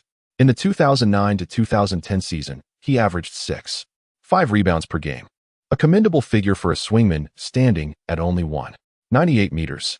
Upon joining the Warriors, Iguodala's role shifted, often relegating rebounding duties. Nevertheless, he maintained formidable rebounding prowess. Within Coach Kerr's renowned death lineup, Iguodala frequently assumed the role of power forward, making him well-versed in securing defensive rebounds, complemented by his keen rebounding instincts. By the 2015 to 2016 season, he averaged 4 rebounds per game, with 3.2 being defensive rebounds. Thus, Zhang Ruocheng remained confident in the contest for this rebound. Before their eyes, the screen displayed the electrifying clash of two towering figures, Andre Iguodala of the Warriors, number 9, against Tristan Thompson of the Cavaliers, number 13. In 2016, the young center Tristan Thompson, at just 25 years old, had already become a formidable presence in the Cavaliers' interior. He managed to contribute an impressive 9 rebounds during an average of 27 minutes on the court that year. Standing at 206 centimeters, Thompson towered over Iguodala by a full 8 centimeters. As the two towering athletes soared through the air, tension filled the expressions of Zhang Ruocheng and Wang Huiyong. Wang gritted his teeth, shouting vehemently, "Not a chance." His face contorted in determination. Ultimately, the rebound was claimed by Tristan Thompson. Nicely done. With a thunderous shout, Wang Huiyong pressed the pass button the moment his controlled player, Tristan Thompson, landed. Though Zhang Ruocheng felt a twinge of disappointment, he quickly regained his composure and called out, "Find your assigned defenders." Both Su Wani and Yu Zhifei were fully focused, particularly Yu Zhifei, who felt a pang of guilt after mistakenly pressing the wrong button earlier, leading to a rather embarrassing moment for Bogut on the court. This marked his second blunder in the span of just 2 possessions. Although Zhang Ruocheng and Su Wani did not express any frustration towards him, Yu Zhifei silently vowed to approach the remainder of the match with greater seriousness and diligence. After all, this contest was a crucial battle, a decisive game held on the Warriors' home turf. His personal mission was to ensure victory in all home games, and this had to be achieved without calling a timeout in the fourth quarter. Prompted by Zhang Ruocheng's reminder, The pair swiftly located their respective defensive assignments. Yu Zhifei positioned Bogut against the recently passed Tristan Thompson, while Su Wani identified LeBron James, stationed beyond the three-point line at a 45-degree angle. As Wang Huayong landed and pressed the pass button, he was uncertain where the ball would go or to whom it would be directed. The screen displayed Tristan Thompson launching the ball towards the corner, where J.R. Smith, who had just taken a shot, awaited. Wang Huayong passed the ball back to him without hesitation. Upon receiving the ball, J.R. Smith boldly faced Curry's defense and unleashed a powerful three-pointer. Rebound. Zhang Ruocheng shouted once more. This time, Yu Zhifei dared not slacken his efforts, accurately positioning his right index finger on the rebound key. The middle-aged office worker, Wang Huayong, mirrored the same action. All eyes were riveted on the trajectory of the basketball soaring through the air. After a mere 0.5 seconds, the ball swished through the net, cleanly entering the hoop. 66-68, the Cavaliers regained the lead. Incredible. What a play. Wang Huayong couldn't contain his exuberance. This marked the 7th assist for Tristan Thompson in the match. With the third quarter just commencing, Wang Huayong's chances of survival had significantly improved. As the possession shifted, Yu Zhifei prepared to execute an inbounds pass with Bogut. Just as he was about to press the button, Zhang Ruocheng interjected, "Zhifei, hold on. Press the switch target button first. Then hit pass." Why? Just do it, and I'll explain later. Oh, all right. After numerous matches together, Yu Zhifei had developed an unwavering trust in Zhang Ruocheng. Were it not for Zhang's extraordinary performances in the previous 2 games, this golden-haired youth might have already met an unfortunate fate. Thus, he harbored no doubts about Zhang Ruocheng's directives. Yu Zhifei lowered his gaze and found the switch target button. He pressed it and then hit the pass button. The screen showed Bogut passing the ball to Iguodala, controlled by Zhang Ruocheng. "Brother Cheng, do you intend to play as a point guard?" When Yu Zhifei uttered these words, he appeared somewhat hesitant. Indeed, Zhang Ruocheng did not elaborate, merely furrowing his brow as he intently focused on Iguodala on the screen, diligently maneuvering the joystick. Chapter 71. Executing the tactics to the end at that moment. Su Wani seemed to grasp the situation. She slightly turned her head and addressed Yu Zhifei. "Zhifei, I believe Ruocheng wishes to familiarize himself with the game mechanics through ball control. The 3 of us are controlling the starting players of the Warriors. And if our execution falters, we may become ineffective on the court, significantly diminishing our chances of victory." "Indeed, you are quite astute, Captain. That's precisely what I was thinking," Zhang Ruocheng replied, while his actions remained intensely focused. As Su Wani turned back to Zhang Ruocheng, she noticed that the young man's face was already glistening with beads of sweat, his complexion pale and veins prominently visible. Su Wani understood that he was under immense pressure. Zhang Ruocheng's thoughts echoed the sentiments expressed by Su Wani. He had instructed Yu Zhifei to first press the object switching key and then the serve key. This was crucial, as a direct serve from the baseline would default to N.C. Curry at position 1. However, by switching the object beforehand, the ball would be directed to the control of Iguodala. Witnessing the clumsy dribbling of Irving, controlled by Shin Yu, did not instill fear in Zhang Ruocheng. Rather, it ignited his competitive spirit. His mind rapidly analyzed the dynamics of the game. Excluding the unpredictable performances of lesser-known players, the contrast between the 2 team star players was stark. The Cavaliers boasted only 2 transcendent players, while the Warriors had 3. Should the Cavaliers adhere to the N.C. dominated strategy, the odds of victory for his team would plummet. Shin Yu's strategy, as Zhang Ruocheng anticipated, was to minimize involvement in both offense and defense, allowing the N.C. players to handle matters. Zhang Ruocheng contemplated whether to adopt a similar approach, but quickly dismissed the notion. The opposition's N.C. players were more numerous. Employing the same strategy would be tantamount to courting disaster. To break the deadlock, they needed to rely on their 3 transcendent players. They controlled Iguodala, Barnes, and Bogut. And in the absence of Klay Thompson and Draymond Green, these 3 were the next core players after Curry. If they failed to perform, whom could they rely on for victory? Could they expect Curry to single-handedly vanquish the opposition? Such a notion was, of course, impractical. Thus, Zhang Ruocheng resolved to boldly demand the ball and familiarize himself with the peculiar controls, for that was the only path to potential victory. After Su Wani's explanation, Yu Zhifei grasped Zhang Ruocheng's tactical strategy. Meanwhile, Shin Yu of the Cavaliers observed Zhang Ruocheng actively dribbling past half-court and smiled slightly, internally dismissing him. Zhang Ruocheng, While your recent performances have been impressive, this decision of yours is undeniably a grave mistake. With the score so tightly contested, where is the room for you to practice your skills and the margin for error? But this works in our favor. Just wait for us to widen the score gap. Zhang Ruocheng and Shen Yu, the true leaders of two formidable factions, each embodying entirely distinct tactical philosophies. Which approach prevails? It is time to let their performances on the field speak for themselves. Zhang Ruocheng skillfully maneuvered Andre Iguodala past the halfway line, encountering occasional misdirection. Yet he swiftly rectified his approach. This indicates that Zhang's prior gaming experience still held some merit, as his adaptation to the peculiar controller was markedly superior to that of the recently faltering Shen Yu. However, the promising moment was short-lived. Just as Zhang crossed the half-court line, he found himself confronted by J.R. Smith's aggressive defense. In this lineup, both Zhang and J.R. Smith occupied the shooting guard position, their physical dimensions comparable, thus making Smith's defensive assignment against Zhang quite reasonable. Observing Smith's advance towards Zhang, the golden-haired youth Yu Zhifei felt an unsettling premonition and could not help but exclaim, "Brother Ruocheng, pass the ball to Curry. Don't lose possession." Zhang Ruocheng was drenched in cold sweat. He certainly heard Yu Zhifei's words and recognized their good intentions. However, in his heart, he believed that passing the ball to Curry at this moment would not only diminish any offensive threat, but also undermine the essence of his strategy. Thus, as he faced the pressing J.R. Smith, he endeavored to recall the content of the recent private message from the system. Simultaneously, he pressed the buttons 7 and 16 for a between-the-legs dribble, pressing 8 and 22 executed a behind-the-back maneuver, while pressing 10 and 23 allowed for a change of direction in front of his body. Zhang Ruocheng opted not to pass, instead pressing the keys 8 and 22 simultaneously. In the scene, Iguodala astonishingly performed a behind-the-back dribble against J.R. Smith. Zhang Ruocheng promptly directed the joystick towards the appropriate angle, and Iguodala elegantly evaded J.R. Smith's aggressive defense, driving the ball past the three-point line of the Cavaliers. Incredible, indeed, Ruocheng. Yu Zhifei couldn't help but applaud Zhang Ruocheng's impressive display. What is happening? This young man has adapted to the game with such remarkable speed. A behind-the-back dribble. Is this a joke? Wang Huayong, witnessing Zhang Ruocheng's performance, was equally astounded.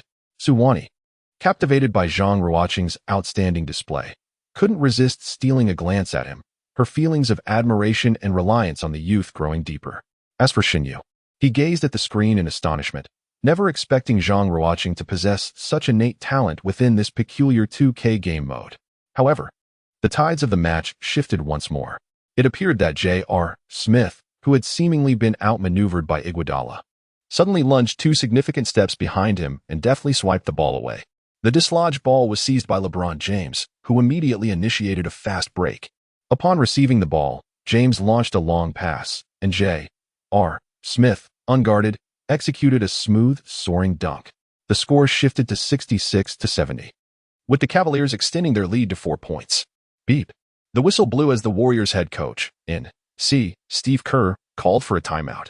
After J.R. Smith's dunk, Shen Yu cast a meaningful glance at Zhang Ruocheng, seemingly conveying that while the young man possessed considerable talent and that recent maneuver was indeed impressive, in this mode, CS capabilities far surpassed those of mere players. His strategies would only hasten his team's descent into defeat. Zhang Ruocheng, fully aware of this reality, felt an unprecedented weight of pressure upon him. Among the trio, aside from Su Wani, both he and Yu Zhifei had yet to fulfill their personal missions. Should they lose this match, Yu Zhifei would face imminent obliteration, and Zhang Ruocheng would find himself teetering on the edge of a precipice.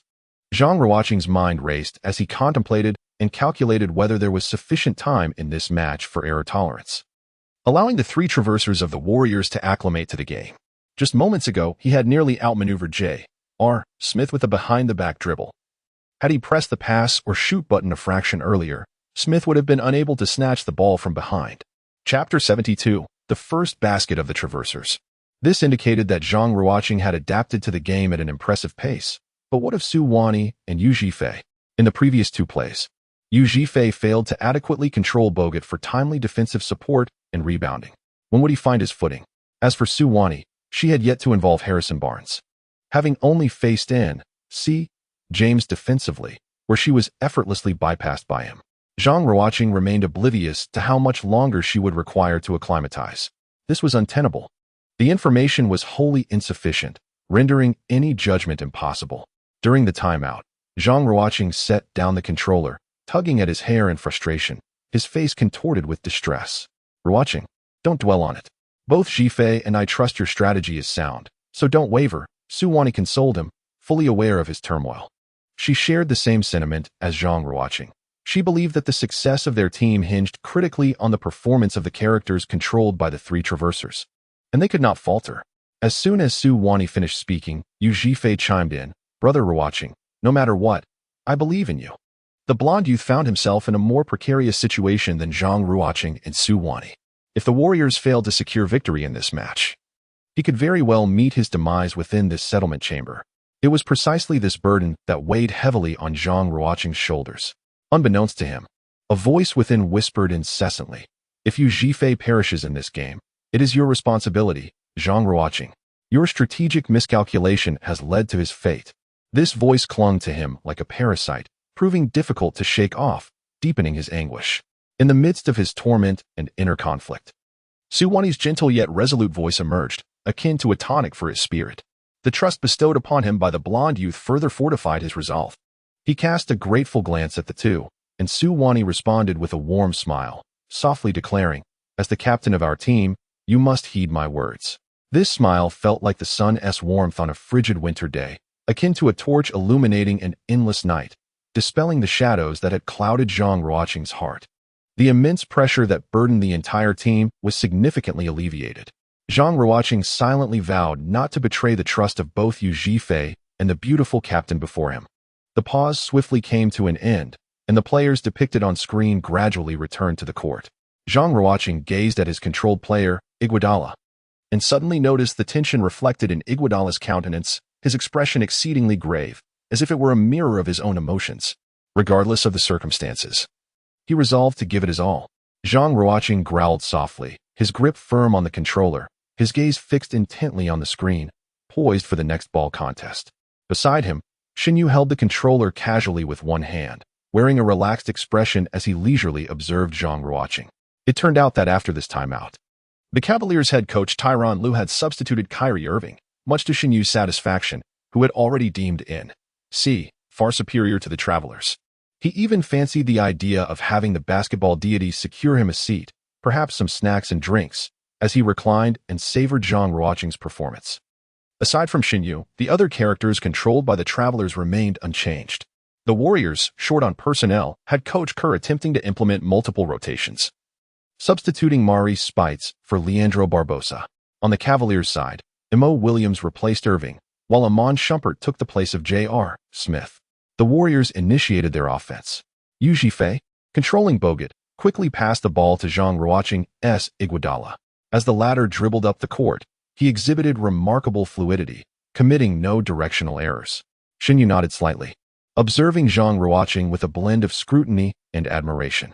Being older and less familiar with video games, mastering the peculiar controller was exceedingly challenging for Xinyu. It was no wonder he had struggled to cross half-court with Irving.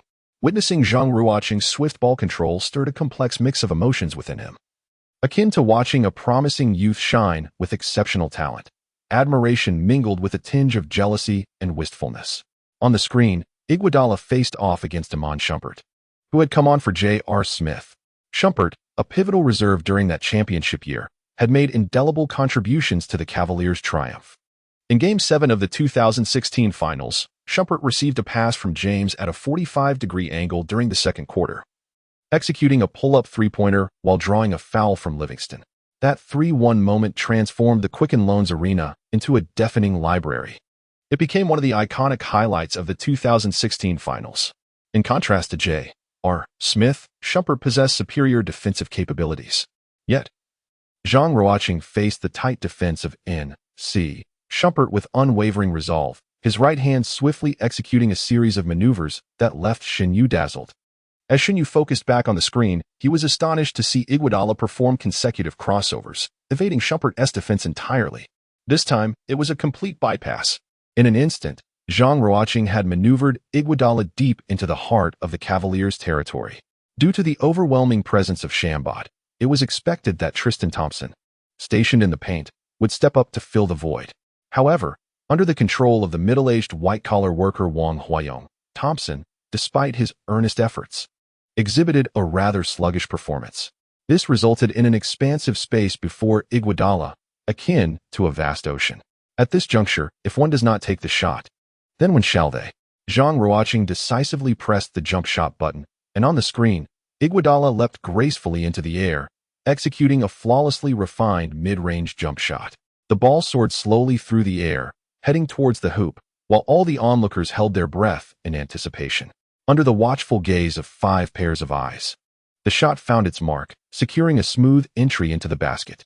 The score now stood at 68-70, with the Warriors trailing by a mere 2 points. This remarkable basket marked the first score for the adventurers since the commencement of the 2K mode. Chapter 73, The Unassuming Ian Clark. Excellent shot. After Zhang Ruocheng skillfully managed to drain a mid-range jump shot over Iguodala, both Su Wani and Yu Zhifei could not contain their exuberant cheers for him. Meanwhile, the expressions on Shin Yu and Zhang Ruocheng's faces were decidedly grim. Zhang Ruocheng's swift scoring of the first basket for the Traversers dealt a significant blow to Shin Yu's pride. Although Zhang Ruocheng made a crucial shot, the momentum of the game swiftly tilted in favor of the Cavaliers. N.C. James and N.C. Love unleashed their prowess, scoring effortlessly in the latter half of the third quarter. On the other hand, the Warriors could only rely on the occasional three-pointer from Curry to keep pace, as Zhang Ruocheng's sporadic contributions barely kept their score afloat. By the end of the third quarter, the score stood at 77-88, with the Cavaliers enjoying an 11-point lead. As the fourth quarter approached, the situation grew even more dire for the Warriors.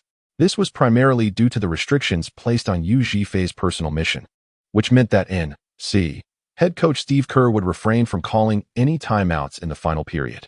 A larger concern loomed over the fact that both Yu Zhifei and Su Wani had played Bogut and Barnes throughout the third quarter without scoring. Su Wani's attempts with Barnes included 2 wide-open shots, a three-pointer and a mid-range jumper, both of which she failed to convert. As for Yu Zhifei, his situation was even more tragic. He attempted a single shot under the basket, only to be met with a ferocious block from N.C. James, a scene so brutal it was almost unbearable to witness. Faced with a double-digit deficit, beads of cold sweat began to form on the forehead of the blonde youth, Yu Zhifei. At this moment, he bore the greatest pressure among all the Traversers, and whether he could emerge from this reckoning room unscathed became the most suspenseful aspect of the game. Prior to the start of the fourth quarter, N.C. Kerr made sweeping adjustments to the lineup, benching Iguodala, Barnes, and Bogut. The court was now manned by a backcourt duo of Curry and Clark, with Barbosa and Spites occupying the forward positions and Esley taking the center role. This lineup appeared rather frail. Yu Zhifei felt his heart leap to his throat, yet the sole silver lining was that all 5 players on the court were from N.C., suggesting that their collective strength might not diminish. On the Cavaliers' side, James and Love were also given a breather. Tyronn Lue introduced a lineup featuring Irving, J.R. Smith, Shumpert, Tristan Thompson, and M.O. Williams. The Cavaliers' formation seemed peculiar. While it resembled a typical 1 big 4 small setup, the large center, Tristan Thompson, lacked any offensive capability or interior threat, rendering the big man ineffective in conjunction with the 4 smaller players. Moreover, Thompson was not even controlled by N.C., but was instead under the command of middle-aged white-collar worker Zhang Ruocheng. With 2 minutes remaining in the third quarter, Zhang Ruocheng briefly substituted out Tristan Thompson. Before being replaced, he exerted every effort to secure 1 more assist, bringing his total for the game to 8. In other words, he merely needs to achieve 2 assists in the fourth quarter to ensure his survival. Thus, Zhang Ruocheng was eager to remove all other buttons, leaving his fingers solely on the passing key. The whistle sounded, and the climactic battle officially commenced in the fourth quarter. The Warriors orchestrated their initial offense. Despite their 5-man lineup being composed entirely of N.C. players, the fluidity of ball movement was remarkable, even with their modest skill levels. On the Cavaliers' side, the defensive liability presented by Kyrie Irving, controlled by Shin Yu, became apparent. Following a series of passes, the Warriors swiftly capitalized on an open shot from the corner. Shin Yu, maneuvering Irving, failed to contest the shot, although it was the relatively obscure guard Ian Clark who seized the opportunity. Such an unguarded shot was still a trivial task for an NBA-caliber player. Ian Clark took aim with composure and made the basket. The score became 80-88. narrowing the gap to single digits. Excellent. Watching from the sidelines, Yu Zhifei erupted with a heartfelt cheer for his NC teammate. As the possession shifted, the Cavaliers initiated their offense. Shin Yu continued to abstain from ball handling, allowing NC Mo Williams to bring the ball across half-court. Known for his reluctance to pass, Mo Williams opted to distribute the ball almost immediately after crossing the line, passing it to Irving at the top of the arc. Shin Yu thought to himself, "What I fear has come to pass." He intended to maneuver Irving to a distant corner away from Mo Williams, but his execution faltered. Before he could direct Irving towards the intended location, Mo Williams had already delivered the ball. "Well, I shall pass it back," Shin Yu mused. And as he received the ball, he promptly pressed the passing key. However, an inexplicable event occurred. The Kyrie Irving controlled by Shin Yu did not pass the ball. Instead, he attempted a jump shot from a distance of 2 large steps away from the three-point line. "Oh no, I pressed the wrong key," Shin Yu gasped in dismay, mistakenly treating the jump shot key as the passing key. Standing before Irving was none other than Ian Clark. Due to Shin Yu's sluggish movements and poor shot selection, the jump shot executed by Irving resembled that of an elderly gentleman of 80. Although Ian Clark stood at only 191 meters, he effortlessly leapt into the air, swatting Irving's shot away. Following the block, the ball ricocheted behind Irving. Clark quickly dashed to reclaim the ball, while Shin Yu, who was inept at controlling it, rendered Irving seemingly inactive on the court. After securing the ball, Ian Clark surged forward and scored with an effortless layup. The score shifted to 82-88. Nearly 2 possessions into the fourth quarter, the Cavaliers' lead had dwindled to just 6 points. Beep. The whistle blew, revealing the furious Cavaliers head coach Tyronn Lue had called for a timeout. The unsung hero Ian Clark, in the crucial fourth quarter of the championship battle, had propelled the Golden State Warriors to score 5 consecutive points, prompting a halt for the Cavaliers. On the screen, Tyronn Lue's expression was one of intense anger. Without waiting for the players to return to the bench, he stormed onto the court, unleashing a torrent of invectives towards Kyrie Irving, who was under the control of Shin Yu. The words beginning with flowed freely from his mouth, clearly reflecting his dissatisfaction with Irving's performance during those 2 plays. It was one thing to be scored on by Stephen Curry, but to be outdone by a lesser-known Ian Clark was utterly unacceptable. Tyronn Lue's furious shouts echoed in the ears of every participant. Meanwhile, the anxious blonde youth, Yu Zhifei, couldn't help but exclaim, "Clark, you are my god." Chapter 74, Early Showdown Substitution. "LeBron, have you rested enough?" Sure, coach." James replied in a low voice to Tyronn Lue, his tone tinged with a hint of surprise. He had not anticipated being called back into the game after resting for merely 2 plays in the fourth quarter, totaling less than a minute. "All right, we are entering an early showdown with the Warriors. Kyrie, you're coming off. Let Mo Williams take your place for the fourth quarter. Guys, they are missing key players like Klay Thompson, Draymond Green, and Sean Livingston. This is a golden opportunity for us. I assure you, I will not tolerate a loss." Tyronn Lue passionately conveyed his fervor to the team, while the Warriors, though appearing calm, were rife with undercurrents. Despite Ian Clark's unexpected scoring spree, a cloud of despair still loomed over Yu Zhifei. His teammates, Zhang Ruocheng and Su Wani, were also under immense pressure, eager to secure victory and pull Yu Zhifei from the depths of despair. However, the situation on the court was far from optimistic for them. Kerr, unlike Tyronn Lue, exuded a more composed and gentlemanly demeanor. He tapped the tactical board and addressed his players with these words, "Gentlemen, we are down in numbers. And reaching this point against the Cavaliers is already a remarkable feat. If we do not aspire to win, then stepping onto this court is meaningless, especially with so many passionate fans supporting us. In the fourth quarter, let us pour every ounce of strength into winning this game." Although Zhang Ruocheng and the other traversers were keenly aware that the voice on the screen was not the true Steve Kerr, but rather an N.C. character from a mysterious system, Kerr's deep and magnetic voice was undeniably inspiring. Yu Zhifei felt a significant portion of his fear dissipate, replaced by a fervor ignited within him. If battle was destined, then let it be a fight to the death. If there was no retreat, then let them forge a path forward.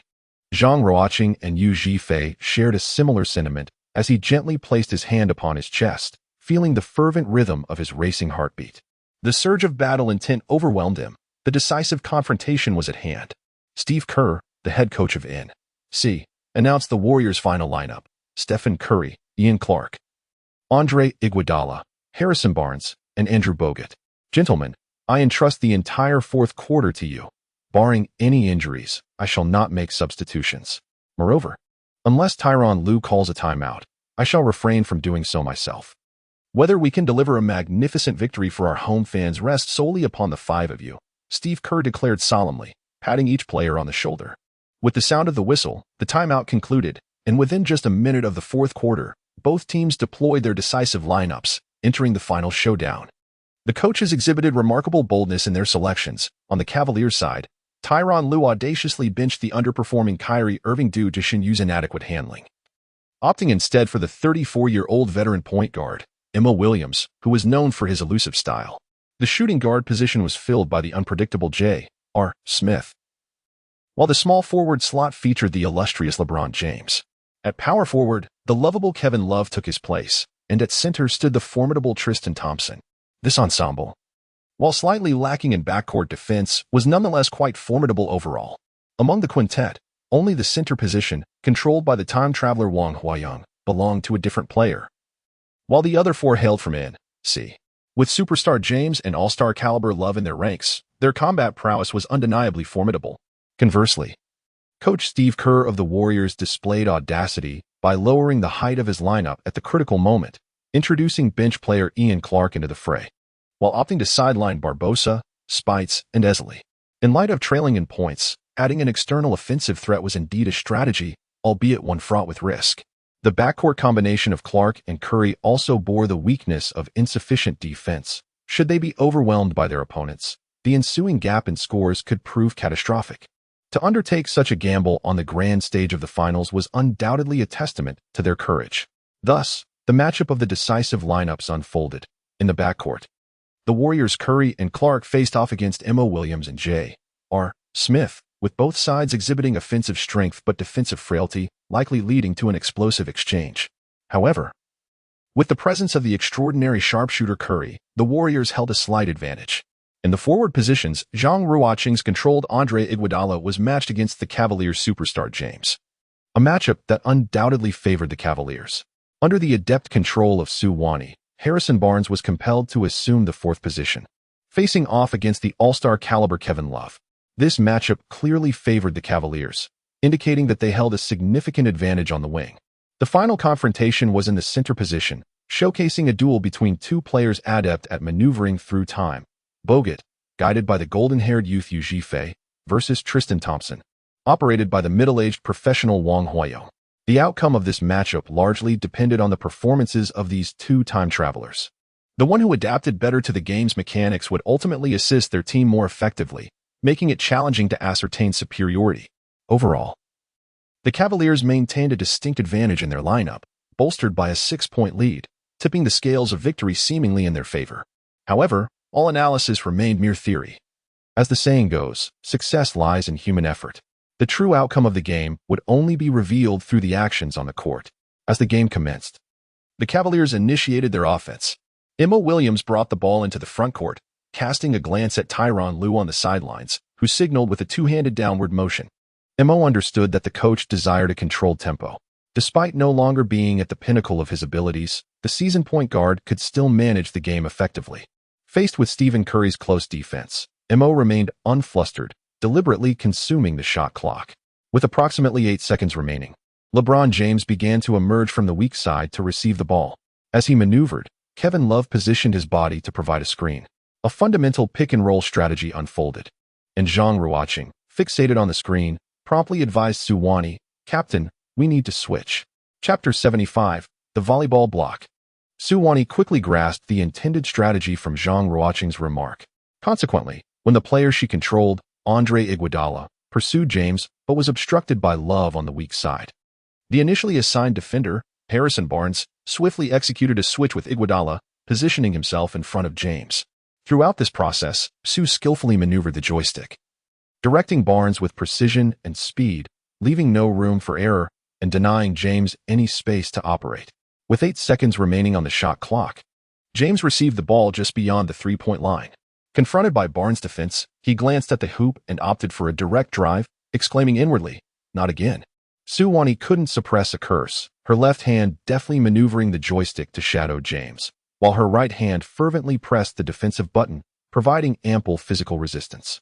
With Barnes' height, lightweight frame, and sufficient speed, despite the ferocity of James' drive, he could not shake off Barnes. As James entered the paint, time was of the essence, and he attempted a highly challenging layup against Barnes' steadfast defense. Su Wani's maneuvers were flawless, yet James, with his larger physique and greater strength, was a formidable opponent. In the moment of his layup, James forcefully utilized his body to push Barnes aside, creating just enough space to guide the ball into the hoop. As Su Wani sighed in despair, a sudden roar from the side caught her attention. Damn it. Not a chance. It was the imposing figure of Bogut. Soaring through the air, skillfully commanded by Yu Zhifei. He was resolute, having not mispressed any buttons this time. With his right hand, Yu Zhifei vehemently pressed the block button. Thanks to Su Wani's Barnes providing substantial resistance and interference along James' path, Bogut was able to effortlessly swat away James' layup. On the screen, Bogut's massive hand swung down, sending the ball forcefully out of bounds. What a spectacular block. Impressive, Zhifei. Zhang Ruocheng and Su Wani could not help but cheer in unison for Yu Zhifei. With Irving substituted out, Xinyu found himself with little to do. He retreated a few steps, leaning against the wall behind the scoring area, and began to savor the final moments of the match. When he witnessed Su Wani and Yu Zhifei working in harmony to send N.C. James's layup flying, his jaw dropped in astonishment. What was happening? It was one thing for the remarkable Zhang Ruocheng to perform such feats, but how had that woman and the blonde managed to become so formidable as well?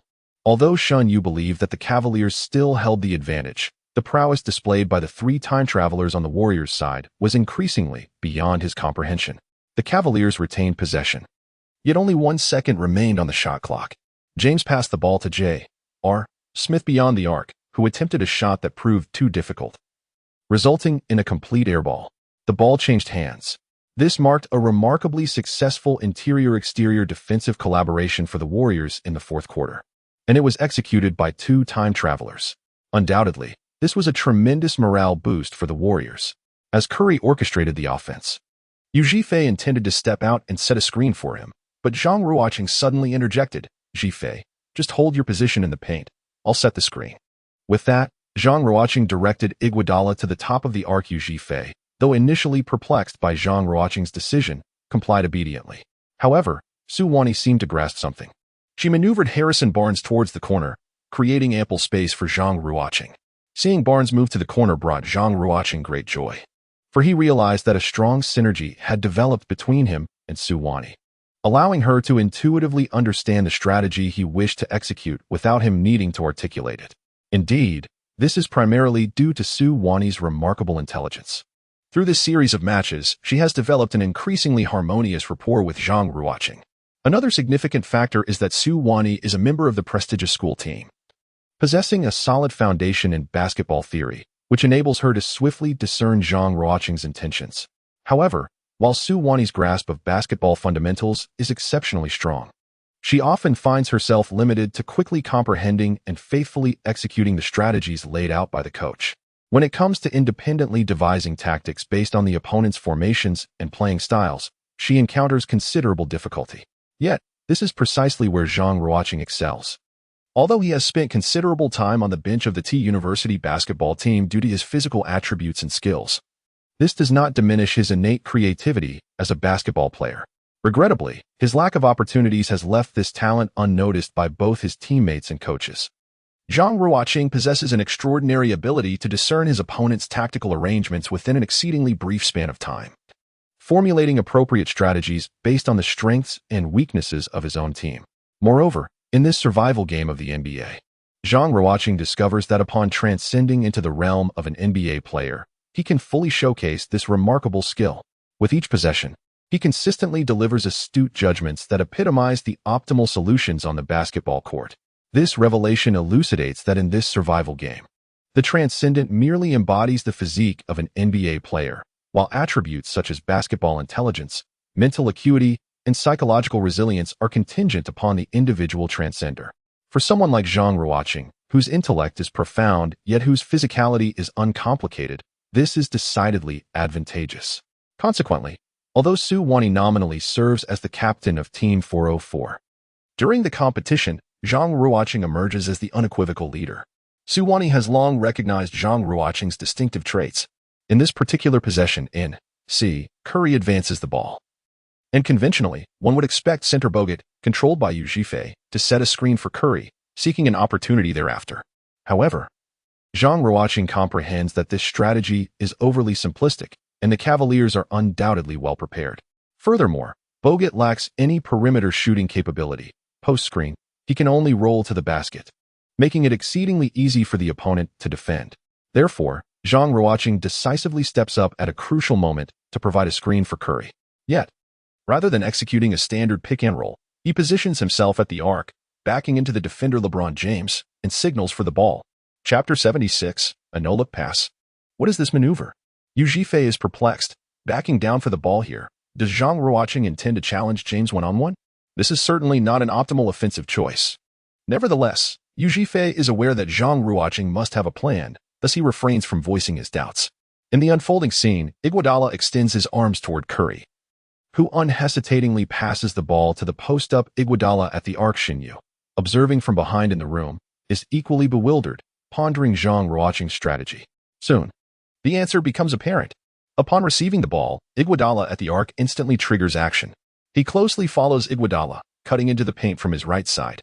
Iguodala's body acts as a natural barrier, effectively obstructing the pursuing defender Mo Williams. What is this? Witnessing this unfold, Tristan Thompson's controller, the middle-aged white-collar worker Wang Huayong from the Cavaliers, feels a sense of familiarity.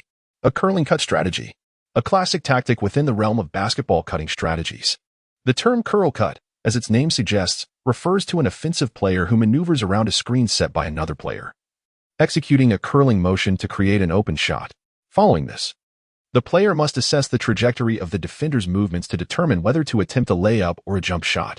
After participating in the NBA Survival Game, middle-aged office worker Wang Huayong diligently enriched his understanding of basketball theory, allowing him to grasp the concept immediately. Zhang Ruocheng, that lad, astonishingly executed a wraparound cut tactic with NC. Such an exaggeration. However, the defender assigned to Zhang Ruocheng was N.C.S. James, whose ability to read the game is equally remarkable.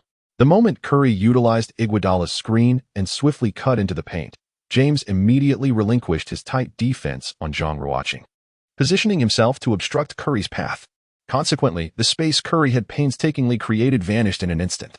Simultaneously, Iguodala swiftly pivoted and prepared to shoot. Shinyu, seated against the wall, nearly leaped to his feet in realization. At that moment, he comprehended why it was Iguodala providing the high screen for Curry, rather than anyone else. This position required a certain stature to pivot effectively, while also possessing the capability to shoot from the perimeter once the defender was drawn away by Curry. The guard Ian Clark was too diminutive, and the center Bogut lacked shooting prowess, leaving only Iguodala, under Zhang Ruocheng's command, as the most suitable candidate for executing the wraparound cut tactic. What an impressive Zhang Ruocheng! Shinyu couldn't help but exclaim his admiration for his opponent. Yet, the situation was far from straightforward. Iguodala, under Zhang Ruocheng's direction, had only a limited opportunity to shoot as James pressed Curry. However, as he turned to take the shot, the Cavaliers' defensive rotation was already in place, with Kevin Love charging in from the right corner, arms raised to block Iguodala's attempt. In that moment, Shinyu noticed that Zhang Ruocheng had closed his eyes. What? No matter how exceptional you are, Zhang Ruocheng, there must be a limit. What does closing your eyes at this moment signify? Unable to contain himself, Shinyu sprang to his feet and hurried to Zhang Ruocheng's side, eager to discern what this pale, slender youth intended to do. Just press these 3 buttons, 11, 20, 31, Shinyu heard Zhang Ruocheng murmuring. He observed as Zhang Ruocheng's fingers danced rapidly over several buttons on the right side of the controller. Meanwhile, on the screen, Iguodala executed an utterly exaggerated move that left all other players astonished. Just as Iguodala appeared ready to shoot, the instant Kevin Love closed in, he abruptly retracted his arms, cradled the ball in his left hand beside his head, and forcefully flicked it towards the corner. In this manner, the basketball was passed behind Iguodala's head. Zhang Ruocheng astonishingly commanded Iguodala to perform a behind-the-back pass on the court. Yu Zhifei couldn't help but shout, "Wow, that was incredible." The words Zhang Ruocheng had been muttering were precisely the buttons required for the behind-the-back pass. Within the brief moments before the 2K mode commenced, Zhang Ruocheng had imprinted all the button combinations in his mind with his extraordinary instantaneous memory. As N.C. Love lunged forward, Zhang Ruocheng felt no need to glance at the screen. He had orchestrated every move in his mind, requiring only to execute the precise keystrokes. Thus, he closed his eyes, cleared his thoughts, and flawlessly pressed the keys numbered 11, 20, and 31 in succession. The recipient of this splendid no-look pass from Zhang Ruocheng was none other than Harrison Barnes, who lay in wait at the corner. The North Carolina Black Eagles, under Sue Wani's command, had long anticipated this moment. Originally tasked with guarding Barnes was Kevin Love, but he had already rushed to assist against Iguodala, leaving the corner wide open. The Warriors' strategy was notably intricate, the first step initiated by Curry with the ball, while Iguodala served as the pivot. The second step involved Curry executing a deceptive cut into the paint, drawing away Iguodala's defender, LeBron James. The third step saw Iguodala feigning a shot, enticing Love to shift in defense towards Barnes. Ultimately, the open shot materialized for Barnes in the corner. After receiving the pass, Sue Wani decisively pressed the shoot button. In the frame, Harrison Barnes released the ball with poise. It spun gracefully, tracing a perfect arc before swishing through the net. The score narrowed to 85-88, with the Warriors trailing by a mere 3 points. Meanwhile, Iguodala's statistics had soared to 20 points, 10 rebounds, 5 assists, and 4 steals. In the 2K mode, the absence of the TNT trio, Barkley, O'Neal, and Kenny Smith, along with the thunderous cheers of Oracle Arena's fans, created a surreal atmosphere. It seemed as though the basketball deity deliberately muted these elements, leaving only the pure, unadulterated sounds of the game. The players' authentic breaths, shouts, the squeak of sneakers on the hardwood, and even the patter of sweat hitting the floor echoed in the ears of the transcenders, drawing them closer to the essence of basketball. As Sue Wani's controlled Harrison Barnes sank that magnificent three-pointer, built upon the foundation of teamwork, all sounds seemed to fade into silence. Under Zhang Ruocheng's guidance, the Warriors' final lineup, comprising 3 transcenders, exuded boundless energy, subtly altering the course of the game. Chapter 77, Ascendancy. With just 10 minutes remaining, the outcome remained uncertain. The Cavaliers initiated their offense. As Mo Williams advanced past half-court, James immediately positioned himself at the elbow to receive the ball. Mo Williams, aware of the urgency, passed the ball to James, who was guarded by Iguodala, controlled by Zhang Ruocheng. Zhang Ruocheng wore a serious expression, fully aware that in Kyrie Irving's absence, the Cavaliers would undoubtedly depend on LeBron James' scoring prowess. As the primary defender against the Little Emperor, he bore an immense responsibility. "I must stop this shot," he thought, as he observed the movements of the other players on the court, contemplating the critical necessity of halting the impending play. To his astonishment, James, with his back turned to Andre Iguodala, opted to execute a fadeaway shot from the elbow, adopting the iconic one-legged stance reminiscent of Dirk Nowitzki, the legendary power forward of the Dallas Mavericks. This maneuver, adept at creating space between the shooter and the defender, had been emulated by numerous NBA superstars, including Kobe Bryant, LeBron James, and Kevin Durant, all of whom had utilized the one-leg technique in their games. This time, it was James, facing Iguodala, controlled by Zhang Ruocheng, who unleashed a breathtaking one-legged shot. It sank flawlessly. The score now stood at 85-90, granting the Cavaliers a 5-point lead. Following the basket, James retreated to defense with an inscrutable expression, leaving onlookers pondering his thoughts. Yet, it was evident to all that as the game reached its critical juncture, James was determined to showcase his formidable prowess. As Iguodala dribbled past half-court, the image revealed him drenched in sweat, his breathing heavy and labored. A surge of inexplicable emotion welled up within Zhang Ruocheng. Whether as Iguodala's counterpart in earlier games or as his controller in this second half, he had inadvertently forged a profound connection with the player.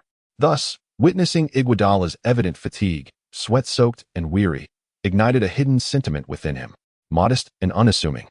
Iguodala had never been the most sought-after superstar in the league. Yet, whenever he stepped onto the court, he exerted every effort to secure victory, seemingly embodying the essence of his professional journey. Regardless of whether in Philadelphia, Denver, or Golden State, Iguodala consistently endeavored to assist his team. The 2015 Finals MVP accolade perhaps stands as the finest tribute to this veteran's diligent career. "I do not wish to lose."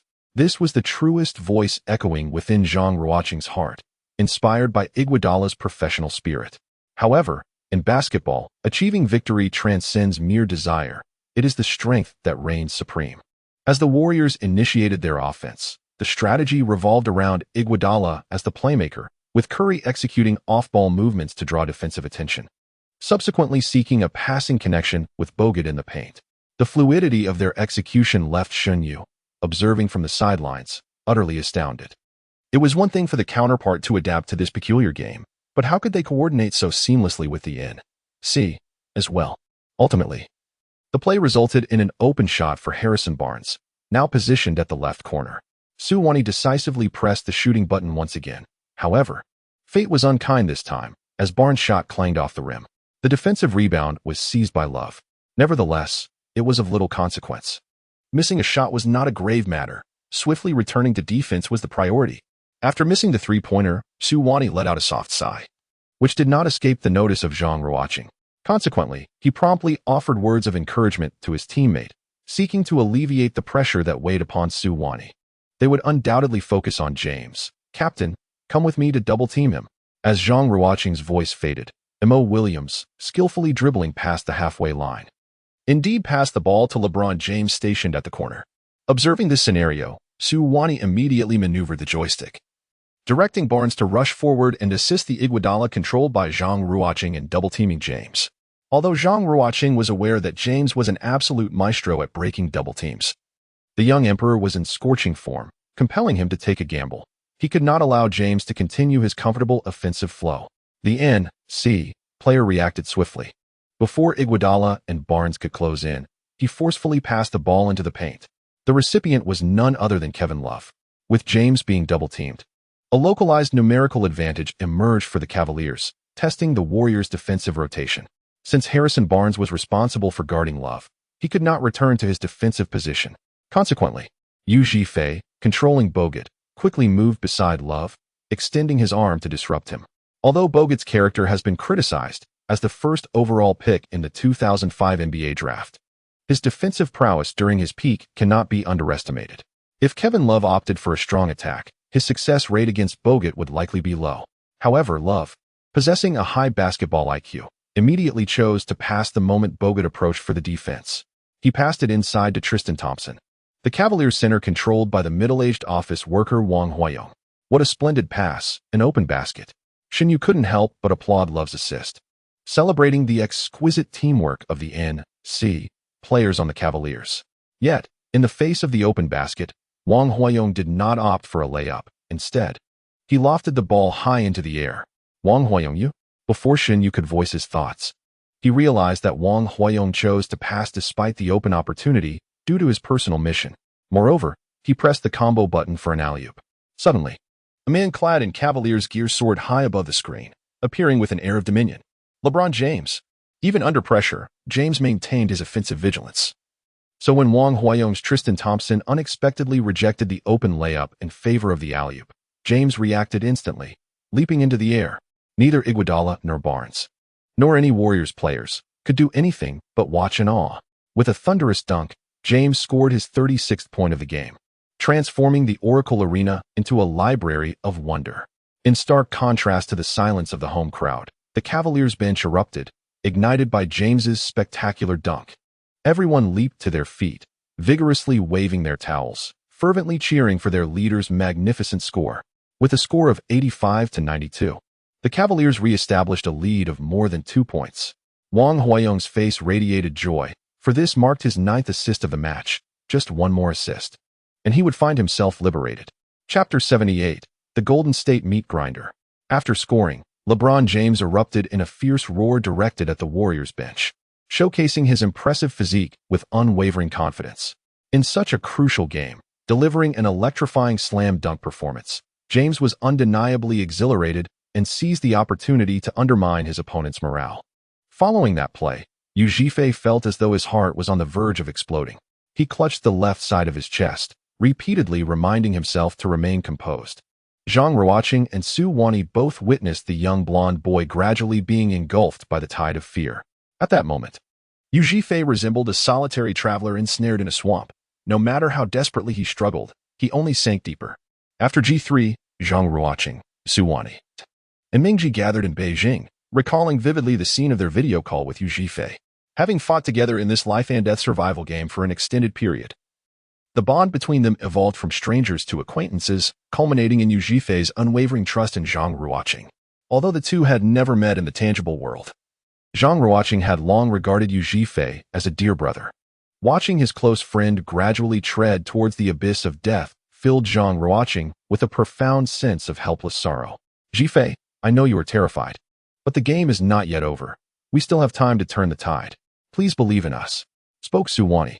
Aware that James's recent dunk had inflicted a significant blow to Yu Zhifei's spirit, she immediately comforted their younger companion with a gentle yet resolute tone. Upon hearing Su Wani's words, Zhang Ruocheng felt a sense of tranquility wash over his previously restless heart. He sensed that this young woman possessed a remarkably unique power. Although her words appeared to be mere platitudes of comfort, the unwavering conviction in her tone invariably inspired those around her. Yu Zhifei listened, casting a glance at Su Wani, his expression softening slightly. Perhaps her words had managed to lift this youth a fraction from the mire, yet to truly liberate Yu Zhifei from the shadow of death, it was imperative to narrow the score on the court. The Warriors launched an offensive. This particular possession was of utmost importance, should their advance falter once more.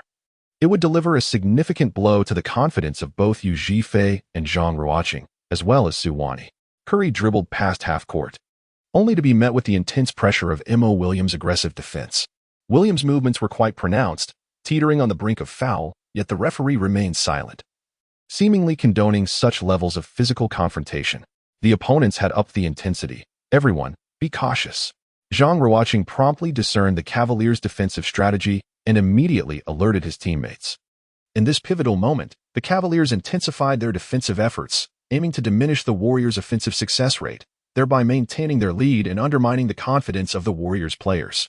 "This possession is mine," Zhang Ruocheng bellowed as he directed Andre Iguodala to move to a high position to receive the ball. Upon Zhang's request for the ball, Curry swiftly passed it to Iguodala. "Captain, set a screen for me. I intend to switch and challenge Love." Tasked with guarding Iguodala was LeBron James, and Zhang Ruocheng was not foolish enough to attempt a one-on-one against James. Instead, he sought a screen from Su Wani, hoping to exploit Kevin Love. Su Wani reacted swiftly, maneuvering to block Harrison Barnes and positioning herself to set a screen for Iguodala, successfully executing a pick-and-roll that switched Love onto Iguodala. During his tenure with the Cavaliers, Kevin Love had significantly declined compared to his time with the Timberwolves, particularly in defensive performance, often falling short of expectations. His lateral movement was slow, making him vulnerable to being easily beaten off the dribble, a characteristic many teams exploited. However, with his interior partner Tristan Thompson in his prime, vigorous and youthful, he consistently provided support, bolstering the Cavaliers' interior defensive framework. Understanding the relative defensive weakness within the Cavaliers' lineup, Zhang Ruocheng recognized the necessity for a decisive offensive approach. He immediately initiated a one-on-one confrontation, feinting to test his opponent's balance, followed by a pronounced change of direction. As Love shifted his weight to the left, Zhang seized the moment to burst towards the right. Perfect. Space is opened up.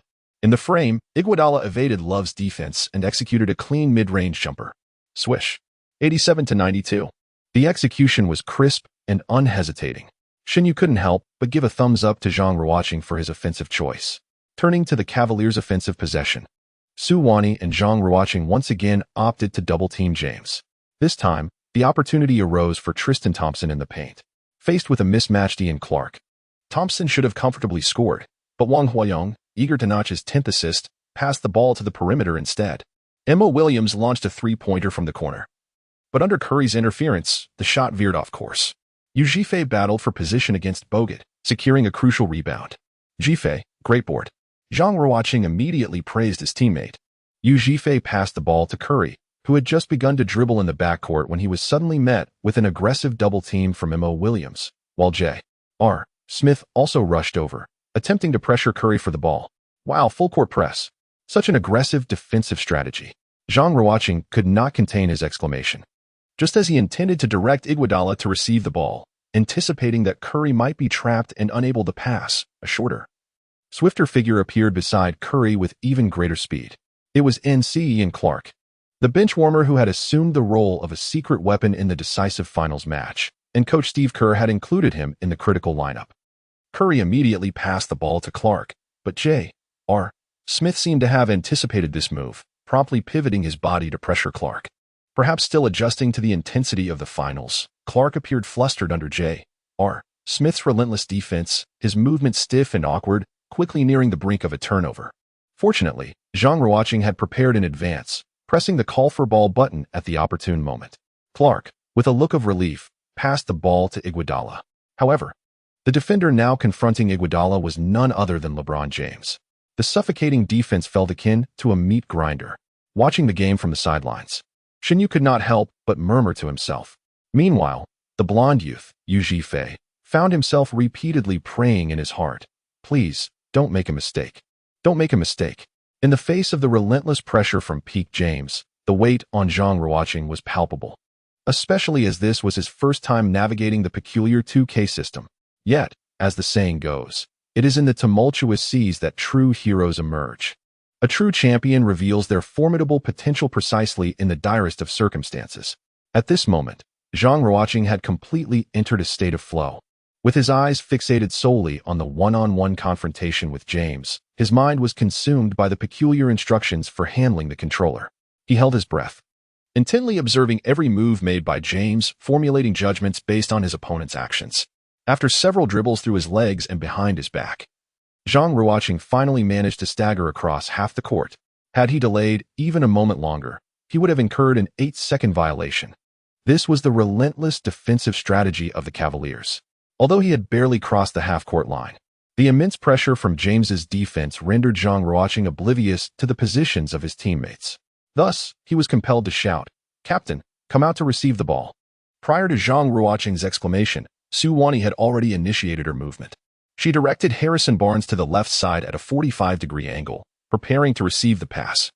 Being a key player from a prestigious basketball school, Su Wani had formulated her own strategies for the decisive moments of the game after several possessions.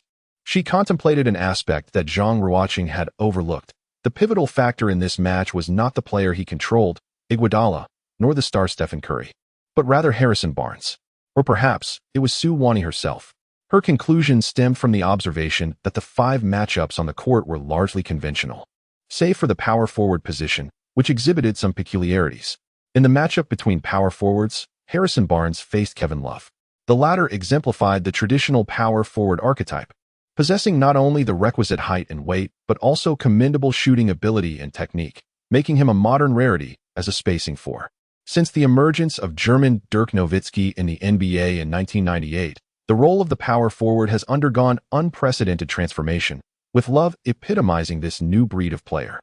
However, Harrison Barnes was different. The North Carolina product was more accustomed to the small forward position, yet, due to the Warriors' lack of height in their closing lineup, he had been compelled to transition to the 4 spot. In contrast to Love, Barnes was at a disadvantage in terms of height and weight, but he possessed superior speed and agility.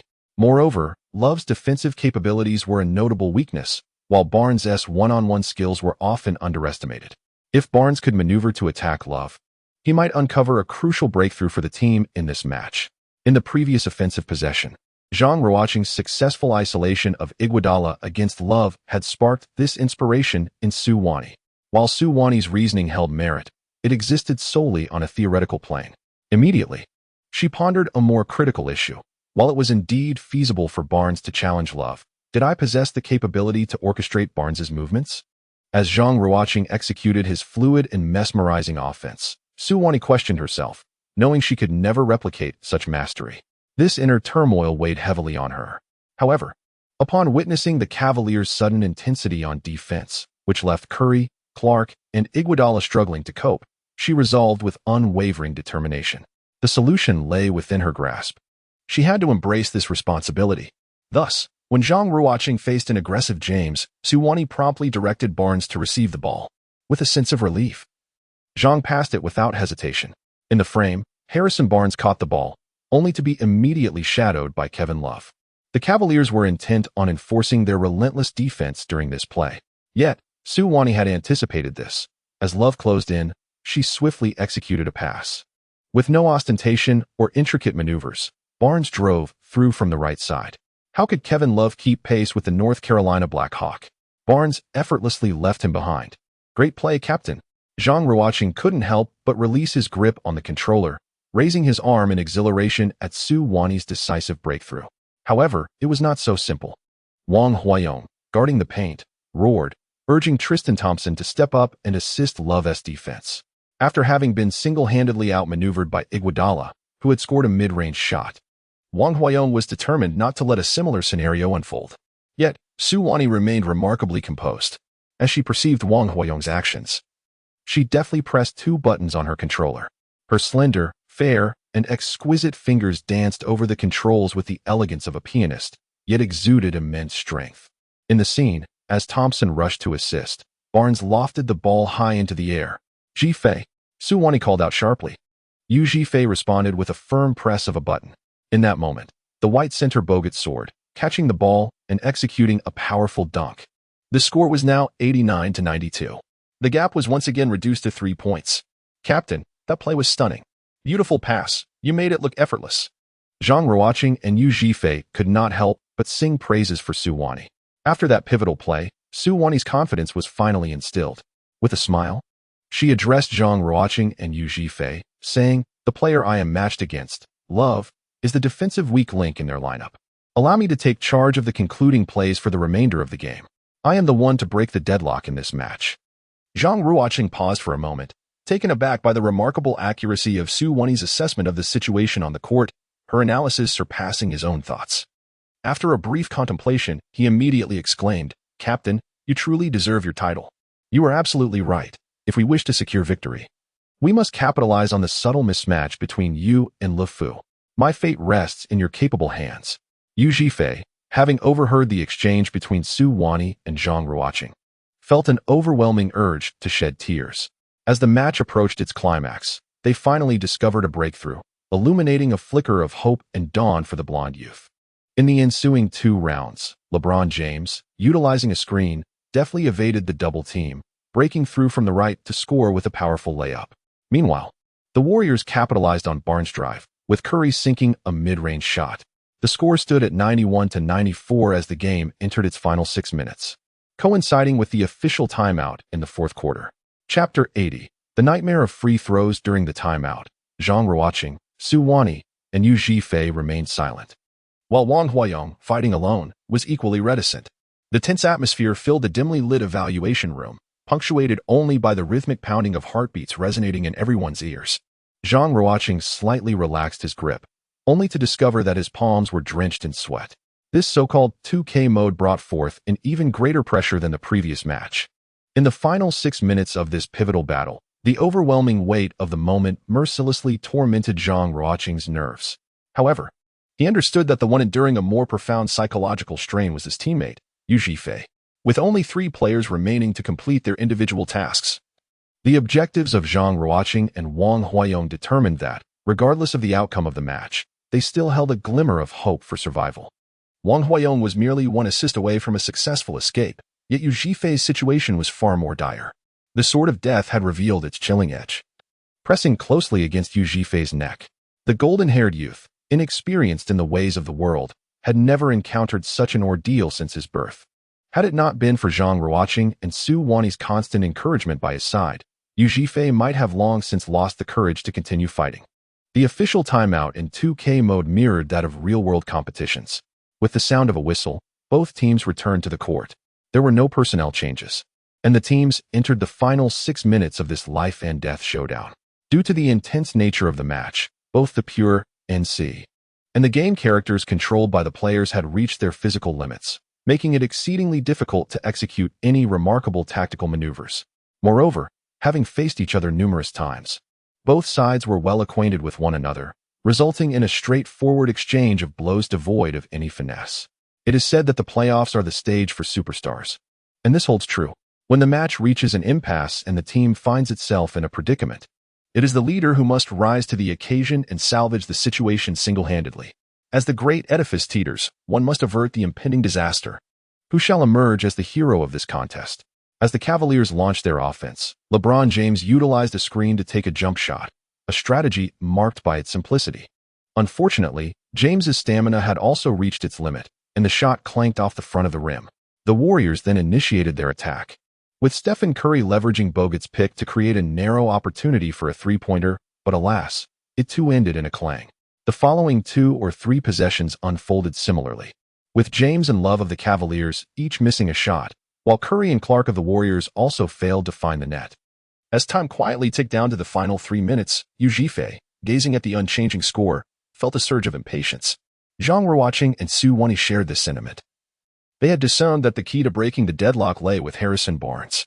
Yet, the Cavaliers had devised an appropriate defensive strategy, making it exceedingly difficult for Barnes to find a position to receive the ball inside and confront Love.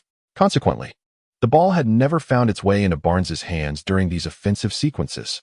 At that moment, when J.R. Smith of the Cavaliers missed another three-pointer, Yu Zhifei, having secured the rebound from Bogut, could no longer contain himself and exclaimed, "Ruocheng, how can we possibly score? Pass me the ball." At this moment, Zhang Ruocheng revealed a decisive aspect of his character. After securing the ball, he charged forward, confronting James' defense with an audacious determination. Without any elaborate maneuvers, he boldly advanced toward the basket, seemingly unfazed by the looming figure of James. Was this truly Zhang Ruocheng's intention? However, N.C. James appeared taken aback by Iguodala's unexpected direct assault, causing him to react a beat too late. This allowed Iguodala to carve out a sliver of space. As the Warriors' number 9 forcefully penetrated the lane for a low layup, James soared into the air, descending with an immense force, his hand poised to swat the ball away. The ball was deflected out of bounds, and Iguodala stumbled, crashing heavily to the floor. The referee's whistle pierced the air, signaling a foul by the Cavaliers' number 23, LeBron James, granting the Warriors 2 free throw opportunities. "What a play!" Yu Zhifei exclaimed, unable to contain his excitement. Although this shot carried an element of luck, any opportunity to close the score was indeed a commendable one. Approaching the free throw line, Iguodala wore a serious expression as he focused intently on the hoop before him. Meanwhile, Zhang Ruocheng, gripping the controller with equal gravity, fixed his gaze upon the screen. His mind was flooded with fleeting images, these hazy memories evoking a sense of struggle and anguish. He endeavored to clear his thoughts and pressed the free throw button. In this mode, executing a free throw only required a press of a button. The outcome rested upon the system's judgment. Zhang Ruocheng speculated that the criteria established by the system were likely related to the player's free throw percentage as well as their physical fatigue level.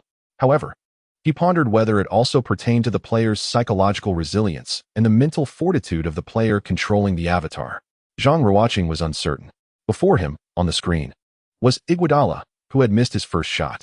Witnessing this, Yu Zhifei's face turned a ghastly shade of green. He opened his mouth to utter something, but ultimately remained silent. A cold sweat instantly broke out on Zhang Ruocheng's forehead as 2 pieces of data suddenly flashed through his mind. Andre Iguodala, with a career regular season free throw percentage of 79, yet a dismal playoff free throw percentage of merely 58. 3. Contemplating this, he felt his heart race wildly several times before gradually regaining composure. Iguodala was not renowned for his free throw prowess. While opting to draw a foul may have succeeded, it perhaps was not the most judicious decision. Now, let us observe the second free throw. Zhang Ruocheng trembled as he pressed the free throw button once more. While on screen, Iguodala mirrored his anxiety, releasing the ball with a shaky arm. Alas, it seemed too light. Su Wani was the first to exclaim. The basketball struck the front of the rim and bounced high. Every spectator held their breath, eager to witness its fate. The second bounce grazed the right edge of the rim. The third bounce hit the back of the hoop. It ricocheted out. Wang Huiyong let out a roar, decisively pressing the rebound button. In the scene, Tristan Thompson soared like a divine being, snatching the rebound with ease. Witnessing this, Yu Zhifei could no longer contain himself. He angrily shouted at Zhang Ruocheng, "How could you possibly miss both free throws?" His voice reverberated throughout the entire scoring room, drawing everyone's attention to the momentary outburst of the emotionally unstable Yu Zhifei. Zhang Ruocheng was somewhat taken aback by Yu Zhifei's reaction but maintained his composure, calmly retorting, "My execution was flawless. Free throws only require the press of a single button. If you wish to place blame, direct it at the system's judgment mechanism." Chapter 81. Strengthen his foundation. You insisted on taking the shots, yet you failed to convert either. I'm on the verge of collapse here. Yu Zhifei continued to unleash his fury upon Zhang Ruocheng. The latter chose not to engage further, simply stating, "The opponent is advancing." This statement seemed to resonate with Yu Zhifei, who clenched his teeth, suppressing his anger as he grasped the controller, returning his focus to the game. Overcome by fear, Yu Zhifei lost his rationality. transforming into a figure of rage and madness. Previously, he had addressed Zhang Ruocheng as Brother Ruocheng, but upon the miss, he resorted to cursing. Nevertheless, Zhang Ruocheng bore no ill will towards Yu Zhifei. He understood the immense psychological pressure his companion faced, under the looming shadow of defeat. Not everyone could maintain the same calm and rational demeanor as he did. Thus, despite the harsh words hurled at him, Zhang Ruocheng refrained from retaliating. He recognized that such conflict would only exacerbate their issues. After all, if they were to fracture internally, the remainder of the match would be rendered futile. Yet, Yu Zhifei's emotional state had reached a breaking point, leading to significant errors in his gameplay. He failed to position himself defensively, allowing Emma Williams to seize the opportunity, executing a direct pass to the interior for Tristan Thompson. An area of 2 meters lay unguarded, an absolute open basket. Any player with even a modicum of basketball skill could easily score. Witnessing this unfolding, Yu Zhifei was on the brink of despair. However, in an astonishing turn of events, Tristan Thompson made an inexplicable decision. Instead of taking the easy layup, he dribbled twice in place and then passed the ball back to the perimeter, rejecting an open shot in pursuit of an assist. Wang Huayong truly was a formidable player. However, it is precisely due to this that Yu Zhifei and the Warriors were afforded an opportunity. With limited time on the offensive clock, Emma Williams, receiving a pass under pressure, was compelled to attempt a shot from beyond the arc, only to be emphatically blocked by Curry. Wang Huayong shouted worthless. In frustration, harboring resentment towards Emma Williams for squandering the exquisite assist he had delivered, the Warriors swiftly initiated a counterattack. Ian Clark raced to the front court, receiving a quarterback-style long pass from Curry. Among the 10 players on the court, Clark had the shortest playing time. Thus, he was the only one with sufficient energy to fast break. Clark caught the ball and made a layup, effortlessly securing 2 points, 93-94, a mere 1-point deficit. The game entered its final 2 minutes. Following his successful shot, Ian Clark did not celebrate with exuberance or any exaggerated gestures. Instead, he quickly retreated to his half of the court for defense, bearing a tense and serious expression. Clark's demeanor mirrored the sentiments of the other 4 time travelers. Aside from Shinyu, particularly for the 3 from the Warriors' camp, the pressure of trailing in the score left them taut like strings of a finely tuned instrument. On the brink of snapping, the ancient adage of a chariot with decaying ropes aptly describes Zhang Ruocheng and his companion's predicament. The Warriors' train, speeding forward, had reached the edge of losing control. Who would emerge as the hero? The Cavaliers launched their offense. LeBron James took charge, initiating a play from the high post, with J.R. Smith and Emma Williams positioned at the corners to create space.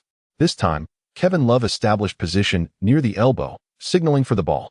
Tasked with defending Love was Harrison Barnes, operated by Su Wani.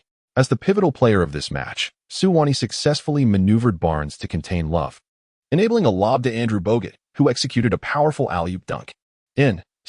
Love seemed intent on reclaiming his stature, although Barnes had a significant speed advantage.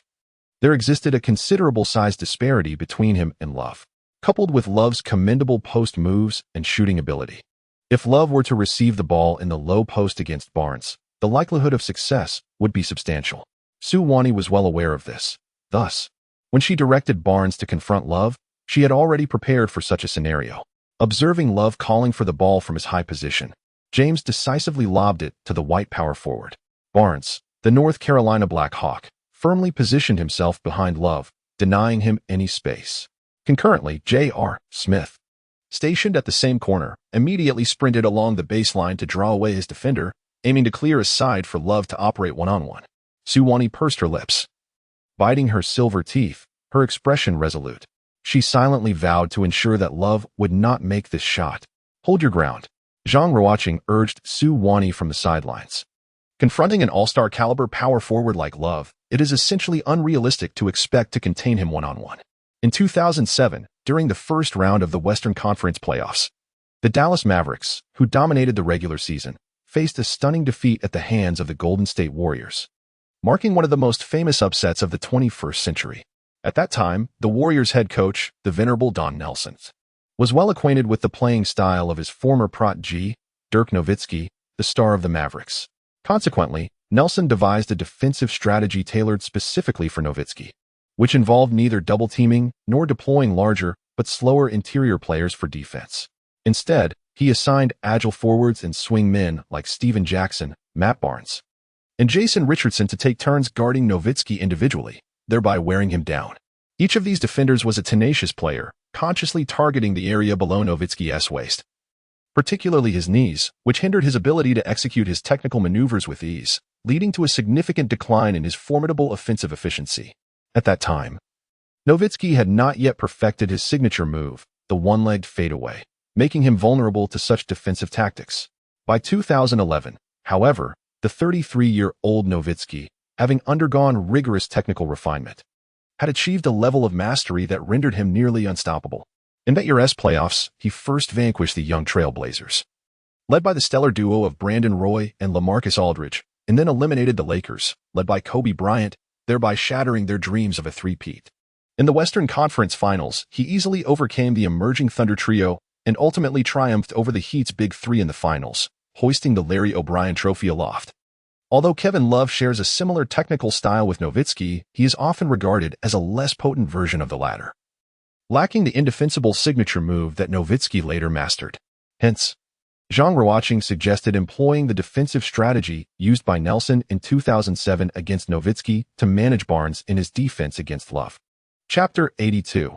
The bounce pass across half-court. Among the myriad complex buttons of that peculiar controller, there indeed existed various combinations to command players to execute different defensive maneuvers.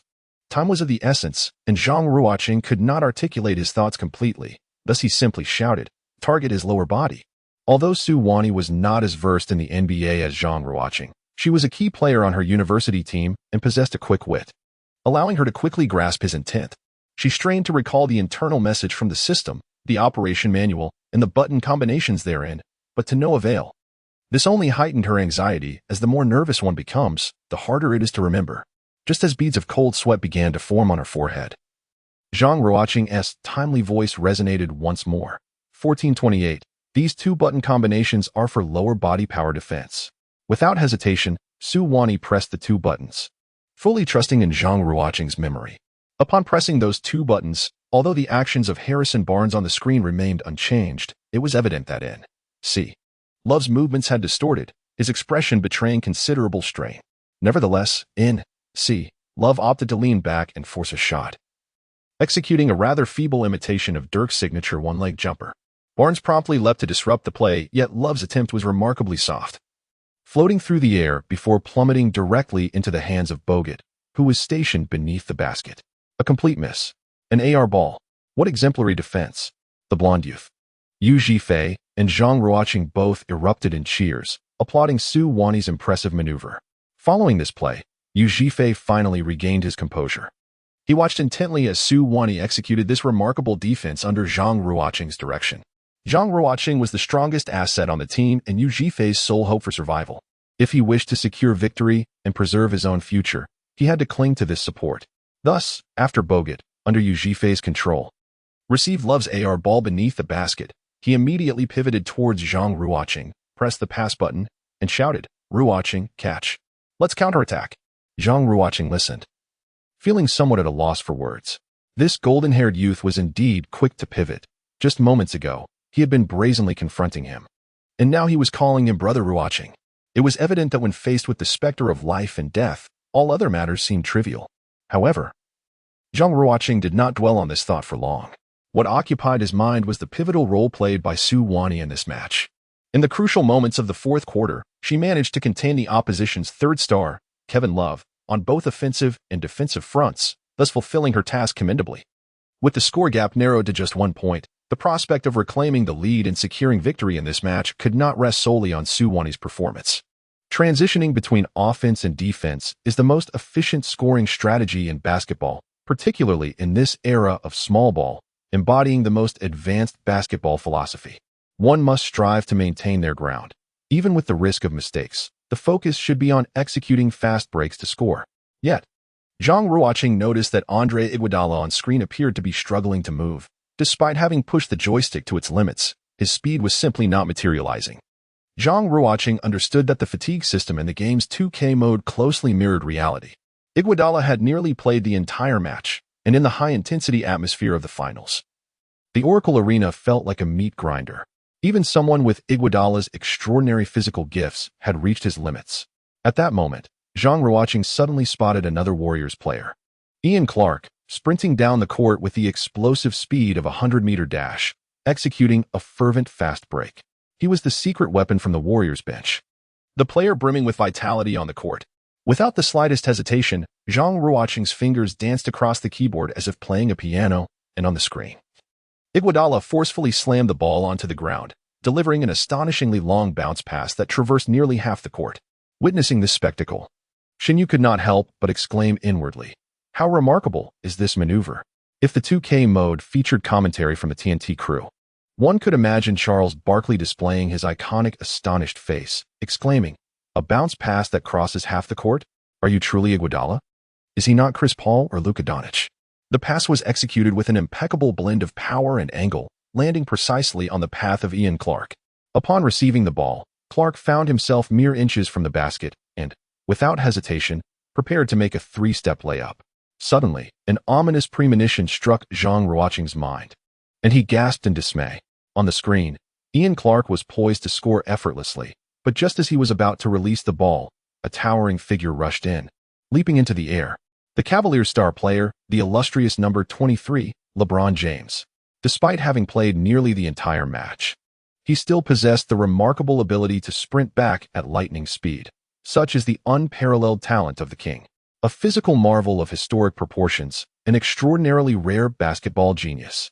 Clark, who prided himself on his speed, was utterly blindsided by the seemingly exhausted James chasing him down for a block. A colossal hand descended like a mountain, forcefully swatting Clark's layup away. James, truly impressive. Wang Huayong, a middle-aged office worker, bellowed in elation, releasing the pent-up emotions within him. The swift counterattack thwarted by James's merciless rejection was a significant blow to the morale of the Warriors. Zhang Ruocheng glanced at the time. Only 1 minute and 32 seconds remained in the game. The Warriors had 12 seconds left on this possession. With 1 minute and 32 seconds on the clock, the score stood at 93-94. If following the usual offensive rhythm, the number of possessions for each team would approximately be. Zhang Ruocheng silently calculated the critical moments in NBA games.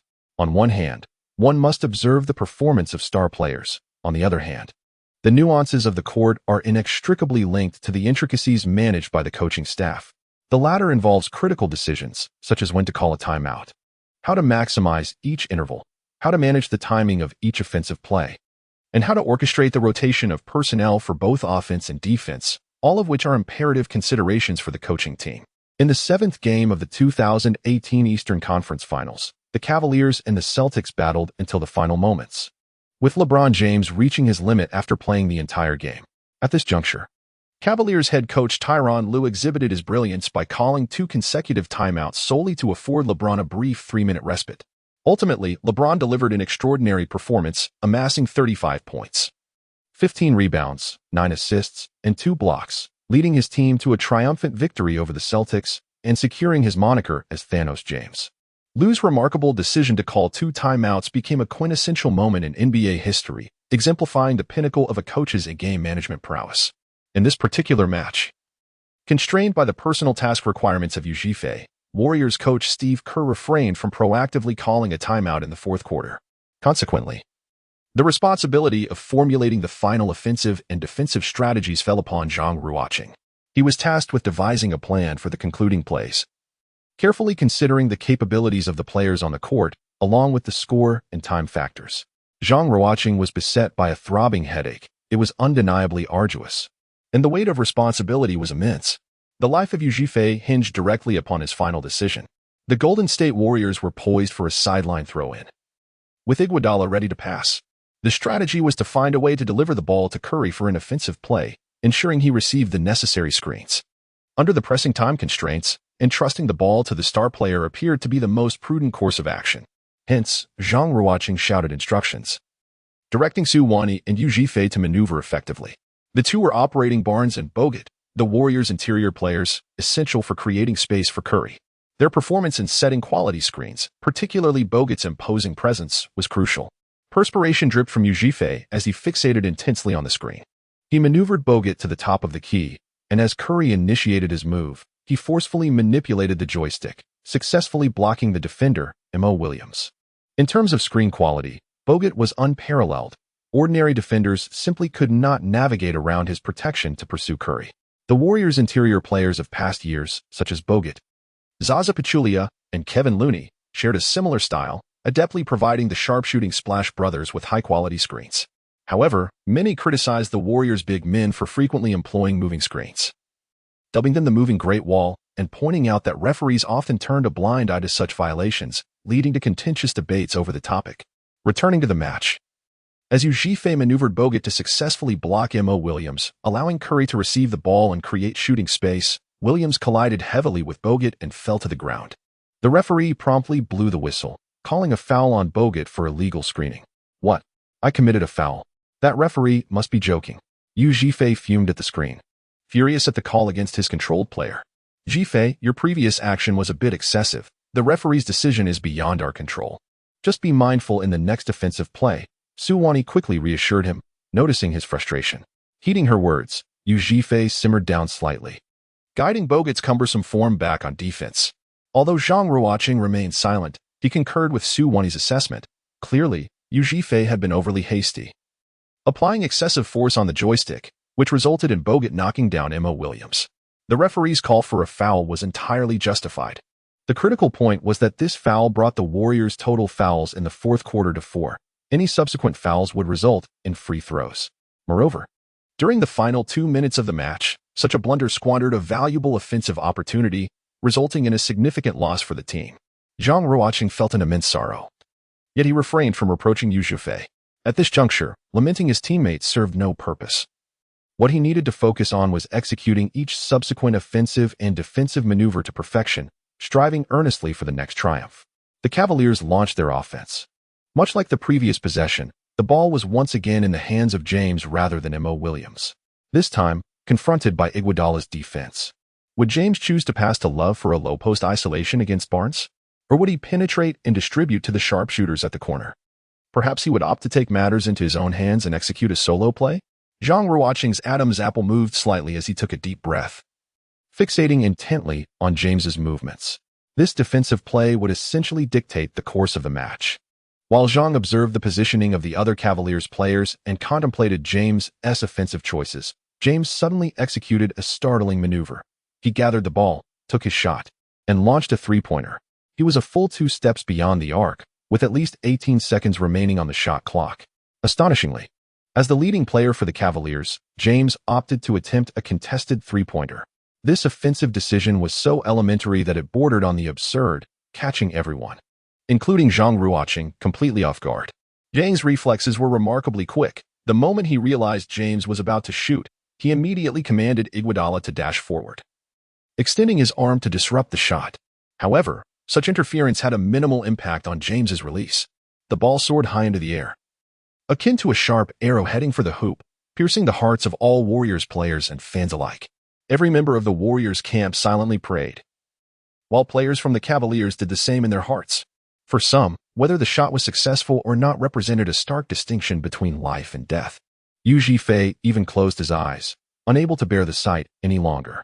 After 0.5 seconds, Yu slowly opened his eyes, revealing the glaring scoreboard, 93-97, with the Cavaliers leading by 4 points. LeBron James, the young emperor, with a clutch three-pointer in the final moments of the game, proclaimed to the world that he was the true king of this league. Upon seeing the score, you felt a wave of despair wash over him. With just 1 minute and 8 seconds left in the game, and the Warriors trailing by 4 points. Even those unversed in basketball could recognize that this gap would require at least 2 possessions to bridge. Yet, with time running out, the scales of victory had tilted toward their opponents, and a heavy burden weighed on everyone's hearts. Meanwhile, on the sidelines, Coach Steve Kerr of the NC team remained expressionless, calmly seated on the bench, silently observing the players on the court. Zhang Ruocheng was acutely aware that although the time of 1 minute and 8 seconds was fleeting, the possibility of a comeback was not entirely out of reach. Theoretically, the Warriors had 2 offensive possessions for every one of their opponents, and if they could score successfully while also defending effectively, hope was not entirely lost. Circumstances are dictated by human determination. Even with 1 foot precariously hovering over the edge of a cliff, one must never concede defeat. Chapter 84. the life-or-death corner three-point strategy. The Warriors are on the offense. Stephen Curry is controlling the ball. As Curry dribbled past the half-court line, Yu Zhifei, his voice trembling, asked Zhang Ruocheng, "Brother Ruocheng, how should we execute this attack?" From the quiver in his voice and his stammering demeanor, Zhang Ruocheng sensed the immense fear enveloping Yu Zhifei. Striving to maintain his composure, Zhang's mind raced as he analyzed the unfolding situation on the court. Ultimately, his gaze settled upon Stephen Curry, the core of the Golden State Warriors, who had led the team to an unprecedented 73-win season in 2016, an unparalleled king of three-point shooting in NBA history. In those final moments, if he could not place his trust in Curry, whom could he trust? In Zhang Ruocheng's mind, he suddenly recalled his most cherished player, the gentleman's sword, Ray Allen. He was the second greatest three-point shooter in NBA history, surpassed only by Stephen Curry. Before Curry's emergence, Ray Allen epitomized the three-point shot. Zhang Ruocheng reminisced about a classic play during Allen's tenure with the Boston Celtics. Allen would position himself in the corner, while Kevin Garnett, Paul Pierce, and Glenn Davis formed a triangular formation around him, creating a natural barrier. At that moment, Rajon Rondo would pass the ball to Ray Allen. The defensive players, obstructed by the three Celtics, were unable to interfere with Allen, allowing him to effortlessly take his shot. This strategy is exceedingly rare in the annals of NBA history, as it necessitates an exceptional shooting ability and psychological fortitude from the shooter. The teammates' assistance in screening for Ray Allen implied that if he were to miss, there would be no guarantee of a rebound, and with the backcourt left unprotected, it would be easy for opponents to seize the opportunity for a counterattack. Thus, even during the Celtics' heyday, this tactic was employed sparingly. Zhang Ruocheng suddenly realized that Stephen Curry's shooting prowess undoubtedly surpassed that of Ray Allen. In crucial moments of the game, particularly when trailing in score, this technique could prove to be a gamble worth taking. If Curry were to embody Ray Allen, then the other three players would represent Garnett, Pierce, and Glenn Davis, while he himself would assume the role of Rajon Rondo. After a brief moment of contemplation, Zhang Ruocheng swiftly maneuvered Andre Iguodala to the high post to receive the ball. Once Curry passed the ball to Iguodala, the latter gestured for Curry to wait at the left corner. NC. Curry appeared somewhat perplexed, but after a moment's hesitation, he obediently dashed to the left corner. On the sidelines, Shinyu was astonished, pondering how it seemed a grave waste to have a superstar like Stephen Curry crouching in the corner, idling away. What was Zhang Ruocheng truly thinking? Yu Zhifei and Su Wani also shared this confusion. Observing N.C. Curry reach the corner, Zhang Ruocheng immediately instructed the other two. You both go and set screens for Curry, but maintain a slight distance. The two, unsure of Zhang Ruocheng's intentions, decided not to dwell on it further.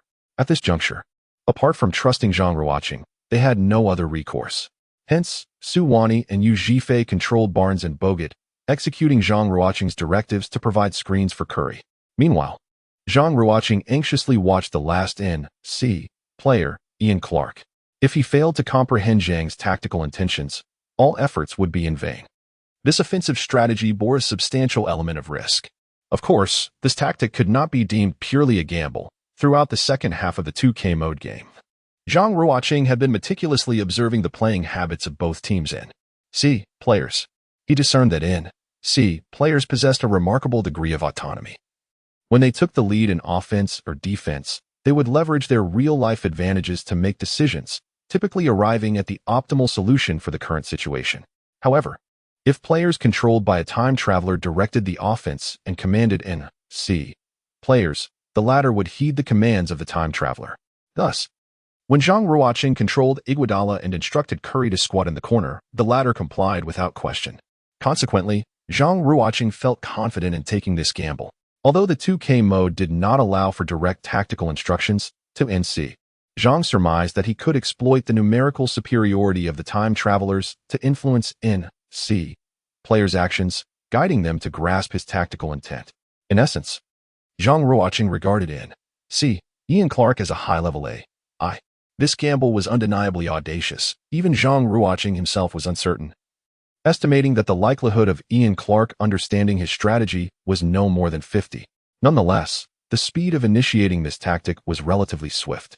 If Clark failed to position himself as intended, approximately 13 seconds of offensive time remained, ample enough to switch to an alternative strategy, seeking stability while embracing risk. and pursuing victory amidst peril encapsulated Zhang Ruocheng's enduring approach. Fortunately, Ian Clark possesses a remarkably high basketball IQ. He observes Iguodala directing Curry to the corner for a shot, while Bogut and Barnes position themselves in the corner to create a wall for Curry. Clark quickly grasps Zhang Ruocheng's intentions. He swiftly maneuvers to Curry's side, filling the final gap left by Bogut and Barnes. Now is the moment. Zhang Ruocheng promptly pressed the switch key 3 times, honing in on his target, Stephen Curry, before swiftly pressing the pass button. The basketball soared through the throng like a bullet, hurtling towards Stephen Curry. Zhang Ruocheng, in a moment of introspection, acknowledged that had this been a genuine match, he would never have dared to execute such a pass. The trajectory of the ball was fraught with peril, as it traversed the path of numerous players. A slight miscalculation in either force or angle could result in a turnover and a counterattack. However, Zhang's pass was executed with remarkable speed. And before the Cavaliers' defenders could grasp the Warriors' offensive intent, the ball was already unleashed. It arced through the air in an uncanny trajectory, landing squarely in Stephen Curry's hands. Without hesitation, Curry took aim at the hoop and released the ball with conviction. At that moment, although the Cavaliers' defenders had finally reacted, it was far too late. J.R. Smith and Kevin Love desperately tried to maneuver past the wall of defenders formed by Bogut, Barnes, and Clark, only to realize their efforts were in vain. From the sidelines, Shin Yu could not contain his excitement and shouted, "What are you doing? If you can't get through, hurry up and initiate the fast break." As the ball found its way into Curry's hands, Shin Yu comprehended Zhang Ruocheng's offensive strategy and was profoundly impressed by his audacity. Witnessing Curry nearly take an open shot while the 2 Cavaliers players were still attempting to navigate around the screen filled him with urgency. In his desperation, he uttered that exclamation. Yet, he overlooked the fact that the Cavaliers players could not hear his words. The only one who might understand him was Wang Huayong. And the player in action was the comparatively sluggish center, Tristan Thompson, who was entirely unsuitable for a fast break. Chapter 85. I still need one more assist. Upon hearing Shin Yu's roar, Zhang Ruocheng immediately grasped his intentions. There exists a popular notion within the NBA realm that Stephen Curry's proficiency in executing challenging 3-point shots surpasses his accuracy from wide-open opportunities. Consequently, Shin Yu believed that aside from the presence of Andre Iguodala, controlled by Zhang Ruocheng at the arc's summit, the other Warriors players were stationed in the corners. Should Curry miss this shot, the Warriors would undoubtedly fail to secure the offensive rebound, leaving them vulnerable to the Cavaliers' fast break. Shin Yu's reasoning was sound, yet fate had other plans. The Cavaliers' player remained unperturbed, while the formidable Tristan Thompson, under the command of Wang Huayong, stood resolutely in the paint, poised to seize the rebound. This 3-pointer from Curry held monumental significance, prompting Yu Zhifei, Su Wani, and Zhang Ruocheng to silently pray, "It must go in." Ultimately, their hopes were not in vain. In a climactic moment, Curry showcased his superstar prowess, sinking the crucial open 3-pointer. The score was now 96-97, a mere 1-point deficit. With only 54 seconds remaining. "Yes, Curry is phenomenal," roared Yu Zhifei, releasing the immense pressure he bore through such fervent exclamation. "Defense. If we secure this possession, we still have a chance." In this critical juncture of the match, Zhang Ruocheng once again demonstrated his unparalleled leadership. With his prompt, Su Wani and Yu Zhifei swiftly maneuvered to cover Barnes and Bogut, diligently returning to their half-court defense. Everyone recognized the invaluable nature of Curry's 3-pointer. However, the scoreboard still reflected a 1-point deficit for the Warriors, rendering their situation perilous. This possession must be defended. LeBron James advanced beyond the half-court. "Captain, strive for a one-on-one to prevent him from advancing easily. Zhifei, if he attempts to drive inside, remember to provide timely support." Zhang Ruocheng called out to his 2 teammates, reminding them of the defensive strategy against James. What if he shoots? A flicker of unease crossed Su Wani's face, revealing her deep anxiety. In the previous offensive possession, James had launched an outrageous 3-pointer over Barnes, leaving an indelible shadow in Su Wani's mind. All they could do was pray that he would miss. As Zhang Ruocheng uttered these words, his own confidence wavered. Nonetheless, he spoke the truth. Facing James, an exaggerated figure in the history of the NBA with his unparalleled clutch ability, what other options did they have? "Come on, James and the Cleveland Cavaliers. Let us settle this." James, with a serious expression, assessed the defense and signaled towards the paint, seemingly calling for a pick-and-roll. Goodness, this N.C. James truly possesses remarkable skills, actively calling for a tactical play in the critical moments. From the sidelines, Shin murmured quietly, glancing at the court to discover that the player executing the pick for James was not Kevin Love, but Tristan Thompson. Witnessing this, Shin instinctively glanced at Wang Huayong beside him, who was drenched in sweat, his eyes wide open as if they might burst into flames. In this 2K game mode, if a player responds to the initiator's tactical call, other N.C. players will refrain from repeating the call. For instance, in this tactical play, Wang Huayong's controlled Tristan Thompson responded to James's call for a pick, hence no other players would suggest setting a screen for James again. Tristan Thompson positioned himself high, providing James with a quality screen, effectively blocking Harrison Barnes from his path. Meanwhile, Zhang Ruocheng shouted, "Forget about him. Double-team James." It turned out that Tristan Thompson's screen for James naturally drew Andrew Bogut, controlled by Yu Zhifei, along with him. Originally, it was Harrison Barnes, controlled by Su Wani, who was responsible for defending James, and she and Yu Zhifei had to make a collective decision on how to counter the Cavaliers' pick-and-roll strategy. Should they have Barnes fight through the screen? Or should Bogut drop back to defend? Or should they double-team the ball handler, James? This decision was challenging, particularly in such a critical moment. However, Zhang Ruocheng decisively made the call, double-team James. The duo, accustomed to following Zhang Ruocheng's lead, acted without hesitation, controlling the two Warriors players to form a double team as James maneuvered past the screen, one player cutting off his path while the other pursued from behind, effectively enclosing James in a tight space. At that moment, Shin Yu couldn't help but burst into laughter. Truly, even the wisest can make a mistake. Zhang Ruocheng, you actually had your teammates double-team James? This is sheer folly. In the depths of Shin Yu's mind, he mused that Zhang Ruocheng had undoubtedly forgotten. James was undeniably a master of passing within the league, presenting a formidable threat in any pick-and-roll situation. Such a simple double-team could hardly be expected to thwart him. As anticipated, the scene unfolded just as Shin Yu had predicted. Surrounded by defenders, James executed an astonishing one-handed pass within the minuscule confines, the ball spinning with fierce velocity, soaring between Barnes and Bogut, landing squarely in the hands of Tristan Thompson. Thompson charged towards the basket with great strides, unimpeded, the hoop appearing as vast as the ocean. James was magnificent. Shin Yu had already begun to celebrate with clenched fists. His eyes remained fixated on the screen before him, oblivious to the peculiar expression on Wang Huayong's face beside him. At that moment, Wang Huayong's hands trembled violently around the controller, his gaze filled with despair and anguish. In a fleeting instant, this middle-aged white-collar worker made a momentous decision. His shaking fingers clumsily pressed the pass button. Thus, an exceedingly bizarre scene unfolded. Instead of making a straightforward basket, Tristan Thompson abruptly pivoted and flung the ball to the perimeter. What in the world are you doing?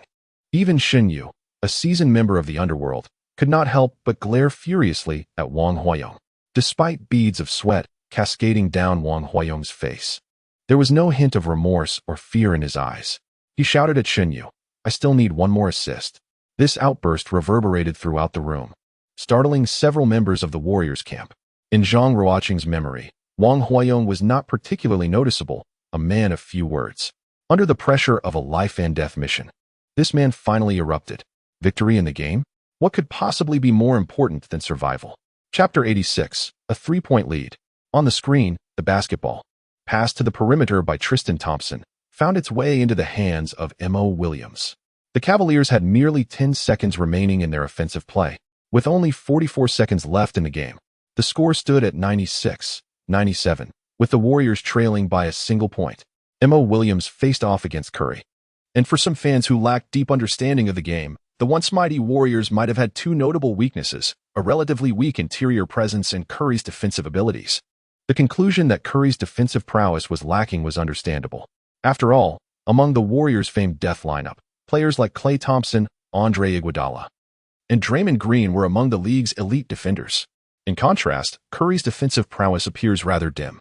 However, if you are a true Warriors fan or have watched an ample number of their games, you would clearly understand that while Curry's defense may not be remarkable, it certainly does not hinder the team's performance. Though his physique may seem frail, his ability to withstand physical challenges is formidable, and his agility is sufficiently swift. There are very few guards in the league capable of breaking through Curry's defense one-on-one. At the very least, Mo Williams is certainly not among them. The moment Mo Williams received the ball, he appeared somewhat bewildered. As an NC player, he struggled to comprehend why Tristan Thompson opted to pass the ball in the face of an open basket. The veteran glanced at the shot clock, then at the formidable defender, Curry, and an idea immediately sprang to mind. I cannot take the shot. I must find LeBron. The crucial play must be entrusted to the team's star player. Thus, Mo Williams began to scan for LeBron's presence. However, Harrison Barnes, expertly maneuvered by Sue Wani, was tightly guarding LeBron, preventing him from receiving the ball, leaving Mo Williams unable to pass it to LeBron. With only 5 seconds remaining on the shot clock, Mo Williams, in a state of desperation, could only dribble the ball once before opting for a highly challenging step-back three-pointer. According to NBA rules, if this shot were to succeed, it would be credited as an assist to Tristan Thompson.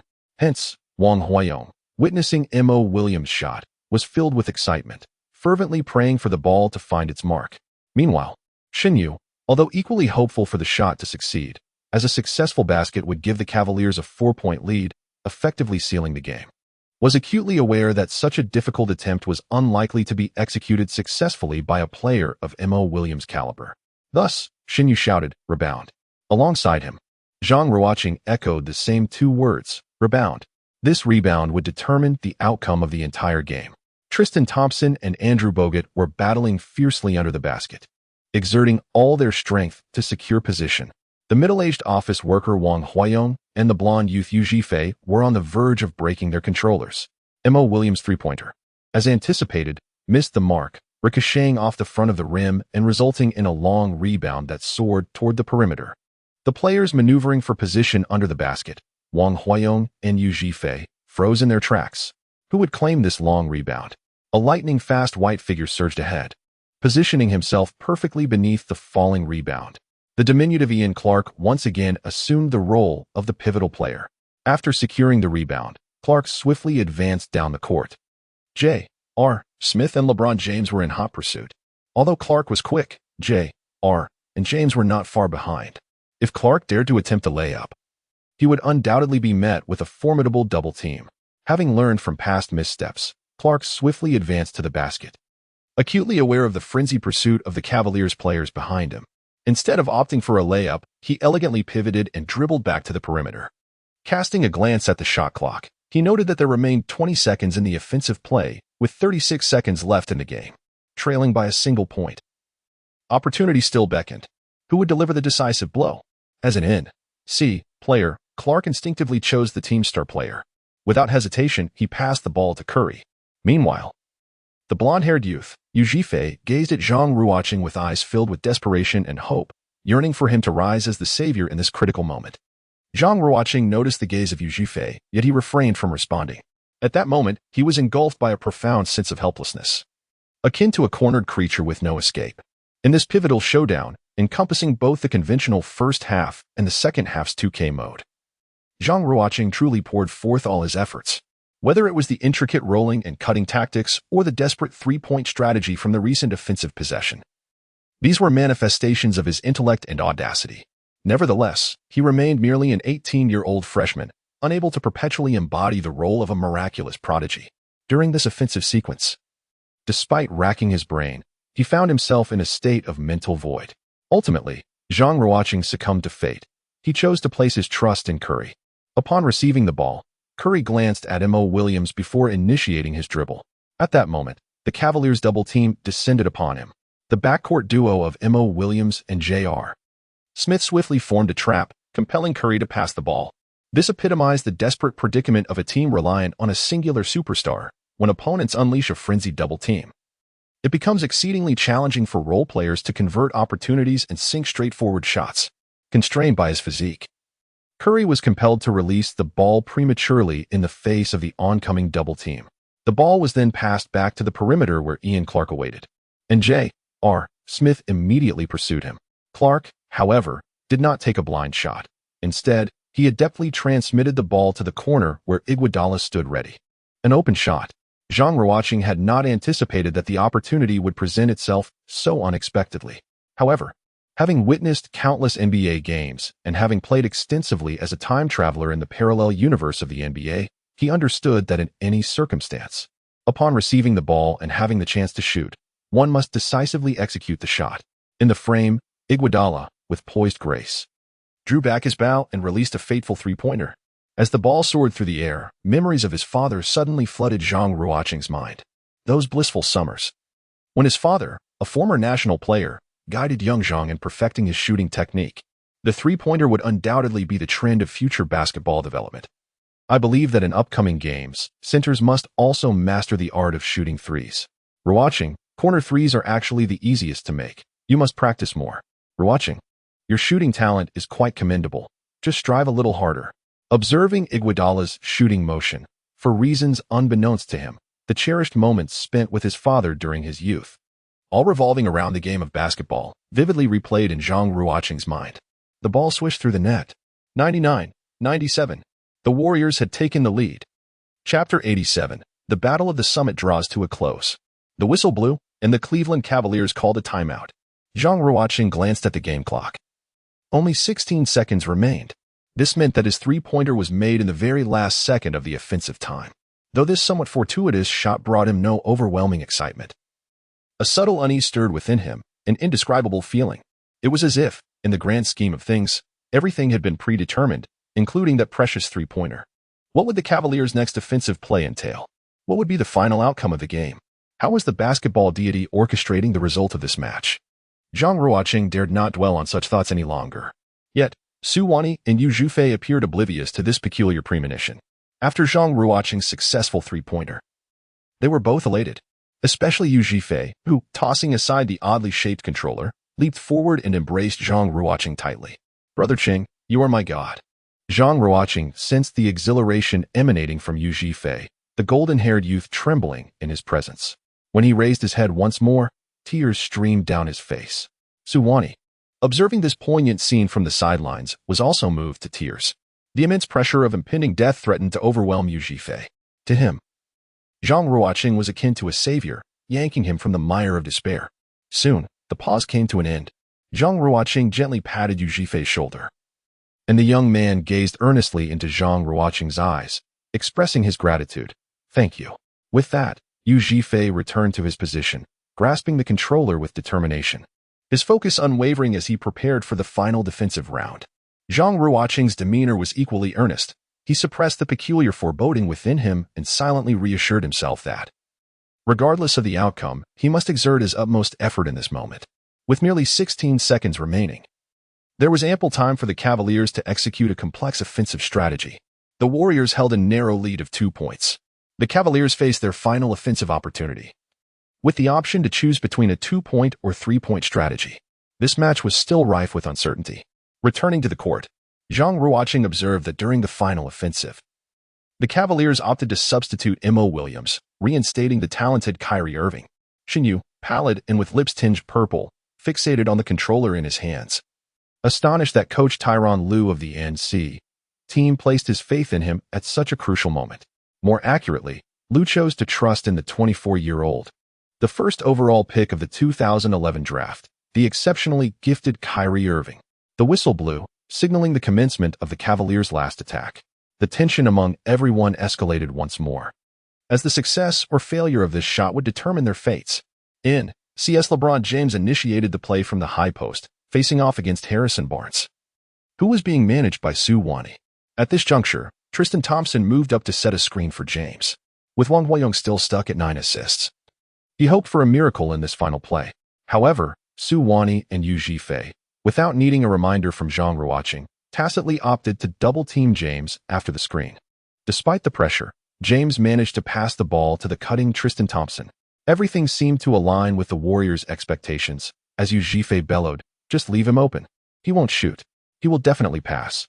Unfortunately, while the Warriors were aware of this, the NC players remained oblivious, unable to hear Yu Zhifei's cries. Perhaps due to the defensive lapse from the previous double team on James, a Warriors player inexplicably abandoned his assignment on the perimeter, appearing in front of Tristan Thompson to provide help defense, none other than Ian Clark. Upon seeing Clark, Yu Zhifei's expression shifted dramatically. Ian Clark's presence in the paint indicated a vulnerability beyond the three-point arc. Observing this, Wang Huayong's spirits soared. Without hesitation, he selected his target and pressed the pass button. The basketball soared past Clark's grasp, heading towards the left wing, where a Cavaliers player received it with an extravagant amount of space. Kyrie Irving, who had just been subbed in, Wang Huiyong shouted excitedly, "Shoot." However, Shin Yu's face turned ashen. He had been one of the few who had operated the controller for the least amount of time and had spent a significant portion of the fourth quarter as a mere spectator. In his panic, he could not even recall which button corresponded to the shoot action. Frustrated by Shin Yu's hesitation, Wang Huiyong erupted, "Damn it, shoot already." In that moment, Wang Huiyong had completely forgotten Shin Yu's formidable reputation, directing his ire towards him. Meanwhile, Ian Clark had sprinted back to his defensive position, and the opportunity was slipping away. Shin Yu rummaged through his mind, recalling only the pass button, and in a flustered state, he pressed it. The ball was returned to the arc's apex, to LeBron James. A flurry of actions culminated in a moment of utter stillness. As James received the ball, only 4 seconds remained in the game. He found himself devoid of alternatives. Confronted by the relentless defense of Harrison Barnes, James dribbled the ball and executed an extraordinarily difficult, acrobatic fadeaway three-point shot. As the ball soared through the air, an unprecedented tension enveloped the arena, akin to a solitary traveler traversing a desolate expanse, finally catching sight of a distant village and its flickering lights. Yet, he remained oblivious to whether the flames were kindled by warm, hospitable villagers or lurking, predatory demons. The line between heaven and hell is but a fleeting thought. The golden-haired youth, Yu Zhifei, closed his eyes, experiencing a profound sense of liberation in that moment. After exerting every ounce of effort, he surrendered the outcome to fate. The basketball struck the front of the rim, but the drama was not yet over. Spinning vigorously, it ricocheted high into the air. At that moment, the timer's light illuminated, signaling the end of the match. If the ball were to fall through the net, the Cavaliers would claim victory. If it missed, the Warriors would escape unscathed. Suwani could no longer bear to watch, biting her lip and turning away. Only Zhang Ruocheng remained fixated on the screen. It felt as though centuries passed before the ball finally descended. What would be the outcome? A referee's whistle sliced through the tension.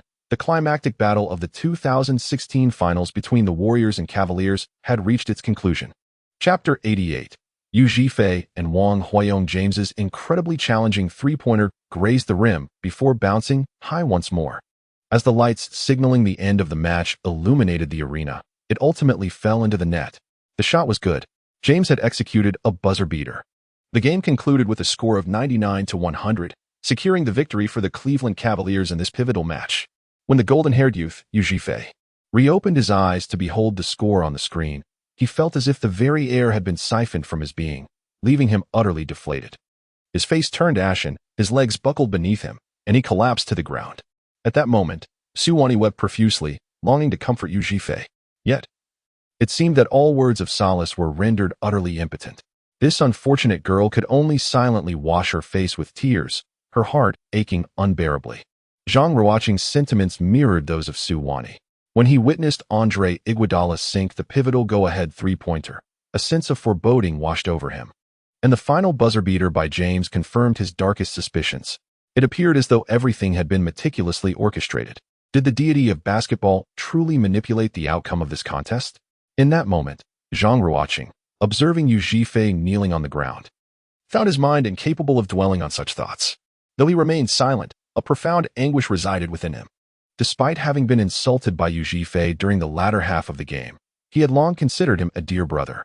The fervent embrace bestowed by Yu Zhifei upon Zhang Ruocheng, coupled with his heartfelt gratitude, deeply moved Zhang Ruocheng. Now, forced to witness the demise of his dear friend before his very eyes, he found himself paralyzed with despair, unable to intervene.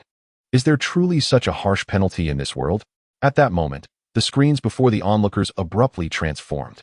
The previous game interface vanished, replaced by an oppressive blackness, upon which were emblazoned a few striking red characters, the moment of result announcement. As these words materialized, an eerie melody once more filled the room, the very tune that accompanied Feng Zhong's death, a haunting anthem of blood and mortality. It was evident that these ominous words were inscribed in blood. Observing this bizarre scene and hearing the spine-chilling background music, a shiver ran down the spines of everyone present. All, save for one, Wang Huiyong, a middle-aged white-collar worker from the Night faction. At this moment, Wang Huayong's gaze was rife with animosity as he glared fiercely at Xinyu beside him.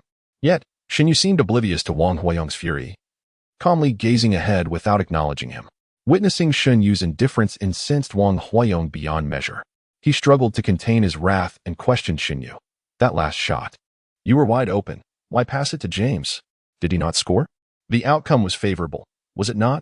I was merely one assist away from completing my task. Are you deliberately targeting me? What benefit would that serve? The series is not yet concluded. You still have opportunities in the forthcoming matches. Damn it. You speak so easily as if you bear no burden. I exerted myself to achieve 9 assists in this match. Do you have any idea how arduous that was? This damn system constantly shifts between random NC events and 2K modes. Who knows what tricks await in the next game? You made me squander such a golden opportunity. How can you assure me that I will fulfill my task in the subsequent matches? As he spoke, Wang Huayong's words became increasingly laced with expletives, causing Xinyu's expression to darken ominously. Suddenly, Xinyu shouted, "Enough? Clean up your language. You've completed your personal task, yet you have never considered the lives of others. Feng Zhong met his demise because of your actions. I, too, could perish at your hands. Rather than this, let us perish together." With that, Wang Huayong, completely losing his sanity, lunged towards Xinyu, raising his fist to strike him fiercely. This is terrible. Resorting to violence against other players is a violation, Su Wani exclaimed. But Wang Huayong was utterly consumed by rage, deaf to the voices around him. He was consumed by a surge of emotion, throwing punch after punch towards Xinyu's head. However, Xinyu, being a seasoned enforcer from the underworld, easily dodged the blows, while Wang Huayong was merely an ordinary office worker. After several futile attempts, he had yet to even graze Xinyu's clothing.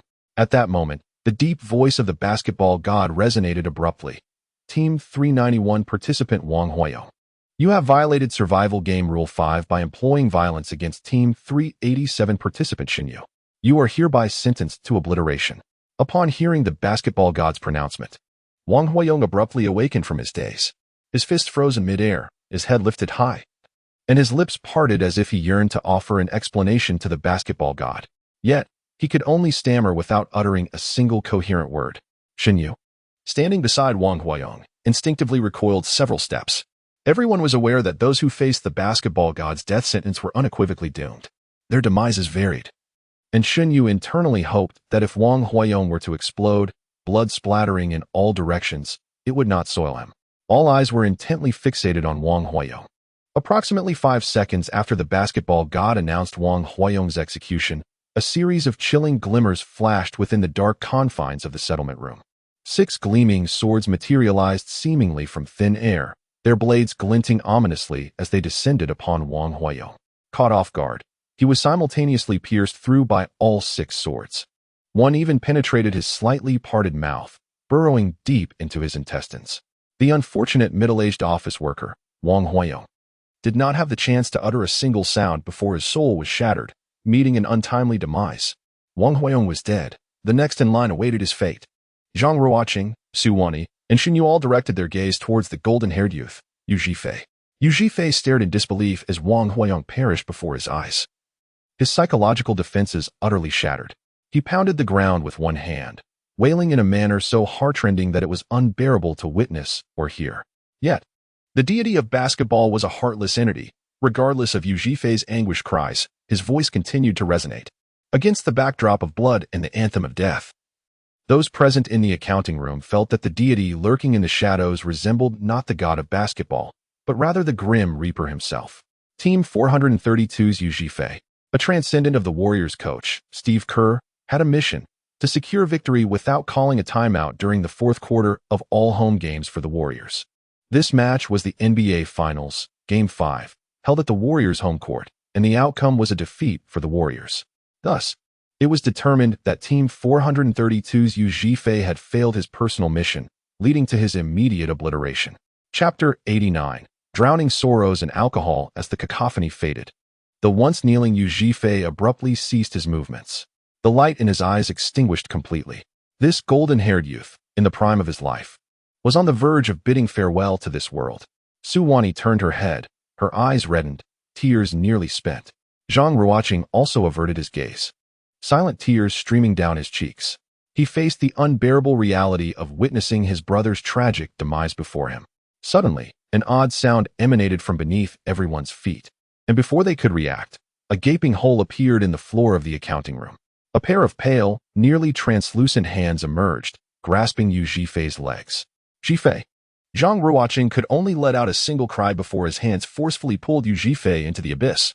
Instantly, the gaping hole returned to its original state, as if nothing had ever transpired. As the latter half of the battle at Tianwang Mountain commenced, aside from Zhang Feng, who had already exited the game, and Meng Ji, who was suspended for this match, the remaining 6 traversers found themselves unwittingly transported to the settlement room, initiating what was termed the 2K mode of competition. The course and outcome of the match utterly astounded all present. Feng Zhong, the traverser of J.R. Smith, succumbed to emotional turmoil prior to the beginning of the second half, frantically striking the screens within the settlement room, only to be condemned to obliteration by the basketball deity. Under the influence of a mysterious force, Feng Zhong performed an eerie dance, his body spinning at an incomprehensible velocity until it shattered, his features grotesquely dislodged in a gruesome demise. Thus, Feng Zhong became the first sacrifice of this endeavor for the Cavaliers. Following the conclusion of the match, Wang Huayong, the traverser of Tristan Thompson from the Cavaliers, similarly lost control of his emotions, resorting to violence against his fellow ally, Xin Yu, and was subsequently pierced by 6 swords, meeting a fatal end at the hands of the basketball deity. Lastly, Yu Zhifei, the traverser of Steve Kerr from the Warriors, fell victim to LeBron James's decisive three-pointer, sealing his fate in a devastating last-second blow. Consequently, Yu Zhifei's personal mission failed, leading to his absorption into an alternate dimension, leaving no trace behind. In this fierce confrontation at Tianwang Mountain, 3 lives were claimed. Witnessing the harrowing deaths of their comrades, whether it was Su Wani or Zhang Ruocheng from the Warriors, or Xun Yu from the Cavaliers, all bore expressions of utter desolation. Their comprehension of this brutal NBA survival game deepened significantly. As the 5th game of the finals concluded, the Cleveland Cavaliers held a 3-2 lead. The status of individual missions was now to be announced. The screens within the settlement room flickered with the completion statuses of several participants, yet the 3 survivors present were too distraught to pay attention. Upon the completion of the mission announcements, the players were to be transported back to the real world. The countdown commenced, 10-9. In the real world, Zhang Ruocheng's home. This 18-year-old youth had lain in bed for an entire day, oscillating between slumber and wakefulness. Piles of cheap beer boxes littered the bedside. With nearly half consumed, Zhang Ruocheng awoke once more from a nightmarish slumber, reeking of alcohol. A throbbing headache assailed him, a consequence of his indulgence. Yet he felt no inclination to cease. He resolutely bit the cap off a fresh bottle of wine and gulped down several hearty swigs. Reluctant to dwell on the recent dream, he remained oblivious to the countless times he had replayed the harrowing scene of Yu Zhifei's demise throughout the day. The death of this golden-haired youth weighed heavily on Zhang Ruocheng, serving as a profound blow to his very being. Zhang Ruocheng glanced at his phone, which displayed several missed calls from Su Wani. He felt neither the desire nor the energy to return the call. Instead, he languidly unlocked his device and noticed several messages from Su Wani. Ruocheng, how are you? Ruocheng, pull yourself together. Ruocheng? Zhang Ruocheng, we are comrades in this deadly game, bound by the trust of entrusting our lives to one another. I understand your sorrow over Zhifei's demise, yet my life still relies on you. Upon reading those final words, the inebriated Zhang Ruocheng experienced a sudden clarity. The departed are gone, yet the living still require oneself, whether it be Su Wani or my mother, who lies in a hospital bed. After the passing of Yu Zhifei, Zhang Ruocheng engaged in a solitary act he had previously only attempted once, drowning his sorrows in drink. However, in doing so, his grief only deepened. Following his excessive indulgence, Zhang Ruocheng finally grasped the essence of that saying. If one truly wishes to alleviate their suffering, they must lift their head from the depths of alcohol and resolutely gaze forward. The next day, Zhang Ruocheng convened a brief online meeting with Su Wani and Meng Ji. Meng Ji was astonished upon hearing the news of Yu Zhifei's death. Zhang Ruocheng succinctly briefed Meng Ji on the circumstances surrounding the 2K mode and the peculiar button involved. This was to avert a repeat of the disarray experienced in the next match due to the 2K mode. Subsequently, the trio deliberated on strategies for the upcoming match. With a daunting score of 2-3 against them, the Warriors stood precariously on the edge of a cliff, with no retreat possible. Moreover, Zhang Ruocheng's personal task, to achieve FMV remained unresolved among the surviving travelers. Only he had yet to reach a conclusion, while the fates of the others had already been determined. The situation for the warriors was dire. As for the knights, only Shun Yu remained as a traveler. This man felt little pressure, thanks to the formidable N.C. James, as the knights narrowly triumphed in the pivotal game, leading by a significant margin. Additionally, Shin Yu had already completed his personal task, allowing this gangster overlord to enjoy a rather relaxed existence. Before the commencement of Game 6, the god of basketball announced the random events triggered for this match. 1. All players from both teams are fully recovered from injuries. 2. Warriors player Klay Thompson triggers the G6 Klay buff, enhancing his shooting accuracy by 20. Upon seeing the system prompt, Shin Yu was somewhat exasperated. He mused that the god of basketball need not resort to such measures to witness a Game 7, let alone introduce something like the G6 Klay buff. Granting a shooter of Klay Thompson's caliber a 20 increase in accuracy was an overwhelming advantage. As anticipated, the course of Game 6 unfolded almost entirely in one direction.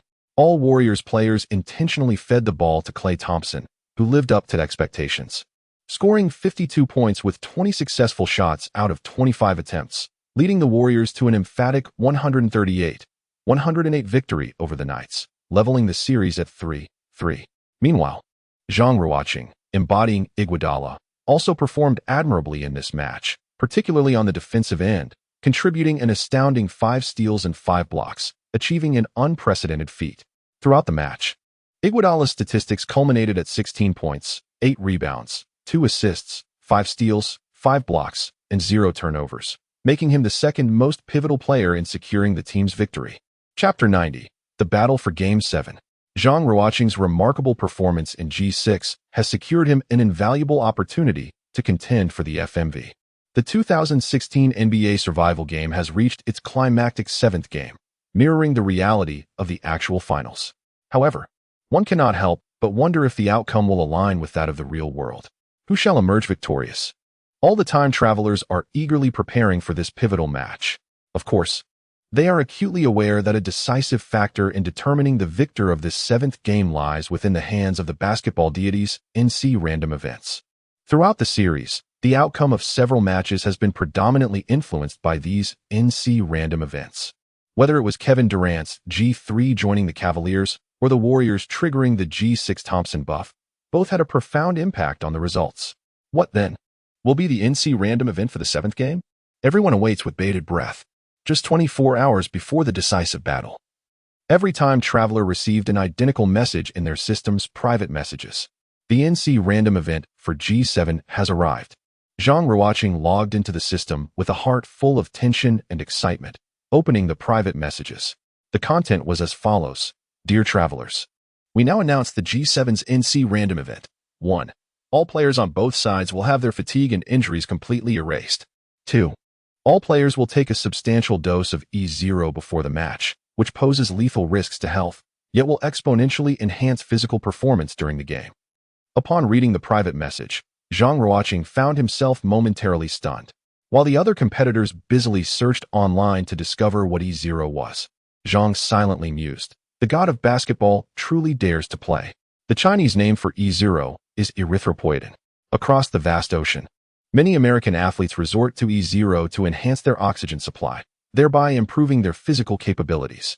In early 2023, former mixed martial artist Chael Sonnen claimed on a podcast that NBA superstar LeBron James had been using E0 to boost his performance on the court.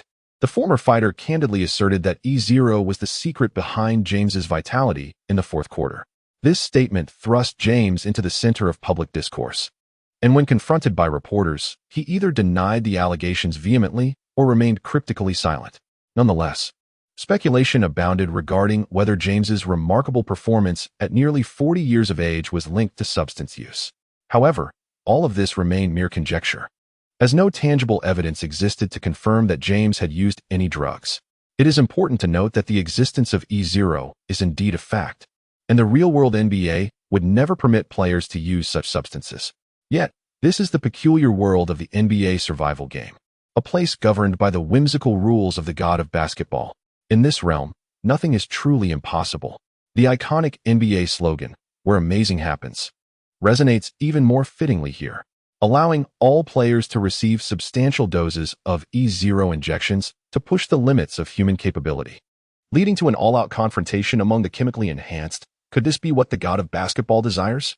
Approximately 2 minutes later, new messages appeared in the Warriors group chat. Since the tragic demise of Yu Zhifei during the climactic battle for supremacy, the chat had grown eerily quiet.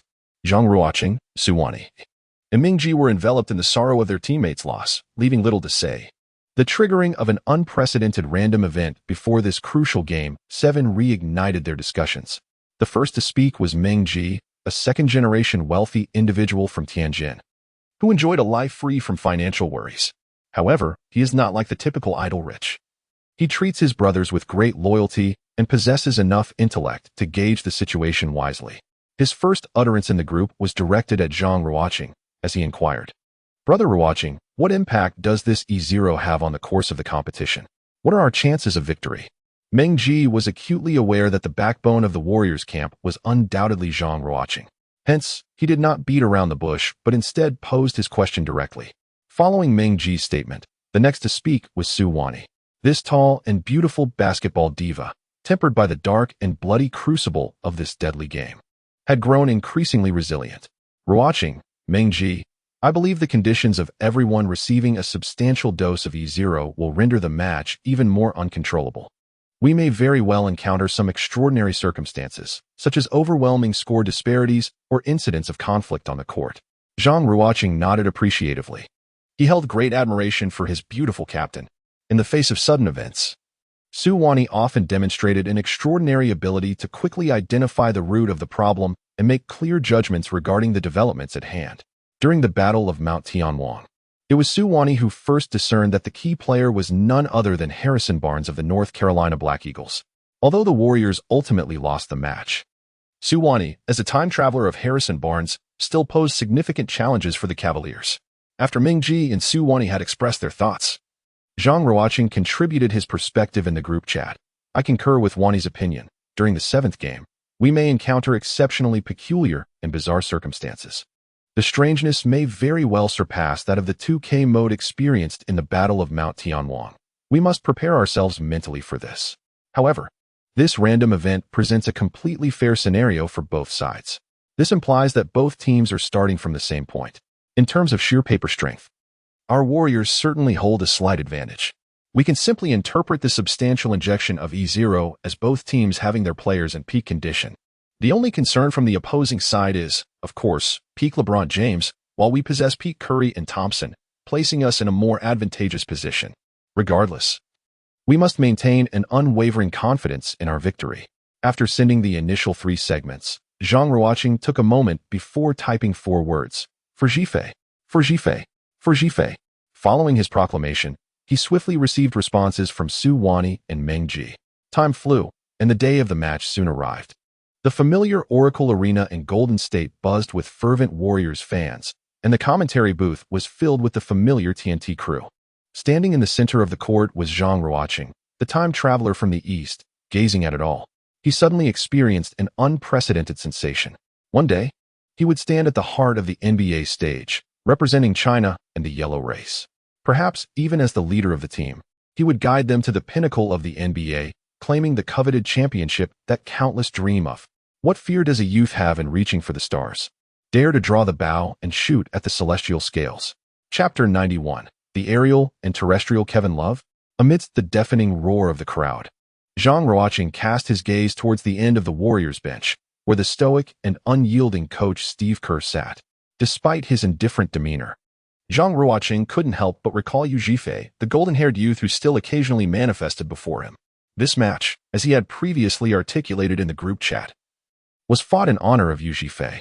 In a daring tactical shift during Game 7, Coach Steve Kerr made a bold decision, benching Andrew Bogut in favor of the stellar performance of Andre Iguodala from the previous 6 games. The game commenced with the formidable death lineup. This strategic alteration underscored Kerr's resolute determination to risk everything for a chance at rebirth amidst adversity. On the opposing side, the Cavaliers maintained their original starting lineup: Kyrie Irving, LeBron James, J.R. Smith, Kevin Love, and Tristan Thompson. Among the Warriors, 3 time travelers remained, while only Shin Yu persisted as the last time traveler for the Cavaliers. Of the four time travelers, only Zhang Ruocheng had yet to fulfill his personal mission. Consequently, for Su Wanyi, Meng Ji, and Xinyu, this match bore an air of assisting a prince in his studies. Nevertheless, the outcome of the game held equal significance for all involved. After all, each member of the victorious side stood to gain a substantial reward of 200 points, providing ample motivation to fight with fervor. As the battle commenced, the players took their positions, and with the sound of the whistle, the game began. In his inaugural start, Zhang Ruocheng acutely sensed the difference, not only in the heightened tension of the court, but also in the palpable aura of fierce competition that hung in the air. Zhang Ruocheng initially believed that only newcomers like himself would experience such feelings. However, as he cast his gaze towards Su Wanyi and Meng Ji, and observed the traversed figures of Barnes and Green, he noticed their expressions were equally fraught with tension, their eyes exhibiting an eerie crimson hue. No, it was not solely Su Wanyi and Green. Even Xinyu, embodying Kyrie Irving, displayed the same unsettling trait. As for the other NC players, their eyes shimmered with a vivid red as well. Zhang Ruocheng immediately comprehended the cause. E0. Within each individual, an excessive dosage of E0 had been injected, resulting in a dramatic surge in red blood cell count, leading to a phenomenon of crimson eyes. Each person's physique had been forcibly elevated to a state of peak performance, or rather, a frenzied state that transcended mere excellence. Draymond Green and Tristan Thompson leaped for the jump ball, the two, with their blood-red eyes, soared into the air after the referee tossed the ball, exhibiting astonishing vertical leaps. Green was the first to make contact with the ball as it arced through the air, and after an intense scramble, it ultimately landed in the hands of Warriors point guard Stephen Curry. The audience was ignited by the spectacular display right from the outset, with thunderous cheers nearly lifting the roof off the Oracle Arena. Curry propelled the ball forward. Both teams exhibited remarkably impressive forms at the start.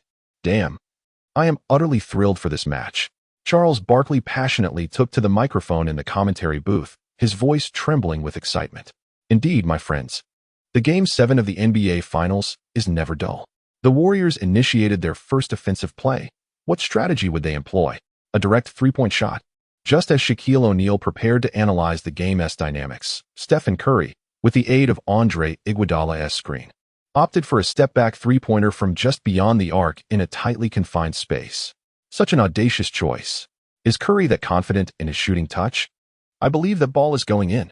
Remarkably, he started the game with a super long three-pointer, and it swished through the net. Kenny Smith of the TNT crew leaned heavily against his chair, his astonished expression a testament to his heartfelt reverence for Curry's extraordinary shot. 3-0. The Warriors completed their first offensive possession in a mere 5 seconds. After scoring, Stephen Curry basked in the resounding cheers from the fans.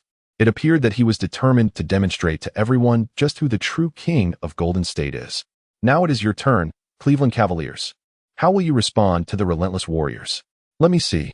Barkley watched the court with excitement, not daring to blink lest he miss a single thrilling moment. On the Cavaliers' side, Kyrie Irving advanced the ball and passed it to Kevin Love at the top of the arc, confronted by the defense. Love executed a simple feint and launched a mid-range jumper, a similarly straightforward and forceful offensive approach. Kevin Love's signature shot found its mark, scoring the first basket for his team. 3-2. What a thrilling match. The tactical intentions of both teams were crystal clear from the outset, opting to discard complex offensive strategies in favor of relying on the individual prowess of their stars to seal the outcomes.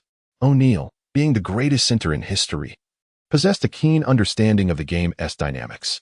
Within just 2 possessions, he grasped the unfolding trajectory of the game. In subsequent plays, both teams steadfastly adhered to their straightforward and direct strategies. Stephen Curry and Klay Thompson each sank a three-pointer. Meanwhile, LeBron James made 2 mid-range jump shots, and Kevin Love scored decisively under the basket. Both teams executed their offensive plays with a flawless shooting percentage. 9-8. The Warriors held a slender lead. As the Warriors prepared for their offensive play, the fluidity of the game suddenly transformed. Curry advanced the ball, with Draymond Green setting a screen for him. Utilizing his exceptional speed, Curry deftly maneuvered between Love and Irving, penetrating the paint. Just before the Cavaliers' center, Tristan Thompson, could provide defensive support, Curry leaped effortlessly, preparing to finish with his signature floater. Stephen Curry had accomplished this countless times in numerous games. For him, it was as simple as breathing. However, an unexpected turn of events unfolded. Kevin Love, trailing behind, astonishingly caught up, soaring into the air. What was happening? Is this a move Love could actually pull off? Shaquille O'Neal watched in disbelief. Not only O'Neal, but everyone witnessing this moment could hardly believe their eyes. Kevin Love, arriving just in time, soared high and delivered a volleyball-style block to Curry. Incredible. You are Kevin Love, not Giannis Antetokounmpo. Charles Barkley expressed his astonishment with such words. As for Kenny Smith, he was utterly stunned, unable to comprehend how the game had unfolded beyond their wildest imaginations. Chapter 92. A ferocious dunk, perhaps in the annals of NBA history.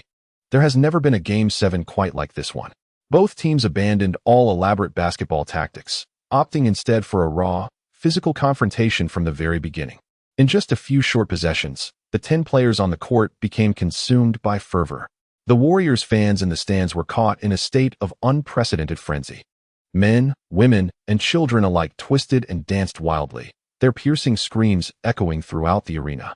It felt as though this was not merely a basketball game, but a direct clash between warriors. The venue no longer resembled the Oracle Arena in Oakland, but rather the blood-soaked Colosseum of ancient Rome.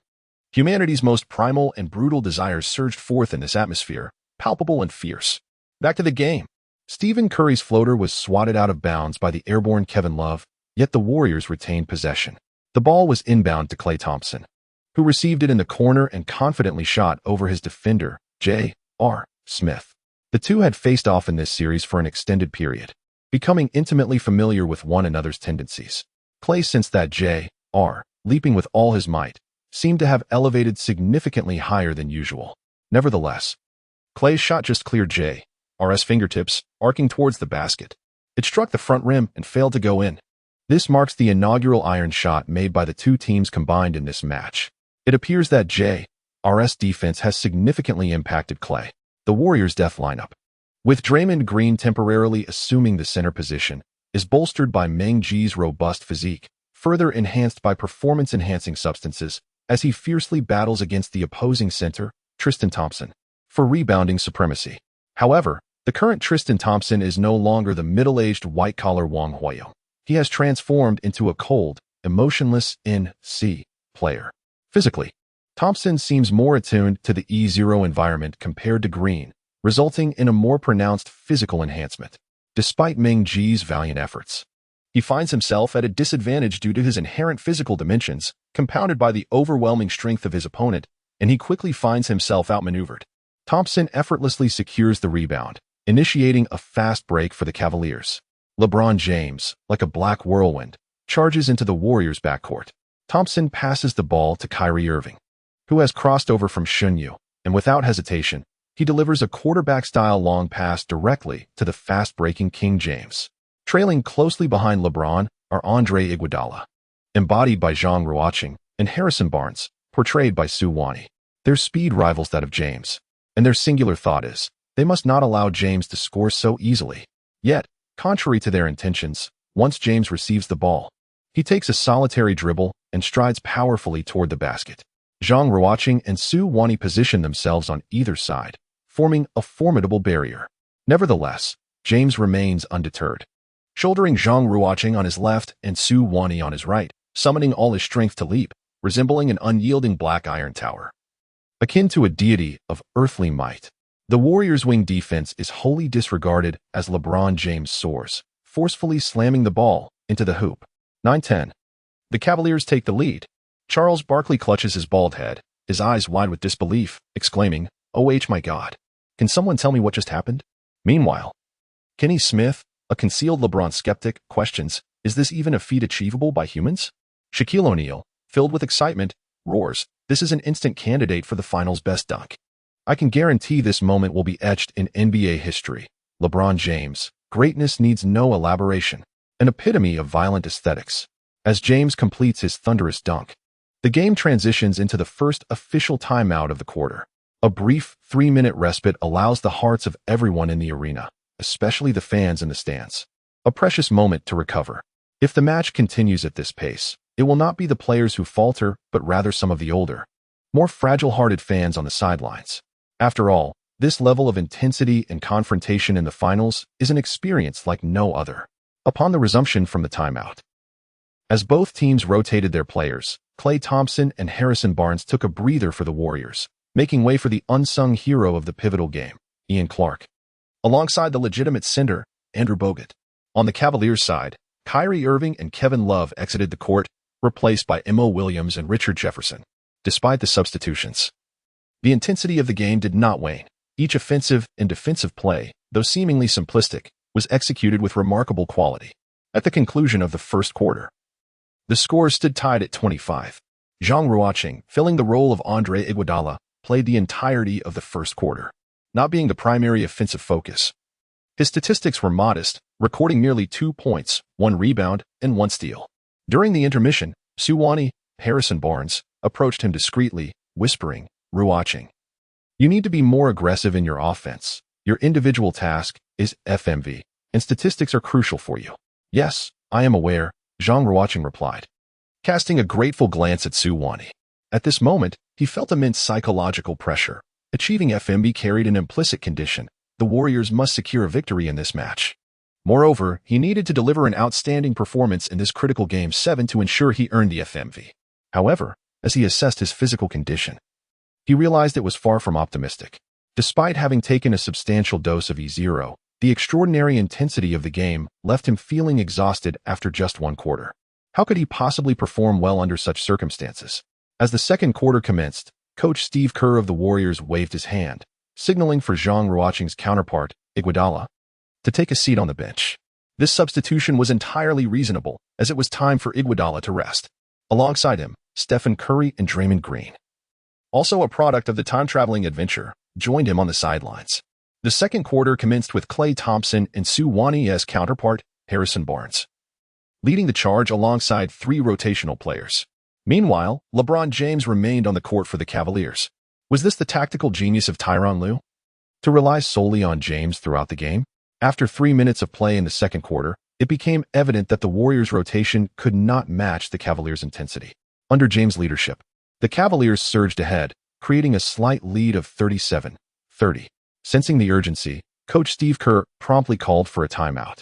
Stephen Curry and Zhang Ruocheng's counterpart, Iguodala, re-entered the game. Chapter 93, G7 third quarter. Upon re-entering the game, Zhang Ruocheng consciously sought to increase his involvement on the offensive end. Suwannee and Meng Ji were highly cooperative, creating opportunities for him whenever possible. In the latter half of the quarter, Zhang Ruocheng found himself in exceptional form, showcasing an array of skills, drives, mid-range shots, and three-pointers alike. By halftime, the Warriors trailed slightly, with a score of 54-55. Zhang Ruocheng, igniting his performance in the latter half of the second quarter, amassed a comprehensive tally of 12 points, 4 rebounds, 2 assists, 2 steals, and 2 blocks. As halftime approached, a palpable tension enveloped several time travelers, haunted by the memories of the halftime during the fabled Battle of the Titans, when the voice of the basketball deity echoed ominously, whisking them away to the scoring room to commence that bizarre 2K mode game. Would the decisive Game 7 also unfold in such a manner? Every heart raced with anticipation. However, the events did not transpire as they had feared. The halftime elapsed normally, and the second half commenced as scheduled. With the onset of the third quarter, it was time for the starters to face off, according to conventional NBA rotation strategies. Coaches Steve Kerr and Tyronn Lue deployed their respective starting lineups, engaging in a fierce contest from the outset of the third period. For the Warriors, the trio of Stephen Curry, Klay Thompson, and the time-traveling Andre Iguodala formed a formidable perimeter trio, each contributing with three-pointers to sustain the Warriors' relentless offensive onslaught.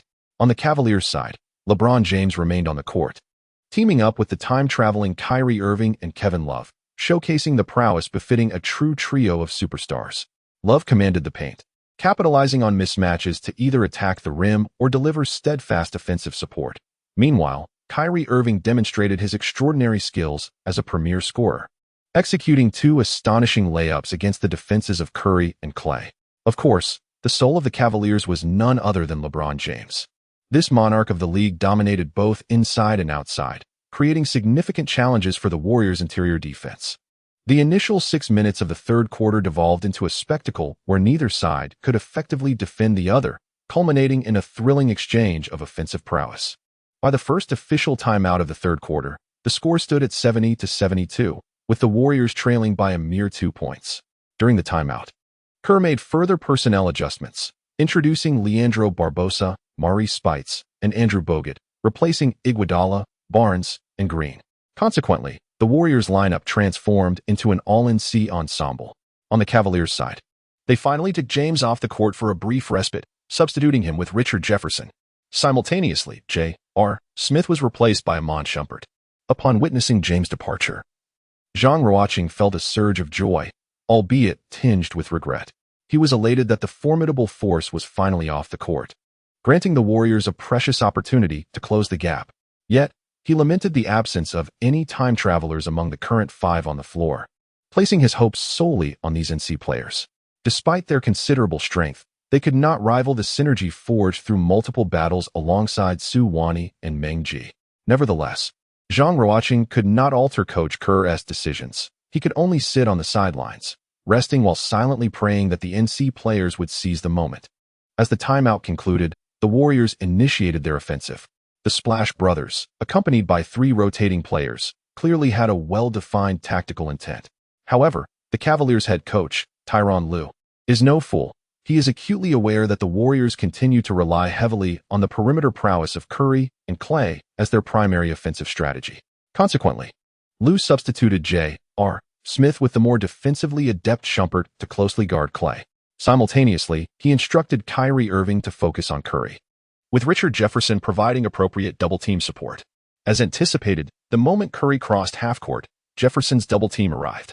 Curry scanned the court, noting that Clay was tightly marked by Shumpert, making it difficult to pass, while the remaining three teammates failed to create timely passing lanes. In a state of urgency, Curry was left to awkwardly dribble, attempting to navigate through the double team of Shumpert and Jefferson. Yet, contrary to his intentions, Jefferson's quick hands secured a steal.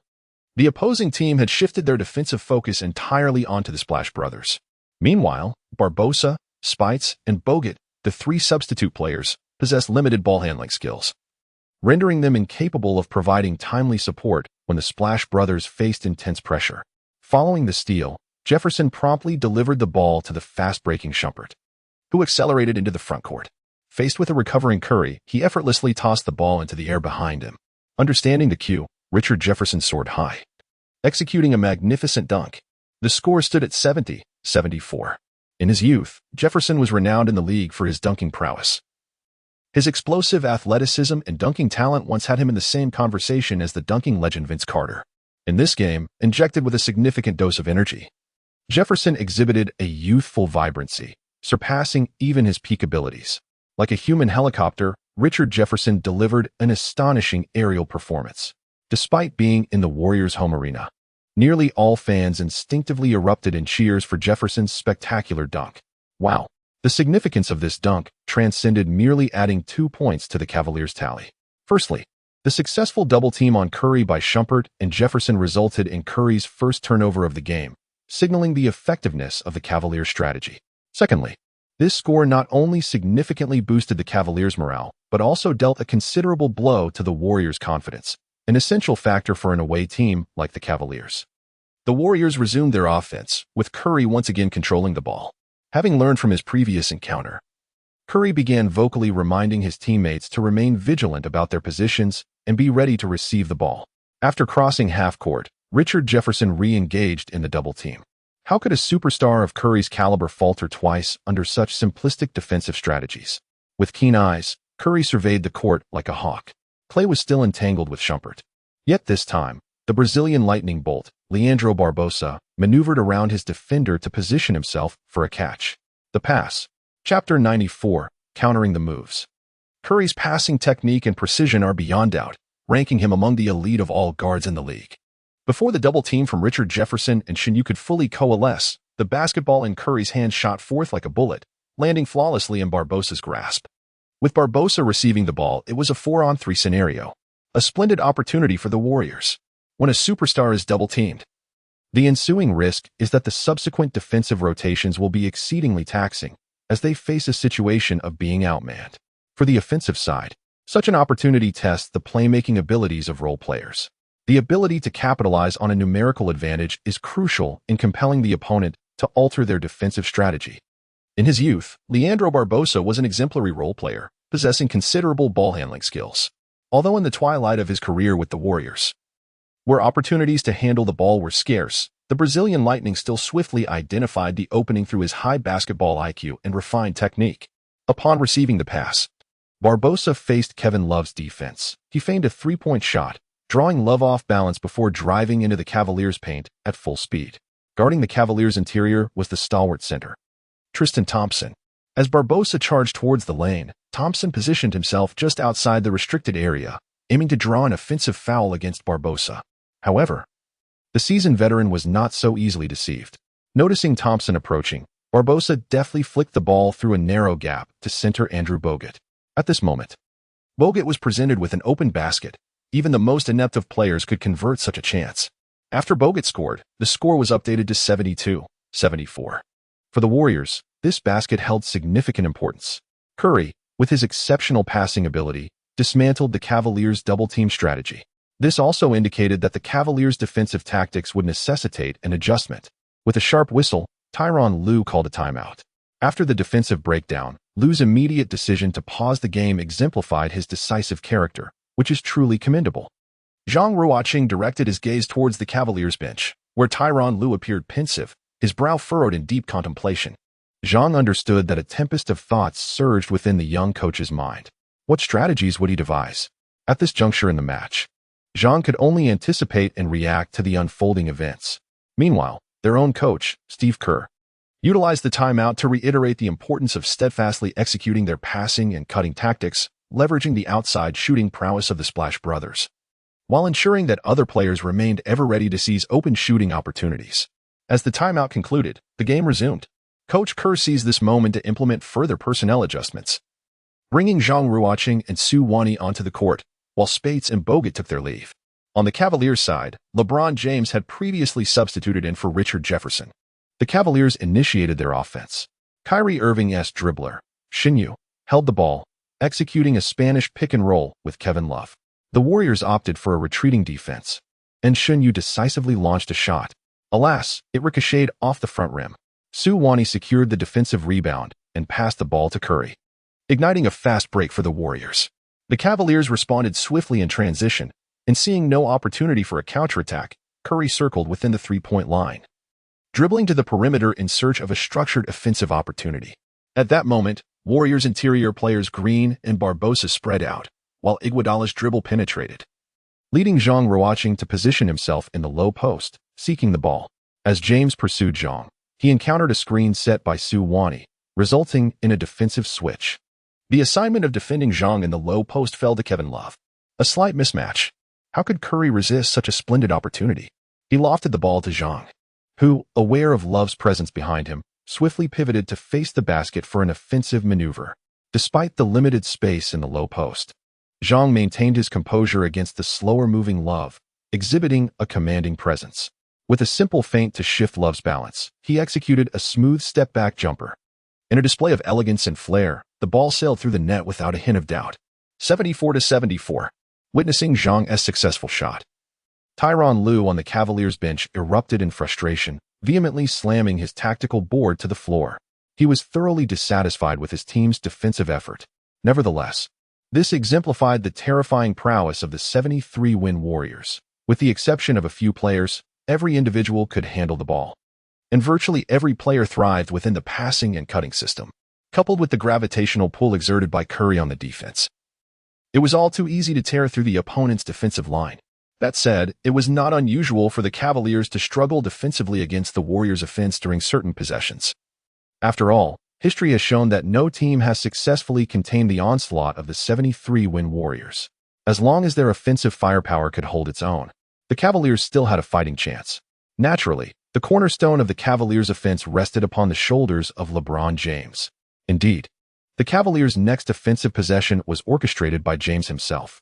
He and Shinyu executed a quintessential inside-out tactical maneuver, leveraging Irving's ability to stretch the defense from the perimeter, thereby assisting James in diverting defensive attention. After a couple of passes, James found himself with an opportunity to engage in a back-to-the-basket duel against Su Wani. With a simple dribble and an extreme fadeaway shot, he showcased the elegance of simplicity as the game reached its climax. By employing the most straightforward scoring method, James reaffirmed his status as a superstar. With the score at 74-76, the Cavaliers surged ahead once more on their opponent's turf. Witnessing James's remarkable basket, Zhang Ruocheng grasped the underlying strategy, undoubtedly. Tyronn Lue's tactical board bore no superfluous elements, each page inscribed with LeBron James's name. Entrusting the resolution of challenges to a superstar often proves to be the optimal solution. How to break the deadlock? Zhang Ruocheng felt a wave of frustration wash over him as the Warriors mounted their offense. Iman Shumpert's relentless defense began to irk the usually composed Klay Thompson. In an attempt to shake free, Klay swung his elbow, inadvertently striking Shumpert's head.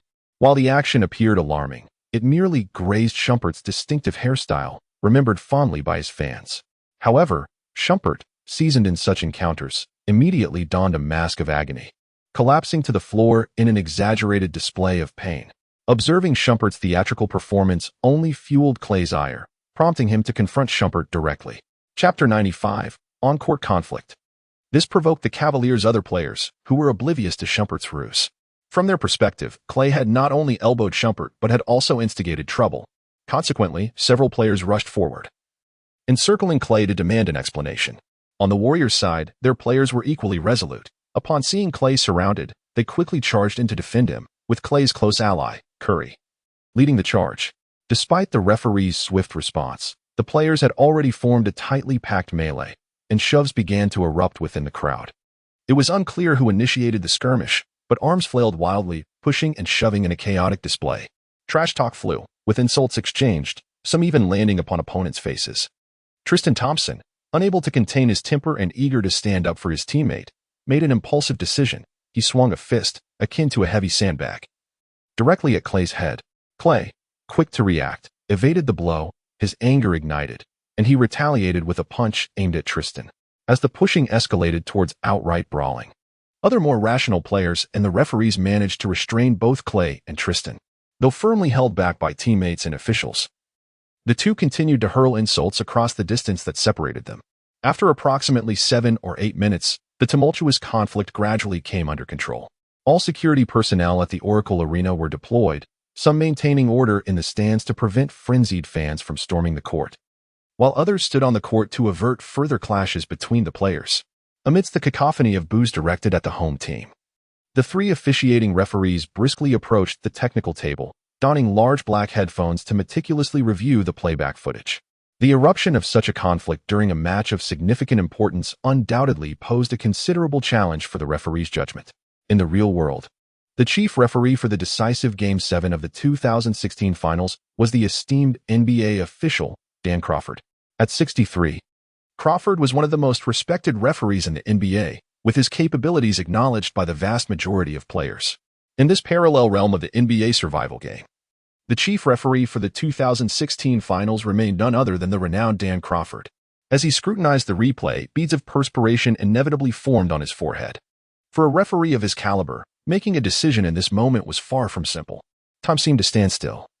The raucous Oracle Arena fell silent to Zhang Ruocheng's ears, leaving him only with the sound of his own heart pounding. The outcome of this ruling was of paramount importance. After what felt like an eternity, Dan Crawford finally removed his headphones, leaned against the technical table, wiped the sweat from his brow, and engaged in a hushed final consultation with the other two referees. Approximately 2 minutes later, the trio reached a consensus. Dan Crawford turned to face the entire Oracle Arena, as well as the global audience of basketball fans, to announce the ruling regarding the court conflict. Iman Shumpert of the Cavaliers was penalized for flopping, receiving a technical foul. Tristan Thompson of the Cavaliers was assessed a flagrant foul of the second degree for throwing a punch at Klay Thompson, resulting in his immediate ejection from the game. Klay Thompson of the Warriors, in turn, escalated the conflict by throwing a punch at Tristan Thompson, also receiving a flagrant foul of the second degree and subsequent ejection. Following Crawford's announcement, the uproar from the Oracle Arena's fans reached a historic crescendo. Ultimately, the entire crowd erupted in chants of "referee sucks." The emotions of the home fans were certainly understandable. After all, the exchange between the two Thompsons was a significant loss for the Warriors. With the same surname. What kind of Thompson are you, and what kind am I? This ruling would undoubtedly have a profound impact on the trajectory of the game, representing a potentially fatal blow for the Warriors. The camera shifted to Klay on the bench, who shook his head in resignation before violently tossing his towel and striding down the player tunnel back to the locker room. Tristan Thompson, with a stoic expression, rose from his seat and returned to the visiting team's locker room. Witnessing this scene, the three Warriors players felt a sudden pang of anxiety. The forced departure of the team's second-in-command bore significant implications that needed no elaboration.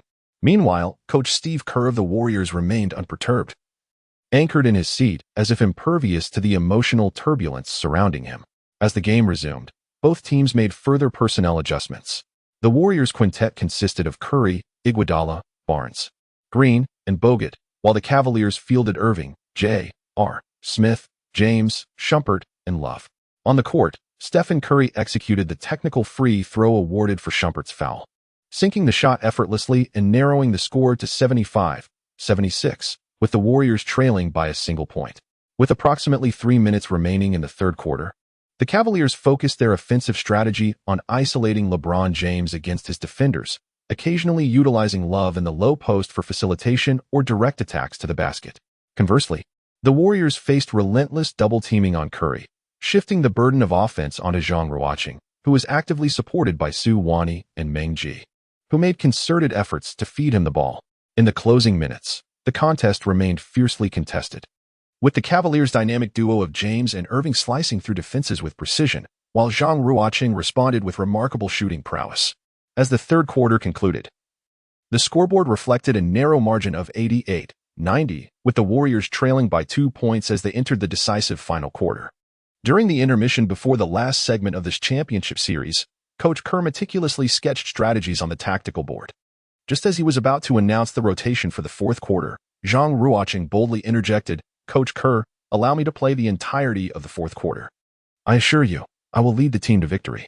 These words momentarily stunned both Kerr and his fellow Warriors, particularly Stephen Curry, who regarded Zhang with a mixture of surprise and intrigue. The world knew that the Golden State Warriors belonged to Curry. Despite being recognized as one of the most selfless leaders, no player could genuinely overshadow him. Yet, here was another Warrior asserting his intent to lead the team to triumph in the final stanza of a pivotal Game 7. Coach Kerr, taken aback by Zhang's unwavering confidence, regarded him intently. "Are you certain you can accomplish this?" he inquired. "Rest assured, I feel unparalleled in my physical condition at this moment." And my shooting touch exploded in the latter stages of the third quarter, as you all witnessed. "If they persist in their strategy of double-teaming Stephen, then let me handle them." Upon hearing Zhang's declaration, Stephen Curry nodded in agreement. Unlike some superstars who harbor a narrow-mindedness, unwilling to allow their teammates to outshine them, Curry embodies a spirit of selflessness, where victory takes precedence above all else. Consequently, while initially taken aback by Zhang Ruocheng's assertion, he found himself in profound agreement. As the fourth quarter commenced, both teams' reserves took to the court for the final rotation. The Warriors' lineup featured the dynamic backcourt duo of Curry and Ian Clark, flanked by small forward Zhang Ruocheng, with Barbosa at the power forward position and Festus Ezeli occupying the center. On the Cavaliers' side, Emma Williams and Matthew Dellavedova entered as substitutes, granting Kyrie Irving and J.R. Smith a much-needed respite. LeBron James remained at the small forward, indicating that Tyronn Lue had no intention of resting him in the fourth quarter. The Cavaliers fielded the comparatively undersized Richard Jefferson at power forward, while James Jones made his series debut in the center, a decision not born from his prowess, but rather from the Cavaliers' depleted front line following Tristan Thompson's ejection. However, the long-absent James Jones appeared ill-prepared for the intensity of the NBA Finals, even with a surge of adrenaline coursing through him. He seemed somewhat out of sync compared to his more seasoned counterparts. The Warriors initiated their first offensive play with a classic pick-and-roll between Curry and Ezeli. Hesitating between pressing forward or retreating, James Jones afforded Curry ample space. On the sidelines, Tyronn Lue urged, "Go double-team Stephen." Yet, by the time James Jones registered the urgency of the situation, it was too late. Thankfully, the Cavaliers benefited from the astute basketball intellect of LeBron James. Upon recognizing Jones's defensive lapse, he immediately shifted to apply pressure on the ball handler, Curry. Nevertheless, Curry was no ordinary player. Upon noting that 3 Cavaliers defenders were fixated on him, he recognized a golden opportunity. With a deft flick of his wrist, he sent the ball soaring over James's head, heading straight for the corner. There, awaiting the pass, was Zhang Ruocheng. With James out of position, Zhang seized the precious opportunity for an open shot. Given his remarkable rhythm in the game, he would not squander such a chance. Drawing back his bow, he released the arrow with precision. The basketball swished through the net, altering the score to 91-90 as the Warriors reclaimed the lead. The Cavaliers then embarked on their offensive possession, with LeBron orchestrating from the top of the arc. Fans familiar with the 2016 finals will recall how, in that series, LeBron transformed into an absolute ball-dominant force, showcasing his offensive prowess to the fullest. In this parallel realm of the NBA survival game, the Cleveland Cavaliers find themselves in a critical fourth quarter, relying on their prodigious LeBron James. LeBron meticulously assesses the defense, summoning his teammates to execute a pick-and-roll play. He contemplates employing the same strategy that his opponents utilize, aiming to deliver a counterattack through a center screen. James Jones obediently positions himself to set what appears to be a robust pick for LeBron, as LeBron exploits the screen to drive towards the right. The whistle of referee Dan Crawford pierces the tension. A foul on LeBron Jones for a legal screen. Despite Jones' gestures of disbelief, the instant replay on the colossal screen vividly illustrates the sequence. The defender, Zhang Ruocheng, opted to navigate around Jones' screen but was met with a moving pick that clearly involved a significant shoulder charge, sending Zhang crashing to the ground. Zhang Ruocheng did not feign injury like Shampad. He was genuinely toppled by James Jones. Such a straightforward foul call was a mere trifle for the esteemed referee, Dan Crawford. There was no controversy regarding the decision. The Warriors retained possession of the ball. After alternating offensive and defensive plays, James Jones committed consecutive errors. Tyronn Lue could no longer remain seated on the sidelines and called a timeout with a decisive wave of his hand. Merely 1 minute into the fourth quarter, Lue summoned a crucial timeout. During the break, Coach Lue did not berate James Jones. Instead, he informed him that he would not return to the court, replacing him with Kevin Love. Subsequently, Lue outlined the tactical arrangements for the fourth quarter, with James and Kyrie alternating in initiating attacks, while Love played the center role inside, and the other two players positioned as sharpshooters in the corners to create space. Simple yet effective. Conversely, the Warriors made no personnel changes. Upon the resumption of play, the Warriors launched their offense. The Cavaliers opted for a mismatched defense, with Dellavedova tasked to guard Curry. Their battles during the 2015 finals were nothing short of spectacular, leaving a lasting impression on fans. When the Cavaliers secured a victory in Game 2 of the 2015 finals, Dellavedova's performance was remarkable, and media outlets heralded him as the Curry Terminator, asserting that this Australian was the best defender against Curry in the league. However, the truth proved otherwise. No one could withstand the peak performance of Stephen Curry. In 2015, Curry led his team to a championship, and although he did not receive the Finals MVP award, his later performances silenced all doubters. No one dared to label Dellavedova as Curry's nemesis again. The two were simply not in the same league. In the parallel universe of the NBA survival game, the two adversaries met once more in the fourth quarter of Game 7 of the 2016 finals. This time, would Dellavedova reclaim the title of Curry Terminator, or would Curry reaffirm his prowess? Fans eagerly anticipated the outcome. Chapter 97. The C. Dellavedova versus Curry. Both players appeared to be in an overcharged state, with Stephen Curry's eyes bloodshot, resembling the Sharingan from Naruto. In contrast, the newly entered Dellavedova clearly struggled to acclimate to the intensity. Before he could unleash his relentless defensive style, Curry executed a simple change of direction and easily bypassed him. The outcome was swiftly determined. Stephen Curry effortlessly nailed a mid-range jumper just inside the three-point line, bringing the score to 93-90, granting the Warriors a 3-point lead. MVP. The roars from the Oracle Arena were deafening. It was now the Cavaliers' turn to attack. After surveying the defense from the top of the arc, LeBron James, facing Suwannee defense, opted to shoot a three-pointer, which found the net as well. The score was tied at 93. In the fourth quarter of the match, both team star players exhibited an undeniable determination to seize control of the game. The ultimate victor would hinge upon the caliber of these stars. Yet, an overlooked X factor emerged in the form of Zhang Ruocheng from the Warriors, burdened with the task of earning the FMV, compelling him to overshadow Curry's brilliance. This sentiment was echoed in his words to Coach Kerr during the preceding timeout. Indeed, in the ensuing offensive play, wary of Curry's extraordinary shooting prowess, Dellavedova was forced to double-team Curry alongside Shinyu, enabling Curry to deftly locate Zhang Ruocheng, who was positioned at a 45-degree angle, wide open. Despite LeBron's swift defensive response, Zhang Ruocheng unfazedly evaded LeBron's guard and executed a signature mid-range jumper, adding another 2 points for the Warriors.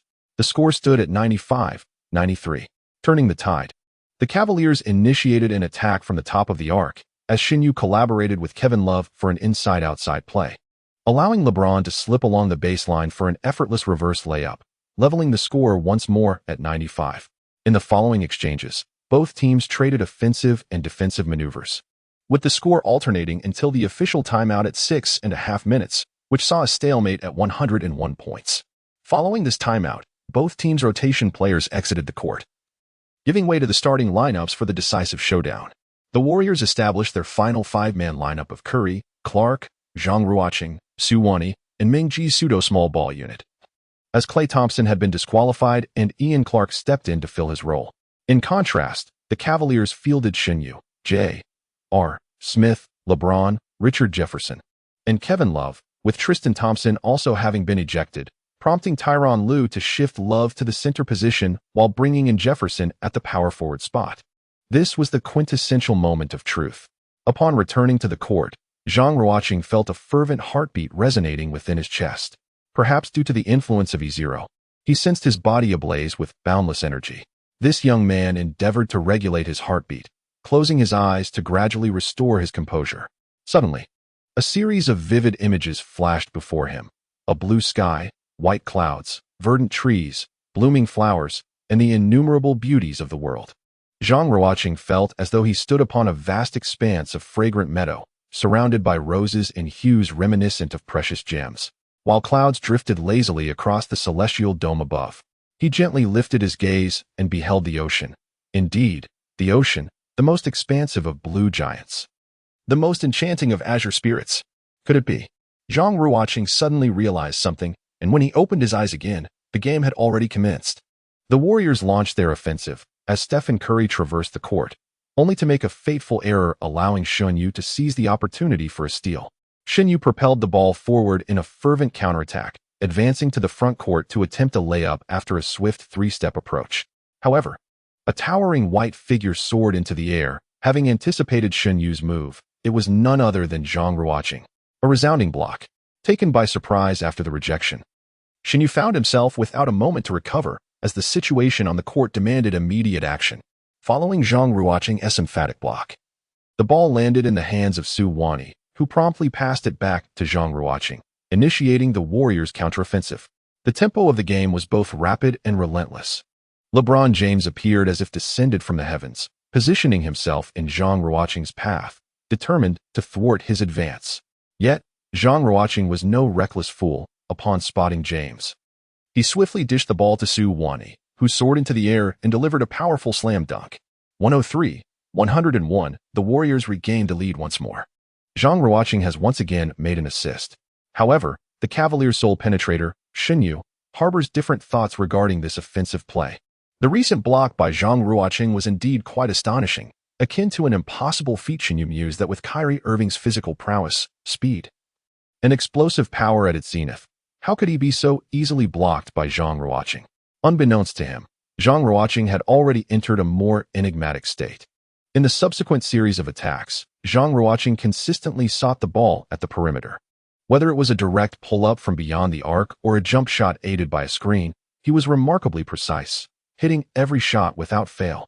Meanwhile, the Cavaliers were struggling to keep pace, relying heavily on the shooting of LeBron James and Kevin Love. Had it not been for their efforts, this thrilling Game 7 would have been completely dominated by Zhang Ruocheng alone. Tyronn Lue could no longer contain himself and called for a timeout. In the commentary booth, the usually reticent Charles Barkley finally spoke up. 110-108, I truly did not foresee this score. Moreover, isn't Iggy's shooting touch just utterly phenomenal? I concur. Shaquille O'Neal quipped, does it not seem to Iggy as if the hoop is as vast as the ocean? What began as a just struck a chord.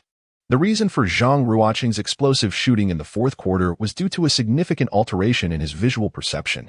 Upon returning to the court after the official timeout, the moment of closing his eyes to feel the game came to an end, and Zhang Ruocheng sensed something was amiss. When he opened his eyes again, everything around him appeared remarkably unfamiliar. Most astonishing of all was the sight of the hoop before him.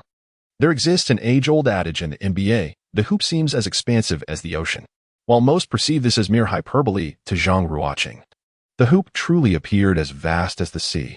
Chapter 98. The 5 Great Blunders. The drastic transformation in Zhang Ruocheng was not only evident to him, but also palpable to his teammates. Moreover, even the TNT commentary team and the audience in the stands recognized the change in Zhang Ruocheng. "Hey, I say, does anyone have Iggy's shooting statistics?" one commentator inquired. "His touch today seems exceedingly remarkable. Indeed, from what I recall, this man has yet to miss a shot. If the Warriors secure the victory today, based on previous performances, I boldly predict that Iguodala will be crowned FMVP once again." The last speaker was none other than the notorious Charles Barkley, known for his outspoken opinions. Upon hearing this, Zhang Ruocheng's expression shifted. Everyone knew Barkley was infamous for his jinxing. Whoever he favored would inevitably falter. Thus, there are always fans who suggest that for their beloved team to triumph in the playoffs, they must first secure the approval of Charles Barkley. During the decisive Game 7, Barkley audaciously expressed his confidence in Andre Iguodala claiming the FMVP award, which surely sent shivers down the spine of Zhang Ruocheng. This was a personal quest that could determine Zhang's fate. Of course, Zhang did not take Barkley's jibe to heart. He merely used it to ease his own mounting tension. In the fleeting 3 minutes of gameplay that followed, Zhang demonstrated remarkable prowess, hitting all 3 of his attempts, including a three-pointer, amassing 7 points along with 2 assists, 1 steal and 1 block. His presence on the court was palpable. Not only that, but all 3 of Zhang's baskets were high-difficulty jump shots, with the final one, a fading three-pointer from the corner, taken under duress as he was surrounded by 3 Cavaliers players. At the moment of release, LeBron James had already closed in on Zhang, yet he still managed to sink the crucial three-pointer despite having no clear sight of the hoop. Onlookers could only marvel at Zhang's extraordinary touch, likening it to a transcendent Iguodala reliving his prime. However, only Zhang understood that during those 3 minutes, the hoop before him appeared as vast as the ocean. With his eyes shut, he envisioned a dreamlike sea, and the basket seemed to embody that same boundlessness, allowing any shot to find its mark. What could explain this phenomenon? Was it the influence of E0? That seems unlikely. If it were, why would its effects only manifest in the closing moments of the game when it should have been most potent at the outset? Moreover, all players had received substantial doses of E0. Why did only Zhang Ruocheng possess such extraordinary abilities? Zhang Ruocheng pondered for a moment. Yet he could not arrive at a conclusion. At that moment, the pause came to an end. Upon returning to the court, Zhang Ruocheng was taken aback to discover a significant transformation in his physical condition. The basketball hoop before him had reverted to its original state. This implies that my external enhancement can only be sustained for a brief duration. At present, it appears to last no more than 3 minutes. At this moment, Zhang Ruocheng remained oblivious to the fact that he had awakened a mysterious basketball talent during this match, a talent so rare it could be deemed one in a million. This seemingly ordinary Chinese high school student was, in truth, a chosen one. Returning to the game, the final 3 minutes of the fourth quarter were underway, with each coach possessing only 2 timeouts remaining. The score stood at 110-106, with the Warriors leading by 4 points. The Cavaliers were on the offensive. Among the Cleveland Cavaliers, there was a universally recognized chosen one, LeBron James, who had faced such perilous moments countless times before. At this critical juncture, the hopes of the entire Cavaliers team rested upon his shoulders. After crossing half-court, Shinyu passed the ball directly to James. Upon receiving the ball at a 45-degree angle on the right side, he assessed the defensive positioning and directed his teammates' movements. Suddenly, with an enigmatic passing motion, James sent the basketball soaring towards the hoop. "Oh no!" Zhang Ruocheng, tasked with guarding James, exclaimed as he quickly turned to look. In that instant, the Cavaliers' white forward, Kevin Love, transformed into a soaring white beast, leaping into the air. It was an alley-oop collaboration. At such a crucial moment, the Cavaliers dared to execute such a play. Truly a testament to their audacity. No, it wasn't the Cavaliers who were audacious. It was James who displayed remarkable courage. This tactic, teetering on the edge of error, succeeded as the ball sailed past Draymond Green's fingertips and into Love's grasp. With a fierce roar, Love slammed the ball into the basket. The score narrowed to 110-108. With the Cavaliers closing the gap, the Warriors took possession. After crossing half-court, Stephen Curry sought to pass the ball to the blazing hot Zhang Ruocheng. However, during the recent timeout, Tyronn Lue had already devised a defensive strategy specifically targeting Zhang Ruocheng, making it difficult for Curry to deliver the ball directly to him. As Zhang Ruocheng found himself closely guarded by James and noticed J.R. Smith lurking nearby, poised to join in the defensive effort, a sense of triumph welled up within him. He mused that if he could be so diligently defended by an NBA superstar in the real world, his life would be worth living. Yet, amid this pride, Zhang also recognized the silver lining of attracting such attention. After all, he had emerged from a state akin to a vast ocean of opportunities, and although he was not currently in peak form, his opponents remained unaware of this. Thus, his team could seize the moment to create offensive opportunities for his teammates. Indeed, as Curry observed Zhang's inability to receive the ball, he promptly passed it to Meng Ji at the top of the arc. As a versatile player akin to Draymond Green, Meng showcased his exceptional playmaking skills with a magnificent long bounce pass, delivering the ball to Ian Clark, who cut through the defense into the paint. A perfect opportunity for a mid-air layup. However, an unexpected calamity unfolded. Ian Clark, preparing to shoot, inexplicably fumbled the ball, sending it out of bounds. This was an utterly ridiculous blunder, worthy of the most embarrassing moments in sports. What made this misstep even more critical was its occurrence during the decisive moments of the fourth quarter. Ian Clark, overwhelmed by shame, lowered his head and hurried back to his half of the court, avoiding eye contact with his teammates. Although Zhang Ruocheng understood the unwritten rule of not blaming teammates or adding pressure in such circumstances, he could not suppress his frustration. The hard-won opportunity had vanished in an instant. Zhang silently chastised Ian Clark, recognizing that while he had previously displayed flashes of brilliance, stepping onto the court during the finals climax was perhaps too much for him. He simply could not match the intensity of such a critical game. Ian Clark was acutely aware of this as well, and his mind remained in a state of heightened tension, fearful of making another mistake. Yet, Murphy's Law seemed to take effect at this moment. The more one wished to avoid calamity, the more likely it was to occur. With just 2 minutes left in a life-or-death scenario, the Cavaliers launched their offensive. Chapter 99, The Crucial Rebound. The Cleveland Cavaliers, at the Golden State Oracle Arena, commenced their final surge. In this pivotal Game 7, the Warriors held a slim lead of 110-108. Shinyu attempted to outmaneuver Curry with his elusive footwork, but Curry remained tightly focused, denying Shin the space he sought. Despite Shin's best efforts, he could only loft the ball high to James, who was backing down Zhang Ruocheng as the shot clock dwindled. James, with time running out on the offensive clock, engaged in a one-on-one with Zhang Ruocheng. Zhang was acutely aware that, at this moment, James had little left to choose from but a turnaround jump shot. However, for a superstar of LeBron James's caliber, merely understanding his offensive strategy was insufficient. For even with the foresight of his impending fadeaway jump shot, one remained powerless to counter it. Indeed, upon receiving the ball, James effortlessly dribbled and executed a graceful turnaround jump shot. For Zhang Ruocheng, his feelings could only be described as despondent. Within that fleeting moment, he found himself utterly incapable of devising a strategy to counter James's shot. Thus, he could only resort to fervent wishes for a miss.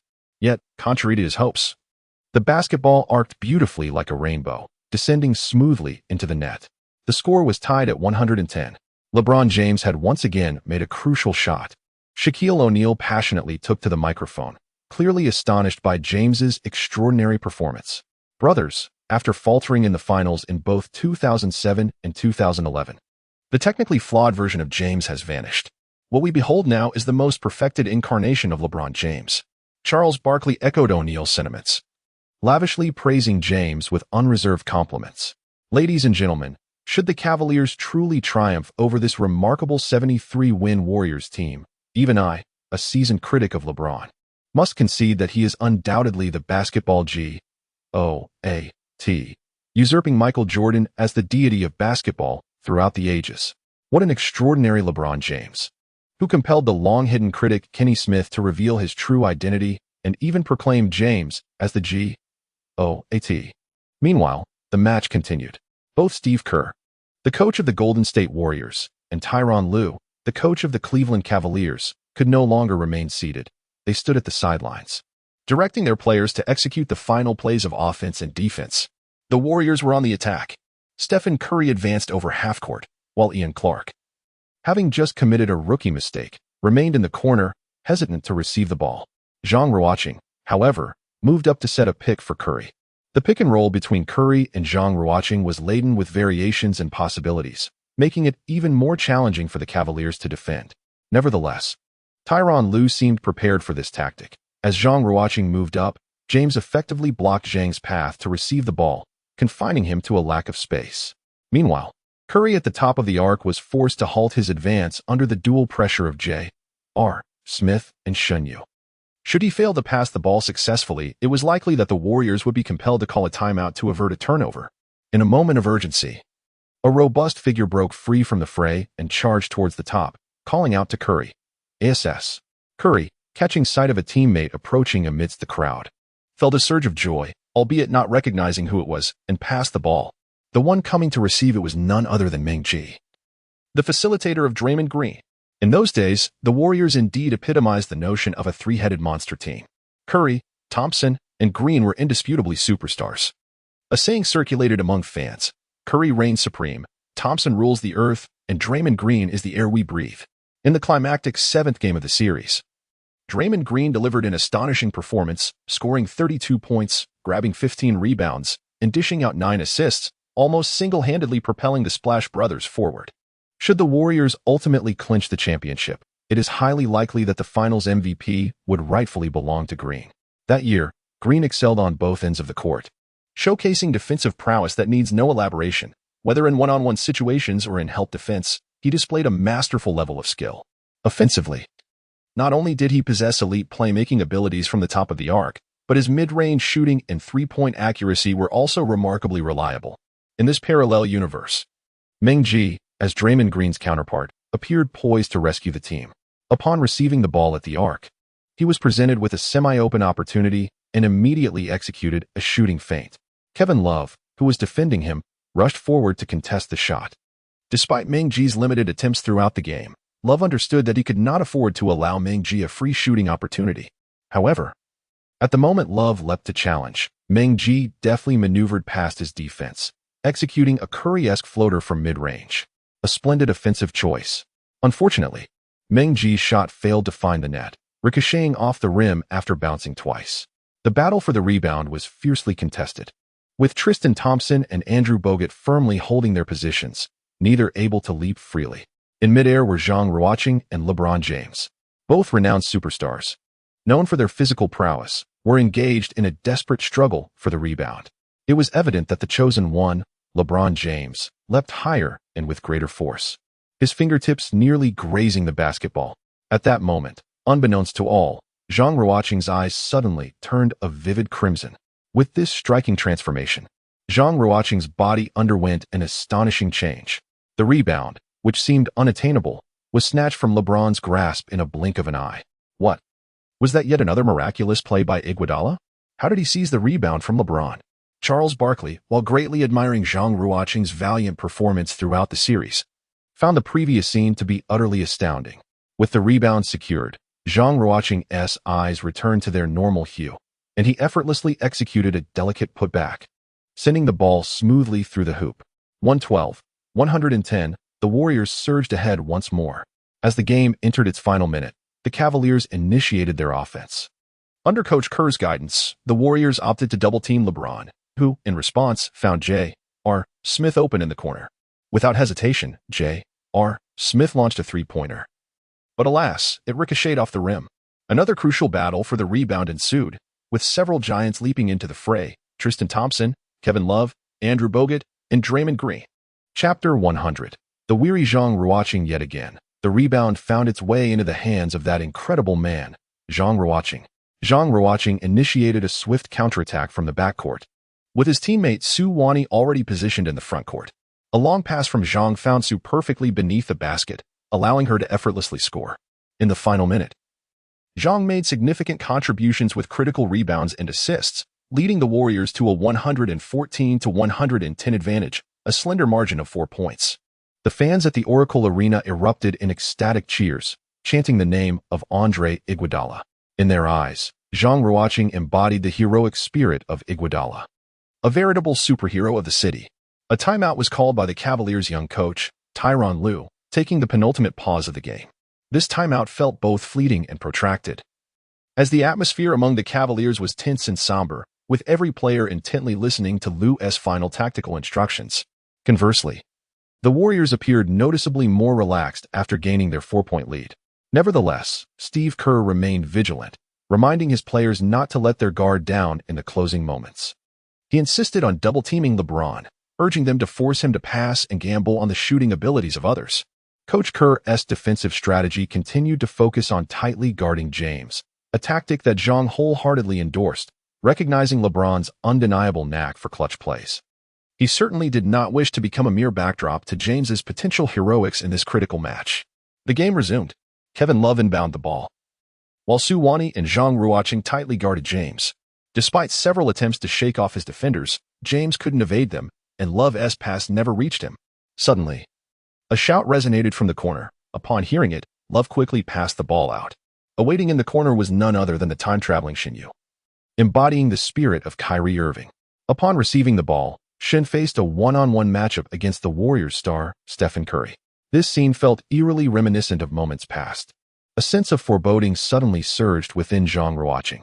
He watched as Shin Yu cautiously took a step before swiftly executing a dribble, showcasing a series of wide crossovers and changes of direction that flawlessly exhibited Kyrie Irving's unparalleled ball-handling skills.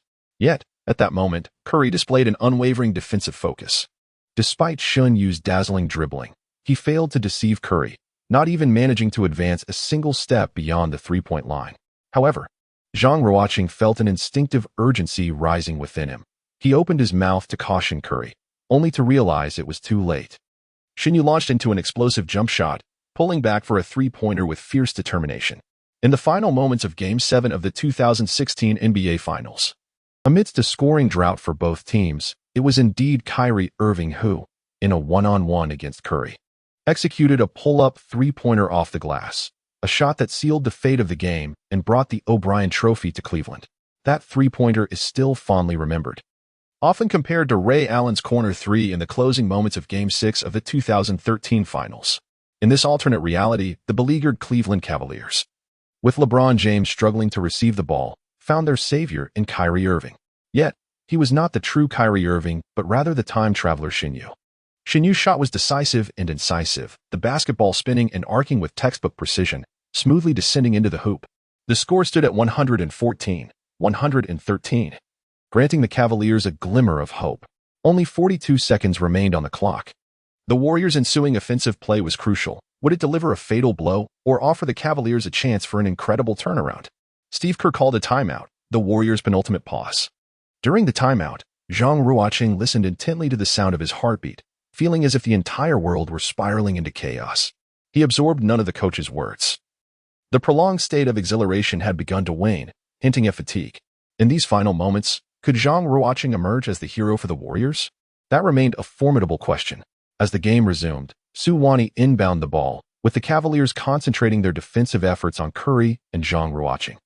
They attempted to set screens and maneuver, yet failed to create an opportunity, the ball eluding their grasp. Fortunately for the Warriors, they boasted the extraordinary Draymond Green. At his peak, Green possessed the robust physique and tenacity of an interior player, alongside the agility of an outside shooter. In addressing the century-old dilemma of the sideline inbound, peak Green was the unequivocal answer. In this match, Draymond Green's time traveler was Meng Ji. Noticing that Curry and Zhang Ruocheng were unable to receive the ball, he quickly surged forward, establishing position. Just before the 5-second violation, Zhang Ruocheng passed the ball to Meng Ji. As time began to slip away, Meng Ji found himself at the arc with his back to the basket, the player behind him being Kevin Love. During the recent timeout, Steve Kerr indeed contemplated this possibility. He devised a strategy featuring Draymond Green at the top of the arc with the ball, while both Jordan Poole and Stephen Curry simultaneously executed their movements. Zhang Ruocheng slipped along the baseline, while Curry and Green executed a seamless handoff, leaving the Cavaliers' defense unable to cover both ends. However, Zhang Ruocheng had not been privy to Coach Kerr's tactical plans. He merely relied on his instinctual understanding of strategy as he maneuvered to the baseline. Yet, his legs felt as heavy as lead, hampering his speed and preventing him from creating space. Meng Ji could only lean against Love and hand the ball to Curry, who was positioned directly in front of him. However, J.R. Smith, tasked with guarding Curry, applied tight defense, leaving Curry with no room to operate. As Curry attempted to drive, he found himself tightly guarded by J. R. Smith. That was a remarkable defensive play by J.R. Shaquille O'Neal, commentating from the sidelines, remarked on Curry's effort to penetrate the lane, faking a shot to draw a foul from J.R. However, J.R.'s experience allowed him to remain unfazed. Left with no alternative, Curry was forced to take a contested mid-range fadeaway as the shot clock wound down, resulting in a wildly off-target shot, which was promptly secured by Tristan Thompson. Defense. Kerr immediately called for his players to return to defense upon realizing the failed offensive attempt. Even if they could not score, they must not afford the opponent any opportunity for a counterattack. The Warriors understood this principle, and all four players, including the miss by Curry, sprinted back with remarkable speed. Yet, Zhang Ruocheng lagged behind, dragging his heavy steps.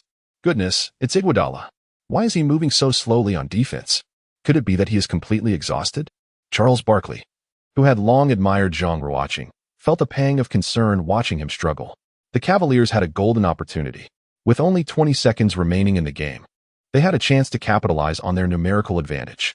Chapter 101. The game concluded. Tristan Thompson, having secured the rebound, passed the ball to Xinyu, who had just hit a critical three-pointer. Xinyu unleashed his final burst of energy, charging down the court. Yet, the Warriors were not willing to concede easily, chasing after Xinyu with fervor. The only exception was Zhang Ruocheng, whose heavy, labored steps left him trailing behind, despite his evident effort to return to the play. The Cavaliers, having rarely experienced a numerical advantage throughout the match, found themselves with this rare opportunity in the final moments. And the one who faltered was none other than Zhang Ruocheng.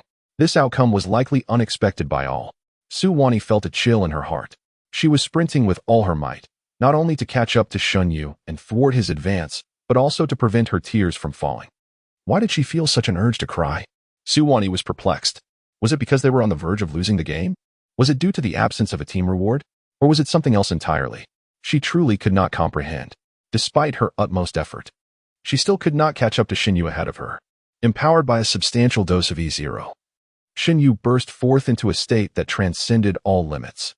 Throughout the match, he maintained a relatively effortless demeanor, as the majority of the offensive plays were orchestrated by James, allowing Xinyu to conserve his energy until the crucial moments. He embodied a youthful version of Kyrie Irving from 2016, a point guard brimming with skill and speed. At this juncture, no one on the court could keep pace with him. Right before her eyes, Su Wani witnessed Xinyu, the embodiment of Kyrie Irving, soaring through the air, effortlessly executing a layup unchallenged. Behind him, Zhang Ruocheng had come to a complete stop. His gaze was dimmed, devoid of its former brilliance, as hope cruelly faded away. Although Su Wani had her back turned to Zhang Ruocheng, she could sense his every breath and heartbeat, prompting her to relinquish her own pursuit. She too ceased her movement. Ian Clark and Stephen Curry had also ground to a halt. Yet one individual refused to surrender: Meng Ji, the counterpart of Draymond Green. He continued to sprint with all his might, chasing after the elusive figure of Xinyu, that seemingly unattainable target. What fueled his obsession? Su Wani remained unaware. The harsh reality was that by the time Meng Ji reached his own basket, Xinyu had already deposited the ball through the hoop, landing securely. The score was now 114-115, and the Cavaliers had completed their comeback. Xinyu had executed a near game-winning shot in the simplest of fashions. However, the game was far from over. Xinyu dribbled forward and completed his layup in one fluid motion, leaving the Warriors with 3 precious seconds on the clock.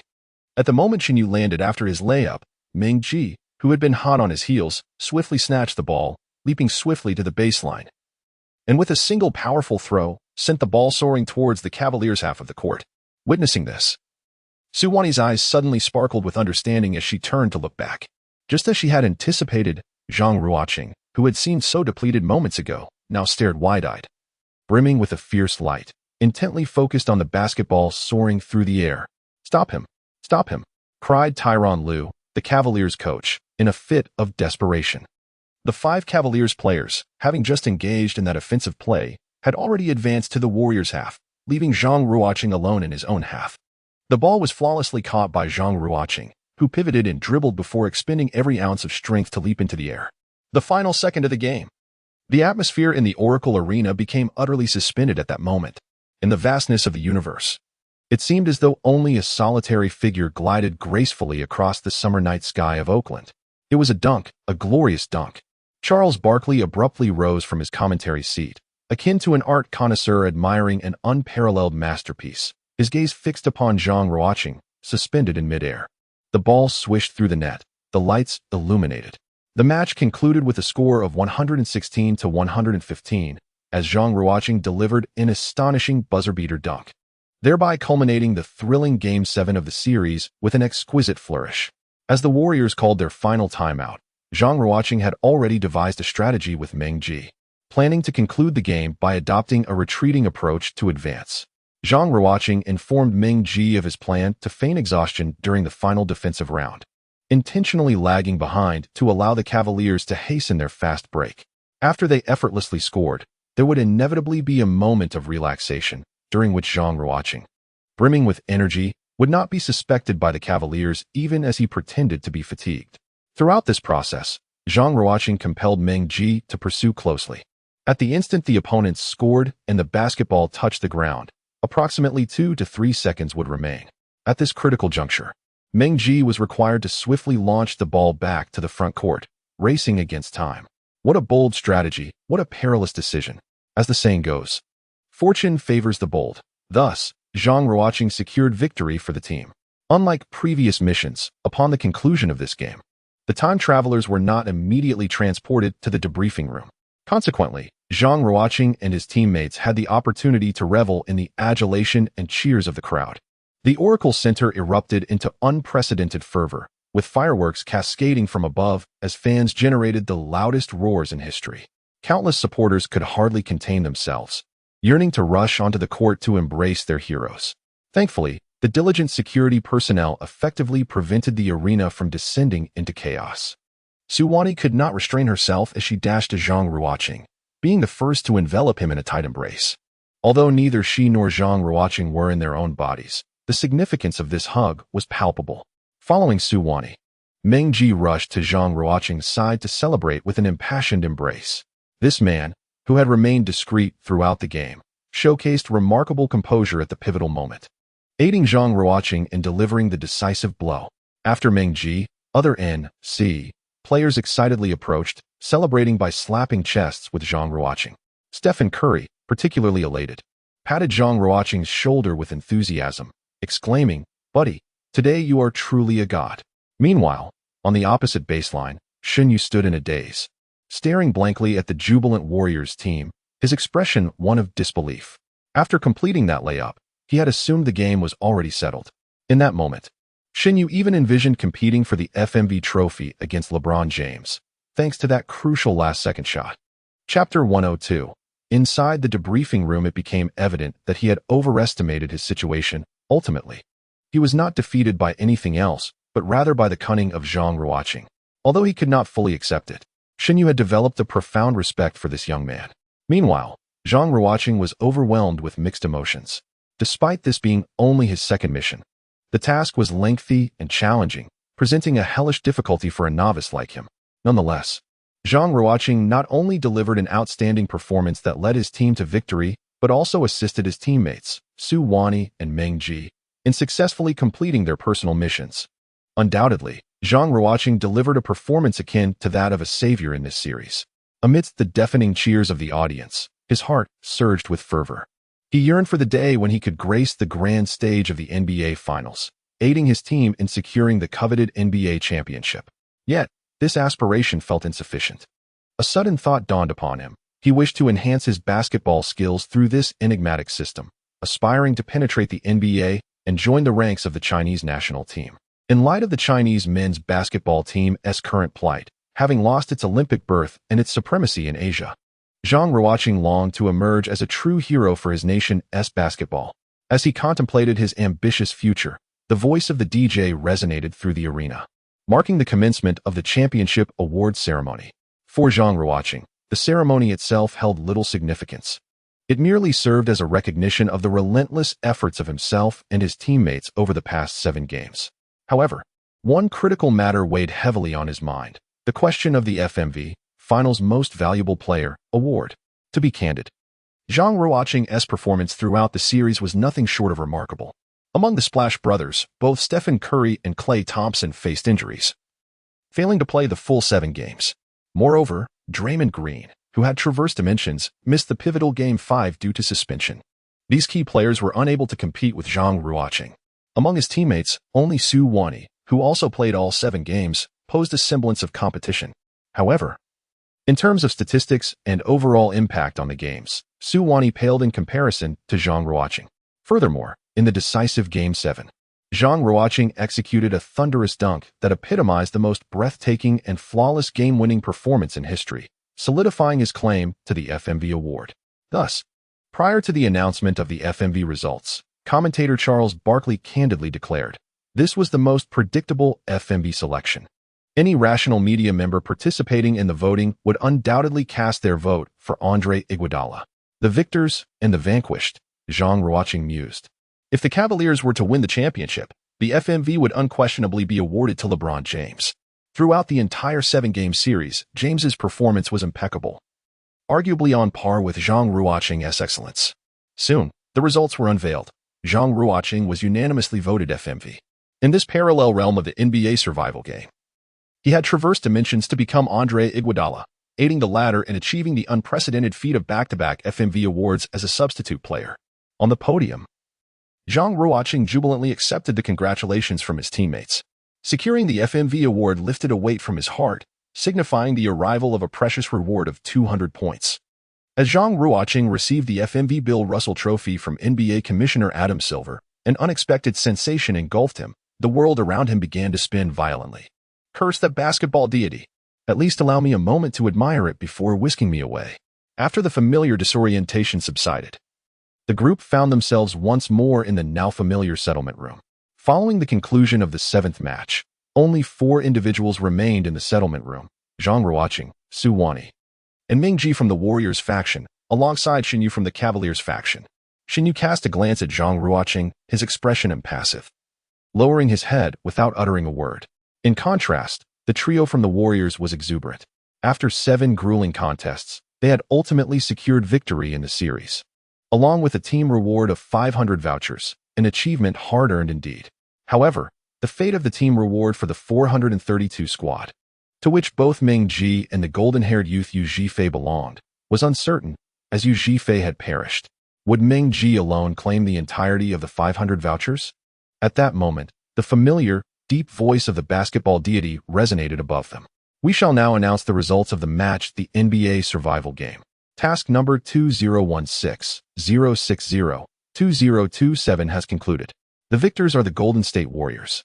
Within the Golden State Warriors, Su Wani of Squad 404, designated as number 10683, had the personal task of embodying Harrison Barnes and achieving at least 2 games with over 30 points. Task result: success. A reward of 200 vouchers is now issued. Zhang Ruocheng of Squad 404, number 10684, had the personal task of embodying Andre Iguodala and securing the FMV. Task result: success. A reward of 200 vouchers is now issued. Ming Ji of Squad 432, number 13901, had the personal task of embodying Draymond Green and striking LeBron James below the belt without facing any repercussions. Task result: success. A reward of 200 vouchers is now issued. Xin Yu of Squad 387, number 9852, had the personal task of embodying Kyrie Irving, committing at least double-digit turnovers in 2 games while still securing victory. Task result: success. A reward of 200 vouchers is now issued. The individual task rewards have been fully distributed. We shall now proceed to the team rewards. At this moment, the voice of the basketball deity abruptly fell silent for a brief interval. During this lull, the 4 individuals in the settlement room felt the ground beneath them tremble and rotate. Su Wani, losing her balance, nearly fell, but Zhang Ruocheng swiftly extended a hand to steady her. "Thank you," Su Wani murmured softly, her gaze cast downward, avoiding Zhang Ruocheng's eyes. "You're welcome." "What?" Zhang Ruocheng was about to respond when a bizarre scene unfolded before him, causing him to forget his intended words entirely, his eyes widening in astonishment, even forgetting to release his grip on Su Wani's hand. The scene that left Zhang Ruocheng utterly astonished was the sudden appearance of an additional individual in the settlement room, which had originally accommodated only 4 people. As the man slowly rose from the center of the room, he appeared visibly bewildered. He muttered in confusion, "Where the hell am I? Wait, Zhang Feng." Xinyu immediately recognized that the man who had been unexpectedly transported back was none other than Zhang Feng from Team 391. Zhang Feng's personal task involved transforming into Kevin Love, partying through the night at a nightclub prior to the match, and subsequently achieving a remarkable double-double of over 20 points and rebounds during the game. This playboy lacked genuine skill. He had even dozed off after a passionate encounter with a supermodel before the first match. However, fortune favored him, as during the second match, a random event unfolded whereby LeBron James was absent due to personal matters. Consequently, the Cavaliers Traversers opted to strategically forfeit Game 2, allowing Zhang Feng and Wang Huayong to focus on their individual tasks. Ultimately, Zhang Feng successfully accumulated the required points and rebounds, unexpectedly becoming the first survivor among the 8 Traversers. At that time, Zhang Feng had the option to remain in the task or escape. Without hesitation, he chose to exit. Essentially, he was a man who reveled in the company of women, and it was merely luck that enabled him to complete 2 tasks consecutively.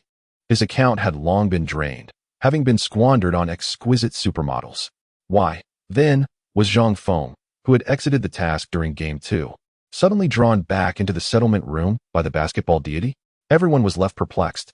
Clearly, Zhang Feng, upon returning to the settlement room, was also in a state of utter confusion. Since leaving the task during Game 2, this third-year sports student had indulged in a hedonistic lifestyle, frequenting various entertainment venues and pursuing romantic escapades, nearly forgetting his immersion in the NBA Survival Game world. This moment served as a jarring return to reality for him. Zhang Feng glanced at the crowd, rubbed his eyes, and spoke slowly. "You all seem somewhat familiar." "Oh, I remember now. It was from that survival mission." "Who am I again?" "You are the interloper of Kevin Love," Xinyu replied coldly. She held a deep disdain for this teammate from the same faction. Had it not been for this boy's fortuitous luck, it was utterly inconceivable that he would have been the first to escape. "Oh right, I recall now. My task was to stay awake all night, haha. You wouldn't believe it, but the night before G1, I was at a nightclub in Golden State, mingling with 2 top supermodels. It was absolutely exhilarating. The exuberance of American girls is something else." "Enough. Who wants to hear about your escapades?" Su Wani interrupted sharply, her disdain for Zhang Feng's lecherous behavior evident. "Beautiful lady, I have quite the impression of you. Your name is something like Wani, right? It's a lovely name. Let us exchange contact information," he suggested, his wolfish nature surfacing at the sight of a beauty.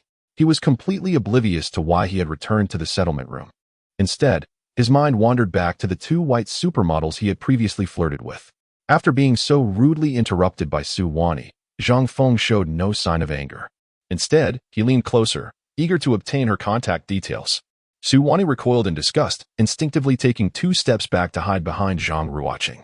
In turn, Zhang Ruocheng unconsciously stepped forward, positioning himself between Zhang Feng and Su Wani. Seeing Zhang Ruocheng, Zhang Feng's previously lewd grin faded, replaced by dissatisfaction. Just as he was about to say something to Zhang Ruocheng, the deep voice of the basketball deity resonated through the air. Team 391. Zhang Feng has been teleported back to the settlement room. Team rewards are now being distributed. Golden State Warriors faction, Team 404, both Zhang Ruocheng and Su Wani have survived. The team reward of 500 points will be evenly divided between them. Wow, a team reward of 500 points. I almost forgot about this good fortune. Xinyu. Whereas my teammate Wang Huayong. Upon hearing about the 500-point reward, Zhang Feng's eyes sparkled with excitement. Having squandered all his previous points, the prospect of new additions filled him with joy. "He not even in this settlement room. How would I know what has become of him?" Xinyu replied impatiently, casting a glance at Zhang Feng. Zhang Feng was not angry. Rather, he expressed his elation by exclaiming, "Wang Huayong is dead. Splendid. That 500 points voucher now belongs solely to me. This time, I shall redeem a renowned celebrity to indulge in. I have grown weary of domestic ones. So perhaps I shall opt for an international star." Even before the reward had materialized, Zhang Feng's imagination began to run wild, and he vocalized his thoughts. Consequently, not only did Su Wani, Zhang Ruocheng, and Xinyu harbor disdain for him, but even Ming Ji, who hailed from Tianjin and was well acquainted with the pleasures of the night, regarded Zhang Feng with palpable contempt. The voice of the basketball god continued. Team 432's Ming Ji has survived, while Yu Zhifei has been eliminated. Ming Ji will receive 250 points. Furthermore, due to insufficient personnel, Team 432 will be disbanded immediately, and Ming Ji will be forcibly integrated into Team 404, which now consists of 3 members. This turn of events took everyone by surprise. Throughout the basketball god's announcement, Meng Ji's expressions were a captivating spectacle. Upon learning that he would only receive 250 points, his countenance fell into despondency. However, when the basketball god declared his compulsory addition to Team 404, the young man's face lit up with unmistakable joy. After participating in numerous matches, Meng Ji was acutely aware of Team 404's prowess, particularly Zhang Ruocheng's capabilities. Being in the same team as Zhang Ruocheng significantly enhanced his chances of survival, prompting Meng Ji's exuberance. Zhang Ruocheng and Su Wani exchanged smiles with Meng Ji, warmly welcoming his addition to their ranks. However, upon hearing this news, Zhang Feng's expression soured immediately. He had been under the impression that he would receive a team reward of 500 points, only to discover that Meng Ji, in a situation akin to his own, would receive merely half that amount, which incited a profound anger within him. Unable to contain himself, he shouted, "What the hell?" Nevertheless, the others in the settlement room were well aware of Zhang Feng's character, and thus ignored his outburst entirely. Shin Yu even cast a disdainful glance at Zhang Feng, silently praying that this utterly useless yet audacious fool would not be placed on his team. The voice of the basketball god echoed once more.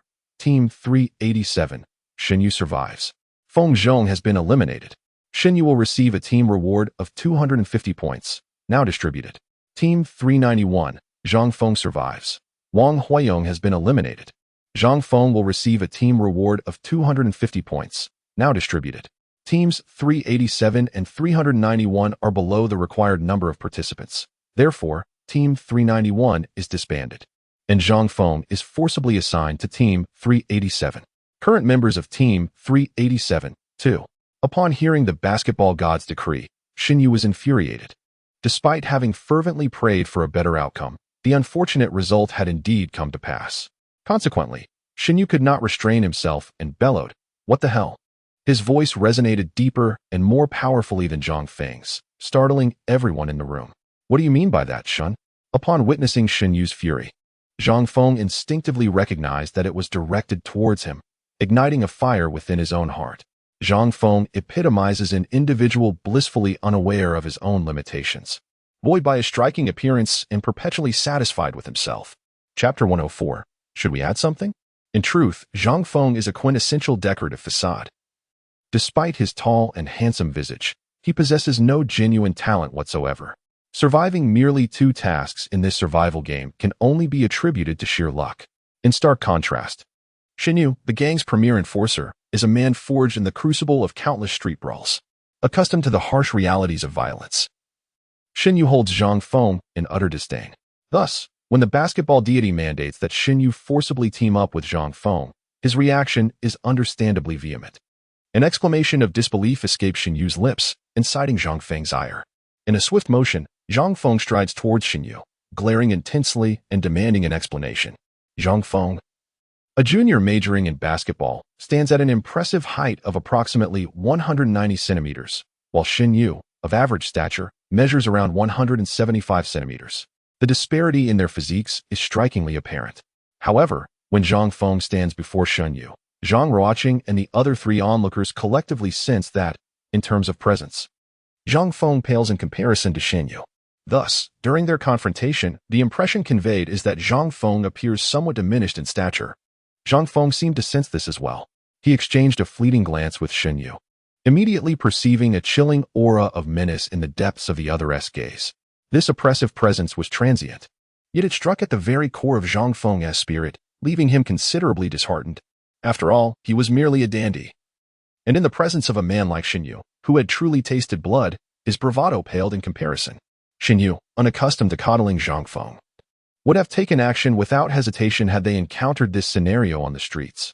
Zhang Feng would likely be sprawled on the ground, clutching his wounds and begging for mercy.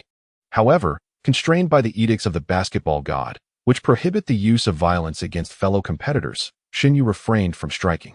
Instead, he fixed a cold stare upon Zhang Feng, seemingly conveying the message, "Do not provoke trouble, you impetuous youth." Clearly intimidated by Shin Yu's gaze, Zhang Feng took 2 steps back after their brief exchange and refrained from uttering another word. At that moment, the voice of the basketball god resonated once more. Rewards have been distributed. The new team formations are complete. In 10 seconds, teleportation back to the real world will commence. 10, 9, 8. At last, they were returning.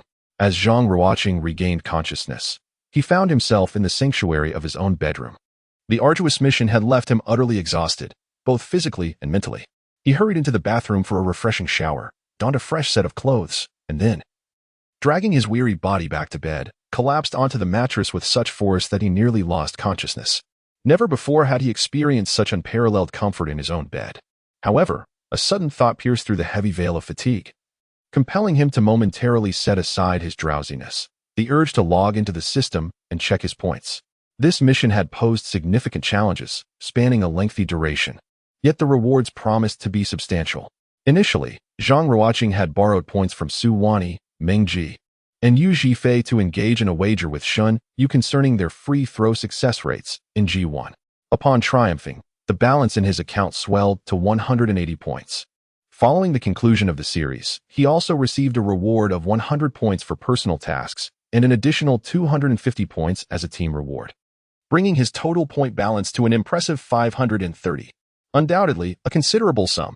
Zhang Ruocheng was overcome with joy as he promptly opened the system's marketplace to browse its offerings. Unlike the feeling of trepidation he experienced when he had only 100 points, this time he felt a slight taste of affluence. Should he choose to exchange his points for currency, Zhang Ruocheng would already be considered a wealthy individual in the real world. However, his immediate inclination was to allocate those points to enhance his basketball skills, as he aspired to pursue a second path to success, joining an NBA team and ultimately securing an NBA championship ring as a player. Thus, it was imperative for him to elevate his basketball abilities in the real world as much as possible.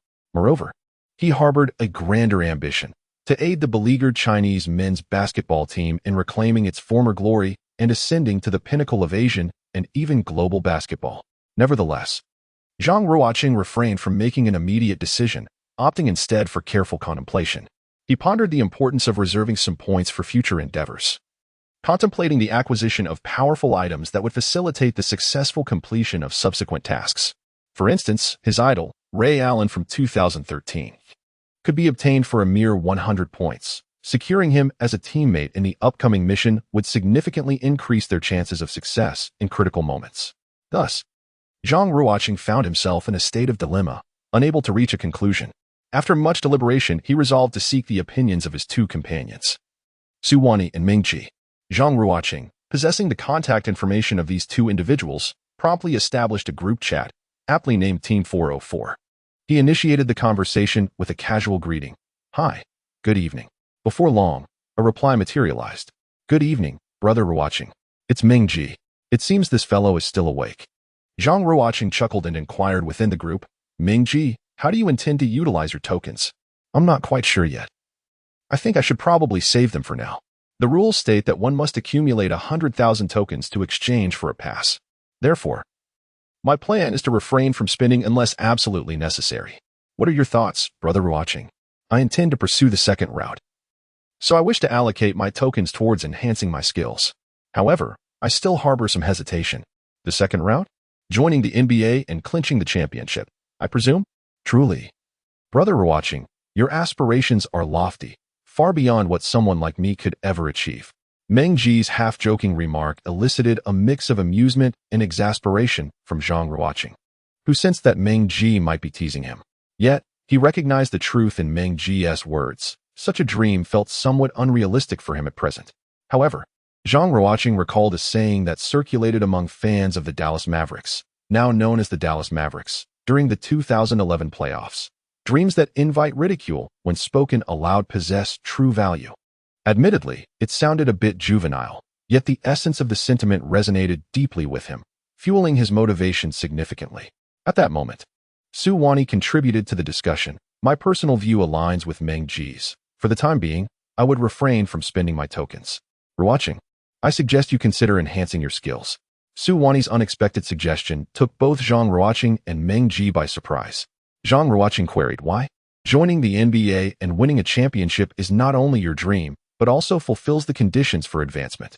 Such a splendid opportunity should not be second-guessed. You ought to pursue it boldly." Chapter 105. Point guard Su Wani's words profoundly moved Zhang Ruocheng. Encouraged by her, his resolve strengthened further. Just then, he received a text message. Greetings, player of the T University basketball team. I am Tong Xiaonan, the manager and team leader of the T University basketball team. According to the arrangements made by the school and coaching staff, we will hold a recruitment and transition ceremony for the basketball team tomorrow evening at 6:00 p.m. Fresh talent will join the team, while players who do not meet the team's developmental needs will be released. Please prepare accordingly and attend punctually. Kindly confirm receipt of this message. Upon reading the message, Zhang Ruocheng's eyes widened. Though manager Tong Xiaonan's words were pleasant to hear, the underlying message was clear. The team was undergoing a personnel change, and those lacking ability would be removed. Having focused intently on this NBA survival game, Zhang Ruocheng was somewhat oblivious to the happenings within the school. Last month, T University welcomed a new principal who had a keen enthusiasm for basketball and was determined to transform the university's previously lackluster basketball program. Thus, he endeavored to utilize funds to recruit several outstanding newcomers from other institutions, instructing the coach of T University to ensure their inclusion in the team. With the arrival of new talent, the departure of existing members became inevitable. Therefore, the coaching staff at T University orchestrated this maneuver as a means to expel some of the less proficient players, seeking a legitimate justification for their actions. Zhang Ruocheng's prowess was once relegated to the fringes, occupying a position akin to the 15th player on the team. Thus, when the news reached all the players, including Zhang himself, the first name that surfaced in their minds was, indeed, Zhang Ruocheng. However, the present circumstances of Zhang Ruocheng are markedly different from those of the past. Following his inaugural task, he has augmented his dribbling skills by an impressive 2 points, mastering the exquisite techniques of Kyrie Irving and Allen Iverson. Akin to the artistry of a butterfly weaving through flowers, it is essential to recognize that in the realm of basketball, where abilities are quantifiably assessed, each incremental point represents a significant leap in skill. This enhancement is particularly pronounced in the context of collegiate basketball leagues, such as the one Zhang Ruocheng currently participates in. He now possesses a substantial sum of 530 tokens, sufficient to exchange for 10 skill points. Upon receiving this information, he deliberated for a moment. Subsequently, Zhang Ruocheng contacted the physician to inquire meticulously about his mother's recent health condition. The doctor conveyed that her condition remained stable, necessitating only observation and no further medication at this time. Consequently, Zhang Ruocheng prudently reserved 130 tokens as a safeguard, allocating the remaining 400 tokens entirely towards basketball skill points, amounting to an impressive total of 8 points. The current distribution of Zhang Ruocheng's basketball skill points is as follows: ball handling, 50, shooting, 52, rebounding, 44, assists, 57, free throws, 95, steals, 42, blocks, 41. Zhang Ruocheng harbored 2 distinct enhancement strategies in his mind. The first was a balanced allocation plan, wherein he would distribute points evenly among ball control, shooting, and assists, thereby sculpting himself into a formidable dual-threat guard. The second was a focused enhancement scheme, concentrating all points into a single skill, propelling that particular ability to remarkable heights. After deliberating for a while, Zhang Ruocheng discerned the merits and drawbacks of both strategies. While the first option offered commendable balance, it was a slow and protracted journey to mastery. Conversely, the second approach, though somewhat audacious, promised immediate transformation in a specific area. For instance, he had already felt a significant improvement in his ball control, elevating from 48 to 50. If he were to allocate all 8 points to ball control, the potential for advancement was tantalizing. With this thought in mind, Zhang Ruocheng resolved to pursue his development path as a premier ball handler on the court, aspiring to embody the essence of a traditional point guard. Although his idol was Ray Allen, it now appeared that the archetype of classic playmakers like John Stockton and Jason Kidd was the most fitting trajectory for his growth. Thus, without hesitation, Zhang Ruocheng committed all his points to ball control, elevating his proficiency to an impressive 58, a remarkable figure indeed. After finalizing his enhancements, he shared the news in the group chat with Su Wani and Meng Ji. Su Wani responded with a cheerful emoji, while Meng Ji expressed his approval with a thumbs-up emoji. Zhang Ruocheng smiled faintly, opened his messaging interface, and sent a brief confirmation to the basketball department manager, Tong Xiaonan, stating that he had received the message. He then promptly discarded his phone and fell into a deep slumber. On the other end of the line, a sweet-faced beauty with enchanting pink twin tails glanced at her screen and furrowed her brow slightly. "Xiaonan, What's the matter? This lovely pink-haired girl was none other than Tong Qiunan, the manager of the basketball department, a sophomore in the management program at T University. She had been influenced by her family to develop a profound love for basketball from a young age. Upon entering high school, Tong Qiunan began her role as the manager of the school's basketball team, driven not only by her personal passion but also by the opportunity to meet handsome athletes. A true romantic at heart, she had found herself utterly captivated by the athletic young men in the sports department. Since her high school days, she had engaged in romantic escapades with no less than 10 tall and athletic basketball players. Yet these relationships often felt more like fleeting games rather than genuine commitments, as they would move on once the thrill had faded. In the basketball team, Tong Qiunan, with her stunning beauty, always basked in the adoration of those around her, which made her revel in her managerial role. At this moment, she found herself in a bar in the northern part of the city, where dim and hazy lights danced alongside pulsating music, bringing her immense joy. Seated across from her was a towering figure, a man over 2 meters tall, who had just posed a question that had elicited her earlier response. This man was Luo Yiwei, the most formidable center among the basketball talents recruited by T University's new president. Hailing from Guangdong, he possessed a robust physique and striking features, fitting perfectly into the mold of Tong Qiunan's ideal partner. Her sweet appearance also appealed greatly to Luo Yiwei. With exceptional basketball skills, he was regarded as the top center in the collegiate basketball circles of eastern Guangdong. Thus, during their initial interactions, Tong Qiunan and Luo Yiwei had exchanged contact information, and they had recently embarked on a romantic relationship, officially becoming boyfriend and girlfriend. Tomorrow, Luo Yiwei was set to participate in the recruiting ceremony for T University's basketball team. That evening, while enjoying their time at the bar, Tong Qiunan unexpectedly received a message from the coach, instructing her to notify all T University members about the upcoming recruitment ceremony. After sending the message, she began to receive replies, but upon encountering the name Zhang Ruocheng, her brow furrowed in confusion. The reason for her perplexity was that she could hardly recall a player named Zhang Ruocheng in T University's basketball team. Although he was undeniably handsome, with distinct and refined facial features, he did not fit Tong Qiunan's preferences. Standing at 185 centimeters, he was considered relatively short within the team, and his basketball skills were rather lacking, relegating him to the position of the 15th player. Hence, Tong Qiunan had little to no impression of him. It is merely due to Tong Qiunan's role as the basketball team's manager that she retains Zhang Ruocheng's contact information. Earlier, when Tong Qiunan sent a message in the group chat, she was momentarily bewildered upon seeing Zhang Ruocheng's name, as if encountering it for the first time. When Luo Yiwei, seated across from her, inquired, Tong Qiunan smiled and displayed her phone briefly before responding. It's nothing. The person I just texted is someone I hardly recall. He must be a peripheral figure on the team, a mere shadow, and I reckon once you all join tomorrow, he will likely be sidelined.